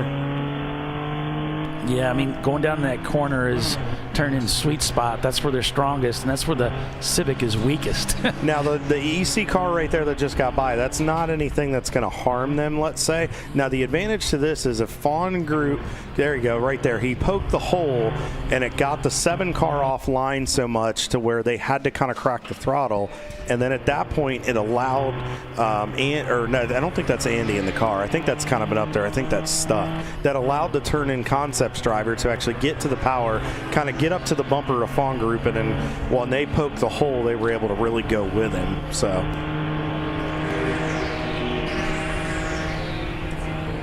But that's the art, Paulie, we talk about this time and time again. That's the art of being a smart driver, racing heads up, really paying attention to what you got going on, and really knowing how you can blend in and out of the traffic. So, and that's just, a lot of that just is experience, really. Yeah, pit road once again with Les just looking kind of lonely. Just waiting to see. We've got somebody here being serviced, but I can't make it out for the shadows. Paulie, the shadow's getting longer. I noticed it is almost halfway across. It's past the pit stalls. It's almost through the transition lane, and it's almost out to the drive lane here on pit road. There's our A-Class car, the 468 car. Looks like it's business as usual. Looks like it's just the driver change. Flying J, maybe? Yeah, that's, let me take a look here. That sounds right. My eyes line up on the sheet, that's what it is.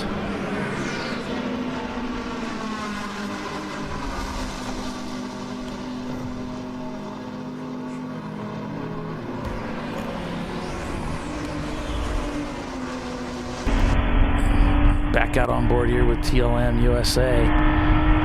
So looking back at the standings here right now, we've got Flat Out Racing leading the way up about 5 laps over Rockwell Autosport Development.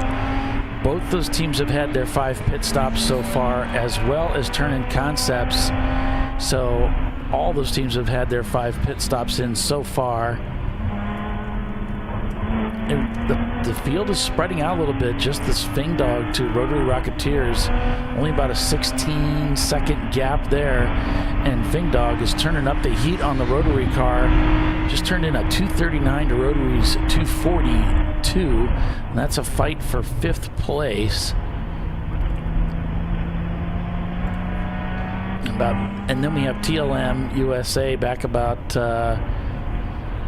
35 seconds from level 1 racing, and they have really turned up the heat. Wow, they have just done a 180 with that car, just turning in a 233.9 on that last lap. So now beginning to push here as we move into the latter stages of the race day. So stay with us. You're watching ChampCar.Live, presented by AutoZone, as we are here at Sebring International for 14 hours of endurance road racing.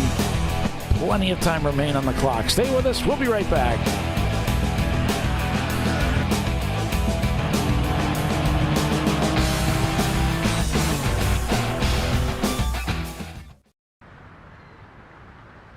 I probably need new tires. You do. What if they sold tires online? We do. We're TireRack.com. They could offer lots of tires We have so many tires. and help you find the right tire. It's called the Tire Decision Guide. Oh, and they could ship them to a nearby mechanic. We shipped over 7,000 independent recommended installers. This is an amazing idea. Sorry. TireRack.com, the way tire buying should be. George and Junior are fed up. They weren't planning on having to replace their brakes today, but they went to AutoZone, where a friendly AutoZoner helped them find a deal on the right parts. Get in the zone, AutoZone. Since 1994, Fly & Wrench has been a family-owned business renowned for exceptional European car repair and maintenance. We treat every vehicle with the same care and attention as if it were our very own, building lasting relationships with our clients along the way. We specialize in high-performance vehicles, offering a range of services that include fabrication, construction, custom wiring, and much more. Visit us at flyandwrench.com. Discovery Parts is a veteran-owned racing and safety equipment company. While we're located inside Atlanta Motorsports Park in Dawsonville, Georgia, Discovery Parts can also be found at the tracks, supporting a number of Champ Car Series events. We take pride in being a reseller of the best of the industry to Champ Car teams and drivers. We know racing, love racing, and look forward to tomorrow to even more racing. Visit us at discoveryparts.com. Want to get started streaming your races or make your current live stream more captivating? We've helped hundreds of drivers create engaging live streams. It's simple. Create a new stream event, grab your camera, and start streaming. Head over to myraces.live to sign up for a free account. Or join us in our community Discord. Stream, share, engage. At Parts Badger, we're not your typical machine shop. When a market-leading mountain bike manufacturer was looking to reshore their hardware components, they turned to Parts Badger. Within weeks, we had deployed a dedicated manufacturing cell, ramped up production, and had guaranteed capacity to meet their demand. We're looking to be your manufacturing partner. See what we can do for you and your company at partsbadger.com.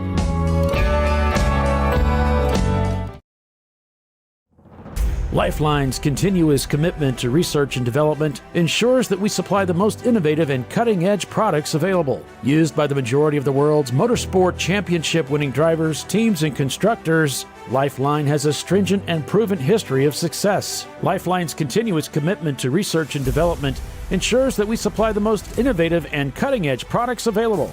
Lifeline's 0360 systems are the result of over 7 years of intensive research and development using 3M's Novik 1230 environmentally safe gas extinguishant. Lifeline uses only the finest quality components. For more information regarding our fire safety equipment and fire safety systems, please contact us at info@lifeline-fire.com. Sentinel is a comprehensive motorsports video solution incorporating live streaming, local recording, 3 cameras with picture-in-picture, flag status, and much, much more. Stop playing with multiple solutions. Sentinel handles it all, including timing and scoring, vehicle data, graphic overlays, adaptive bitrate encoding, network bonding, and more. Sentinel is the solution to sharing your motorsports experience with your friends, family, sponsors, and the world. What are you waiting for? Get your Sentinel today and never miss an on-track moment. www.sentinel.racing. Dave's twitch is bad. That's because his wipers need replacing. But he went to AutoZone, where a friendly AutoZoner guides him to the right wipers and makes sure everything is working smoothly. Get in the zone, AutoZone.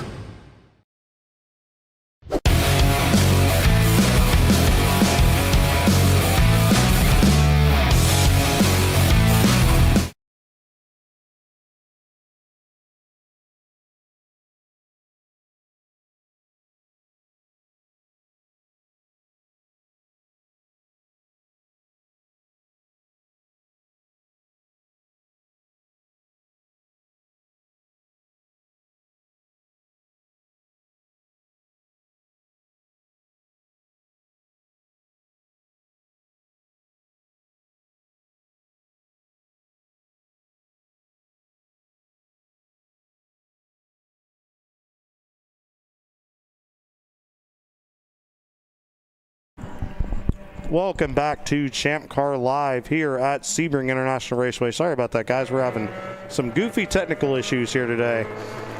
One of those days, those end of the season grumbling. So, all right, Flat Out Racing continues to lead this race over Rockwell Autosport. Last lap for those guys was a 2:37.44. You can see we're on board with our buddies with Sebring Racing Lodging. So that's our friends here locally at the racetrack in their 1999 Mazda Miata, car number 73. These guys have had a solid run today. And we have a guest with us in the booth. We're going to get to him in just a moment. But, Paulie, do we want to give him a round out of the top 5 real quick? Yeah, let's take a look at the standings here. We've got Flat Out Racing leading the way, followed by Rockwell Autosport Development, Turn-In Concepts still in pursuit. Then we've got Marathon TLM there in 4th place. Now their lap times now just turned in a 2:40. They're punching a little above their weight, but they're still managing to hang on here. Rotary Rocketeers there in 5th place. They were really on the hunt, on the charge earlier. They've cooled off just a little bit. These 242s they're turning in. Then we've got Fing Dog Racing, Team Infinity, Hot Curl Racing, Blue Steel, AAG, That rounds out your top 10, folks, with Hot Curl now in the pits. Oh, a little bit of tire lockup right there from one of the Z's. Wasn't anything major, but wasn't sure if he was going to slide off there for a second. Anyway, as we said, we have a guest in the booth with us, Mr. Mike Gorman from Open Throttle Racing. Mike, welcome to ChampCar.Live. Mike, you have been in Champ Car for quite a long time. You do a lot of endurance racing. You are a man of multiple hats. You drive, you work on the cars, you own it, you manage it, you keep the circus going. First of all, how do you do it, and when's the last time you've actually had 8 hours of sleep? The 8 hours of sleep, it's been kind of a marathon since February or so this year. So I probably have to go back to last season before we got a solid 8 hours of sleep. But yeah, it's we've got just such an incredible group of people that work within our organization, and our main squeeze, Charlie Crilly, it runs all of the service for this team and this operation. And to be able to field confidently, 6 cars and bring 20 plus drivers into a race weekend and be able to juggle all that, it takes every element kind of working together, and I think we do a pretty good job of that, and very proud of what we put together, just in terms of being able to finish races, things of that nature, and really try to put on a good product for an entry-level driver getting into endurance motorsports or racing in general. But yeah, it's a lot to keep up with. We've had some carnage from certain events, and then we've got another event like a week later or 2 weeks later that we've got to turn around cars in some pretty incredible periods of time. So yeah, it's just a lot of thrashing and compromising sleep over getting the job done. So we're hoping to have a little bit less of that next year. We had to mix up some models this year and build a couple new programs, and of course there's obviously the growing pains that goes along with that. So we're on the tail end of that, and we're very much looking forward to the 2026 season. Now, you have such an eclectic group of guys and just an eclectic group of equipment. You primarily for years ran the H-pattern BMWs. You have transitioned into mostly paddle shifts now. Yeah. And then we also noticed you had a new build. You talked about getting a Boxster. I think you guys just wanted something to kind of contend with the players there in that C class. Yes. So how's that transition been with going to paddle shifting for the BMWs? Unbelievable. So we've got a lot of younger drivers coming up that have a trajectory to go to IMSA, and it's kind of a lost art in a sense of perfecting that H-pattern manual. I mean, obviously we've got the Dark Horse Mustang as a H-pattern factory race car, but for the most part everything is a paddle shift now. So you take a lot of time in developing a skill that's not really applicable for what they plan on doing and what their trajectory is. So we found that paddle shift program, it just really is, you don't want to say an easy button because there's still a lot of racecraft that goes into racing, but the driver can focus on traffic management, the whole building of racecraft without having to worry about, downshifting 3 gears perfectly going into turn 7. And the counterpoint to that also is, we've mentioned the sleep earlier, and a lot of those sleepless nights that we've had has been a result of a driver money shifting. Obviously, we're a full-time rental program, so you don't always know the talent level of the driver that's coming into the car. Obviously, you vet them to an extent, but you don't know until they're actually in your car for a weekend. And we've unfortunately had some people that have money shifted multiple times in a weekend. But we've really found that if by switching to the paddle shift program, it really allows the driver to focus more on developing that racecraft element of it, and it eliminates the possibility for that mechanical over rev, with that paddle shift car. So since going to the paddle shift cars, we've replaced exactly 0 engines as a result of a money shift. So that's that was the main premise behind that, and it's gone well. So you mentioned the Boxsters, which obviously we run in an H pattern. And transitioning to this a little bit more of a driver development style focus, we did kind of feel like we not abandoned, but we didn't really have a option for certain driver styles, right? The people that want to row their own gears, have a more of a driver feel and heavier steering, and just more feedback, so to speak. And the BMW 3 Series does a great job of eliminating some of that feedback, but the Boxster does an excellent job of providing that out for our talented drivers that still run H-pattern cars, can do it without blowing them up, and also gives us an opportunity to be a little bit more competitive in the overall range. So we done quite a bit of data and research regarding the E46 platform, and obviously TLM has got a killer recipe for the with the 328s. Everything that we had was 325s and 330s, the MS 43 and 45 cars, and we weren't able to necessarily be as competitive as we wanted to be, with that platform. So we were looking for some options, and obviously I've been a huge fan of Porsche my entire life. Worked for Porsche for many years before quitting that job to come do this, so it seemed only natural to go with the Porsche Boxster. Absolutely, and plus we've seen the success that they've had here in it's hard to argue. And I mean, it just kind of puts you up there to be able to contend with the Rockwell. Yeah, correct. Yeah, any 500-point car, as they say, can win. But there's some cars that it tends to be a little bit more of a straightforward program to be able to accomplish a top 10 or top 5 finish. And that's our goal with the Boxster program, simply, is to kind of be in that conversation for top 5 overall contentions. And you guys you're running really, really well today. You got a few cars, some of the guys up in the top 10.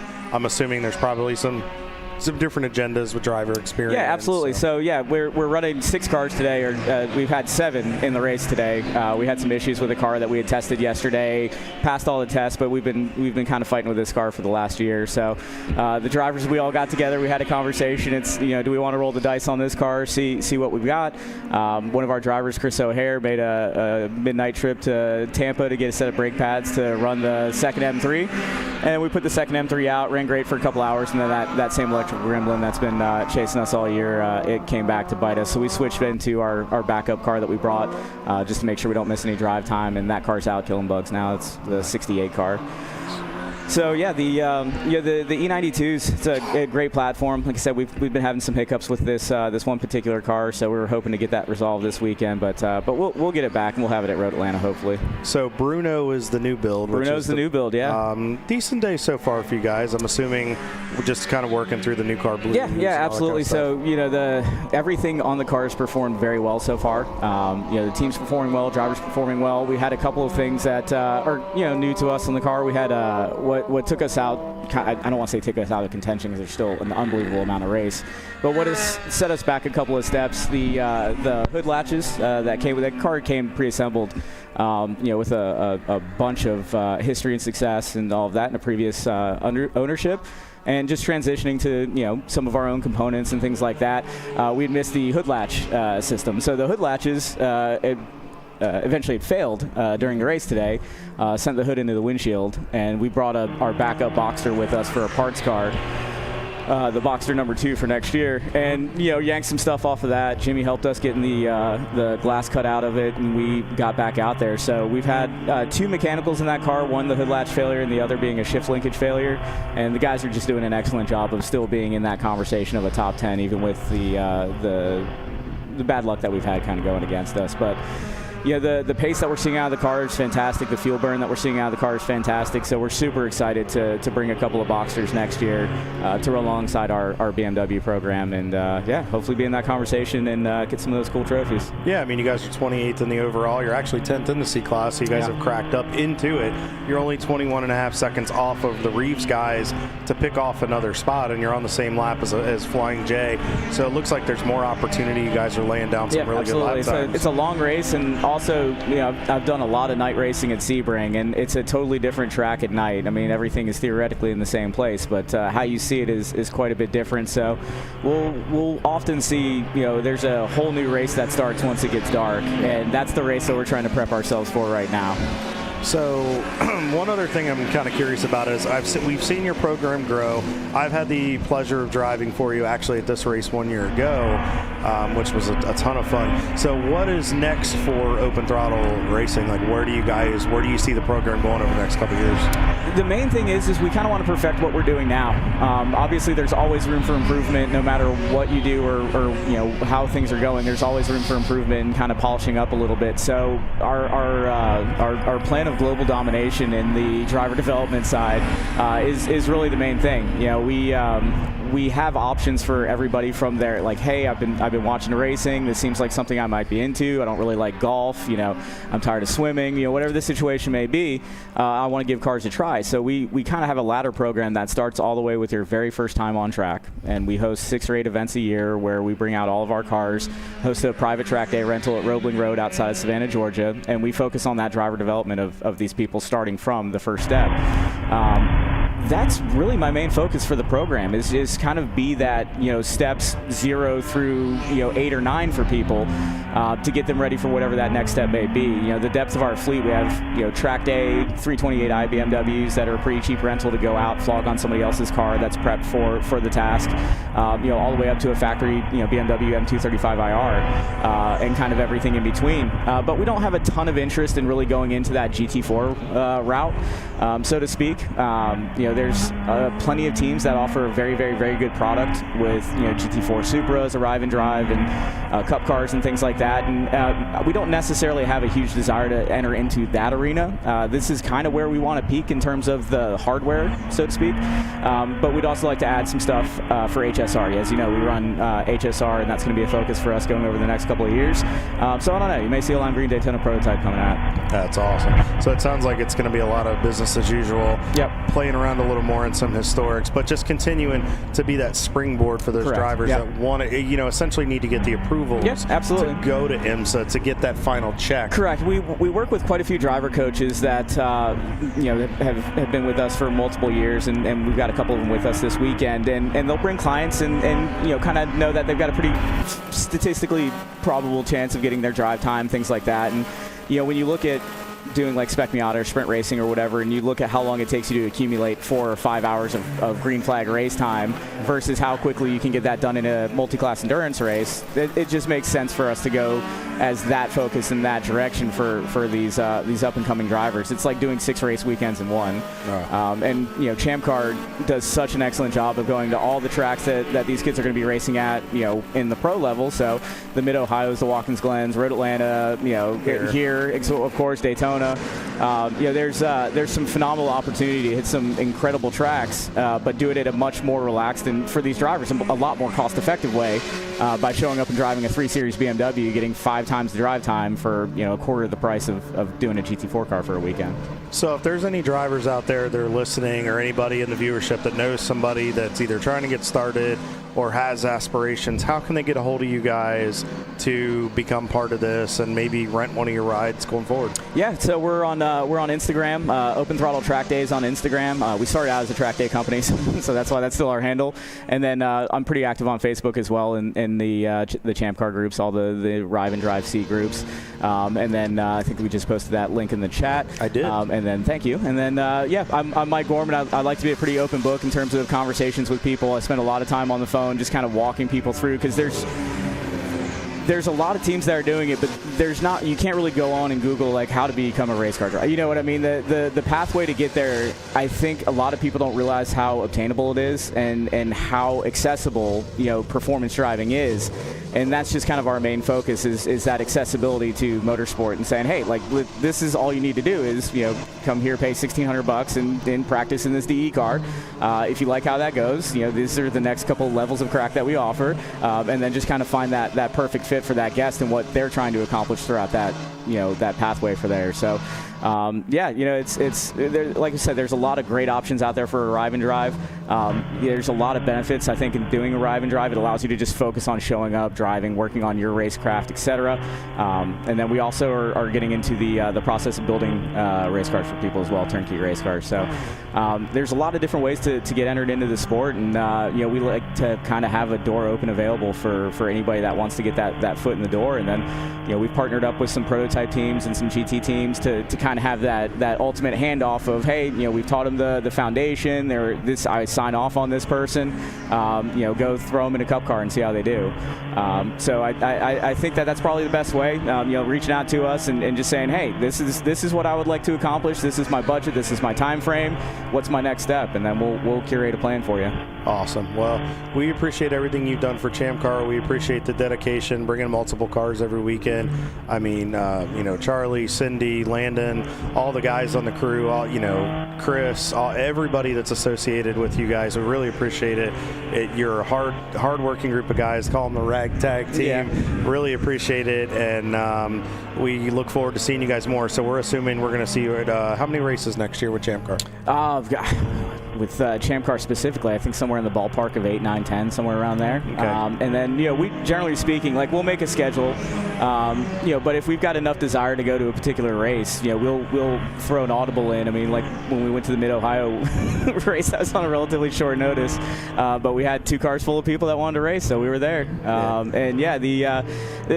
think at a minimum, I think we've got 7 to 10 scheduled. I mean, we've got 35 races on the schedule for next year, I think over 5 different series. So a little something for everybody, but everybody starts in ChampCar for us. I mean, this is the best place to get that first bit of race experience.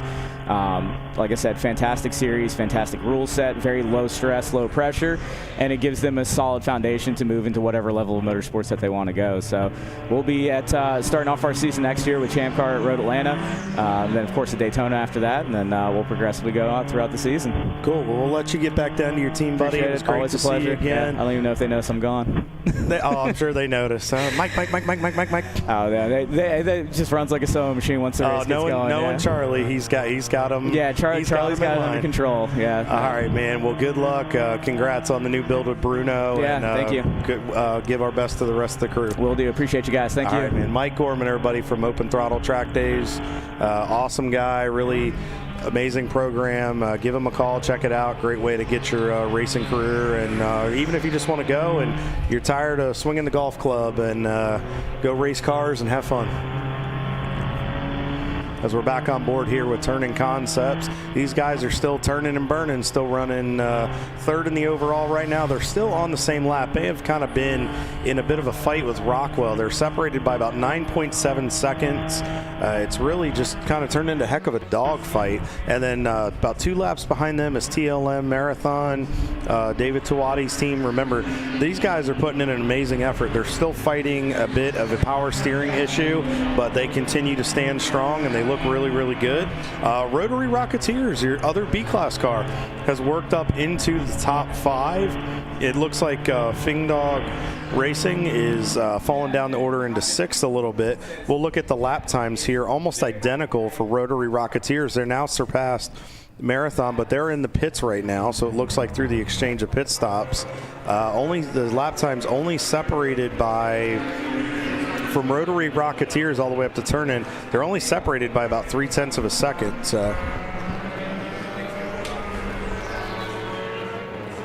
So it's interesting to see how these guys are playing out.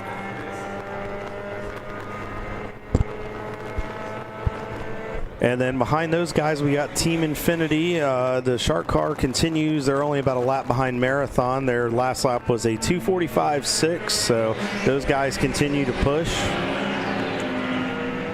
And Blue Steel Pauly has now taken over the lead in A-Class over the teenagers. They're about a lap separated between the two of them. Last lap for Blue Steel was a 2:48.05. It looks like, and then the teenagers, the last lap was a 2:50.2. So we'll have to continue to monitor that. And Hot Curl Racing, the 916, continues to run inside the top 10. So, Pauly, we're approaching 4 o'clock Eastern Standard Time here in Central Florida. I think the rule is headlights have to be on here within the next half hour because we are slowly approaching the evening hours here at Sebring. Yeah, when Kyle and I were out setting up cameras last night, the track went cold at 4:30 after practice, and by 5:30 it was dark. So it's going to get dark pretty quick. And Mike made a really good point that this becomes a totally different racetrack. When you can see at Sebring, it's a lot of fun. it's fun at night, but it takes a different discipline because it's very flat. There's not a lot of markers on the racetrack that give you an indication of where to turn in, where to start getting back on the throttle. It's a lot of driver repetition and learning and knowing your racetrack. If you had opportunities to get on the simulator through iRacing, Assetto Corsa or something prior to this weekend, and you could set it to a nighttime condition, that's really the best way you can get ready, because then it at least gives you some type of visual reference point and you'll understand the darkness that you're dealing with. As we see, we're still on board with Sebring Racing Lodging. These guys just continue. They've just continued to have a solid day. They've worked themselves up into the top 20. They're fourth right now in A-Class. I mean, this is not what they were expecting. They were, hesitant, not sure. Oh, looks like we got a car going off here. Whoa, way wide there for one of the Miatas. Did a masterful job of keeping it out of the tire barrier. As we see one of Mike Gorman's entries right there, one of the BMWs going through. You can really see the car sliding around, Paulie. I mean, the track, you can tell it's probably upwards of 90 degrees. It's very slick. The sun just continues to beat down on it. There was some more cloud cover over this racetrack earlier in the day, but we don't have that anymore. So we'll have to really see, if the track starts to cool off, if the grip level starts to come back. So we see him headed down into turn 7, some quick downshifts. Such a sharp corner through that kink there, but you notice he was able to get straight out of there, get on the wheel, get right straight in the wheel lock, get back on the power, and keep rolling. Yeah, 1999 Mazda Miata.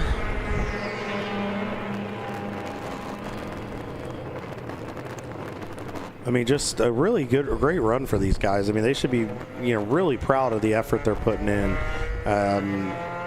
Just to be in the top 20, to be fourth in actually, they've actually just moved up into 18th. So continuing to gain ground here. They're only about a lap off of the Treasure Coast Miata and Avenue Garage. So congratulations to those guys and doing a great job. Let's kind of go back through the pack here. So the 468 car Flying J, we talked about them a little bit. Kind of hanging there about 26th spot. Reeves Racing continues to stand strong. Diamond Turning Innovations has just never recovered today, honestly. They were up in the top 4 or 5 for about 3 or 4 hours, and then I guess they ran into some issues, and they've just never been able to recover. And then AKT Racing, the 140 car, they're up 71 spots on the day, up to 31st in the overall, 8 spots in the B class, so good run. EJ Racing, the 504, the black RX-7, those guys are having a good day. So, Paul, you were talking about the 99 Miata, that second generation MX-5 car. Anything interesting about it that we should tell the fans about? Well, that's the NB chassis. That's the second iteration of the Miata. This is when they went to the fixed headlights. It has a stronger chassis, 140 horsepower, 1.8 liter engine. The NAs had a 1.8 and a 1.6. And there's a lot of us that race those 1.6s.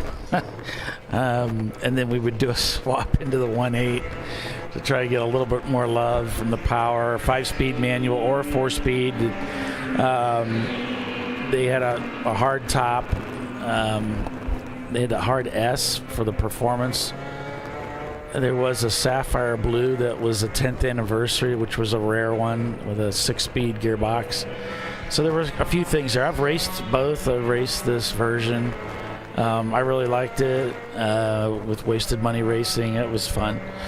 Other than, feeling like it had a little more power, if they basically were the same to me. But I'm sure there was some subtle differences there. And then, of course, they went to the 2-liter in 08, which brought out the B-Class version. So, looks like TLM coming into the pits now with their BMW. Or they're either that or they're rolling out. I think this is their pit in. Where's their pit in at? Isn't it the end? I thought it was a little. Yeah, I think they're down toward the end, but they weren't in that long ago. So I wonder if this is a scheduled stop. Yeah, let's take a look here. This is their. See, they're They're marked with 4 pit stops, so this might be about right. Yeah, so if the count that I have right is right on my chart, this is their 4th pit stop. Looks like they're getting ready to leave, so this might be just about right. Might be just about right. Steel M heads back out onto the racetrack to start chewing into 6 hours remaining in this race today. 14 hours of endurance road racing at Sebring continues. Stay with us. We'll be right back. An important decision is afoot. This man is about to buy tires on TireRack.com. Tire Rack is the leading online retailer of tires in North America and a repository of advice and expert reviews. And it's done! All that's left is to arrange for safe, easy installation at one of our independent recommended installers. Well, I guess he did that too. TireRack.com, the way tire buying should be. Jamie's on edge. It's her first time changing her own oil, but she went to AutoZone, where a friendly AutoZoner helps her find a deal on what she needs to get the job done right. Get in the zone, AutoZone. Since 1994, Fly & Wrench has been a family-owned business renowned for exceptional European car repair and maintenance. We treat every vehicle with the same care and attention as if it were our very own, building lasting relationships with our clients along the way. We specialize in high-performance vehicles, offering a range of services that include fabrication, construction, custom wiring, and much more. Visit us at flyandwrench.com. Want to get started streaming your races? Or make your current live stream more captivating? We've helped hundreds of drivers create engaging live streams. It's simple. Create a new stream event, grab your camera, and start streaming. Head over to myraces.live to sign up for a free account. Or join us in our community Discord. Stream, share, engage. Lifeline's continuous commitment to research and development ensures that we supply the most innovative and cutting-edge products available. Used by the majority of the world's motorsport championship-winning drivers, teams, and constructors, Lifeline has a stringent and proven history of success. Lifeline's continuous commitment to research and development ensures that we supply the most innovative and cutting-edge products available. Lifeline's 0360 systems are the result of over 7 years of intensive research and development using 3M's Novik 1230 environmentally safe gas extinguishant. Lifeline uses only the finest quality components. For more information regarding our fire safety equipment and fire safety systems, please contact us at info@lifeline-fire.com. At Parts Badger, we're not your typical machine shop. An aircraft manufacturer had to deliver a new interior in just weeks. With hundreds of line items and tens of thousands of parts needed, they turned to Parts Badger. We have the connected manufacturing capacity, the experienced team of design engineers and project managers, and the proprietary software to get it done and deliver. See what Parts Badger can do for you and your company at partsbadger.com.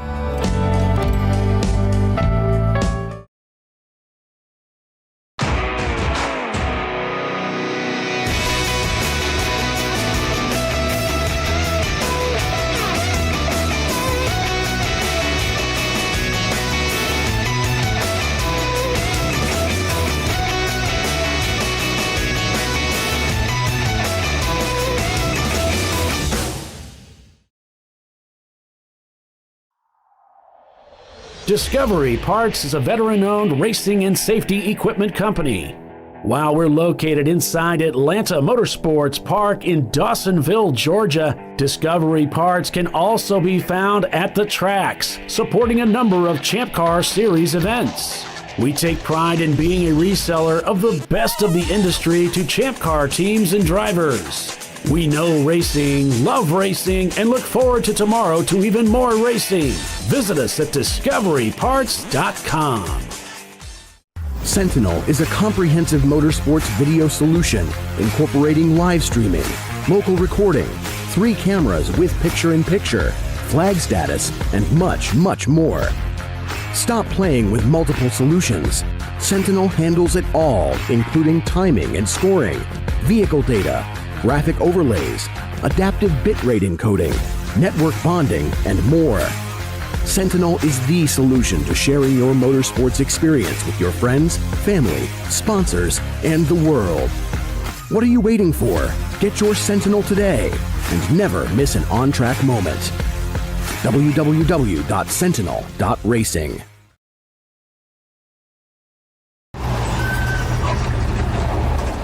George is fed up. And so is Junior. They weren't planning on having to replace their brakes today.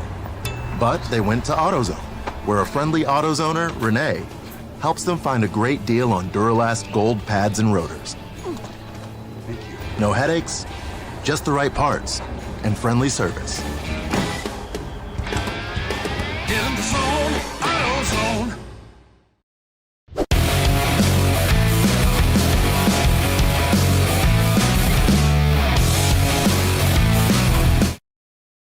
Welcome back to ChampCar.Live, presented by AutoZone.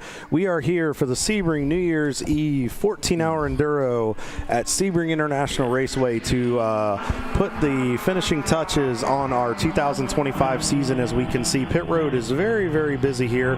A lot of teams are staying busy. I just got an update from the 74 car, which is the Treasure Coast Miata. Mike Owen is now in the car. Thank you, Jody Ellis, for that update. We greatly appreciate that.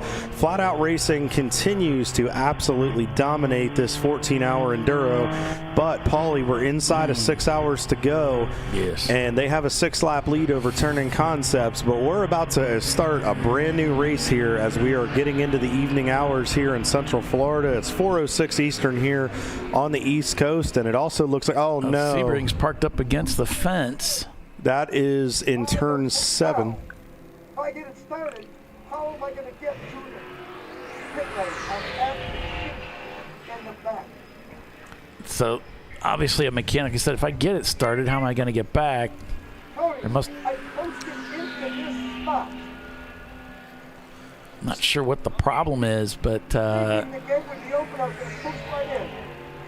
you can't get through this gate because the gate's locked. And that'll take you, the gate, if you open that up, that actually takes you out to the main road that is over by the hotel. On the straightaway at the hotel. So he's talking to this about his team, but obviously some problems here for the Sebring team. What he could do, based on his location, folks, is where he's at is turn 7. It looks like he's able to get the car fired, but just to give you an indication, he can back the car up, and if he can spin the car around without getting out onto the racetrack, yeah, you can see he's starting to inch back out toward the racetrack. There's an access road on the track map. There's a different configuration instead of that hairpin that you can take to where you could get back onto the racetrack. But what I think he's concerned about is he wants to get into the garage, like where that tire wall is right there. That's the cutout to get out. But I don't think there's a way to get back in the paddock from there unless he takes an immediate left-handed turn. He's still talking to his crew. There's an emergency truck right there. They might let him through so he can get back to the garage area. Yeah, there we go. They're going to open the garage. They're going to open the gate for him to get back to the garage. There we go.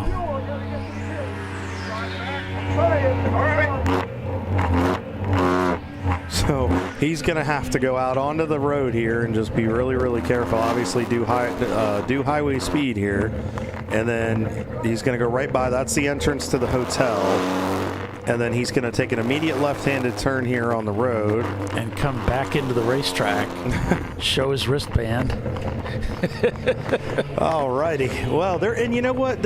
I think they're doing this to show the property to get. I'm just teasing. No, that was a very smart move on their part.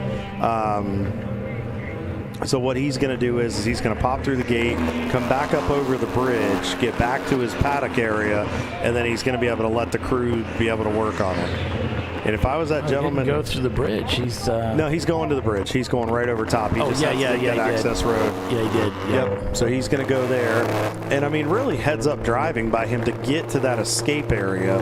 I mean, it cost him a little bit of time, so. And then he'll come back down on the bridge. He's into the garage. He wants to get by this truck. So don't do this if you're coming in just normally, folks. But understandably, he's trying to get back to his paddock area because they don't want to lose too much time. Actually, it looks like he's going out onto pit road. Yeah.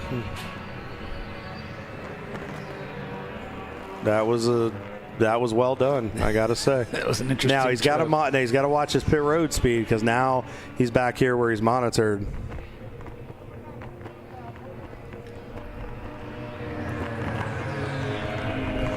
So while we're getting that update, unfortunately, the Jackie X Miata folks, for those fans that are paying attention to those guys, unfortunately, he is very angry, and rightfully so. You know, when you're in the car and the emotions run high and you feel like you're stranded, it's a helpless feeling because you know you can't get through. It's not like you can just ease into the gate and bump it open. It's specifically locked for a reason to keep, unneeded pedestrians and people off of the racing surface because that happens more often than not. But yeah, he's a little frustrated, and rightfully so. They were having a great run. They were inside the top 20. They're still in the top 20 right now. They'll probably drop down the order just a touch, but hopefully they can get everything situated. But they should be able to get back in the fight. I mean, the car sounds like it's running. As we're back on board with Team Infinity here. Yep. And Ed's team still trying to get that car up to the very front, and they've just been slowly, methodically working their way up through the field. Yeah, I mean, they're doing a really, really good job. I mean, they're pushing really, really hard, but they're also just taking care of it. I mean, we're starting to see attrition take a toll on this, and that was one of the keys to the race, Paulie, was attrition. Sebring is notorious for tearing up wheel bearings and tearing up suspension pieces. And I mean, just for another example, the 41 car, the Rockwell entry that the GWM guys, or the GMW guys, are racing this weekend, Jeff Cohen and Sean Glover and those guys, they were running 10th in the overall in that car for Rockwell, and they had a wheel bearing go out. What is it about Sebring that just does this to these guys? I mean, as a driver, I've been in there. Just the abrasive nature of this racetrack. It's the opposite of Daytona. It's the opposite of Indy. It's the opposite of Road America, where everything is just so smooth as glass and it's consistent pavement. Nothing changes, and you never feel like you even run over a pebble. This place is the exact opposite. You've got old airport that's been changed into a racetrack. There's still seams in the gigantic cement pads that you run over, and then there's other parts of the track where you're on asphalt, which is obviously going to be very, any of us that walked outside in the summertime, a transition from the cement to asphalt is a huge temperature difference of the amount of heat that radiates off that surface. So it is just a really unique surface that keeps changing throughout the course of the lap. And so, and it just it's any kind of high impact, high energy, it's going to cause wheel bearings to fail prematurely and other suspension components. And it does wear on the driver as well. So there's not just the physical beating the car takes, there's also the beating and the wear that takes on a driver. And it can be very gradual to a point on the driver doesn't realize it's sneaking up on them. And then they start making mistakes. They start missing their braking points, their turning points, their apexes, and all that stuff kind of creeps up on you. And it's really, I think, a more experienced driver that sees when they start making a lot of mistakes they wouldn't normally make, that's when it's time to come in and do a driver change. The heat can get to you, and of course the pounding and just the overall exhaustion can get to you over time. This track it's an endurance racing track for sure. It really does call on you in every area, from the mechanical of the car all the way through what the driver can withstand. Yeah, it's a different animal, folks. It's until you've driven Sebring and experienced it and raced and understood it, it's hard to put it into words what it does. I mean, you can kind of visualize it a little bit, but once you've been through it and you felt what it does, you kind of get a better understanding of how it affects it. And this is a concrete racetrack, so most of the places we go to, looks like Late to Apex is in here. This doesn't look like it was planned, Paulie. That left side's up. I wonder if they're having to do a brake change, or if there's something with the transmission. Usually when they're up like that, they're looking up underneath the drivetrain or something. Yeah, I see Rockwell Autosport also one of their cars in for a pit stop. So there are a few cars that have come into the pits right now. And the Mustang number 96, they had the right front corner open. This is a clockwise racetrack. But we're seeing this again and again, cars that are coming into the pits, and they're having to jack the car up and look underneath it to see if there's anything. That's Triple R Motorsports, in fact, to see what's going on with the car. Is the car okay? Is there something we need to work on? And that's just one of the things you run into more and more here at Sebring. And of course, since it's a 14-hour race, you don't get that big break at night that we enjoy with the 7-8 hour races to work on the car and repair it. You have to keep it going throughout the day. So with a concrete surface, let's kind of go into that a little bit for the people that don't know the difference. So your typical asphalt surface, the grip comes, from the, it wears down over the course of time. When you first put fresh asphalt down, it's got all the grip in the world. Once you kind of knock that film, kind of get that film off of it, it's got a ton of grip, and especially if you got some really good tires, you got a lot of that. It's a lot more flexible when it comes to certain temperatures and things like that. You just have to, be mindful of it. And the grip level changes day to night. Sometimes, at night, asphalt tends to get a little grippier, where when it cools off, asphalt is more, the temperature makes a difference. Now, down here with just the heat, Sebring just takes a beating in general, which is, it's a harder surface. It lasts a lot longer, but it can get very, very slick with rubber buildup. It's kind of like driving on ice, which the longer you run, that's why this place also can traditionally get slicker in certain sections. But it just wears faster in the high stress sections like corners, and then heat, rubber buildup, things like that. It's a great place to race, and it provides you that grip, but it's good until it goes away.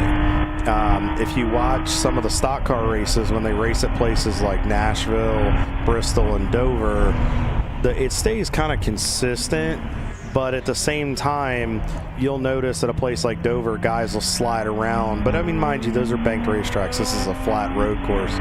But it's the same kind of thing. You'll notice guys slide around a lot as the rubber builds up, or if it chunks and you get those, pieces there in the track. It's, a lot of times they'll slip around and slide. And you're seeing that here, even in the groove. Guys are sliding, like right here, he rolled through the corner, but you could see the car did a slightly four-wheel drift, and that's just because of the lack of grip as we get into the hotter part of the day. Now, as it starts to cool off, I think some of the grip will come back, but it'll be interesting to see because of the high humidity. If there's any, like with moisture in the air, that'll be interesting to see as well. So, and then it's a little bit different. I mean, you'll notice it gives you a little bit more grip where you're able to, in certain respects. But like right there, you saw he had to catch the car. Like, yeah, see, he's chasing it hard. And that 15 to 16 section is notorious for this. When it bakes in that sun and it gets that layer of rubber, and then down here in Florida where the oils and the waters get pulled out of that racetrack, it just becomes an absolute ice rink. Where, sometimes that happens on asphalt, but it's a little more forgiving. Concrete, not so much. It's better for the longer durations. It lasts longer, but it's just a different type of surface. It requires a different driving style to kind of get through it. So you just have to really think about it, and you kind of have to have a good plan to know what you're going to do, and you have to adjust your air pressures as well. If you start to feel like you're sliding around too much, you might have to drop your air pressures, or you might have to bump it up, or things like that. It really, it just depends on what it is. But it's hard in Champ Car with the setups because you're not setting it up for one driver. you have to have a predictable setup for all your drivers to where everybody can drive it and be equally as fast. So endurance racing on concrete adds a different element. Yeah, and we talked a little bit about Blue Steel. They've now worked their way into the top 10, and they just turned a 241 to Hot Curl Racing's 251. They're one of the faster cars here in the top 10, at the back of the top 10. So we should be able to see them moving up. Rotary Rocketeers in 7th, also 241s. You know, they've got AAG Racing with 246, Marathon with a 240.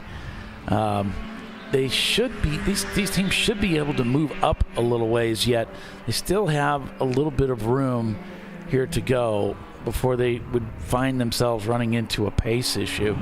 So, yeah, we should see those two teams continue to climb. I'm a little surprised Rotary hasn't moved further up to the front, because they've only had 4 pit stops. They haven't had that 5th stop yet, and yet they're still down in 7th place. I would have thought with the pace that they could turn, that they could get up there. So they may have run into some issues today that slowed them down earlier, and they're just trying to make that up now. So that's the story on Blue Steel. TLM USA. See, TLM has 2 cars here this weekend. They have a BMW, like a dark blue or a black one, number 172.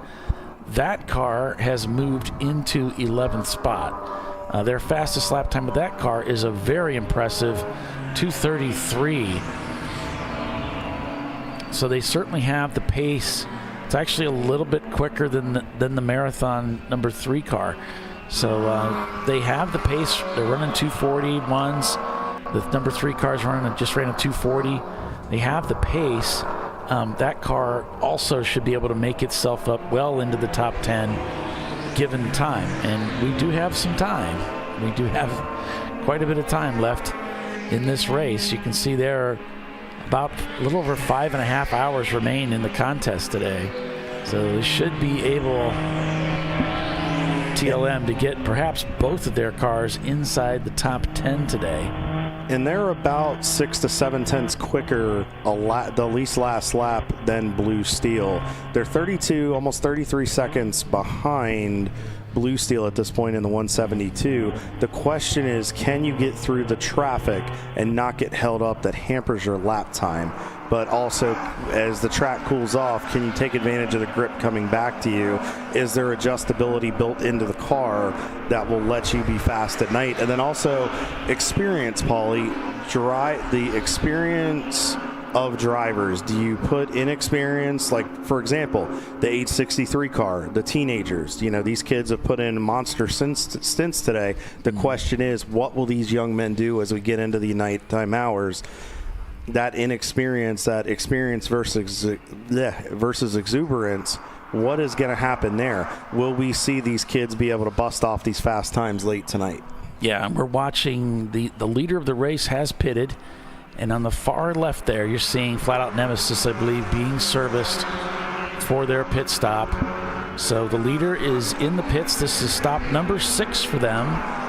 And they are the first inside that top 10 to make a 6th pit stop. So they are clearly ahead of the curve here in every respect. They've got the lap count, they've got the pace, and they're getting their pit stops done. So we'll see as this, it looks like a standard pit stop. They are looking at that left rear. This is a really unusual car when you're standing next to it. It's low, and even the cage is cut low. It's just a really unusual car. It's very lightweight. About 2,000 pounds, I think somebody told me before, and they said, it's a pretty standard stock car, but it's just, these guys were fast. They were fast like this at VIR. They're fast everywhere they go. I mean, really the question is, can they keep this pace up at night? I mean, they just, their expected lap, before they pulled in was a 2:31.16. They're fast. They have the fastest time of the day out of everybody at 2:27.5, 2:27.5. The question is, can you do this at night? I mean, it's a Florida-based team. They got a lot of seat time here at Sebring, but I'm curious how much is left in that race car, because they've been ringing it out like crazy. I mean, they've got a healthy lead on turn-in concept, so it feels to me like their concept of racing is the same as Parts Badger, where they just go at 100%. Yeah. And we're just going to see what happens. But we're going to find out. We're going to find out are they the kind of team that tries to conserve the car? Is there anything to conserve, or are they just 100%? You know, let's just go and put as much gap on the field as we can. You got to wonder if there's any teams. I mean, you would think teams really wouldn't be holding back, but you got to wonder if maybe they're just kind of sitting at 85-90%, and then once we get past 6 o'clock tonight, once we get into the nighttime hours, you put a fast driver in there and just let him start ripping it down, and then even again at the 8 o'clock stint to get to the finish. That's just what'll be interesting to see is who are the comers and goers as we get into the nighttime hours, because it just, Mike made a great point that this place becomes such a different racetrack, and it races totally different at night. Right. And whoa, big spin there. Oh, the Mini just broke a wheel. You just saw that live, folks. So it looks like the Mini car, that was the 456 car. Holy, that was a big one right there. Avenue Garage, the 2007, they just had a left rear wheel come apart. It looks like some type of suspension piece broke with the wheel, but that wheel came off. Wow, that was a big moment right there. Hopefully the driver's okay. That was just, oh wow. So we'll see here. We got a replay coming. Yeah, we got a replay coming here of what we just had. It's just as they were going into that corner there, Kyle. Made the corner. Snapped. It just broke. That happened to Brew Crew at VIR. All of a sudden, that rear component, it looks like the whole left rear axle piece and everything came out of it. Yeah. Thankfully, it's a front-wheel drive car, and it just pivoted on that. I've seen that kind of thing happen before. Once it got underneath the car kind of rolled up over it. So there, it got kicked up, and it kind of rolled up over the car. And then, yeah, fortunately, he stayed level. He didn't go over and take a really hard ride right there. So, yeah, that's rough. Obviously, pretty severe damage to that car. Don't expect to see them back out here today. So, yeah, we just happened to be watching that on board. Gee whiz. Oh, man. The turn in. But this is what we talked about, Paulie, the attrition. These guys are pushing these cars. They're turning this 14-hour race into a sprint race. Can these cars take this continual beating? I mean, we're starting to see, contenders. That was a top 20 car. They were in the top 10 at one point. And it looks like we got another victim here. The Reeves car, Scott Reeves, they're in the garage getting towed in. Yeah. Well, and I don't know what you do. I mean, this is a track. If you drive on it, it's going to beat you up. I mean, I don't know what else you can do. If you slow down, you're still going to get beat up. So really all you can do is try not to hammer the curbs and then just hope the car holds up. But this is what Sebring does to you.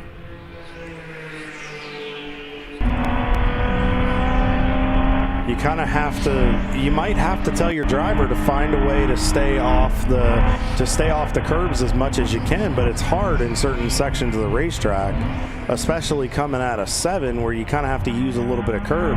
But the problem is with the height of some of these curbs, and yeah, you can see there's he's trying to get it back to the pits.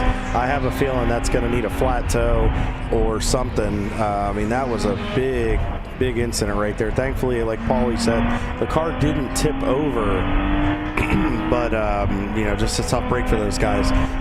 Kyle's the 42.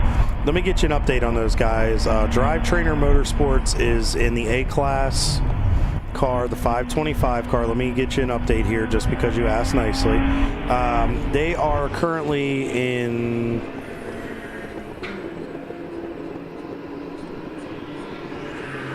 11th in the A-Class overall, and they are 34th in the overall right now. So not a bad run for those guys. Looks like their last lap was a 254.25, 258, and staying pretty consistent right now. They're about 2 laps off of, about 4 laps off the car in front of them, but just still staying in the fight. So appreciate you follow. If you're a fan of those guys, for staying tuned in on it. Yeah, Kimberly, that's a tough break. Those guys were just doing so well. Not sure what happened. We'll have to see if we can get less on it and see if we can find out more about it. But yeah, that was a real bummer. Hopefully everybody's okay.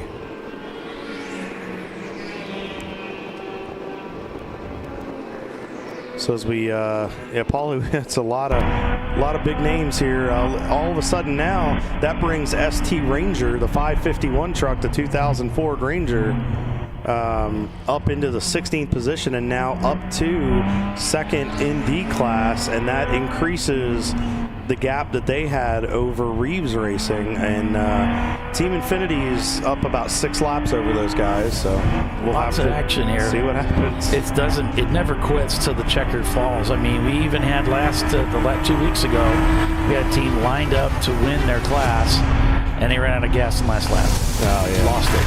That's you just never know. You got to watch it to the very end. So stay with us, folks. 5.5 hours remain in this contest. We'll be right back.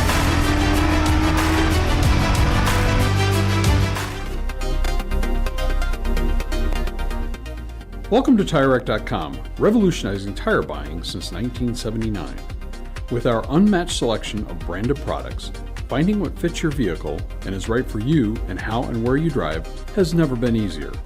Through helpful online shopping tools that include our professional hands-on reviews done at the introduction of a tire and consumer reviews that give real-world feedback over the life of the tire, you can make the right tire choice and find exactly what you need. And if you prefer to talk to someone, our tire testers, our sales team, are available on the phone. And that's how we get you the right tire for you and your vehicle for where and how you drive. Dave's twitch is bad. That's because his wipers need replacing. But he went to AutoZone, where a friendly AutoZoner guides him to the right wipers and makes sure everything is working smoothly. Get in the zone, AutoZone. Since 1994, Flying Wrench has been a family-owned business renowned for exceptional European car repair and maintenance. We treat every vehicle with the same care and attention as if it were our very own, building lasting relationships with our clients along the way. We specialize in high-performance vehicles, offering a range of services that include fabrication, construction, custom wiring, and much more. Visit us at flyinwrench.com. Discovery Parts is a veteran-owned racing and safety equipment company. While we're located inside Atlanta Motorsports Park in Dawsonville, Georgia, Discovery Parts can also be found at the tracks, supporting a number of Champ Car Series events. We take pride in being a reseller of the best of the industry to Champ Car teams and drivers. We know racing, love racing, and look forward to tomorrow to even more racing. Visit us at discoveryparts.com. Lifeline's continuous commitment to research and development ensures that we supply the most innovative and cutting-edge products available. Used by the majority of the world's motorsport championship-winning drivers, teams, and constructors, Lifeline has a stringent and proven history of success. Lifeline's continuous commitment to research and development ensures that we supply the most innovative and cutting-edge products available.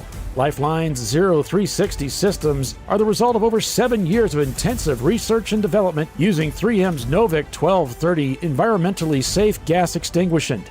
Lifeline uses only the finest quality components. For more information regarding our fire safety equipment and fire safety systems, please contact us at info@lifeline-fire.com.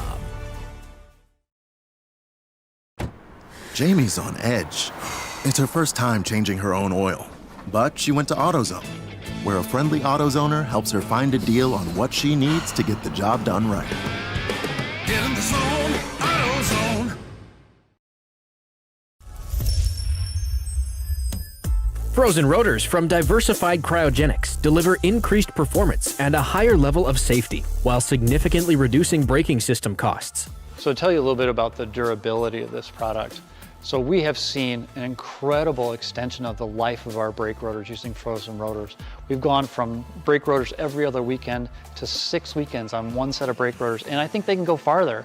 The durability has been amazing, and it's been a fantastic season, and man, a lot of that is due to the way our car can brake on those frozen rotors. For more information, go to frozenrotors.com.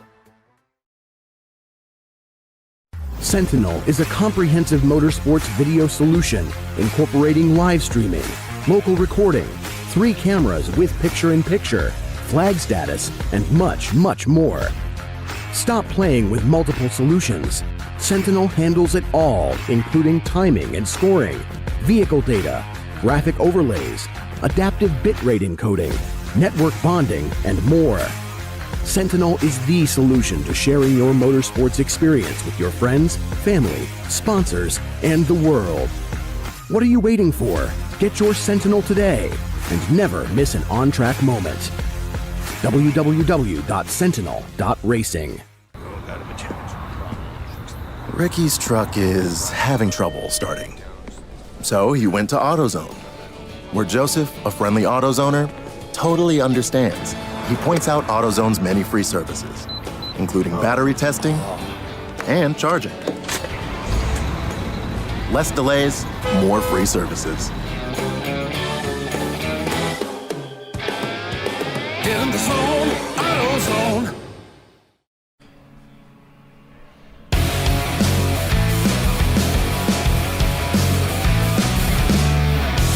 All right, welcome back to ChampCar.Live, presented by AutoZone. I think we had some debris on the racetrack. I think There's we do. part of a Mini Cooper there. I'm a little surprised they haven't done something about that. That's whatever it is. That is a big piece of debris. They got to get that cleaned up. It'd be nice if they would. I don't know what it is, but it'd be a good idea to probably get that cleared. Yeah, it looks like an important piece, but we are back here at Sebring International Raceway. It has been an eventful last, 20 minutes here. We had a Mini Cooper with Avenue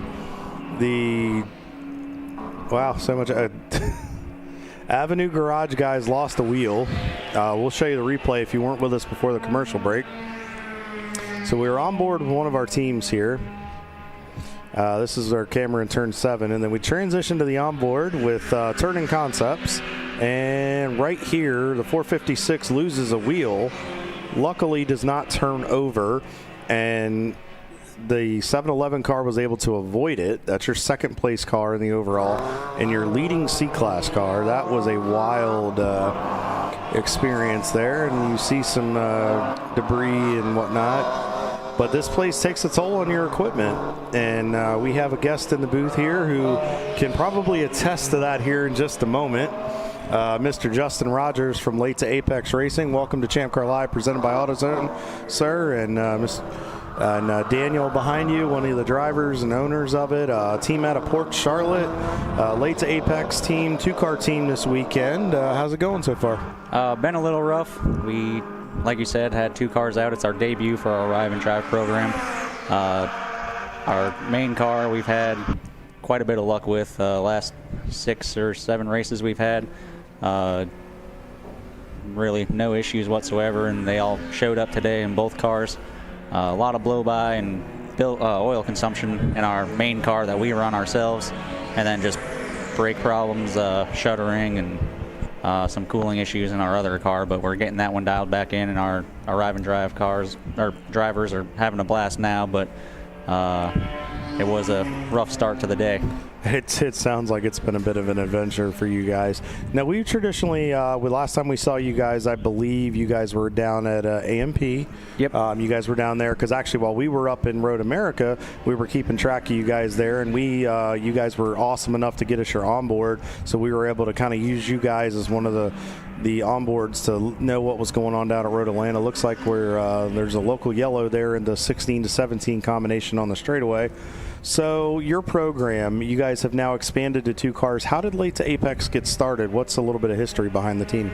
So we originally started just doing HPD days and kind of got the bug, and it kind of grew into what it is now. It started out as just going out, having fun track days, and then eventually we needed parts and everything, so we decided to start our own parts business.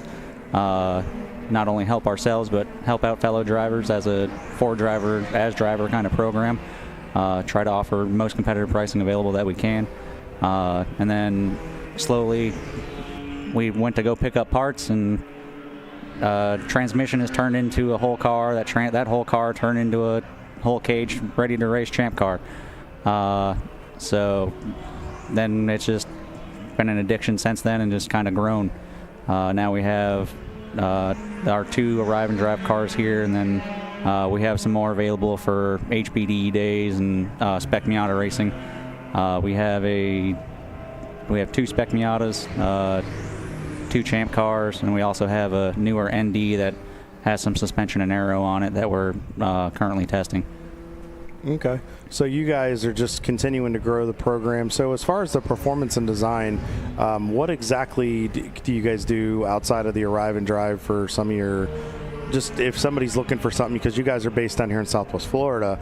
So if somebody needed something, what other services can you provide outside of an awesome weekend of racing?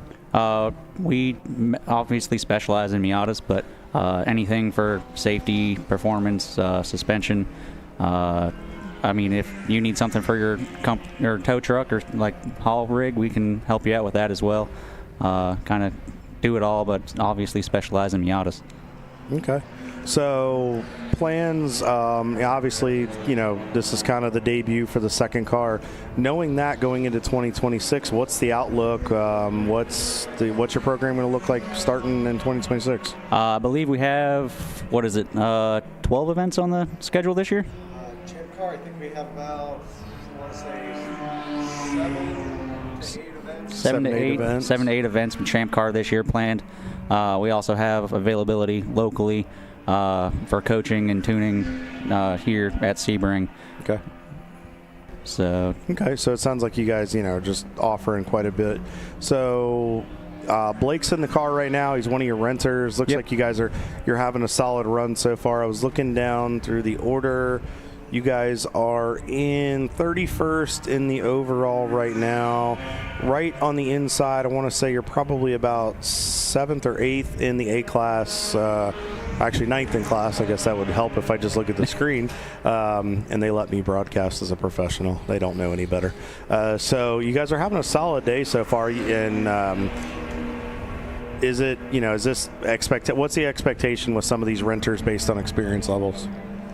I mean, obviously we want a podium, but if we can, as long as we can get them over that finish line after 14 hours and provide them a great day, have fun, go home, be safe, and the car shows up or comes home the same way it showed up, that's our goal. That's awesome. So sounds like you got a car spinning off of one there. Hang on to it. Nice job locking it down. Not sure who that is. There might have been a little, I wonder if there was a little contact. I'm seeing a slower moving Miata that has lost a headlight. Wonder what happened here. Hopefully that wasn't ours. That would be ironic. I have to go beat him up if that's the case. Have to see here. All right, so here's our replay. Car, and then we're all the way over here. He just lost it. I mean, the car's very loaded up there, folks, as you come up out of one, but where he was on the straightaway, I wonder if he missed a shift and it blew up. It's just... He's already sideways right there. I wonder if it's... Okay, maybe he just slid out. He must have hit that bump right there coming out of one. Probably had the car loaded up, slid out. Okay, that was really odd. So Paulie will play to get... Yep, okay. So he was off to the left or off to the right over by the curb.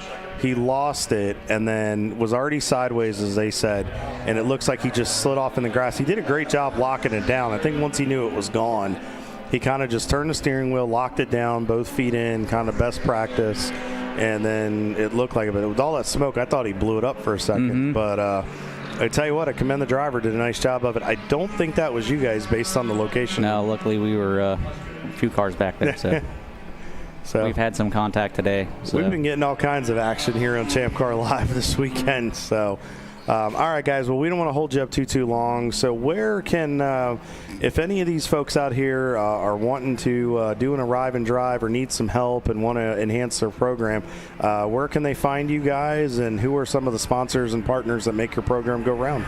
Our main Facebook is our Lake to Apex Performance and Design page. That you can find most of our information. I'm pretty active on the socials there. Currently rebuilding our website, so it's down right now.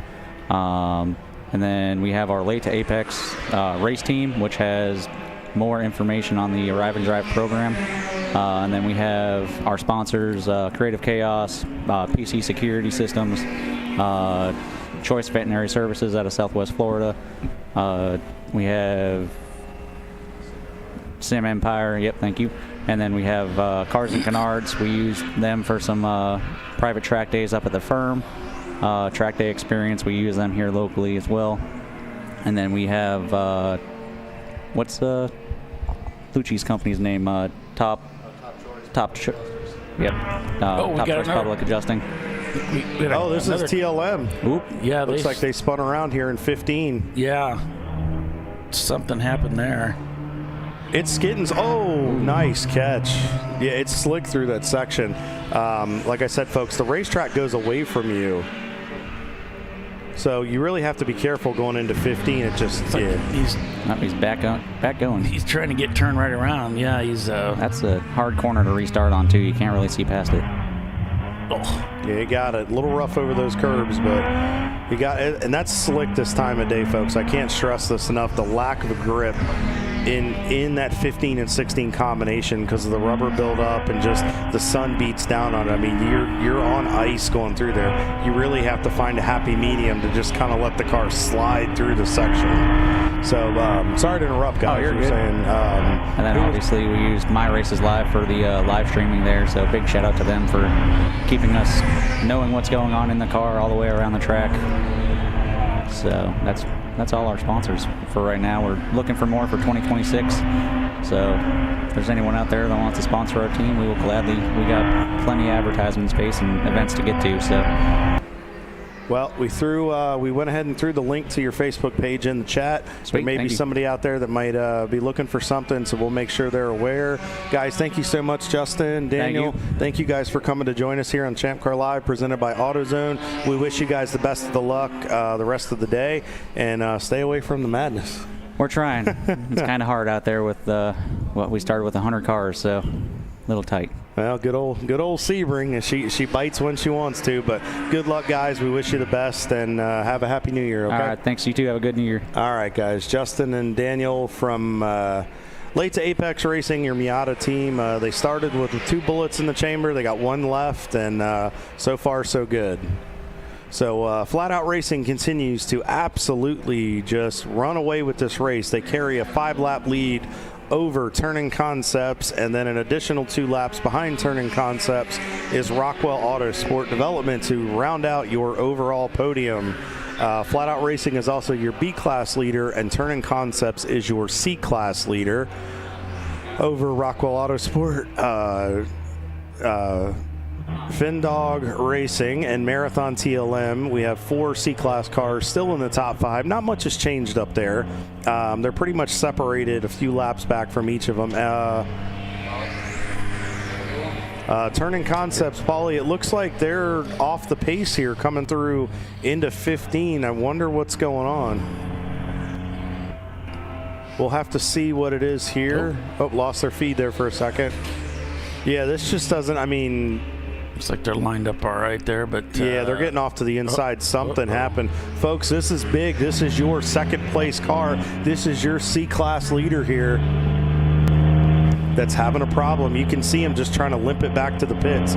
He's waving, trying to point drivers by. Oh, what a tough break for these guys.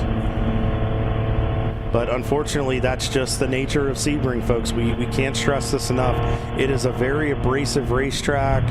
As you get later in the day, these Champ cars can do amazing things, but when you get a racetrack like Sebring, if you hammer on it all day long, eventually she's gonna give up the ghost. But hopefully, maybe they can get it fixed. It might just be something real minor. But that is going to elevate here very shortly. That's going to elevate Rockwell Autosport Development possibly into your C-Class lead and into second in the overall. So we'll have to monitor this very carefully. Yes, they're trundling down pit road. I've been waiting all day to use that word, trundling.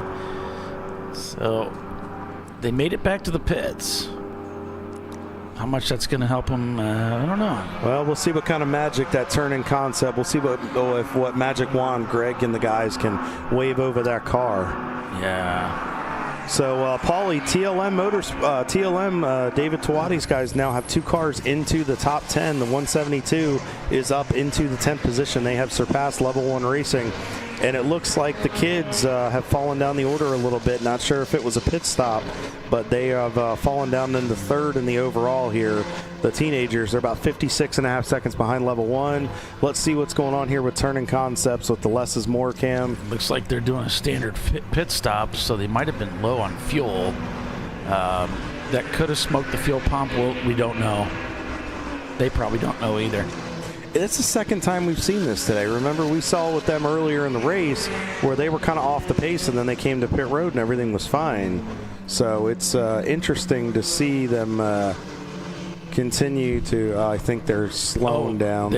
Yeah, they slowed down. They did. They did slow down. They did slow them down. That was good. That was very good. They've been slowing down all day. They slowed down. Can you tell we're almost 8 hours or 7 hours into a 14-hour? No, what are we? Almost 9 hours into a 14-hour race. You have 5 hours and 10 minutes remain unofficially. Rockwell's in the pits as well, Paulie. Maybe this might be a scheduled pit stop for them, or they might have just come off pit road. It's got some battle damage there on the front. In a rough race. The 551 is headed off pit road as well. Or no, I'm sorry, the 519. That's one of the Ford Rangers. Yep.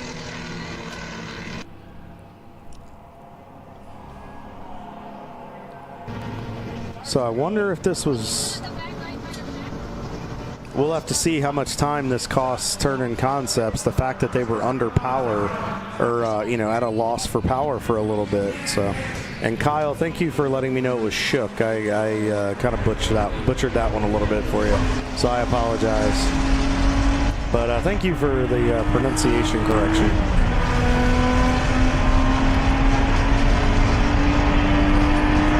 That's what happens when you're a trained professional. So they're back up to speed here, rolling. Doesn't seem to. TLM. Yeah, but they were just saying after that spin they had there in 15, it looks like they're back up to speed. I guess they're not too concerned about any flat spot in any tires. Driver seems to not be concerned about it, which is good. So. Yep, Rockwell is in the pits. I don't know if that's the 10 car is on pit road. So I think the 715 has come and gone. I think they've come by. They're on their out. They just completed their out lap. So Flat Out Racing continues to lead 6 laps up over Turn-in Concepts. But again, I think Turn-in Concepts. Thank you. We appreciate that.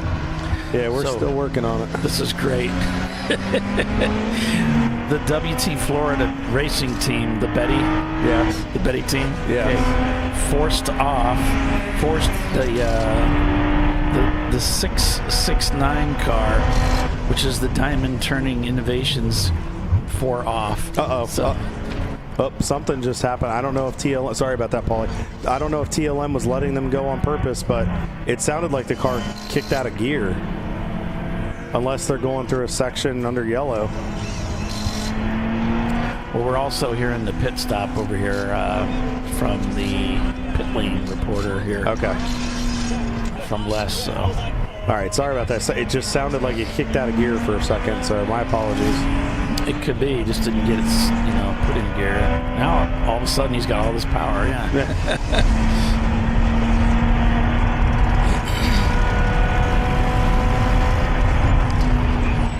Looks like they're,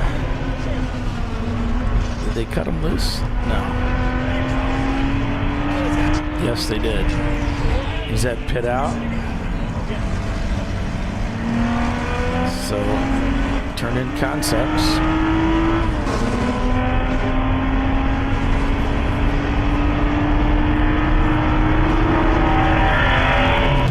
Makes it back out onto the racetrack. We'll see.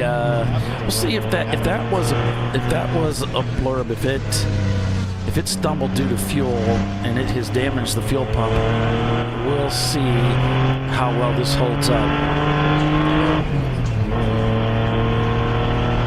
Because the word is from the Porsche owners, you can't run them out of fuel.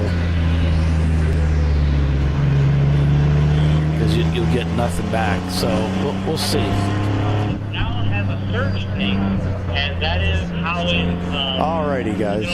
So Les is giving us a little bit of an update here. So I'll check in here. Sorry about that. We got all kinds of action going on here at ChampCar.Live.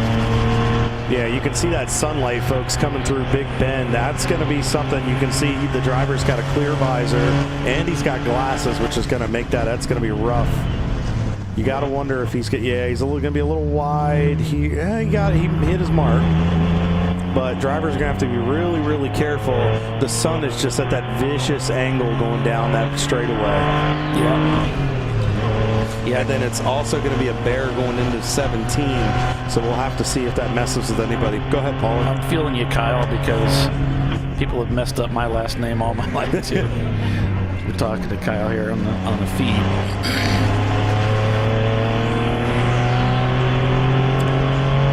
The wheels continue to come off, but we're still chugging.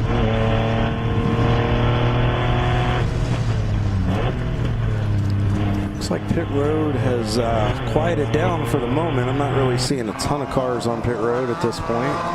So we see the 16 car, the one mo time, working through some traffic. There's Fawn Group, there's TLM Marathon, the 3 car. I guess they decided that debris is not a threat to the safety of the drivers, and they're not going to bother moving it. They'll probably get it on the next caution, but I guess because it's so far almost off in the grass, maybe they figured it's so far offline nobody will hit it. So if it's just a piece of thin plastic, it wouldn't be really much of a problem. But you see a bar sticking. It looks anything. Yeah. If there's anything there metal, it could be a real problem.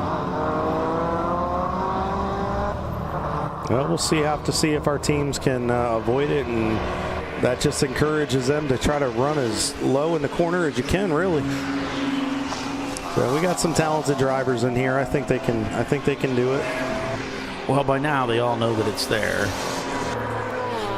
You know, once you see it a couple times, you know it's there. So you can see that it is starting to get a little bit darker. This camera is exaggerating things a little bit, but the shadow has crossed over the racetrack onto the racing surface and to the cement barrier on the other side, just as it looks there in that image.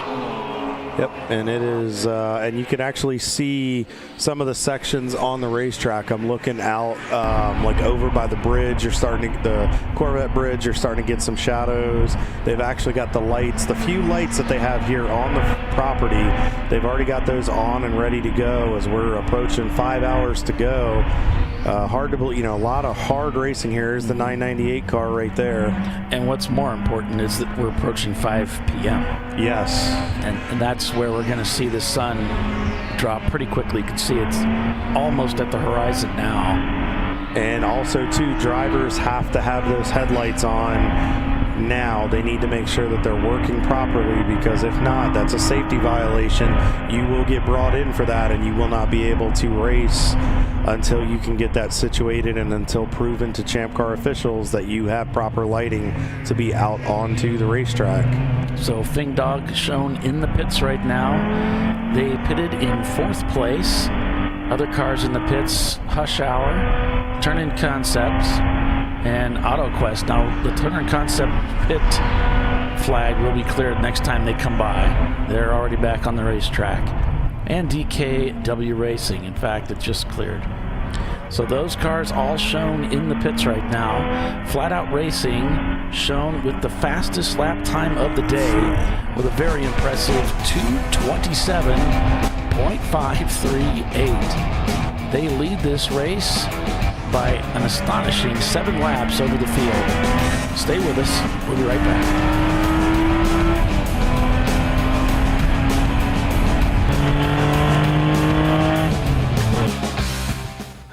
You know, I'd buy tires online, but then what? We've thought about it. We're TireRack.com. They should let you ship directly to a mechanic. Actually, we call them independent recommended installers. They should have like 1,000 mechanics. Try over 7,000 installers. Then you just make an appointment. At a time that's convenient for you. This could change tire buying forever. TireRack.com, the way tire buying should be.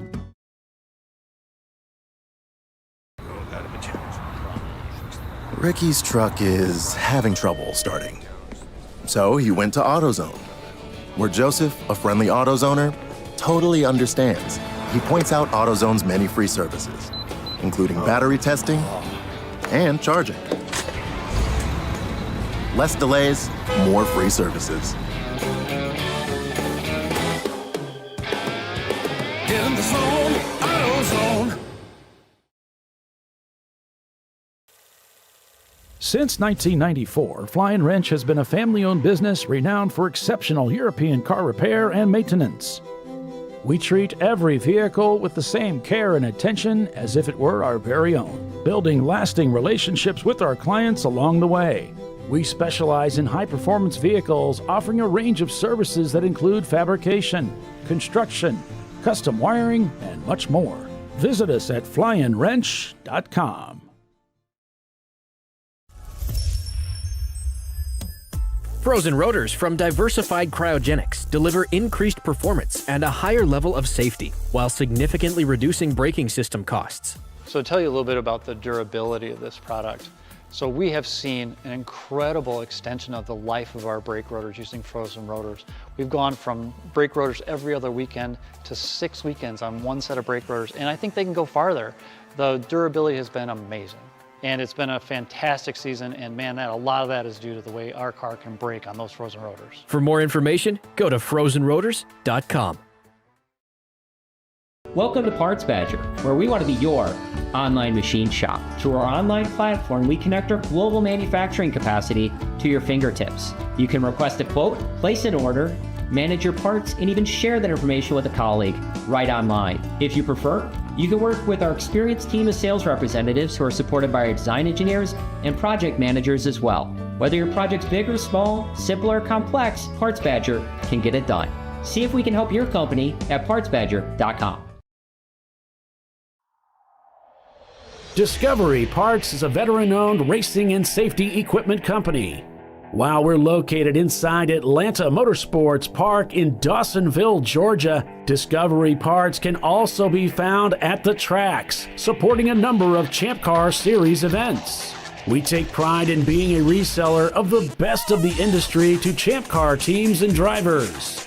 We know racing, love racing, and look forward to tomorrow to even more racing. Visit us at discoveryparts.com.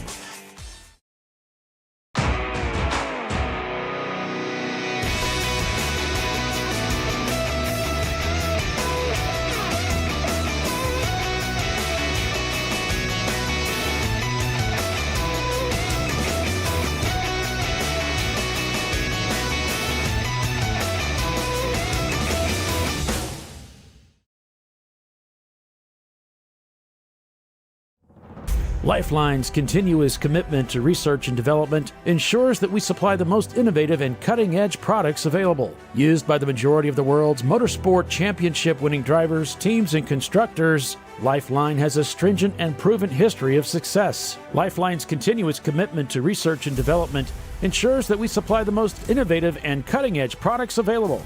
Lifeline's 0360 systems are the result of over 7 years of intensive research and development using 3M's Novik 1230 environmentally safe gas extinguishant. Lifeline uses only the finest quality components. For more information regarding our fire safety equipment and fire safety systems, please contact us at info@lifeline-fire.com. Sentinel is a comprehensive motorsports video solution incorporating live streaming, local recording, 3 cameras with picture-in-picture, flag status, and much, much more. Stop playing with multiple solutions. Sentinel handles it all, including timing and scoring, vehicle data, graphic overlays, adaptive bitrate encoding, network bonding, and more. Sentinel is the solution to sharing your motorsports experience with your friends, family, sponsors, and the world. What are you waiting for? Get your Sentinel today and never miss an on-track moment. www.sentinel.racing. The Jimenez family are having battery issues. But a friendly AutoZoner tests their battery and helps them find the right Duralast battery to get back on the road. Get in the zone, AutoZone.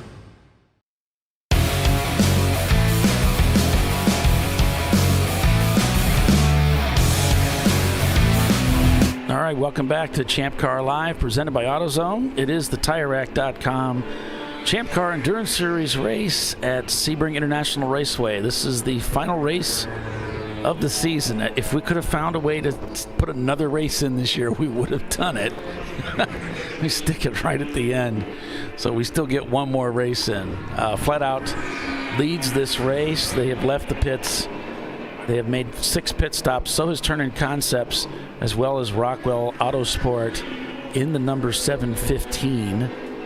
So, and that's your first, second, and third place cars. Then you've got Marathon, TLM, Fing Dog, Rotary Rocketeers, Team Infinity, Blue Steel, Hot Curlin Racing, and TLM USA.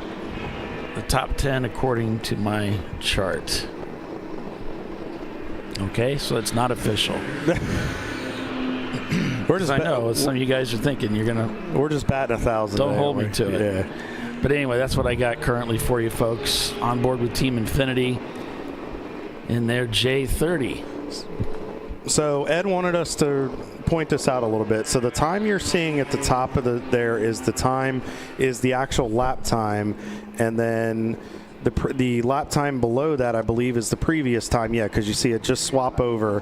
That's the previous time. So he just ran a 2:46 flat, and then in the middle, or in the third line down, that's the interval tracking to the fastest lap, which is on the bottom, which is the 2:35.8 from earlier, which was Ed in the car. And so that just kind of gives you an indication of the system that they're running. It gives the driver, it's kind of the good and the bad. It's nice to have a clock in there so you know what you're doing. The bad part is a lot of times you get that fixation on that time, and then all of a sudden you start hammering because you want that 2:35. But you've also got to think about your track conditions, the conditions of your tires, your brakes, and playing the long game. But it's good to have that, and that gives you folks an indication. Like right here, once he gets past that, you can see he's about two and change off. Mind you, the racetrack's at about its hottest point. It's slowly cooling off. But, I mean, they've been on those same tires all day. The brakes are starting to get to a point. But, I mean, at this point, coming out of 7 through 8, 9 through Fangio and headed up to 10, I mean, he's only 2.5 seconds off his fastest time of the day. We'll have to get a clarification of who's in the car right now. It looks like, I think it's Dave Costello. Lewis is in the car. Lewis, one of the normal cast of characters that drives the Shark car. He's doing a good job as usual. Lewis has been racing with us for a long time. So we're going to bring Mr. Ed Stein on with us here for a couple minutes. He came to join us and talk about all kind of things Infinity and Shark and all that stuff. So Ed, welcome back to Champ Car Live. You've been on with us a few times before. How's your race going? The race is going pretty good. Leading class. Doesn't look like we're going to crack the top 5 today overall, but class win's not real bad thing. And I don't know. You're only 2 laps back, and there's been a lot of attrition. We're seeing guys starting to kind of fall by the wayside. You're right there. You're on the same lap as Rotary Rocketeers. You're 2 laps back of. I believe that is Fin Dog Racing. I mean, you're right there in the fight, and then they're on the same lap as Marathon TLM. They're fighting a power steering issue in that 4th place car. So I don't know if I'd count you out of the top 5 just yet. I've been racing these guys, all the teams you just talked about, and I'll say they're all strong runners. They all know what they're doing. It's not real likely they're going to have a sudden loss of talent, but I mean, I couldn't say that's not going to happen. Well, I mean, just the attrition. I mean, we know Sebring is a very rough racetrack, and we know that it can beat up equipment pretty good. At the good last lap there by Lewis, 2:42.4. Monster time right there. It was almost a 4-second pickup from his last lap. So just that's typically him when we see him. Just smooth as silk, doesn't do anything erratic with the race car, and really takes care of it. And I think that's one of the reasons why he's just continued to run with you guys for so long. That is correct. And 2:42 is actually the target I sent him out with. 10.4. Okay. So he's right on what we asked of him. So traffic's been pretty heavy all day. So it was pretty hard to sit that flying lap. That's between me and Dave. That's at the 35s. It uses a lot of gas when we do that. Oh yeah. The temperatures start to rise up, and I mean, I might play with somebody, and honestly, some of it's psychological. Get them to yield, and don't make them think that I have an endless supply of car, and I honestly don't. They don't know that at the time. Well, you Rotary Rocketeers just came onto pit road for a pit stop, so that just moved you guys up into the 6th position.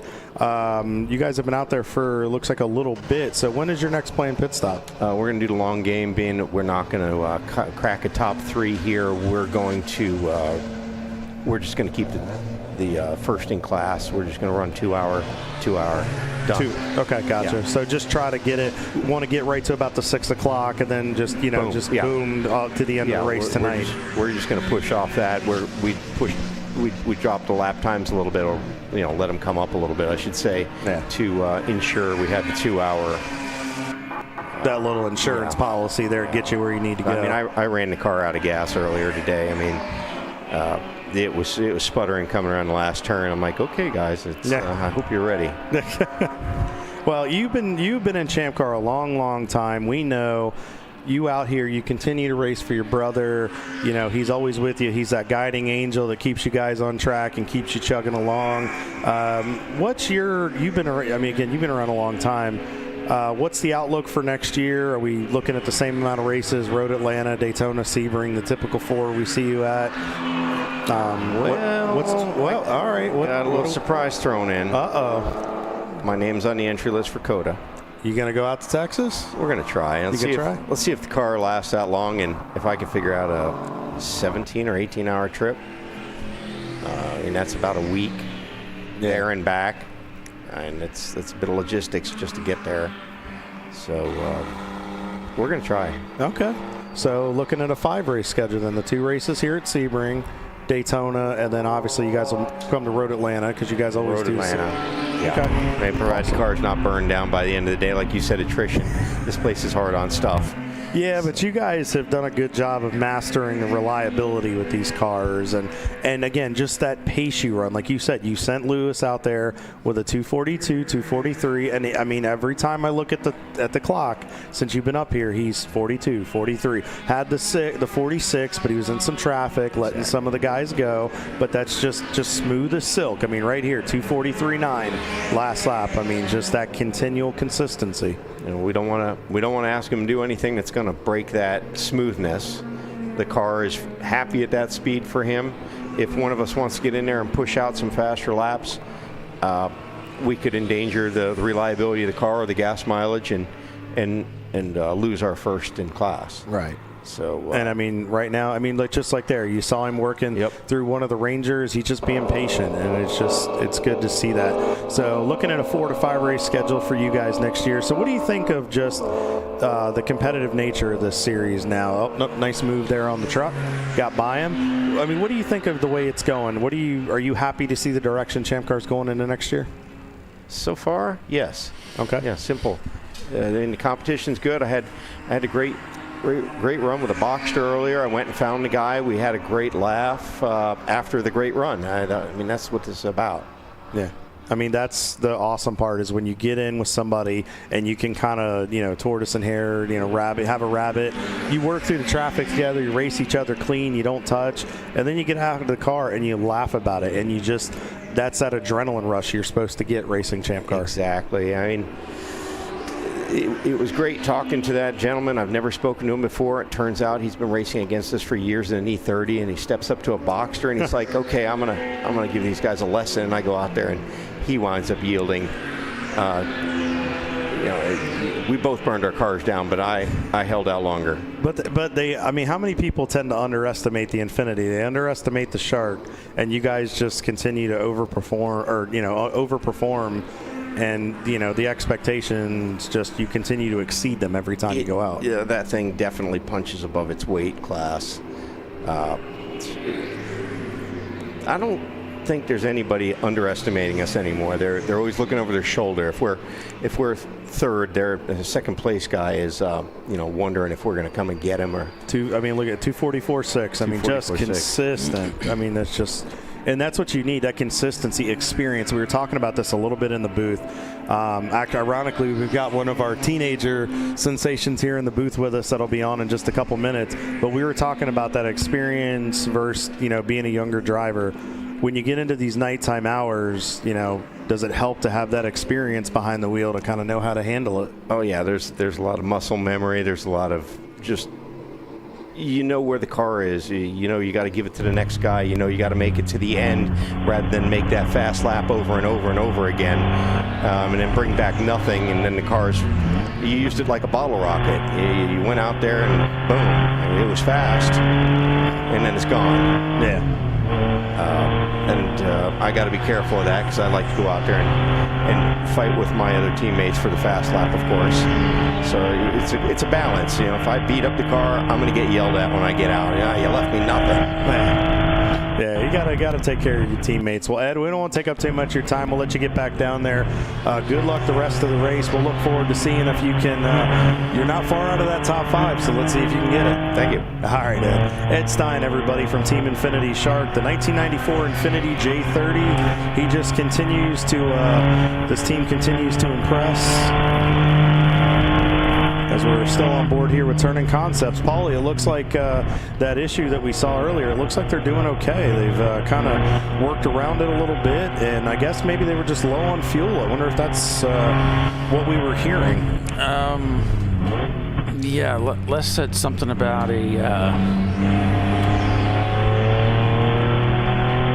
they've got a reserve, I can't remember what it's called, accumulator, reserve tank or whatever. So as we see him working through Big Bend here in turn 6, yeah, that's sunlight. It's almost to that point where it'll go away, but it's not there yet. You saw the driver. He's got a clear shield. You saw him just kind of lift his hand up to use it because there's not really any tape or anything in there that they have that they could pull off on the next pit stop. So we'll have to see here.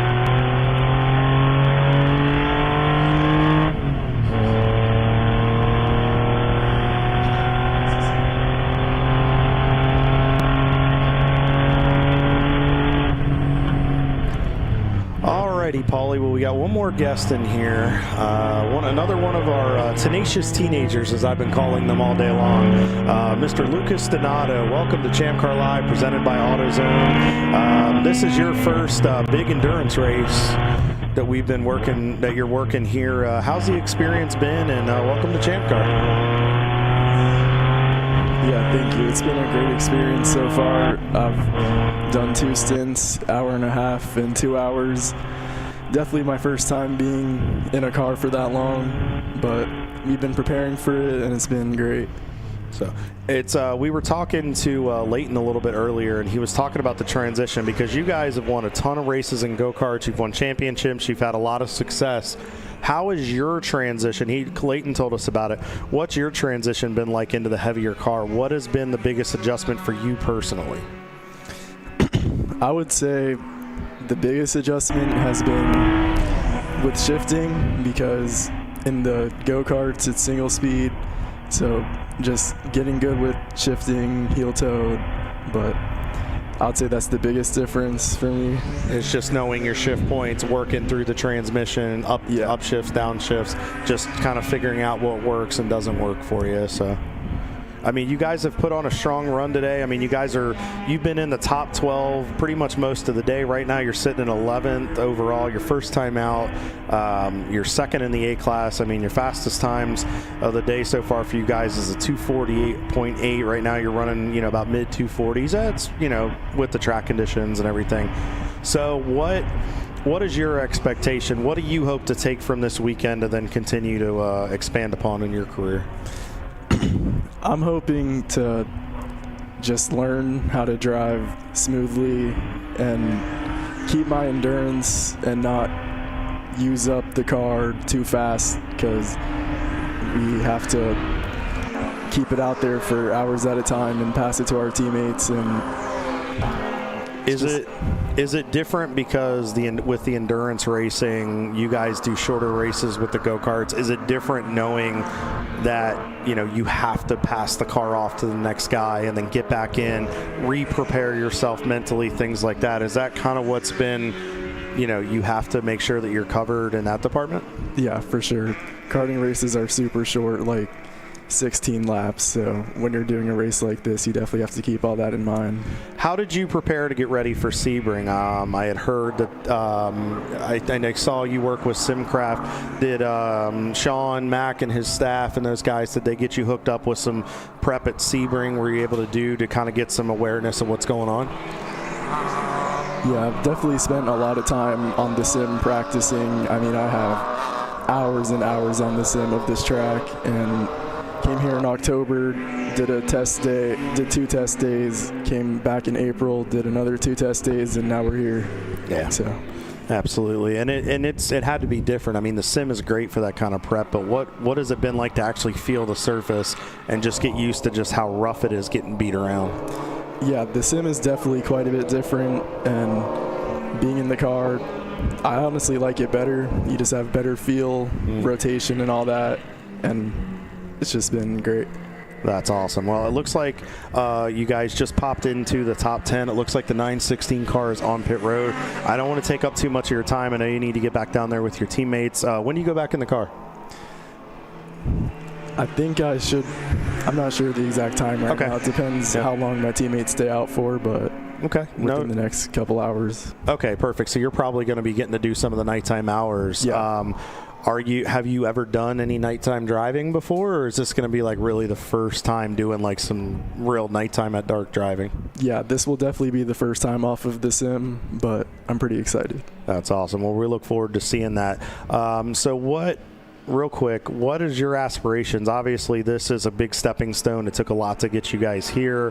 Where do you see your career going? Where do you want to go from this and kind of use this as a springboard? I mean, my main goal in racing is to get into GT3 cars with series like IMSA, something like that. That'd be my main aspiration. Okay, so you want to look at, eventually getting into doing some Rolex 24, doing some stuff at the GT level, possibly look at prototypes down the line.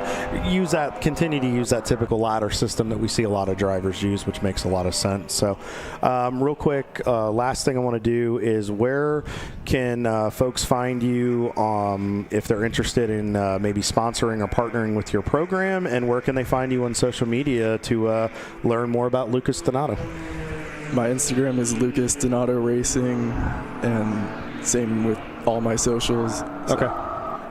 You have Facebook, Instagram, any other? Do you have a YouTube channel by chance that they could find you? I don't have a YouTube, but I'm planning on making one. Okay.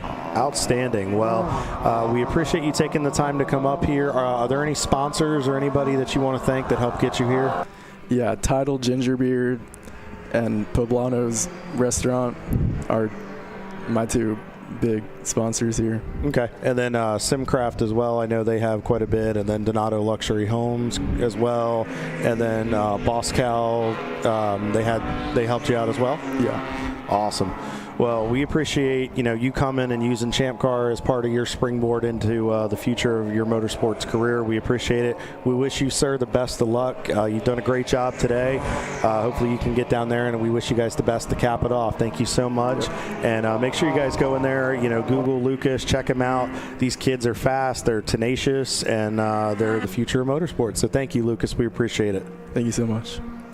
All right, folks, Lucas Donato, karting champion, Champ Car debut this weekend. So we'll make sure you follow that 863 car, AAG Racing, New Dogs, Old Tricks. Look forward to seeing him in the nighttime hours and see what he can do.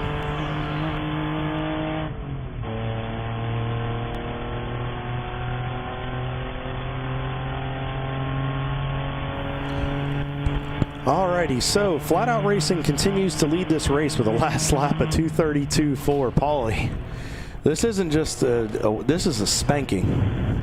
I mean, it really is. As Larry McReynolds said, this is a spanking. Well, what's happening is they're not making mistakes. No, they're not. They're running a very clean, efficient race. They're executing their pit stops. They're just not putting a foot wrong that we can see. And they've timed those yellows. I mean, they've just where I remember Patricia Billings from Race Right was just talking about how they couldn't hit those code 35s and those yellows. These guys have timed it right every single time. Every time they've seen something on the racetrack that looks like it was going to be some type of extended yellow, they have gotten the car to pit road. It looks like the TLM. Is that the 172? Yeah. Getting pushed down pit road. 172 of TLM's being. This is the opposite of what. That's our 8th place car. About. Good. You know, this is what Flat Out has been able to avoid, are these issues running out of fuel and all this kind of stuff, which, you know, you're surprised because these are veteran Sebring racers, but even Ed ran out of fuel today. Yeah, I think the guys thought he got it running for a second. It might have fired up, but it looks like it just didn't go. You can tell they've tried to push it to pop the clutch, and there's just no spark in the thing. So they're trying, you know, these poor crew guys are pushing these things back to the pit stall there to see if they can figure out what's going on. That's a tough break for those guys. The 172 drivers had done a masterful job of getting up into the top 10. They've been pretty smooth and consistent. I mean, last lap was a 2:41.2. Oh, man. Sprinting to the aid of their stricken soldier. And these poor crew guys have been knocking pit stops down all day, doing things. Now they got to sprint half the distance of pit road and push a heavy BMW. They're young. Oh, they are. Handle it. When you get there, you've just got done sprinting, and now you're pushing a car. Yeah. So now they're getting ready to probably put fuel in it, I would imagine. And, see what happens there. It's fucking fast. Somebody's got some legs. It's funny because we say that people that run fast have wheels, and we say cars that go fast have legs. Well, Paulie, the shade, the sun is about behind the trees back here behind us. It's a gorgeous sunset here in Sebring, Florida, in beautiful Florida, but that shade is all the way across the pavement now, and the light is going away. Most of the track is in shade except for the back part over by the airport portion of the racetrack, and it looks like all the cars have got their lights on. So this will be interesting. We're in that transition period. We'll have to get an idea to see what the grip is. If Les maybe happens to have his temperature gauge on him, we'll have to see what the track temp is and see if it's cooled off any. Yeah, the track's been in the shade for quite a while, so, and of course the ambient temperature is not very high, so wouldn't be surprised if it's cooled off. Well, while we got quickly cement cools. We got guys setting up their pit stall here with that's pit lighting. Yep, that's Landon, one of the crew guys for Open Throttle. Working on getting that light bar, that infamous light bar set up. So let's take a look at the temperature here. So in beautiful Sebring, 74 degrees right now. We were at the hottest part of the day. It's supposed to be, by the time we take the checker, it's going to cool off pretty substantially. We're looking at about a 12-degree swing downward to be about 62-ish, 63 degrees. There goes the TLM car. Yep. No wind. That was it. But no wind expected. Sunset is in about 10 minutes from now. The humidity has come down quite a bit, and then the visibility is gorgeous. So looks like we are in for a gorgeous. In for a beautiful evening here at Sebring, and some phenomenal racing to cap off the final 4.5 hours of racing here. Hard to believe we're already into the back half of this race. As we see cars going underneath the WeatherTech bridge there. There's one of the Z's going by. Just cars everywhere. I don't know where to point the camera. I really don't. This is a cool shot right here. You can see that sun just going off the Advent Health Bridge as they head down to 7. Nice out-braking maneuver by one of the Miatas. Looks like he's going to try to play 2 there, going into the corner. Over 6,700 of you have tuned in today. Thank you so much, guys. The show with us and enjoy this race at Sebring International Raceway. The Shark car up ahead. And the Embracing AI car to the left of, I believe, they got the Miata back out there. The Sebring guys are back rolling. Which I'm grateful for, because I was afraid they were going to drive away with my camera somewhere. They kept leaving the track and doing all this stuff. It's like, hey guys, remember we got a camera in there. Well, I mean, they did have to leave the racetrack inadvertently to get back here. You know, if they'd maybe stop, get a cup of coffee, a bite to eat, and then come back and keep racing. So, but Les is in the pits there, and there's plenty of action down there on pit road. As we head to commercial, we'll go ahead and leave a picture-in-picture for you. But we will take a quick break for our sponsors and be back in just a few minutes. So stay with us. We'll be right back.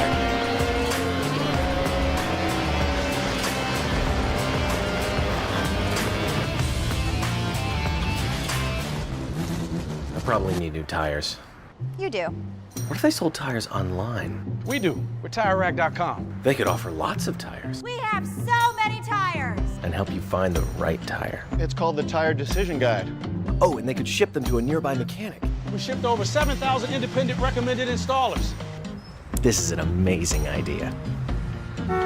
Sorry. TireRack.com, the way tire buying should be. George and Junior are fed up. They weren't planning on having to replace their brakes today, but they went to AutoZone, where a friendly AutoZoner helped them find a deal on the right parts. Get in the zone, AutoZone. Since 1994, Flying Wrench has been a family-owned business renowned for exceptional European car repair and maintenance.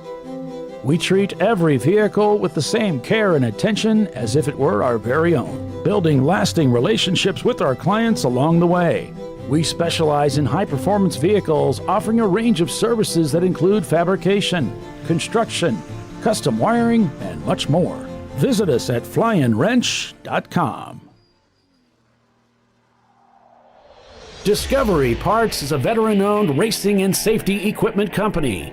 While we're located inside Atlanta Motorsports Park in Dawsonville, Georgia, Discovery Parts can also be found at the tracks, supporting a number of Champ Car Series events. We take pride in being a reseller of the best of the industry to Champ Car teams and drivers. We know racing, love racing, and look forward to tomorrow to even more racing. Visit us at discoveryparts.com. Want to get started streaming your races?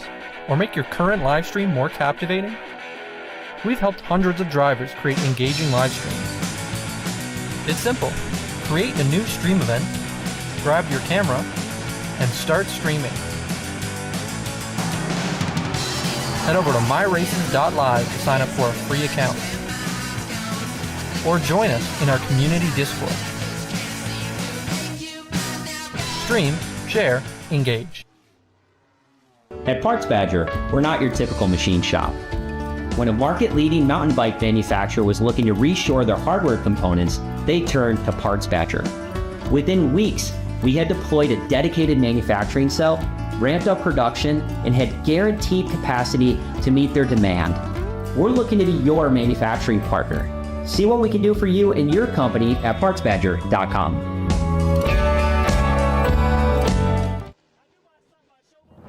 Lifeline's continuous commitment to research and development ensures that we supply the most innovative and cutting-edge products available. Used by the majority of the world's motorsport championship-winning drivers, teams, and constructors, Lifeline has a stringent and proven history of success. Lifeline's continuous commitment to research and development ensures that we supply the most innovative and cutting-edge products available. Lifeline's 0360 systems are the result of over 7 years of intensive research and development using 3M's Novik 1230 environmentally safe gas extinguishant. Lifeline uses only the finest quality components. For more information regarding our fire safety equipment and fire safety systems, please contact us at info@lifeline-fire.com. Sentinel is a comprehensive motorsports video solution incorporating live streaming, local recording, 3 cameras with picture-in-picture, flag status, and much, much more. Stop playing with multiple solutions. Sentinel handles it all, including timing and scoring, vehicle data, graphic overlays, adaptive bitrate encoding, network bonding, and more. Sentinel is the solution to sharing your motorsports experience with your friends, family, sponsors, and the world. What are you waiting for? Get your Sentinel today and never miss an on-track moment. www.sentinel.racing. Dave's twitch is bad. That's because his wipers need replacing. But he went to AutoZone, where a friendly AutoZoner guides him to the right wipers and makes sure everything is working smoothly.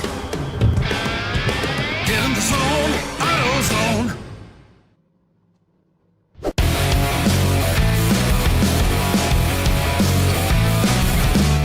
And welcome back to ChampCar.Live.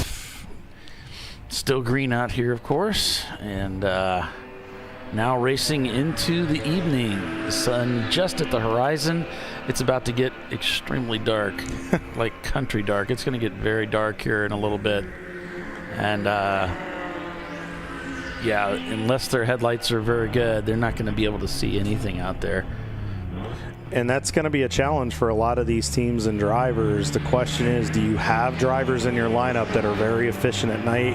And do you have anybody in your driver lineup that has experience here at Sebring at night? So it'll be interesting to see how these drivers tackle this. And we know there's a lot of experienced teams in here, but you gotta wonder sometimes. Flat Out Racing continues to lead this race. Their best lap is now a 227.1. Paulie, last lap was a 231.95. They're now 8 laps up on turn-in concepts. The spanking continues. I mean, these guys just continue to hit on all cylinders. They've been flawless all day. There's not really a whole lot you can say about it other than just they've executed well. We're inside of 4.5 hours to go.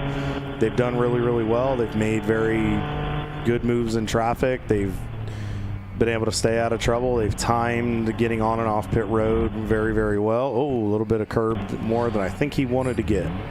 Well, and I wish you could say that means anything for the future for them, but it really doesn't. It's important that they've executed that well up until this time, but it means really nothing for the future other than they could finish, they could probably pull into the pits 5 laps early and still win. That's about the only thing they've done. They still have to finish this race and not put feet wrong, and their car has to hold up and all of that, so anything could happen. They've certainly executed the way you need to execute up until this point. It seems to be without flaw. And it's not over. I mean, folks, please don't think that we're giving them the trophy or writing their name on it. We're not. We're just telling you, right now they are just putting on a show. They've run an amazing race so far. We have to commend them on that one, but 4.5 hours at Sebring is a long time, and as abrasive as this racetrack is and the attrition that kicks in, plus with the impending darkness that will be here, the sun is just about out of the picture. Like Paulie said, we're going to get country dark here really, really quick. And line of sight is going to be something drivers are really going to have to watch for when they go down straightaways, making sure they don't miss their turn-in points. You can see the sun is just all but gone. So now it's going to be up to these drivers and up to their awareness and knowing this racetrack. And again, there's not a lot of markers to know when to turn in, when to do what they need to do. It looks like some safety cars, they might just be getting in position here. I don't know if is there a car stalled right there, Paulie, just off to our middle of the screen behind that barrier? Yeah, it could be, and I don't see anything on the control logs. 775 car. Oh no, that's the Finn Dog car. Finn Dog car is stalled there in 11. That's our 5th place runner, folks. 4th in the C class. Oh, no. Or was it? Wait, hold on. That might not be them. They might have. No, I'm sorry. They're still moving. They're marking it as the 73. Okay, it might be the 73. No, you're right. It's showing stopped off track, which I think this is behind. I don't know why they would be throwing a flag for this. They're in the paddock. There's another car I think stalled. The 916 car potentially. Well, they indicated. No, they maybe just haven't done it yet. It was over in corner number 7 that there was a problem. There's a couple cars here. I'm looking on Flagtronics. My apologies, folks, to the Findog Racing guys. It's not you. It was there for a second stop. My marching ant stopped on me for a second. No, it's the 69 car. I think that's one of Mike Gorman's cars. Yeah, they did have some information out on that car that they saw some smoking, and it is the open throttle Cherry car that is number 69. So if it is that car, then yeah, that would all tie together. So if they had a lot of smoke coming from that car, that might be where she finished. Oh, real funny, Timothy. What color is it? You're a funny man. You're a funny man.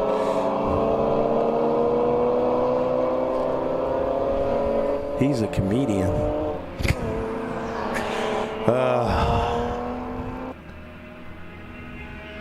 It's the holiday season, and we still take a beating.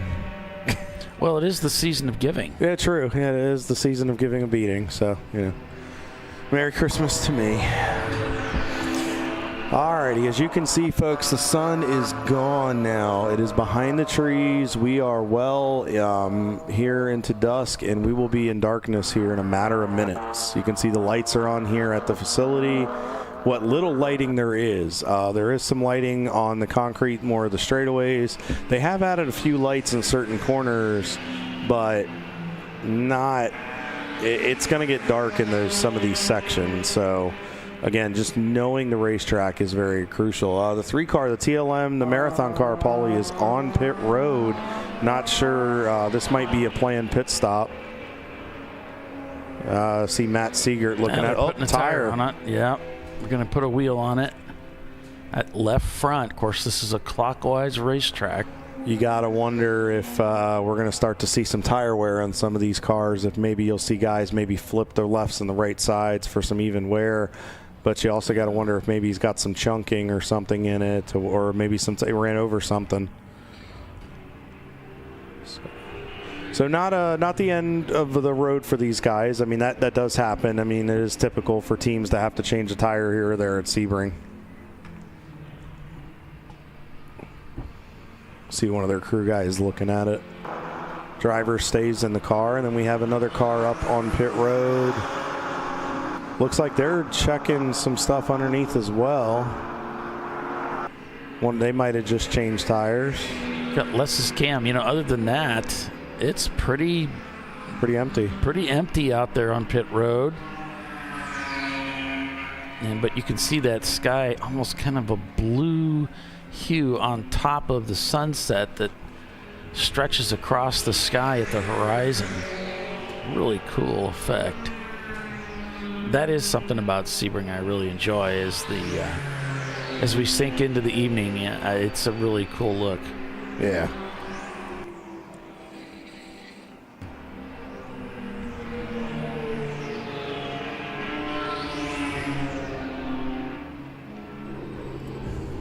So thanks so much for tuning in and watching with us here on ChampCar.Live on this gorgeous Sunday as we're heading towards the end of the year. There's the famous Ray Frank.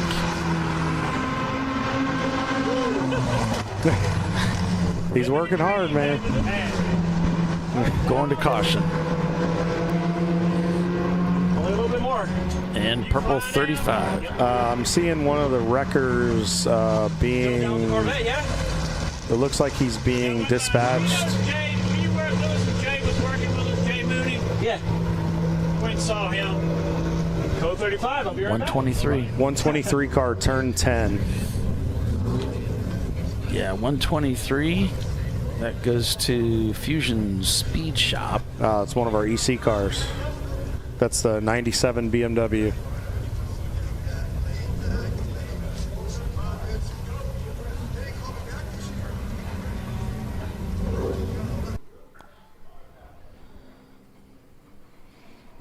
As we see the flatbed headed to him there at 10. He actually left 10 and went onto the pad there. I wonder if the car is parked up against the barrier there. I think it is based on the Flagtronics, Paulie. It's kind of off of camera view to the left, so I think that's where the wrecker's got to go get him. Not surprisingly, we don't face cameras at barriers that have nothing to go where. You know, we might have to try that one event. We might get a lot of action. It'd be the most boring. Not knowing us in Champ Car, Take a look at this barrier. We have some folks that would make it the most exciting. No, it really wouldn't.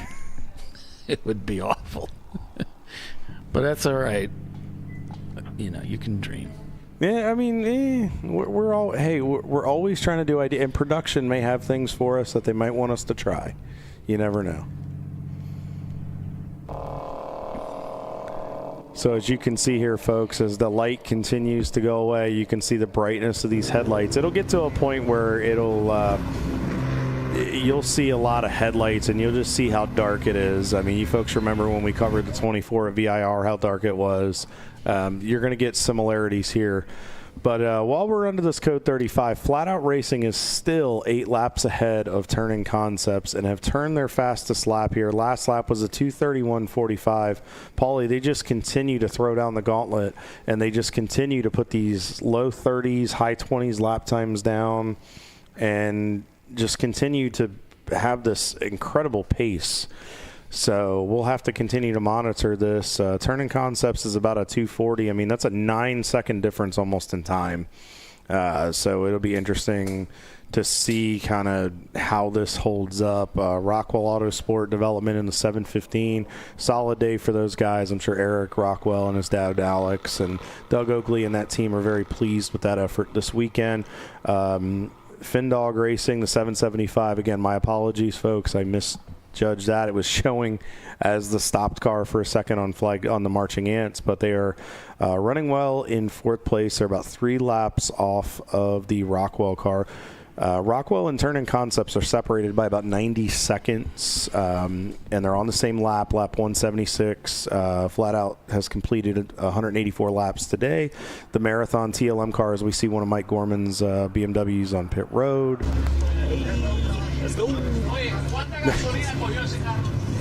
See the TLM, David Tawadi's drivers and crew down there.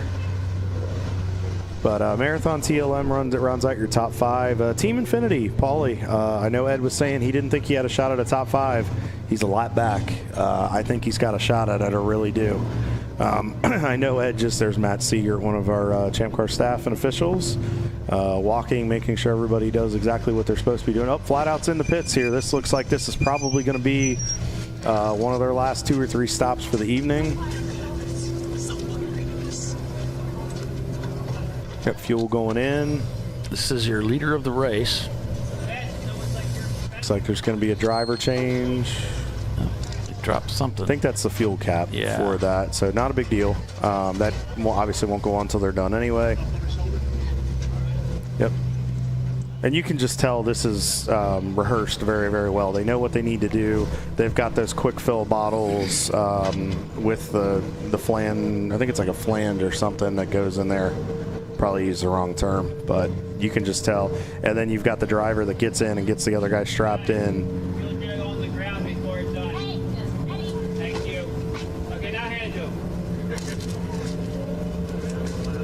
Yep.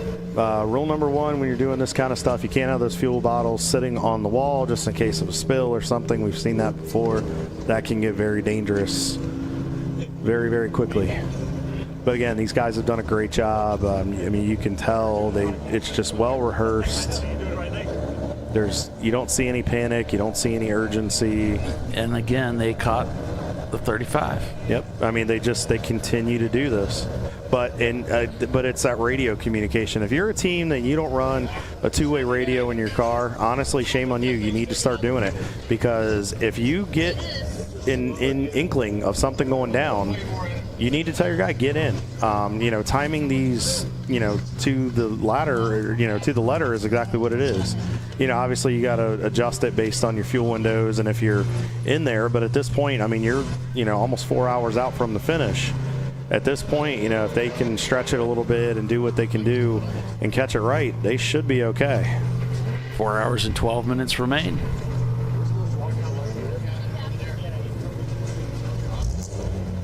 See, I'm just checking the tires, making sure everything looks good. It's, I believe it's a rear-wheel drive car, so they just want to make sure that those tires are still in good condition. Yeah, it is. Yep, checking the clock. They probably have it. Yeah, you can tell. He looked. He's like, "Yep, we got some time to wait." So.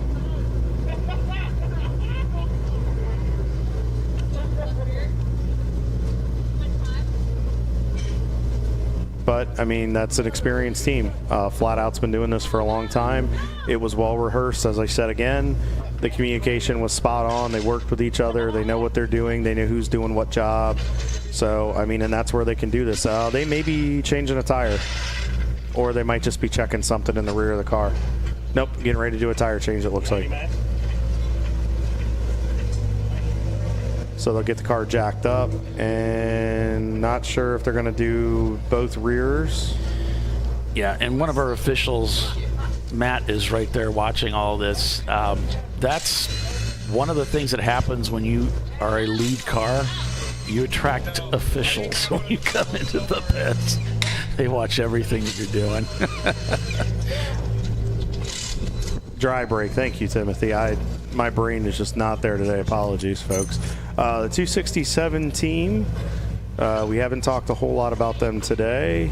That is DKW Racing, just a little bit. They're on pit road. Looks like they're doing a tire change as well.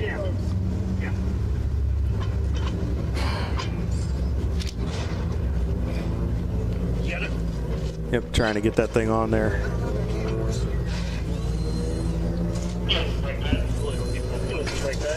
Oh, doing a brake pad change. Okay, thank you, Les, for that.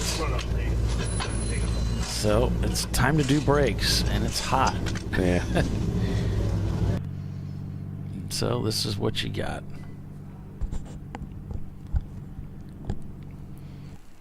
But a decent run for those guys. They're sitting in 7th place in the A class right now, 25th in the overall running order. So a good run for DKW Racing in the 267. Great job for those guys. Yep, looks like they got it on. One of the crew members there just grabbed the pressure gauge. The shark car coming down the pits, heading out. There they are. And Flat Out Nemesis, your leader, is heading out to rejoin the fun. Less with the beauty shot as the car leaves. And there they are. Yeah. Running in 6th position right now. Blue Steel is also on pit road, the 990 car, the sister car to Valerian Steel. And that's what it looks like with perfect lighting in the middle of the day. Yeah, I think that camera might be a little sticky. I'll have to fix him. Well, we just wanted to test you guys and see if you knew what the difference in the lighting was. We're always keeping you on your toes here on ChampCar.Live.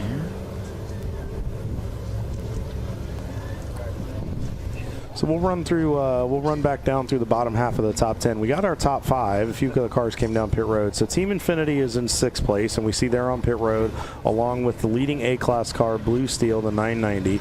Rotary Rocketeers continues to be your 2nd place B-class car. They put on a really good show today and done a great job, but they just, obviously nobody's just had anything for Flat Out Racing with the pace that they've had and just the way they've caught everything. But they've done a great job to be in the top 10. The 863 car, AAG, New Dogs, Old Tricks, the Tenacious Teenager Trio continues to run in the top 10. Just a great run for these guys, and they're not far off. They're on the middle step of the podium, but they're only a couple laps back. One hiccup, and those kids could get themselves a victory here tonight. And then Level 1 Racing, the 412 car, great job for those guys. They've just continued to stay in the fight in the top 12. Rounding out just outside your top 10 is Hot Curl Racing, that 1970 916 Porsche. So awesome run. And then we saw the 172 lose some spots there as they had to push the car down pit road. Not sure if they got it refired, after that, but we'll have to get clarification. And then let's do a quick check of our classes here. So let's hit our buddies in EC, make sure good to go there. Waiting on the scoring to come through for me. And Fawn Group Motorsports continues to lead by about a 2-lap lead over One Mo Time Racing and their Corvette. And then AOA Racing rounds out your podium in the EC class. Fusion Speed Shop, who we just saw, had an issue. And then Triple R Motorsports rounds out your top 5. And Open Throttle Raptor is just sitting outside the top 5 there in EC. We'll transition back here and hit our other classes. So we talked about the A class already, and then right now it's Blue Steel, Level 1 Racing, and then AAG Racing. So it looks like, but the AAG car is in the pits, so it looks like a number of cars are taking advantage of this extended 35. So this will definitely shake up the running order. Flying J, the 468, sits right outside. There are quite a few laps back from the top 3 on the podium, so we'll have to keep an eye on that. And then in B class, again, Flat Out Racing just continues to lay down the gauntlet over Rotary Rocketeers and Hot Curl Racing. Treasure Coast Miata not too far back, about 3 laps back of the podium, bottom step. In the C class, business as usual, Turning Concepts, Rockwell Autosport Development, and Findog Racing, and then Marathon TLM. You've got some cars there in close proximity, and then the sister TLM car, and then Panzer Performance is up to 6th in the C class, only a couple laps back of the 172, so we'll have to monitor that. And then Open Throttle for Bruno. They don't want to talk about Bruno. Well, they're probably going to have to. It's running 7th in class. And then we'll check out D class, which right now the Shark is on pit road for a pit stop, and they've got an 8-lap lead over Stranger Racing, which is ST Ranger. And then Reeves Racing behind them, but they've been in the pits for a while after some issues. And then let's check out our buddies in F class. Covey Racing holds a substantial lead over Edmondson Motorsports. They're still in the pits after some problems. So not over yet, but right now if Covey Racing can continue to put down some laps, it looks like they're on their way to a potential victory tonight in the F class. So that is your rundown. We're still under an extended 35. They're still trying to get that car freed up over in 10. It looks like they may have gotten it. They might just be doing a little bit of sweeping and checking some stuff on the racetrack. Looks like some of the safety vehicles have gone back behind the barriers, so hopefully we will get to go back racing here very quickly. And Paulie, we are just about at full nightfall. There's a little bit of light here, just I would say probably to our west, but not a whole lot left, as we can see lights all around this racetrack. Yep. You gotta get like on top of the tent so it's from an eagle's view. It's going to get worse than this. Oh, yeah. It'll get very, very dark.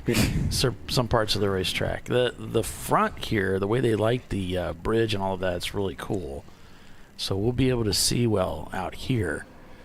In fact, was the last show I did here, or a couple shows ago, I just spent a lot of time cameraing up the pits because I knew we'd be well lit there. 525 car. There you go, Kyle. Kyle Shook, if you're watching, there's your boys from Drive Trainer Motorsports in the pits for another pit stop with 4 hours to go. Doing a driver change. And I'm going to need, if anyone wants to bring me a sandwich from the shack, the track shack, let me know. I'll probably run down there. So we'll commentate for food is what Paulie's saying. We will continue to commentate. If not, we may have a mutiny on our hands, folks.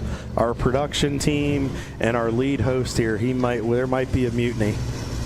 We got to get this man some food. He's hangry.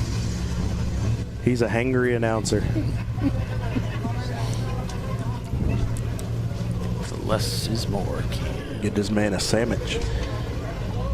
It's green. It is green, very green, and it's not even St. Patty's Day. So, Paulie, you again, we're drivers. We've done this before. How do we handle night racing? How would we get through night racing? What do we tell younger drivers? For example, the teenagers, who have never done something like this before, other than the sim. What, if you're a team owner, what are you telling these guys? I don't know. I've never raced at night, so I wouldn't know what to tell them. go out there and figure it out. That's what the rest of us had to do. I think it's pretty cool that you had a sim. I mean, I didn't have that when I was a kid driving. I mean, you just had to look at the map on a piece of paper. You look at the track, and then maybe your dad told you a few things, and then you went out and you drove around. And a lot of times it'd say just follow somebody.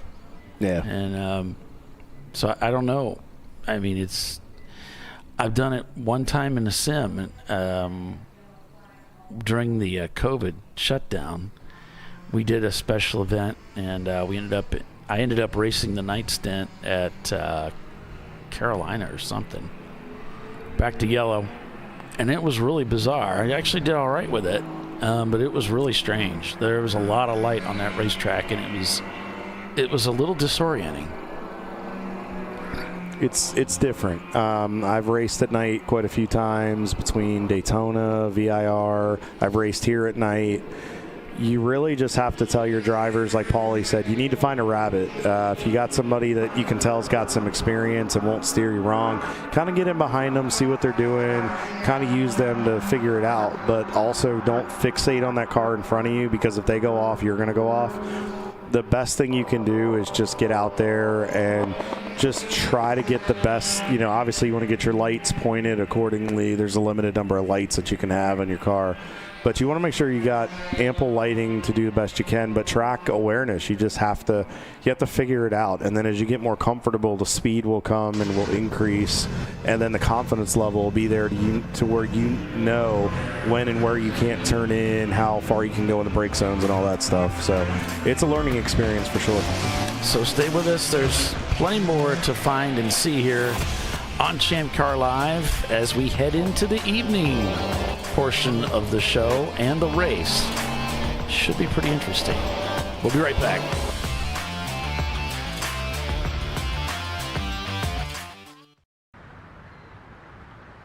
I probably need new tires. You do. What if they sold tires online? We do. We're TireRack.com. They could offer lots of tires We have so many tires. and help you find the right tire. It's called the Tire Decision Guide. Oh, and they could ship them to a nearby mechanic. We shipped over 7,000 independent recommended installers. This is an amazing idea. Sorry.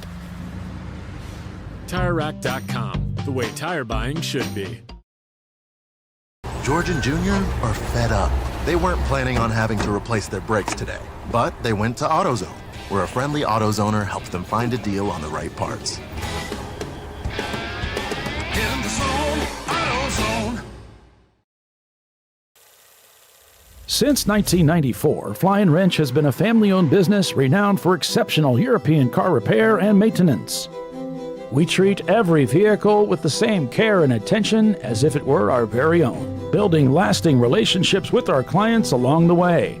We specialize in high-performance vehicles, offering a range of services that include fabrication, construction, custom wiring, and much more. Visit us at flyandwrench.com. Discovery Parts is a veteran-owned racing and safety equipment company. While we're located inside Atlanta Motorsports Park in Dawsonville, Georgia, Discovery Parts can also be found at the tracks, supporting a number of Champ Car Series events. We take pride in being a reseller of the best of the industry to Champ Car teams and drivers. We know racing, love racing, and look forward to tomorrow to even more racing. Visit us at discoveryparts.com. Want to get started streaming your races or make your current live stream more captivating? We've helped hundreds of drivers create engaging live streams. It's simple. Create a new stream event, grab your camera, and start streaming. Head over to myraces.live to sign up for a free account. Or join us in our community Discord. Stream, share, engage. At Parts Badger, we're not your typical machine shop. When a market-leading mountain bike manufacturer was looking to reshore their hardware components, they turned to Parts Badger. Within weeks, we had deployed a dedicated manufacturing cell, ramped up production, and had guaranteed capacity to meet their demand. we're looking to be your manufacturing partner. See what we can do for you and your company at PartsBadger.com.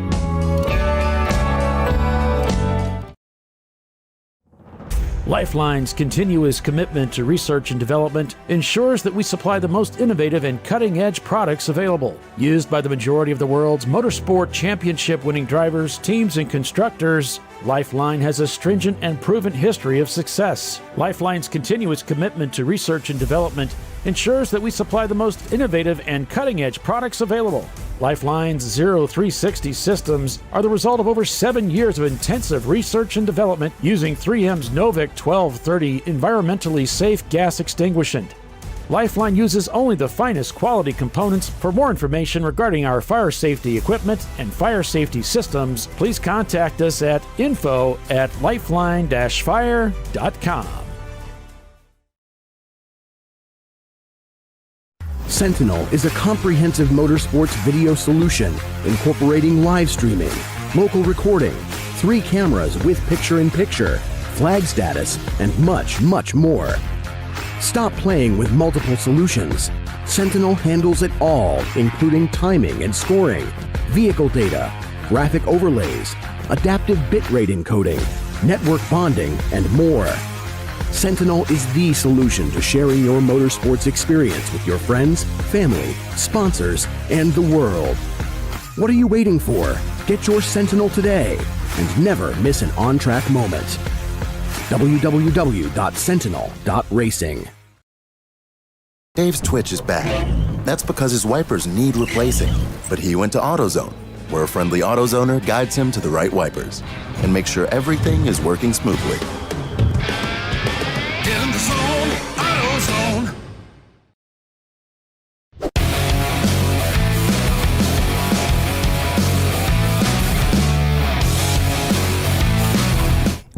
Welcome back to ChampCar.Live here at the Sebring New Year's Eve event, 14-hour Enduro at the Sebring International Raceway. It is dark.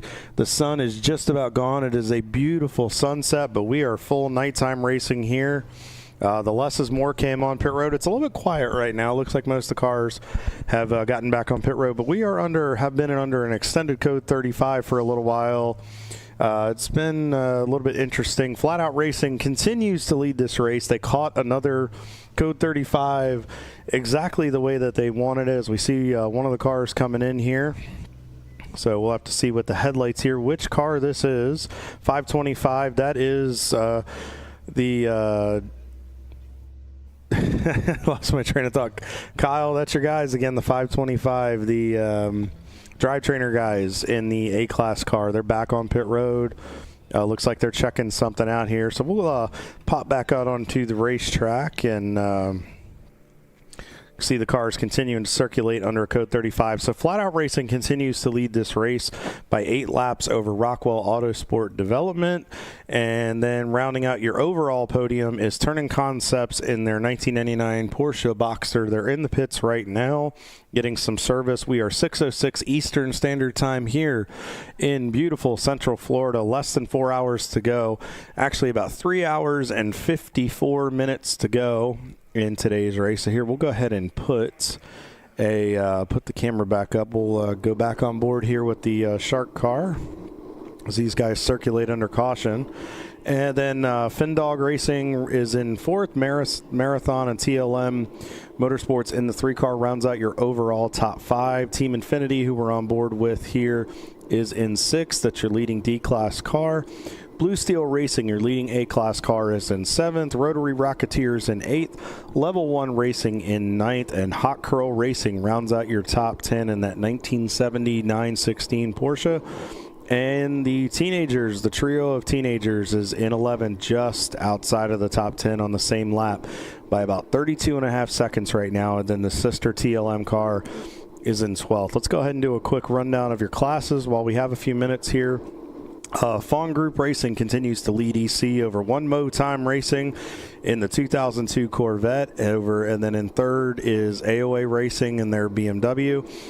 The 96 car, Triple R Motorsports, having a good run today. They're in 4th. And then Open Throttle Raptor, the 62 car, is in 5th right now, with Fusion Speed Shop in 6th, HJT Motorsports in the 355 Nissan Z in 7th, RMP Competizione in 8th, Open Throttle 65 Faux 30, which is the Embracing AI car. Tim Admiral, he came up and visited us in the booth. He is one of the principals of that company and stakeholders, and part of that Embracing AI initiative. They were our event sponsor at Watkins Glen for the double sevens. And then the 164 car, Open Throttle Cherry, rounds out your top 10 in EC. So let's go ahead and finish out your classes here. So C-Class, Rockwell Autosport Development continues to lead by 3 laps over Turning Concepts, and then Findog Racing on the same lap rounds out your podium with Marathon, as we are going back to yellow. Should be going back green here momentarily. Marathon and TLM, both those cars round out your C-Class top 5. And then in D-Class, the Infinity Shark car, Ed and Stein and the boys continue to hold that now 8-lap lead over the ST Ranger. And then F-Class right now, we have the 214 Covey Racing, the Acura Integra. And we are back green here at Sebring International Raceway. We have 3 hours and 51 minutes and change left to go. We'll go ahead and pan to one of our cameras here as we see the field back in action. You can see that just that bit of dust there. Little bit of light left, but not much. We are just about in pure darkness. So as we get into these nighttime hours, we're inside of 4 hours to go. We're looking at a minimum, at least every team has to make at least one more pit stop to get to the end of this race. Possibly 2 pit stops, depending on how quick your fuel consumption and fuel burn is and all that kind of stuff. So we'll have to continue to monitor that with some of our leaders here as we see the cars coming down the front straightaway. See a couple cars on pit road. And they're headed back out there. So that's also something you have to watch too. We've seen a lot of teams be flawless on pit road, folks, but when you're doing these pit stops, when you get to darkness and it's at night, you have to make sure you execute carefully. You have to watch your steps on pit road. You have to make sure you don't drop anything. Yes, you might have a little bit of lighting on pit road, but you have to make sure you execute just like you did during the daytime, and you can't let that nighttime, that darkness fool you. You need to make sure you have headlamps for your crew guys. Make sure they don't try to do anything. The urgency is going to step up as we approach the latter part of this race, as we're inside of 4 hours to go. This is where you need to make sure your crew guys are hydrated, make sure they don't put a foot wrong, don't get you put in the penalty box. Your drivers have to make sure that they continue to maintain that 20-mile-an-hour pit road speed and take care of themselves there. There's a lot that goes on, and you need to make sure you're being smart about it. You just hear these engines and hear all these guys going around. So we look at our awesome shot here at turn 17. You can see the light under the WeatherTech bridge. You just see the just headlights coming at you, but you see these guys coming under here. A lot of battles here. Now that we're back green, it'll be interesting to see if anybody's able to make any ground here off the start. Yeah, that's awesome. Look at that shot. That is picturesque. Cool. Look at that. That's beautiful. And I didn't make that up. That's a real world. That's a real word. That's deserving of a screensaver on a computer. That's beautiful. So as we see the field coming at us, it's all headlights, folks. But you need those headlights as you get into the darkness, as we see a few cars coming off pit road. Mirror, mirror, mirror, mirror, mirror, mirror. Those are the engine sounds going by. Mirror, mirror, mirror. I guess they're all Miatas. Yeah. Zinging at about 10,500 RPMs. And yes, they are pesky. Not as pesky as Saabs are, but very pesky. They're a different kind of peskiness. A little bit. All right, so we know what's going on at the front of the field. Let's take a look back here, look at some more AutoQuest in their 363. They've worked themselves. They're 32 spots up on the day, 5 spots in class, up into 17th overall. The ST Rangers up into the top 15. That's your second place in the D class right now. Continuing, they're up 64 spots on the day. Panzer Performance, 83 spots on the day so far. These guys just continue to run really, really well. That 998 car, we saw them a little bit earlier. They just continue to be as smooth as silk. Right now, sitting in 6th in the C class. They're only about 5 laps off of the TLM, the 172 car. They're on pit road right now getting some service. But hats off to you guys. Great run today. Covey Racing, we got one of our F-Class cars up into the top 20 overall. And that says a lot. We had 7 F-Class cars that started today. Treasure Coast Miata, the 965, that is a team car to the 74 car. So those guys are having a good run. The 74 was up in the top 15 for quite a while, and then they had some issues. Solid recovery so far for Lonely Mothers. Those guys kind of fell down the order a little bit, but still up 71 spots on the J. EJ Racing, 57 spots on the day, 7 in class. We're having a great run. AKT Racing in the 140, 79 spots on the day, 9 in the overall in their class. So we're just continuing to give you all the action. Even Betty White has gained 44 spots on the day, sitting 34th overall, pretty solid in the B class, and she continues to let everybody know that they're number one as she makes the ground. Yeah, it's very kind of her. I take it as a compliment, you know. You should. Regardless of the finger, I just take it as a compliment. So, but want to give a call to the GMW Rockwell guys, Jeff Cohen and his gut bunch, and Sean and his guys. They're back up to 30th overall. They've gained 30 spots on the day, 8 in the C class. So good run for those guys. You know, another well-prepared car from Rockwell. Team, here we go. This is the one that you were talking about earlier, Paulie. Team Lem Oktoberfest, I think is how you say it. Oh, wow. Lem Oktoberfest. 41 spots on the day for the 158 car, 7 in the A class. Slowly on the same lap as Reed Nissan Racing, the 299, and then Reeves Racing, who is still in pit road. So it looks like those 2 cars here very briefly will surpass the D class car and put themselves up into 38th and 39th overall. And here we go, folks. This is Country Dark. Mind you, there's a little bit of lights right here, but that is country dark. And yeah, a little bit of light in the straightaway here, but then you get away from the lighting and you're not going to know where your brake marker is. I mean, the good thing is they've got some good lighting on their stuff. You can tell, you can see it. They've gotten a little bit of lighting in the corners, but you really have to know where to place your race car, and it can be very deceiving. The good thing about concrete is that, you know, obviously that color makes a difference, but when you're on asphalt in the dark, it's hard, like VIR and Nelson Ledges and others, because when it's dark and that pavement's, you know, just black and you can't see anything, it's hard to know where. That's one of the only benefits to concrete in nighttime racing. We also have Les down the pits giving us the pit road action. I still see a little bit of glow. I see a little bit of glow of the sun, and Tiffany would probably say it's not really country dark. At VIR, it's country dark, because here we have some ambient light. We have some lights you can see off in the distance there. All right, country dark in some sections of the racetrack. How's that? When I was out there in the fog this morning at 5:30, it was unbelievably dark. Because it was so thick. I couldn't drive over 40. I couldn't even drive 40 mile an hour. Because if I came across a dog or something, it'd be very difficult not to hit it. Yeah, I mean, it was questionable. I was wondering if we were going to be able to start on time, but it just slowly started lifting and dissipated as more light got in there. So it was, they did a good job with it, and it just, you know, everybody's done a really good job today, especially after that meeting earlier this morning. I think a message was delivered, message received. So, and it's been a great day of racing, and we still have 3 hours and 43 minutes left to go.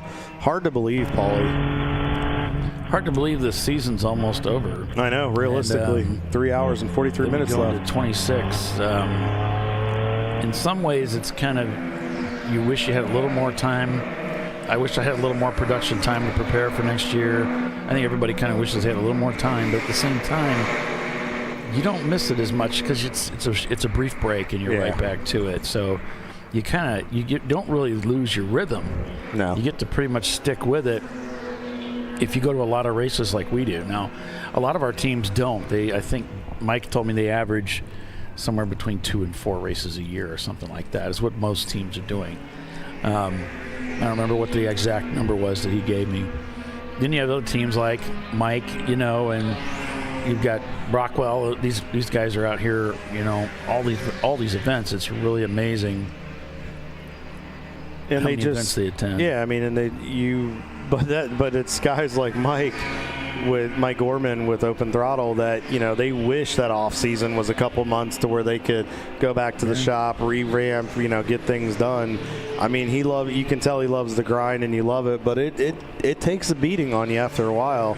And I mean, like Mike said, they've had a rough year. They've had a lot of stuff torn up that they weren't expecting. So I think sometimes that's kind of the good and the bad of racing, where you wish you had more time to prepare, but then those good years you don't want to stop racing because things are going so well. So it's just that ebb and the flow. It just really depends on what side of the coin you end up on it when you get to December. Yep.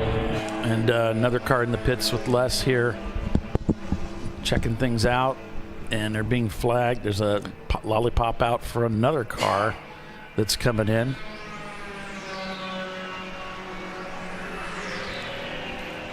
Looks like the 237 car, one of our BMW entries. And back in the bad old days, we used to put lights just above the number panels there that would help illuminate the number panels, and nobody liked them. And they eventually went with these reflective number panels, and that's what we've been using ever since. So it seems to be adequate for what we do. So they're taking that's Edmondson Motorsports. They're taking a look under the hood of their Miata. Yeah, we already know that Average Joe's had a terminal alternator problem. You got to wonder if some of these other electrical issues are causing a problem for other teams, like this one here with their Miata. Alternators are a funny thing. It's these older cars, which you end up with an alternator, something that's being rebuilt, and a lot of times they use cheap parts that leak, like the diodes will leak, and so it draws the battery down over time. It's just not very good quality.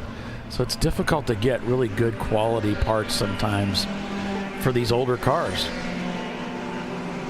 And for certain cars, like some of the BMWs, it's getting harder to find some of those cars, which is why you see some of the teams kind of switching manufacturers or OEMs in a sense, where they go to something that's a little more feasible to find, where you don't have to, also pay an arm and a leg to get spare parts either, and then you don't also have to rely on aftermarket parts. It's a common argument. You have some manufacturers that, something like the Miata, where you'll have manufacturers that there's so many people racing them. There's going to be aftermarket parts, and people want to go to those parts, and some racing organizations don't want you to use them, and the racers kind of left in the fold with, well, what do you want? Do you want me to how am I going to do this if you won't let me do everything I need to do? Because there's a finite, the parts that are left at the auto parts store may not be all that great for what we're trying to do here. Yeah, it's kind of a double-edged sword. So TCR guys, Dan and the guys, it'd be great to hear that you guys are going to be at 12 events next year with 2 or 3 cars. We can't wait to have you guys back. Hopefully we'll see you at Road Atlanta for the season opener. But we appreciate you sharing that with us, and we want to wish everybody a Merry Christmas, a happy holiday season, and everybody. We want to wish everybody that, happy holidays, and wish everybody a happy new year, a fresh start going into 2026, and we'll look forward to seeing a full house at Road Atlanta first weekend of February. But first, we have to finish the business in hand here at Sebring. Yeah, Les is down the pits, and there's a lot of these teams will show up and they light the interior of their pit stall. There's a lot of light being hung from inside the tents, the easy ups, so they can see all the tools and everything. There's Turn-In Concepts again, coming down pit road, and the folks they're eating. Wes is hanging out with Open Throttles, guys. So the Turn-In Concepts coming in, that drops them down to 5th in the overall. Wow. Okay. They've wonder what's going on there, but that's going to drop them off the podium, and that's going to elevate Finnendog Racing, the 775 car, up into the top 3, and they are only 2 laps back of Rockwell Autosport. Turn-In Concepts isn't out of it, but unfortunately, that's going to it's going to hamper their efforts at a top 3 finish. They had to do a black flag drive-through for unsafe entry to the pits. And that's not, see, it's these penalties that we talk about, Paulie, you have to execute, and that's why Flat Out Racing is 9 laps ahead of this field, guys. They have executed all day long, but this, with the lack of lighting, is this going to throw guys off? Are they going to make those mental mistakes after almost 11 hours of racing? Well, and I think what happens sometimes is drivers think, I have to be 20 miles an hour in the pits, and it's all heavily regulated, and I got to be safe there. They don't think about, hey, look, if you do something that's really harebrained stupid, right, outside, and then you're going to be seen going into the pits in a way that's downright frightening, terrifying. Somebody could get hurt. Well, and they tell you don't come in and just slam on the brakes and slide into the pits. That might be all it was, too. You misjudge something, right, slammed on the brakes, locked them up. Well, and also, too, if you're bouncing coming through 17 and you're a little bit offline and you're like, well, I got to get to pit road. Cut across. You cut across really erratically, and you're carrying a lot of speed. You kind of have to set yourself up. You have to be prepared for that change. And as we go into the night, depth perception can be thrown off, and you can make a mistake, and all of a sudden you've done something you never would have done in the daytime. Well, and mental and physical fatigue too, Paulie. I mean, we've been going for 10 and a half hours almost, and some of these guys are probably on second, possibly third stints. You got to wonder how much rest they actually got. Nice move there. I think that was TLM as they were working by I think that's ST Ranger. You got to wonder how much rest these guys have had, and sometimes it's hard when you come out of a stint to just kind of get back to it and go again and go from there.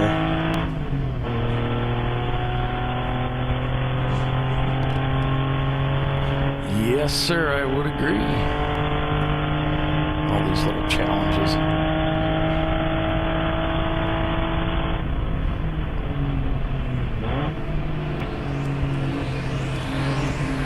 So, sorry about that. Saw something in the background and was responding, but yeah, I mean, it just, that makes a difference. So Ken's in the car right now in blue steel. Good to see him. He said he was going to be doing some driving today. Go, Ken. Go, Ken. He's trying to work through some traffic here. You got this.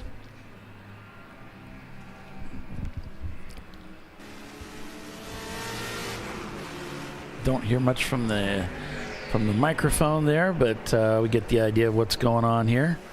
They got the blue light in the blue steel machine. And Ken at the wheel here. They're leading the class right now. This is your A-class leader and 7th in the overall. Great run for these guys today. I mean, this wasn't planned either, folks. They were planning to run blue steel, but they were also planning to run Valerian steel in addition to this car. So with the 2 drivers, unfortunately, not having to cancel and not being able to make it, I think maybe focusing this effort onto the one car might have actually been a benefit for them.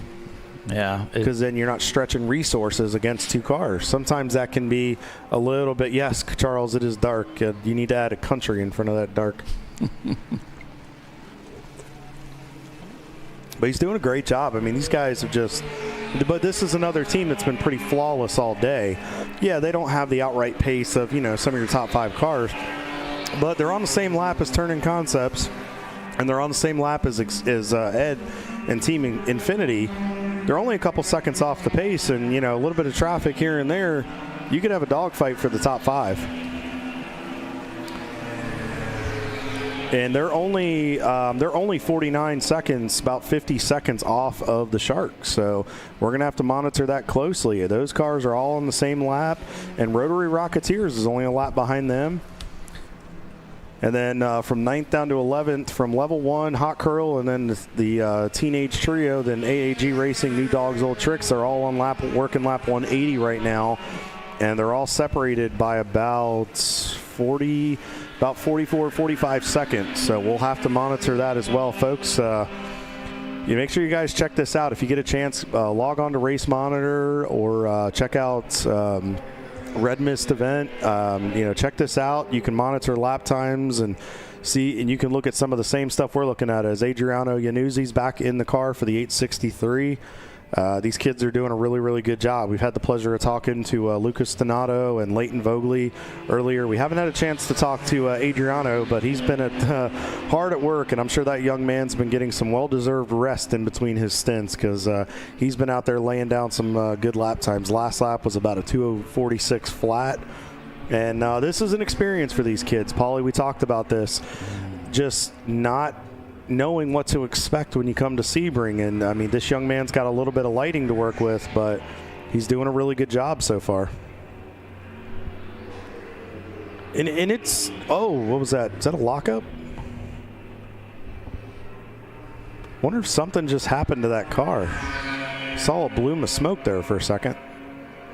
Yeah, we're not getting very good audio on these machines for some reason, but can't hear much, unfortunately. Maybe it was you know what? It might have been a brake lockup with some of that lap traffic. I wonder if he locked up a little bit trying to stay off of that lap traffic to the right. But it was just in a very odd spot, because really at that point you're gaining speed and trying to just continue to work through that section through 11 to 12 and get to 13. That's that's Collier, then headed over to Tower. But he's now headed down the back straightaway, and we're on board with the 519 car, Sharky 2.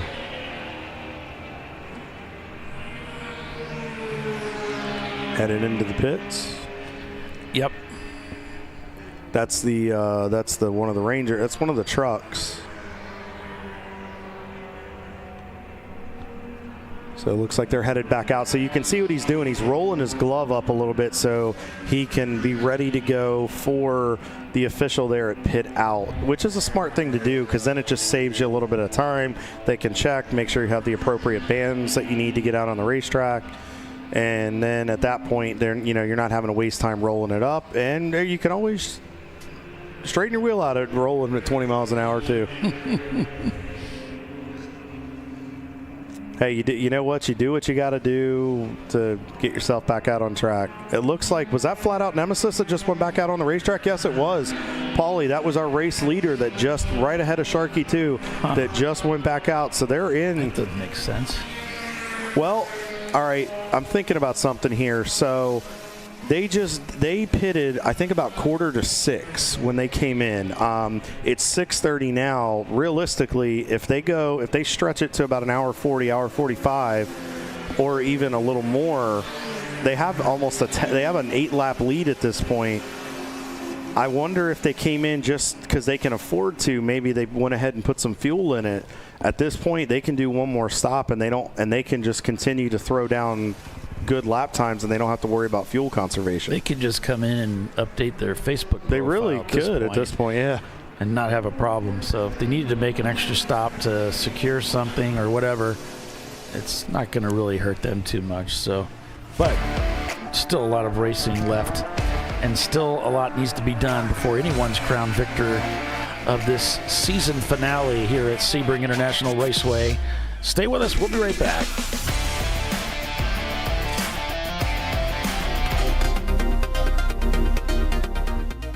Welcome to TireRack.com, revolutionizing tire buying since 1979.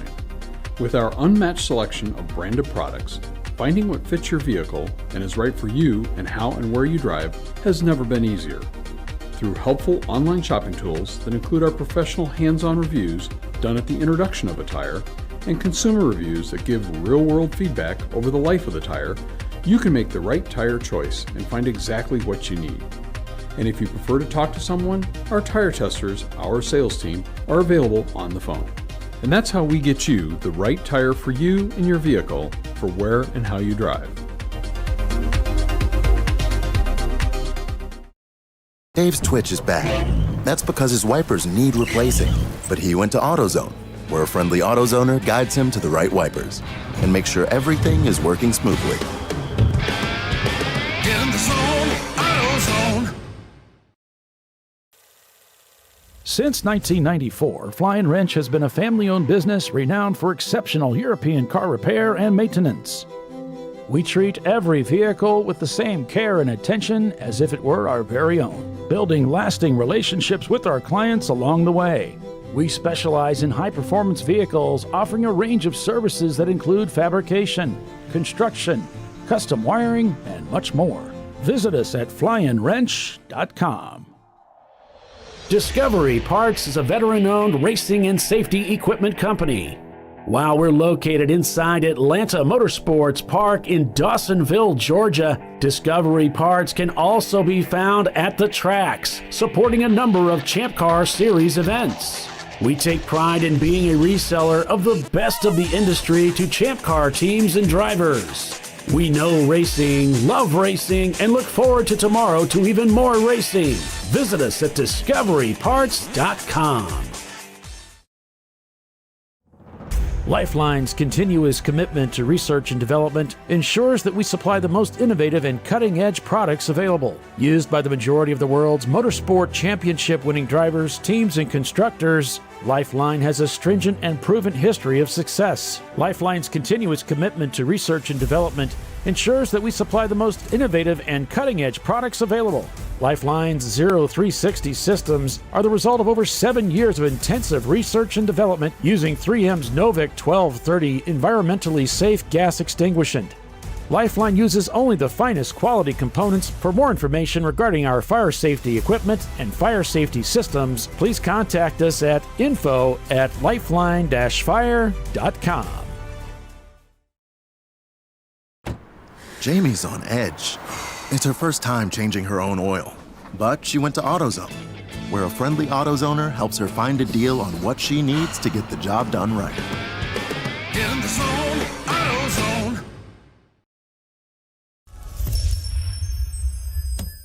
Frozen rotors from Diversified Cryogenics deliver increased performance and a higher level of safety, while significantly reducing braking system costs. So to tell you a little bit about the durability of this product.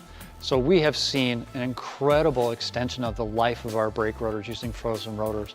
We've gone from brake rotors every other weekend to 6 weekends on one set of brake rotors, and I think they can go farther.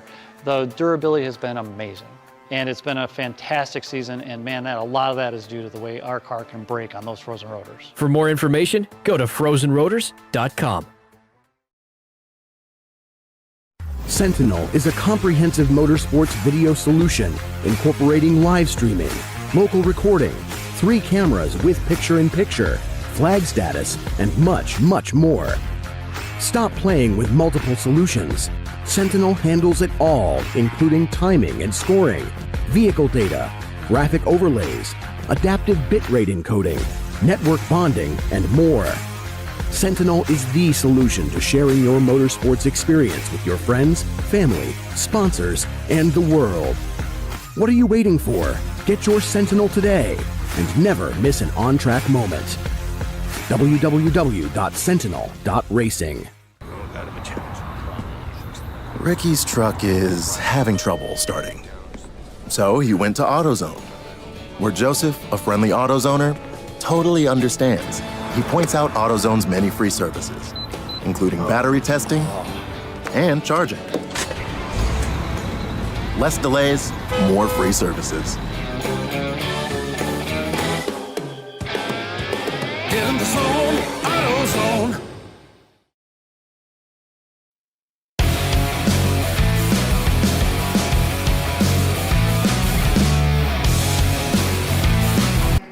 Welcome back to the TireRack.com Champ Car Endurance Series Sebring New Year's Eve season finale here at the Sebring International Raceway, our 14-hour Enduro to end the 2025 season. We are excited to be here. Can't believe it's already the end of the season. We are in full darkness here at Sebring. It has been a gorgeous day, lots of hard racing, a lot of insanity and madness, but through all of that, Flat Out Racing continues to hold an 8-lap lead over Rockwell Autosport Development. And behind them, Findog Racing has worked themselves an excellent job of these guys, working themselves up into the top 3. Only 1 lap behind Rockwell Autosport Development, and then 2 of the TLM in the 3 car is up into the 4th position. And then 2 laps back behind them is Turn-In Concepts. They were up on the podium, had a little bit of a hiccup, so now they're in a bit of recovery mode. Excuse me, folks. So they're trying to play catch up. And Team Infinity only 47 seconds behind Turn-In Concepts. So we'll have to monitor that very, very carefully. Yeah. And then Blue Steel Racing 45 seconds and change behind Team Infinity. And then Rotary Rocketeers, just got an update from those guys as well.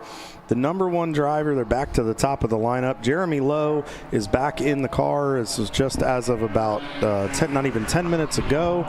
So Jeremy's out there laying laps down. Last lap was a 2:44.77.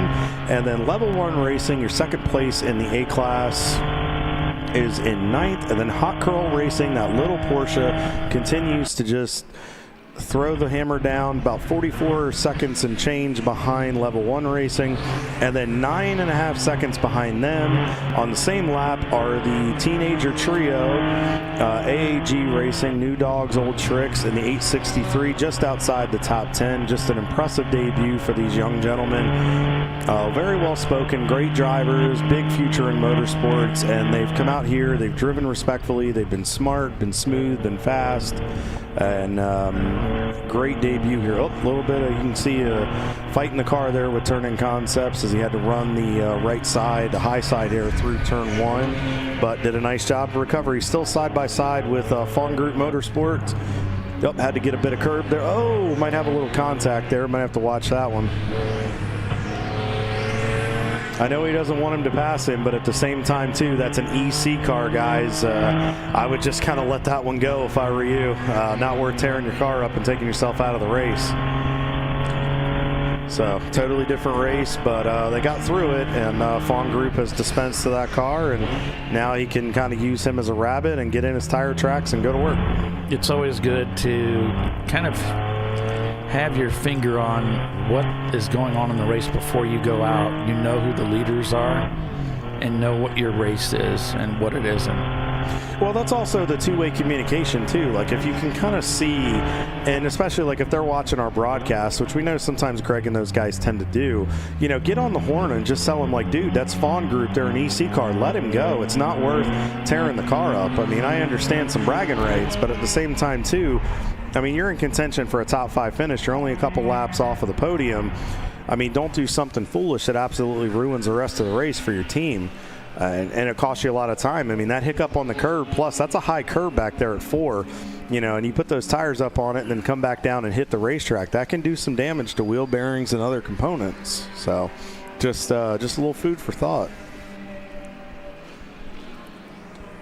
Ken still behind the wheel of the 990 Blue Steel. Just continuing to mosey on here. They're now down. They've closed the gap down to about 41 seconds. Last lap, they were about 4 seconds faster than the Shark. So these guys just continue to motor on, and they're closing the gap for 6th position. Just a great run for these guys. And then back on board with Adriano Iannuzzi. He's one of the teenage trio kids we've been talking about all day. Just a phenomenal run for these kids. I mean, first time out in a heavy car in an endurance race at a vicious place like Sebring, and these kids have just been really good all day long. They haven't really put a foot wrong, at least to this point. They've been respectful, they've been smooth, and it's been fun to watch. I really liked what one of them said. He said the car just responds so much slower. You know, they're used to those carts, which are incredibly responsive, right? The grip level is off the charts, and when you flick it into the corner, it turns, you know, and our cars hesitate. They slowly work their way into the corner. It's a very different experience being such a heavy chassis compared to what they're used to. Yeah, Leighton very much was descriptive about that. You can tell he's very in tune with his kart. I mean, all the kids are. I mean, Lucas was that way. He's a little more shy, a little more reserved. I think he was just trying to keep everything to himself and just trying to internalize everything so he knew what to do when he got back in the car. But Leighton was very much, to your point, yeah, I mean, this is what it felt like. This is what it did. I mean, they're used to kind of pitching those things in there. With these cars, you can pitch it, but you can't really pitch it. It's kind of an art form. So it's a different, and that's why I kept asking him, like, what has your experience been in this heavier car? Because it's totally different than a go-kart. Yeah, those guys always go through some transition, learning how to unlearn a few things that they always did in karting to drive these bigger cars. And this is just, being out here is just so cool. Yeah. I really hope you folks get a chance to come out here sometime if you haven't. You can see Les standing. This is the pit-in area here, that beautiful bridge that's lit up, and the way they light all of this pit area here. It's just such a, I mean, they have these garages here right at pit road. And so not all of them are being used, but you can rent this space. And some of the teams do, and it's really cool. They work on their cars back here, and then they just roll them down this area towards where Les was standing and out onto pit road. It kind of reminds you of the old days of Formula One and that, where you just kind of work on it right there, then get the car back, over the pit wall. It's really cool. It kind of just gives you that historic effect. I mean, there's just so much history at this place. And then you saw the boards with the years and the manufacturer and the country. What that is when they run the Rolex 20, or I'm sorry, not the Rolex 24, that's at Daytona, dummy. When they run what's called the Mobil 1 12 Hours of Sebring here, that is the year that it took place, and that is the manufacturer and the manufacturer's home country of where the OEM is based, and that is the team. Like, for example, you'll see Audi years in a row. That was because during the split, there was, before IMSA came back together, you had what was called the Rolex Grand Am series, and then you had what was called American Le Mans. And for many, many years, the Grand Am had the Rolex 24 at Daytona, and then the 12 Hours of Sebring was the season opener for the American Le Mans series. And what you're seeing with the Audi for so many years, that was Tom Christensen and the factory Audi team that would come over here and absolutely just dominate for 6 or 7 years in a row. And then, back when they, before they had that split, you just see it go back in history, and it's really, really cool. And I think they've run out of space. I don't remember what they've done. I'd have to go back and look, but it's just really cool in the history, and you can see it. And, go check out some of the Sebring Wikipedia and some of that, and you can really get into some of the history. But it's really, really cool to know that you're racing on the same grounds that, champions worldwide have been and, raced here. Yeah, it is. If you didn't see the intro to the show, I gave like a little historical rundown with some video, and it's pretty cool. It's pretty cool stuff. It definitely gets you in the mood to go racing here. Yeah, if you get a chance, if you're watching, take that little cursor and pull it back to the beginning and check it out. Paulie did a phenomenal job on it. It was really, really cool. It puts Sebring in such a great light and just shed so much light on history, and it was fun. There's our third place car right there. That was the Findog Racing BMW. There just to the left. That's impressive right there. That is Blue Steel, who just took over 6th place from Team Infinity. It looks like they've changed positions here, and they are unlapping themselves from the 775. So Ken is throwing down some monster times right now. He just ran a 2:39.61. Even with some of the traffic, these guys are doing a great job. If you haven't heard of if you're not familiar with the Blue Steel, there was a great movie, I think it was called Zoolander. Derek Zoolander. It was what's the name of the actor that did that? It's a comedy. Ben Stiller? Yeah. He had a look called Blue Steel. Yeah. And he had these looks, I think they all looked the same. It's like the smolter, So he had this look called Blue Steel. Supposedly it could stop a knife. If someone tried to attack you, it could stop people from being able to shoot you or throw things at you. I don't know. I don't remember the details now. Me and my son got a big kick out of it. Blue Steel. Ben Stiller. Great movie. It was so dumb. These guys just are doing a great job.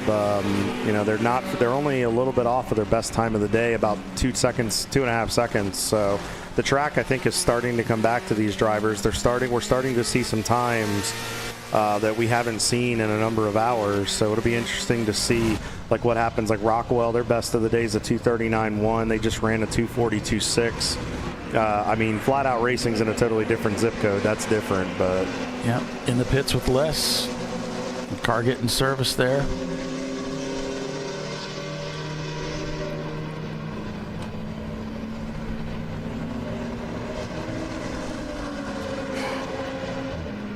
Late Apex, we talked to them. They're still out there turning laps in their car.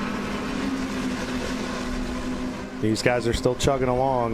They had 2 cars this weekend. Unfortunately, they had an issue with one of them.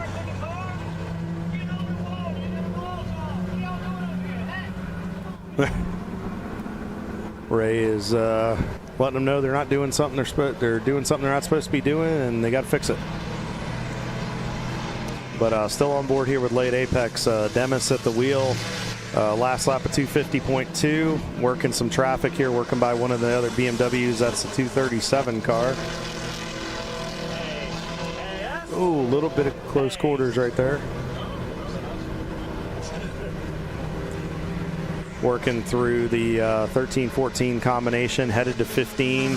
Oh, a little bit of brake lock up from the car in front. That's just normal through that section. It invites you to overdrive it, folks. I can't stress it enough that it just absolutely invites you to overdrive the corner. Oh, a little bit of blinky light right there. I wonder if that's an oil light. Something might just be a sensor, but that light is, we got a blinky. They might have to keep an eye on that one.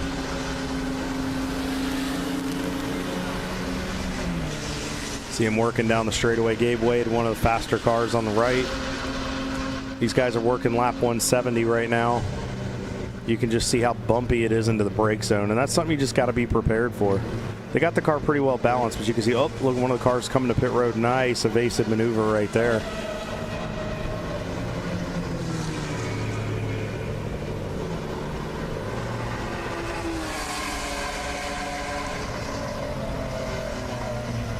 Coming down that front straightaway. Flat Out Racing continues to lead 10 laps over Rockwell Autosport. This is shades of the domination from about almost 2 years ago. It was Road Atlanta. Eddie Vedder absolutely just massacred the field. I mean, they just they had another one of those days where they just didn't put a foot wrong. They executed on and off pit road. The drivers did a great job. I mean, last lap 231.3. Goodness. Here we go. Turning Concepts in the pits again. I think they're having some issues here. We'll have to get clarification. I think that running that fuel low, even with an accumulator, it may have caught up with them. Got to wonder if that fuel pump's starting to give out and giving them a false sense of where they think they're not getting any pickup.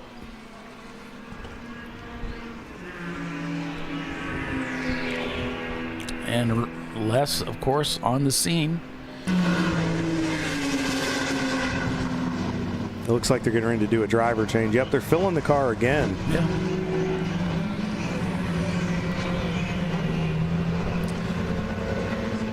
Unless they've got, I know they're bringing 2 cars out here, unless they're exactly the same car, which I don't think they were. I mean, the same look. That is the 711 car, I believe. Let's see here. Yeah. It's got some different taillights he's put on it. And we were having some taillight issues at, I think it was last year I was racing this car at Gingerman. There's just some wiring issues. Surgeon hands, surgeon hands.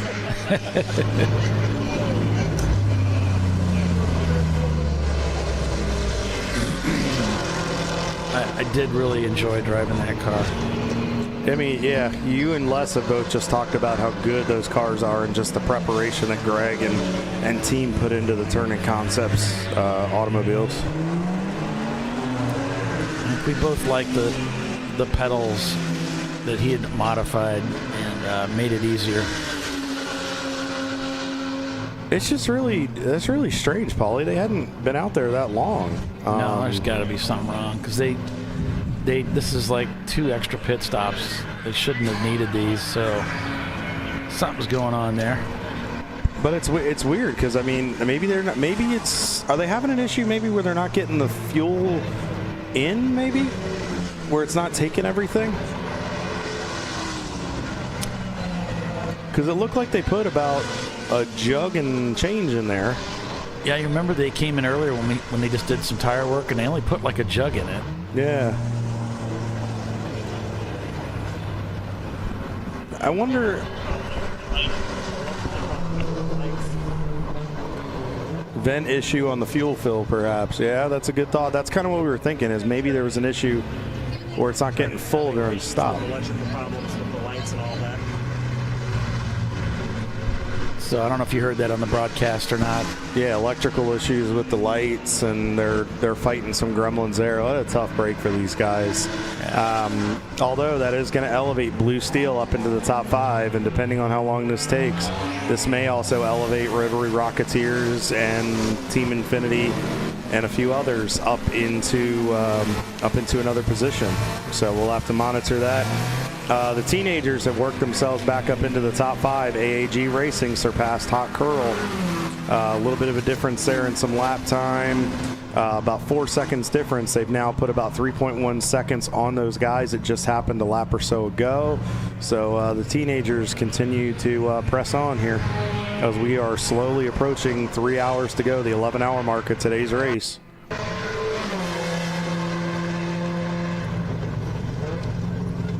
And Paulie, Treasure Coast Miata, I'm looking down the order a little bit. They're only 4 laps off of TLM in the 172 car. They have slowly worked themselves back up in there.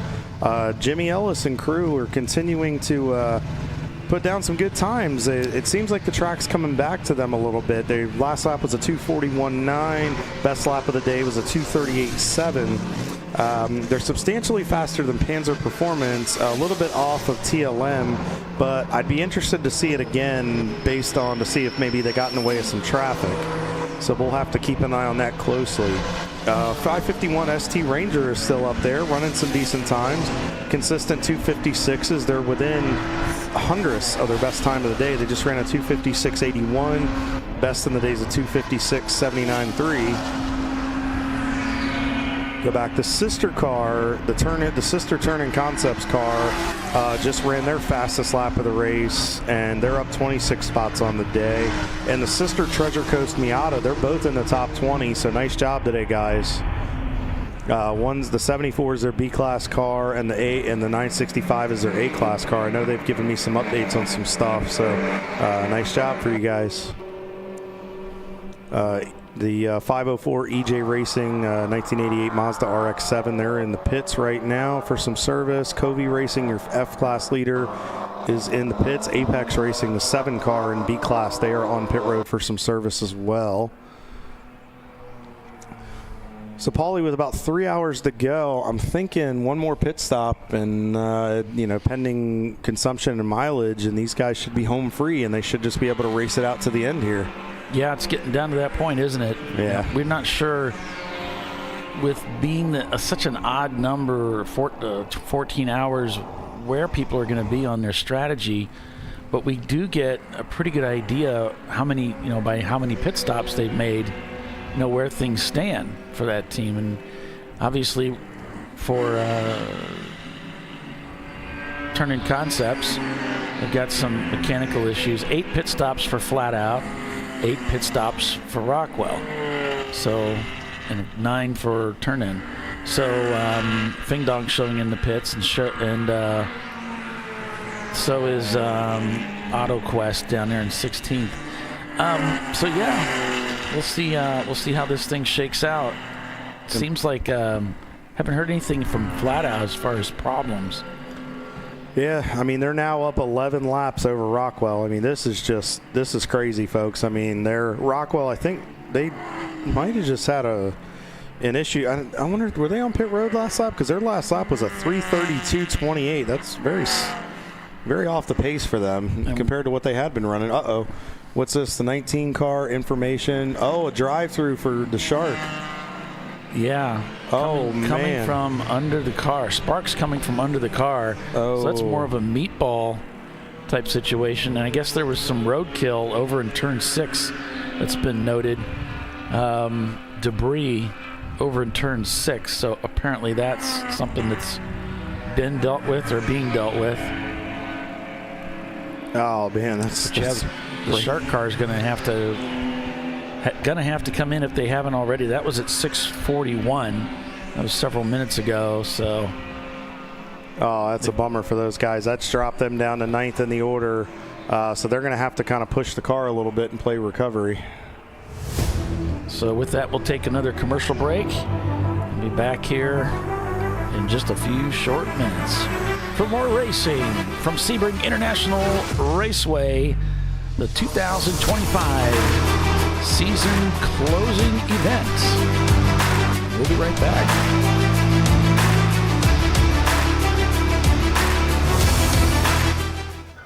You know, I'd buy tires online, but then what? We've thought about it. We're TireRack.com. They should let you ship directly to a mechanic. Actually, we call them independent recommended installers. They should have like 1,000 mechanics. Try over 7,000 installers. Then you just make an appointment. At a time that's convenient for you. This could change tire buying forever.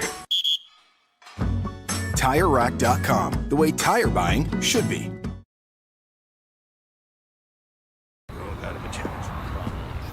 Ricky's truck is having trouble starting.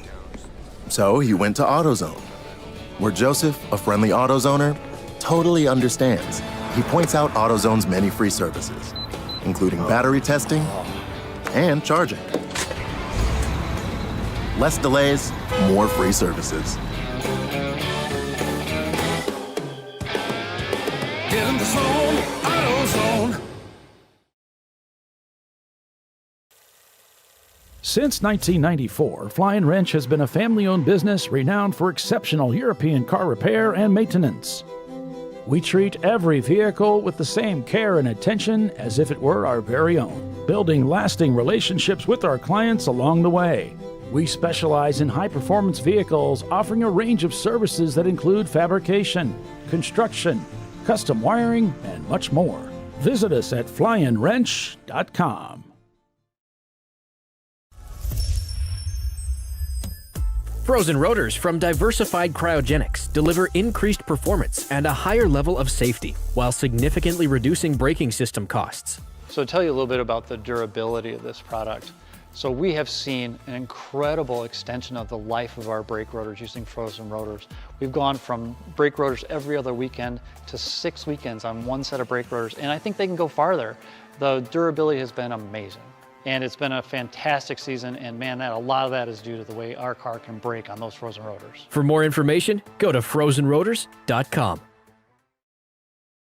Welcome to Parts Badger, where we want to be your online machine shop. Through our online platform, we connect our global manufacturing capacity to your fingertips. You can request a quote, place an order, manage your parts, and even share that information with a colleague right online. If you prefer, you can work with our experienced team of sales representatives who are supported by our design engineers and project managers as well. Whether your project's big or small, simple or complex, Parts Badger can get it done. See if we can help your company at partsbadger.com. Discovery Parts is a veteran-owned racing and safety equipment company. While we're located inside Atlanta Motorsports Park in Dawsonville, Georgia, Discovery Parts can also be found at the tracks, supporting a number of Champ Car Series events.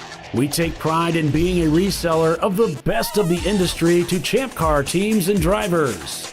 We know racing, love racing, and look forward to tomorrow to even more racing. Visit us at discoveryparts.com.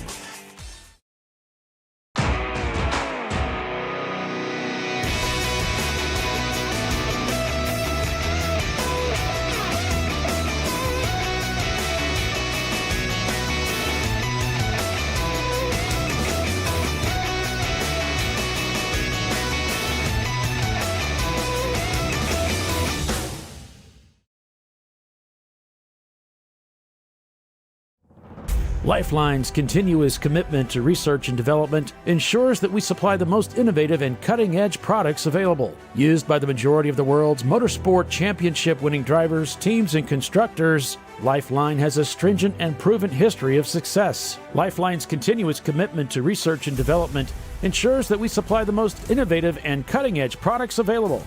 Lifeline's Zero 360 systems are the result of over 7 years of intensive research and development using 3M's Novik 1230 environmentally safe gas extinguishant. Lifeline uses only the finest quality components. For more information regarding our fire safety equipment and fire safety systems, please contact us at info@lifeline-fire.com. Sentinel is a comprehensive motorsports video solution incorporating live streaming, local recording, 3 cameras with picture-in-picture, flag status, and much, much more. Stop playing with multiple solutions. Sentinel handles it all, including timing and scoring, vehicle data, graphic overlays, adaptive bitrate encoding, network bonding, and more.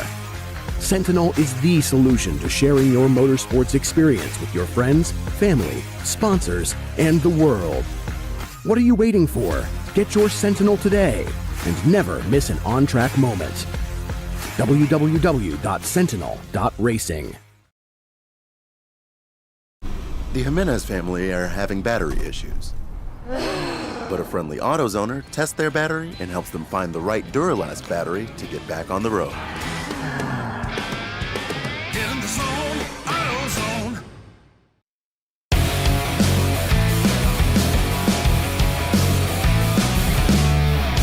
All right. Welcome back, everybody, to ChampCar.Live, presented by AutoZone. The less is more cam.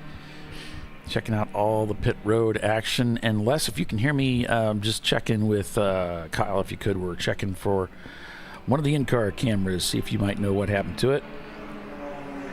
So please reach out to him on our channel.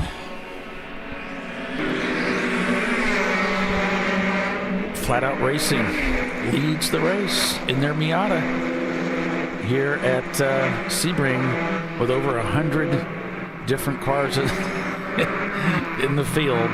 All these different types of cars that are out there, right? BMWs and all this stuff. And it's a Miata that leads this race on this huge, fast racetrack. Rockwell Autosport Development in second place. Marathon TLM in third. Fing and Dog in fourth. Blue Steel is in fifth. Turn-In Concepts sixth. Having trouble with that car. Been in the pit several times with it. They've got it back out. I mean, they've got lights. They've got ignition, you know. They got it running. The taillights were working. They got headlights working. So they're keeping it going. Doing the best they can with it. As is all the teams. Rotary Rocketeer, they're still in the mix. 7th place. Level 1 Racing in 8th. I think we got a camera on them. Nope, that one went down. AAG Racing, 9th. And Team Infinity there in 10th place. Here's the Team Infinity car. And they also have a something they call Sharky 2. It's this one. KC at the wheel. So that's a quick rundown of how things are progressing right now. I'm just going to look down through the standings here. I'm going to look at the gaps and I'm going to take a look at what the potentials are here. So let's see. Level 1 Racing, back 1 minute and 17 seconds, is about the closest gap that I can see for position. Well, I take that back. Marathon, up in third, is about 38 seconds back from Rockwell Autosport Development. Now, they just turned in a 237 to Rockwell's 242. They turned in some really good lap times. That car has gotten faster as the night came. They were having trouble getting under the 240s. As Rotary Rocketeers has tripped the pit loop, So they are in the pits right now. And here we have the Porsche being worked on with less. The less is more cam. It looks like they're doing a brake job. And a lot of these cars, you know, like my Datsun, had the smallest brake pads. I mean, they were about the size of a brownie. And so I really had to manage them during a race, even though they were short races. So they're going to have to slide new pads into this thing. Most likely that's what they're working on there. Normally these kinds of things are done between the races. You know, we do a 7-hour race and an 8-hour race, and we don't have that. So we're butted up against one another, so we're having to do these brake jobs in the pits at night to make the car last to the end of the race. And with the brakes hot as can be at temperature, it's a tall task for these crew members. Yep, so here they go.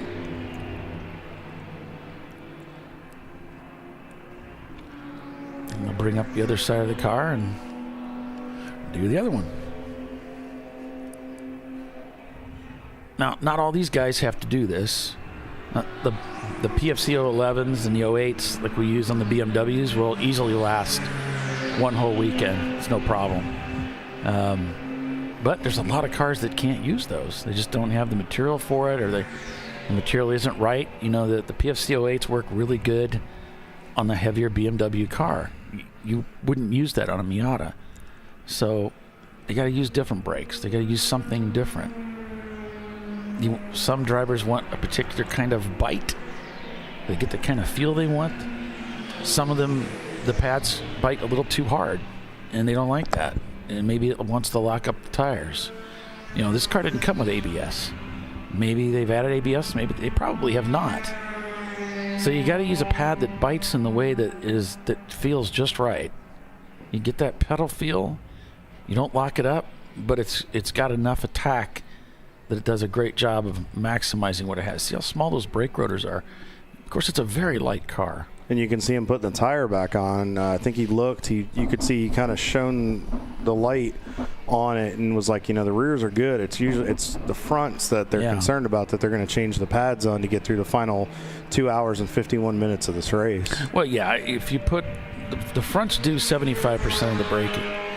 So the rears, if they put new rears on there, they should be fine. It's really going to be the fronts, but they did pull that wheel. And it never hurts to check. I mean, courtesy check. It's better that you check it to know that it's good rather than not check it and then you run into a bigger problem.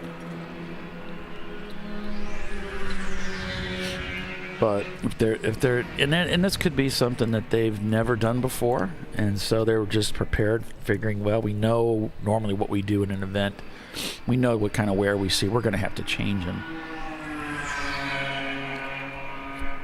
This might be the average Joe's car. That's the 896 car.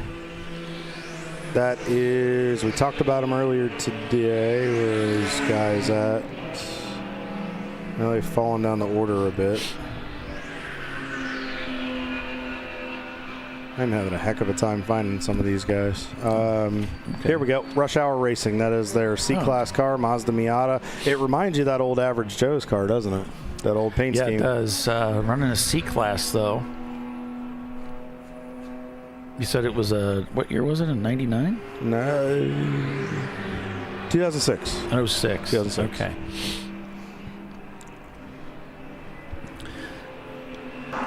They sound so much the same. I think Justin's one the old car, the average Joe's car, I think it was a 2006 Miata that we ran. I had I know Ray Frank, and I drove that car at VIR. It was a monster. That car was good. I mean, it won at NCM, I believe, or podiumed at NCM. I mean, the thing was a rocket ship, and I mean, 2.0 was running phenomenally today too. Just unfortunately, you know, just those new car blues with those gremlins, and that happens at times as well. Yeah, Rush Hour, I think Les was saying they're having some electrical issues too. So it's not just the suspension and things like that. You're going to have some other issues too, electrical. Well, with as rough as this racetrack is, and if you're using the curbs pretty aggressively, who's to say you don't knock wires loose and knock connections loose? Yeah, I've seen so many cars, race cars, that it's just a rat's nest when you get in there. Wires, you know, they're not guys that are accustomed to tying things back and making it look like a factory harness. And there's a reason that manufacturers tie them back like that. There's a reason they look so amazing. Isn't that so you have to go to the dealer, so they have to do it for you? No, it keeps the wiring from breaking. And you know, if the wiring is swaying side to side as you go through the corners, that's not right, man. Nobody in the comments, none of our viewers found the irony in that one. Okay, all right. But no, he is right though. It is, you know, you want to make sure it's tied back, it's properly done. Paulie's exactly right.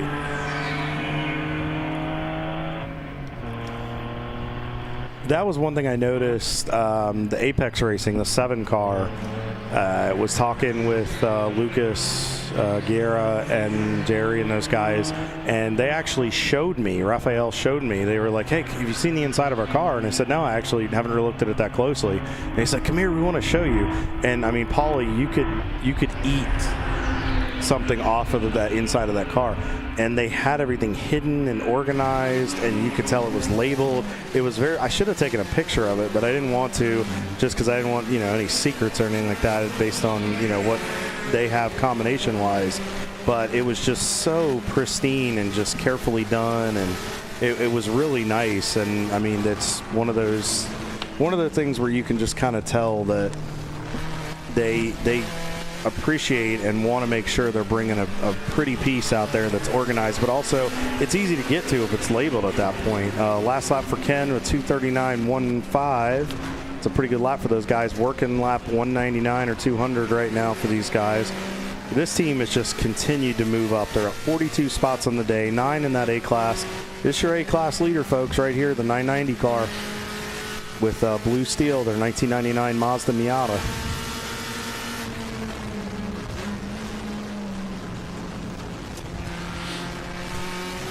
I mean, these guys just continue to not put a foot wrong all day either. Timothy's saying 1984 VW wiring is pretty bad. And Hog Dog saying, I had a 97 Audi A4. It was better, but not much. Joe from Gorilla Sticker just said, the curse of the camera got us today. And I'm like, there is no camera curse. Timothy can tell you that. He reiterated it all the time. There is no camera curse. There is no camera curse. Yeah. It's always plus 10 horsepower. The national champion for 2025 carried one of my cameras to victory. So, I don't know, guys. You can blame the camera if you want to. Now, you have, as a driver, you have to have that in your bag of excuses. I mean, we all do. We have that bag of excuses. You have to have it handy in your back pocket to pull it out. You got to have an excuse for what went down and what happened. So I'll give him that one. That is in the bag of excuses. It's in the top 5. It's the camera curse. So it's understandable. But I had a camera in Flat Out Nemesis, too, at VIR, and they did really well. Yeah. So all the cameras that I had deployed, all those guys did well. So, no, it doesn't really work. Joe said for us there is every time. I think what he's saying is we may not be allowed to put a camera in their car for a while. I think I got some good news. I haven't heard anything officially, Timothy, yet, but I think the Scirocco is going to be back on commercial for 2026. Nice.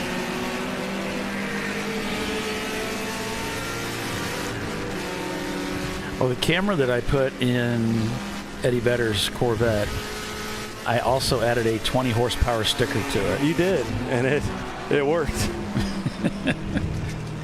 Well, he laughed and he said, actually, I would go for just a reliability sticker, but okay. Didn't we put the 20% reliability in there, or was it just the horsepower? Okay. I don't have that yet. Okay. We told him we were going to add that for next year. That's what it was.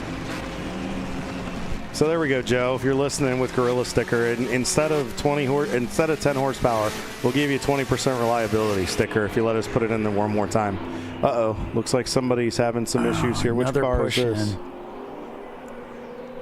kind of hard to tell which one. 55 car, that's AOA and their BMW. Tough break for those guys, but they had to push it out of the way so they weren't blocking the entrance to pit road. Oh, that's a bummer. I think, let me go look here. That may be your third place car. And yes, it is. That is your third place car in the EC class. So that is a tough break for those guys. Hopefully they can get it refired and get going. Yeah, right now they have about a 2-lap lead over Triple R Motorsports and Open Throttle and Raptor in the 62 car.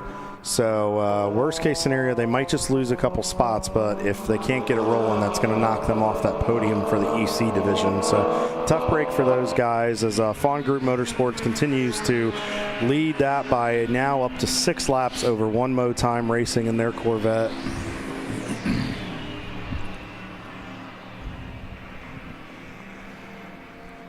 Yeah, the cars. These are the cars going through that 2, 3, 4, 5 complex. And then under the bridge they go as they head down Big Bend, the long, fast right-hander that takes them into that painfully slow, tight turn 7. That's awesome. It sounds like Jason and the Trash Panda guys, they've it's been a long day, but they said they've worked through about 90% of the issues. They said they're going to get some good nighttime laps here. So good job, guys. Congratulations on working through those, and commendable job. Now you got a lot of everything worked out, and you can go into next year ready to rock and roll with your Boxster. And you know what to do in the off season to make those necessary adjustments.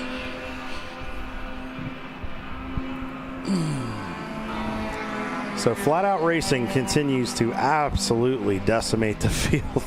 Last lap of 2:31.06. They're up by 12 laps over Rockwell. Goodness. Marathon is only 5.2 seconds behind Rockwell, the TLM car. So hang on, folks. We're getting ready to have a battle here for second place. Top step of that C-Class podium. It's going to get exciting.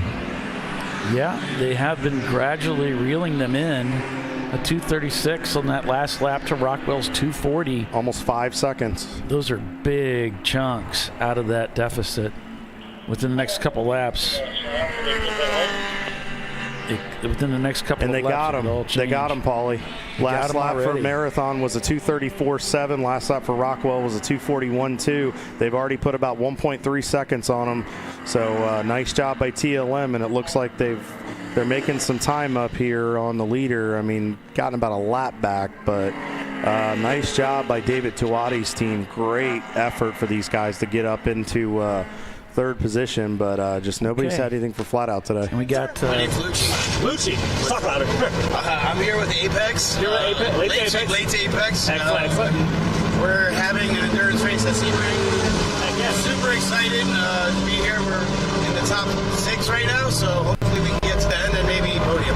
Heck yeah, man. You want to shout out to your kids? Nicole and Hudson? Yeah, Colson. Nicole Hudson and Colson. Yeah, That's awesome.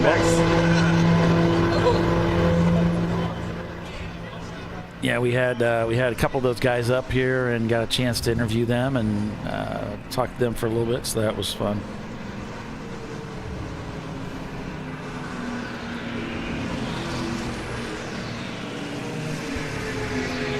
Thanks for that, Les. Appreciate it. Back on board with Turn In, their challenges.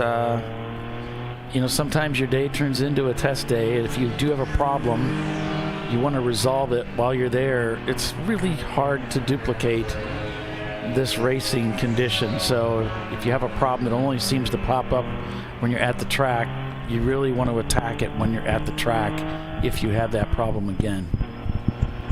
And then maybe the next race you won't be a problem. Car being towed in here on the less is more cam. Yep, there's the 55 AOA being brought from pit in.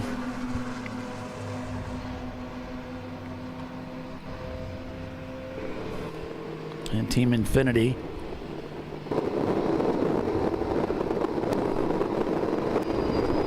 As the night wears on, coming up on 7:30 here local time.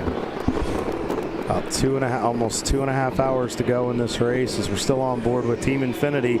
Even after the little hiccup earlier, they're still running in the 8th position, only a lap off of the teenagers. They're up to the 7th position. These guys are doing a great job. They're 2 laps off of Blue Steel. They're laying down some pretty good laps, so we'll have to see how it goes. And then Turning Concepts kind of splits them with a lap in between. So the latest drama, if you hadn't caught it, it was TLM making the pass on Rockwell Autosport Development for 2nd place. And now they are poised for a possible win if anything should happen to the flat out car. I almost said Nemesis. It's going to be hard for me not to call them flat out Nemesis. Well, we got so used to it at VIR, it was kind of hard to not do it. So we're back on board with TLM. There's Turning Concepts. They're back at it at speed. So now we'll have to see, though. They're at speed, but the question is, with all the fuel issues they're having, how soon will they have to come back down pit road? Well, we know it's an electrical issue. It may not be fuel. We do see that the right tail light is out, but they only need a couple rear lights to work, and they need some marker lights. They've got that done with the 3. So should be okay if it holds together.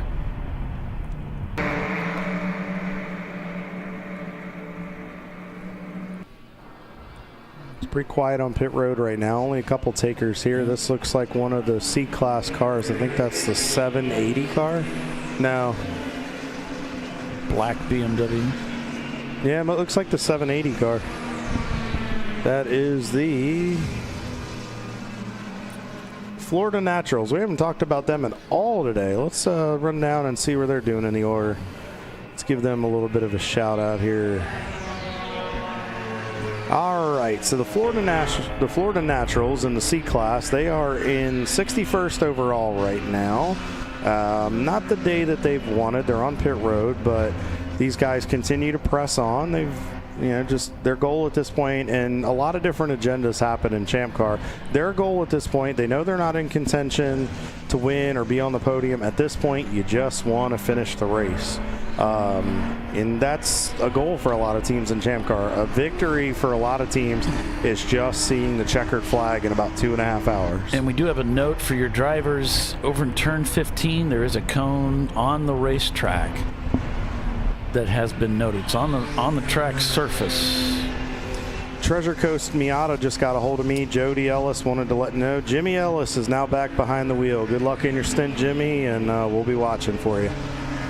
Yeah, we had I'll go back and see if their stream is back up yet.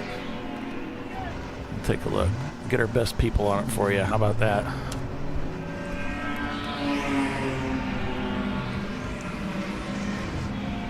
We'll take a look.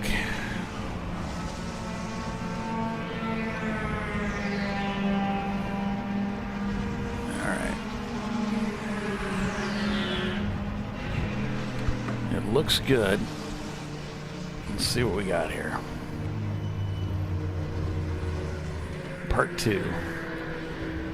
As TLM does come into the pits after making that very important pass. There we go. Treasure Coast Miata. Jimmy Ellis behind the wheel, folks. Yep.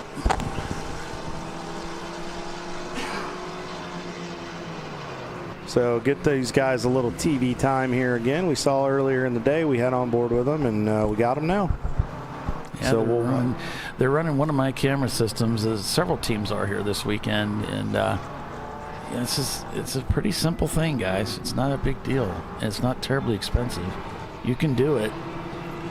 We've also got Marathon down the pits there with the less is more cam catching all the action. Now with 2.5 hours to go, you gotta wonder if they're gonna short pit. What I mean by that, folks, is you can run 2 hours or probably, usually 90 minutes to 2 hours for a stint. What I'm curious of is what's the max they can do at full tilt, pretty much at full send, of pushing the car as hard as they have to. And I mean, yes, they know they're quite a bit back from flat out, but you have to keep pushing because we're still in that window that if anything can happen, I mean, realistically, right now, Flat Out has about a half hour and change up on the rest of the field.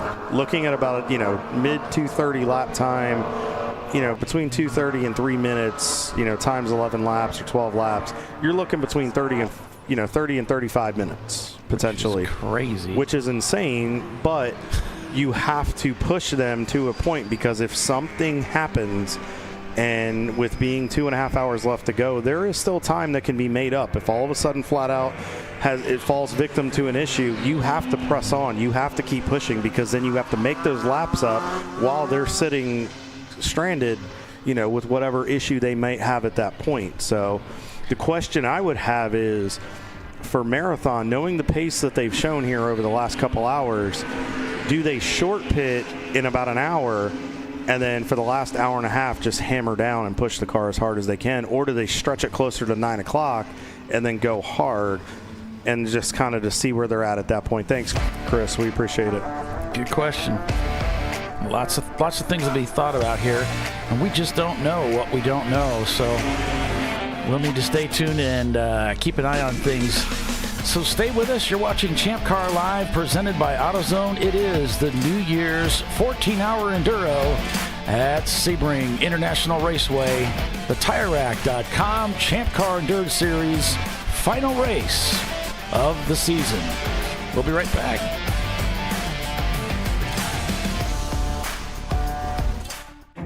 An important decision is afoot. This man is about to buy tires on TireRack.com. Tire Rack is the leading online retailer of tires in North America and a repository of advice and expert reviews. And it's done! All that's left is to arrange for safe, easy installation at one of our independent recommended installers. Well, I guess he did that too. TireRack.com, the way tire buying should be. Jamie's on edge. It's her first time changing her own oil, but she went to AutoZone, where a friendly AutoZoner helps her find a deal on what she needs to get the job done right. Get in the zone, AutoZone. Since 1994, Flying Wrench has been a family-owned business renowned for exceptional European car repair and maintenance. We treat every vehicle with the same care and attention as if it were our very own, building lasting relationships with our clients along the way. We specialize in high-performance vehicles, offering a range of services that include fabrication, construction, custom wiring, and much more. Visit us at flyinwrench.com. Want to get started streaming your races? Or make your current live stream more captivating? We've helped hundreds of drivers create engaging live streams. It's simple. Create a new stream event, grab your camera, and start streaming. Head over to myraces.live to sign up for a free account. Or join us in our community Discord. Stream, share, engage. Lifeline's continuous commitment to research and development ensures that we supply the most innovative and cutting-edge products available, used by the majority of the world's motorsport championship-winning drivers, teams, and constructors. Lifeline has a stringent and proven history of success. Lifeline's continuous commitment to research and development ensures that we supply the most innovative and cutting-edge products available. Lifeline's 0360 systems are the result of over 7 years of intensive research and development using 3M's Novik 1230 environmentally safe gas extinguishant. Lifeline uses only the finest quality components. For more information regarding our fire safety equipment and fire safety systems, please contact us at info@lifeline-fire.com. At Parts Badger, we're not your typical machine shop. An aircraft manufacturer had to deliver a new interior in just weeks. With hundreds of line items and tens of thousands of parts needed, they turned to Parts Badger. We have the connected manufacturing capacity, the experienced team of design engineers and project managers, and the proprietary software to get it done and deliver. See what Parts Badger can do for you and your company at partsbadger.com.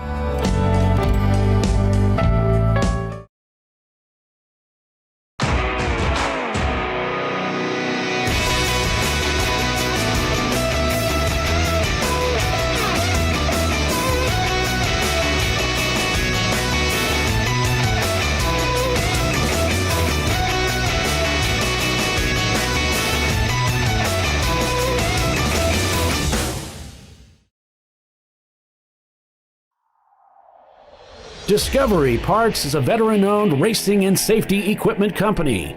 While we're located inside Atlanta Motorsports Park in Dawsonville, Georgia, Discovery Parts can also be found at the tracks, supporting a number of Champ Car Series events. We take pride in being a reseller of the best of the industry to Champ Car teams and drivers. We know racing, love racing, and look forward to tomorrow to even more racing. Visit us at discoveryparts.com. Sentinel is a comprehensive motorsports video solution incorporating live streaming, local recording, 3 cameras with picture-in-picture, flag status, and much, much more. Stop playing with multiple solutions. Sentinel handles it all, including timing and scoring, vehicle data, graphic overlays, adaptive bitrate encoding, network bonding, and more. Sentinel is the solution to sharing your motorsports experience with your friends, family, sponsors, and the world. What are you waiting for? Get your Sentinel today and never miss an on-track moment. www.sentinel.racing.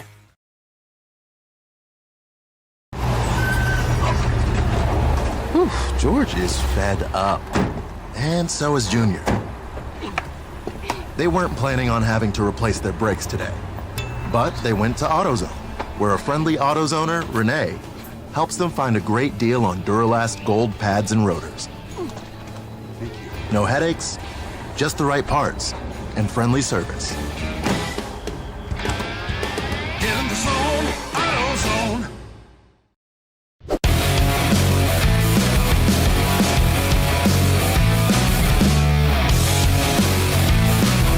And welcome back to ChampCar.Live, presented by AutoZone. Thanks for sticking with us, everybody. And we're getting there. We are getting there fast. 2 hours and 26 minutes remain for the season finale for 2025. Headed into the new year. Hope everybody's got plans to spend some time with some loved ones. If you're fortunate enough to have that in your life, I hope you get a chance to get out and spend some time with them.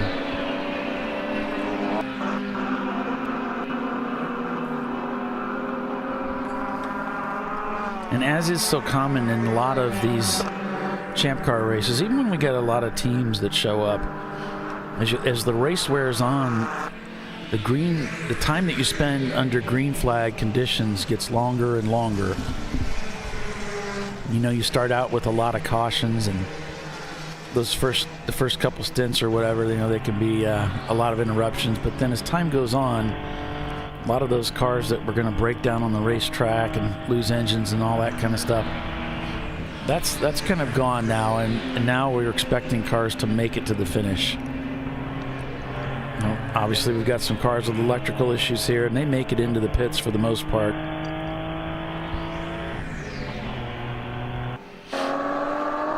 A look at cars coming into turn 7. This is over by the hotel.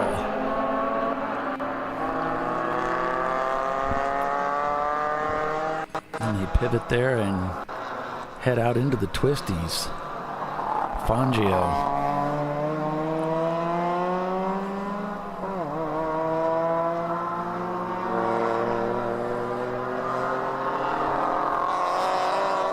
Yeah, and you'll notice a lot of the lighting that we use on our race cars help to brighten up the corners. So there's a lot of them, you see their lights kind of span the racetrack there, look like wings of light, so that they can see the corners as they go into them, see the apexes as they're on the approach and turning in.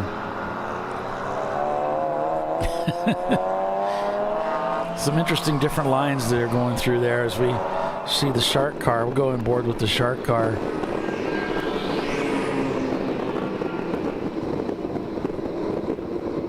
Coming down into turn 7 here. Their camera's a little bit behind where our track cameras are at. Coming through the twisties here.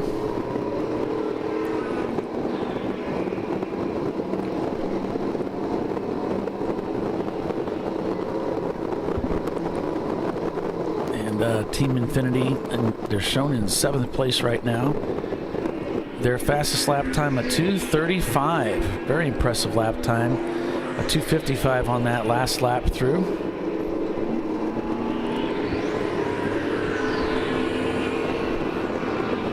A 2:37 for your leader. Rockwell is back in second place because Marathon had to pit, and that allowed Fingdog to get ahead of them too. Rockwell car has pitted 8 times today. Flat Out has pitted 9 times. Fingdog 6, Marathon TLM 6, and Turn-In Concepts back behind them in 5th has pitted 9 times. But they've had some electrical issues. Blue Steel in 6th place has pitted 7 times, and Team Infinity has pitted 7 times. But the TLM USA car behind them has pitted 8, as well as Level 1 behind them has pitted 8, and AAG has pitted 8. So you sort of see a transition from the cars at the front have a lot of pit stops. Then there's sort of a midsection there where it's rather low, and then as the cars, you get closer and closer to the top 10, those numbers start climbing again. And that starts to explain why those cars are back so far. It's really interesting.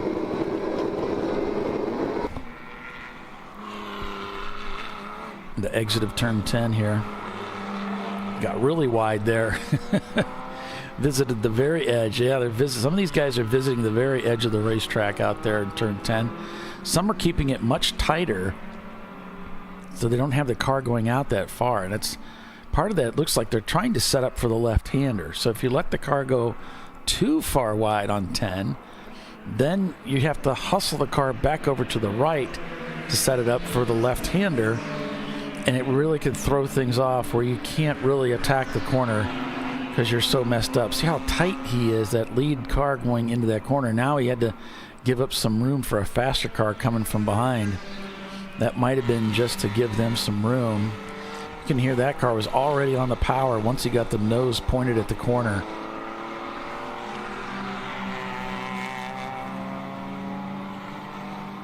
So a lot more of the drivers trying to keep tight to that apex so they have a good angle going into the left-hander there. We'll go on board with Turn-In Concepts. 2 hours and 21 minutes remain in this contest.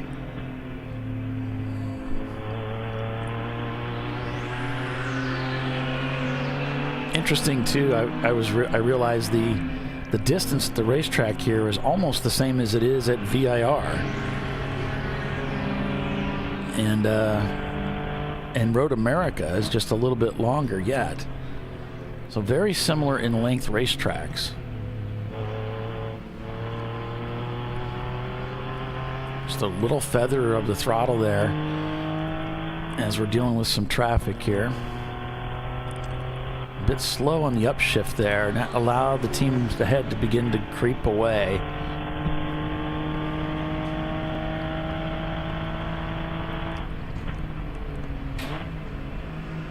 Gets his downshifts done as they head into 17. He's going to try and follow this guy through. And another driver faded way to the left there. And the driver ahead is actually headed into the pits. He didn't really get to use the full exit there. Might have been concerned about that car around the left side there.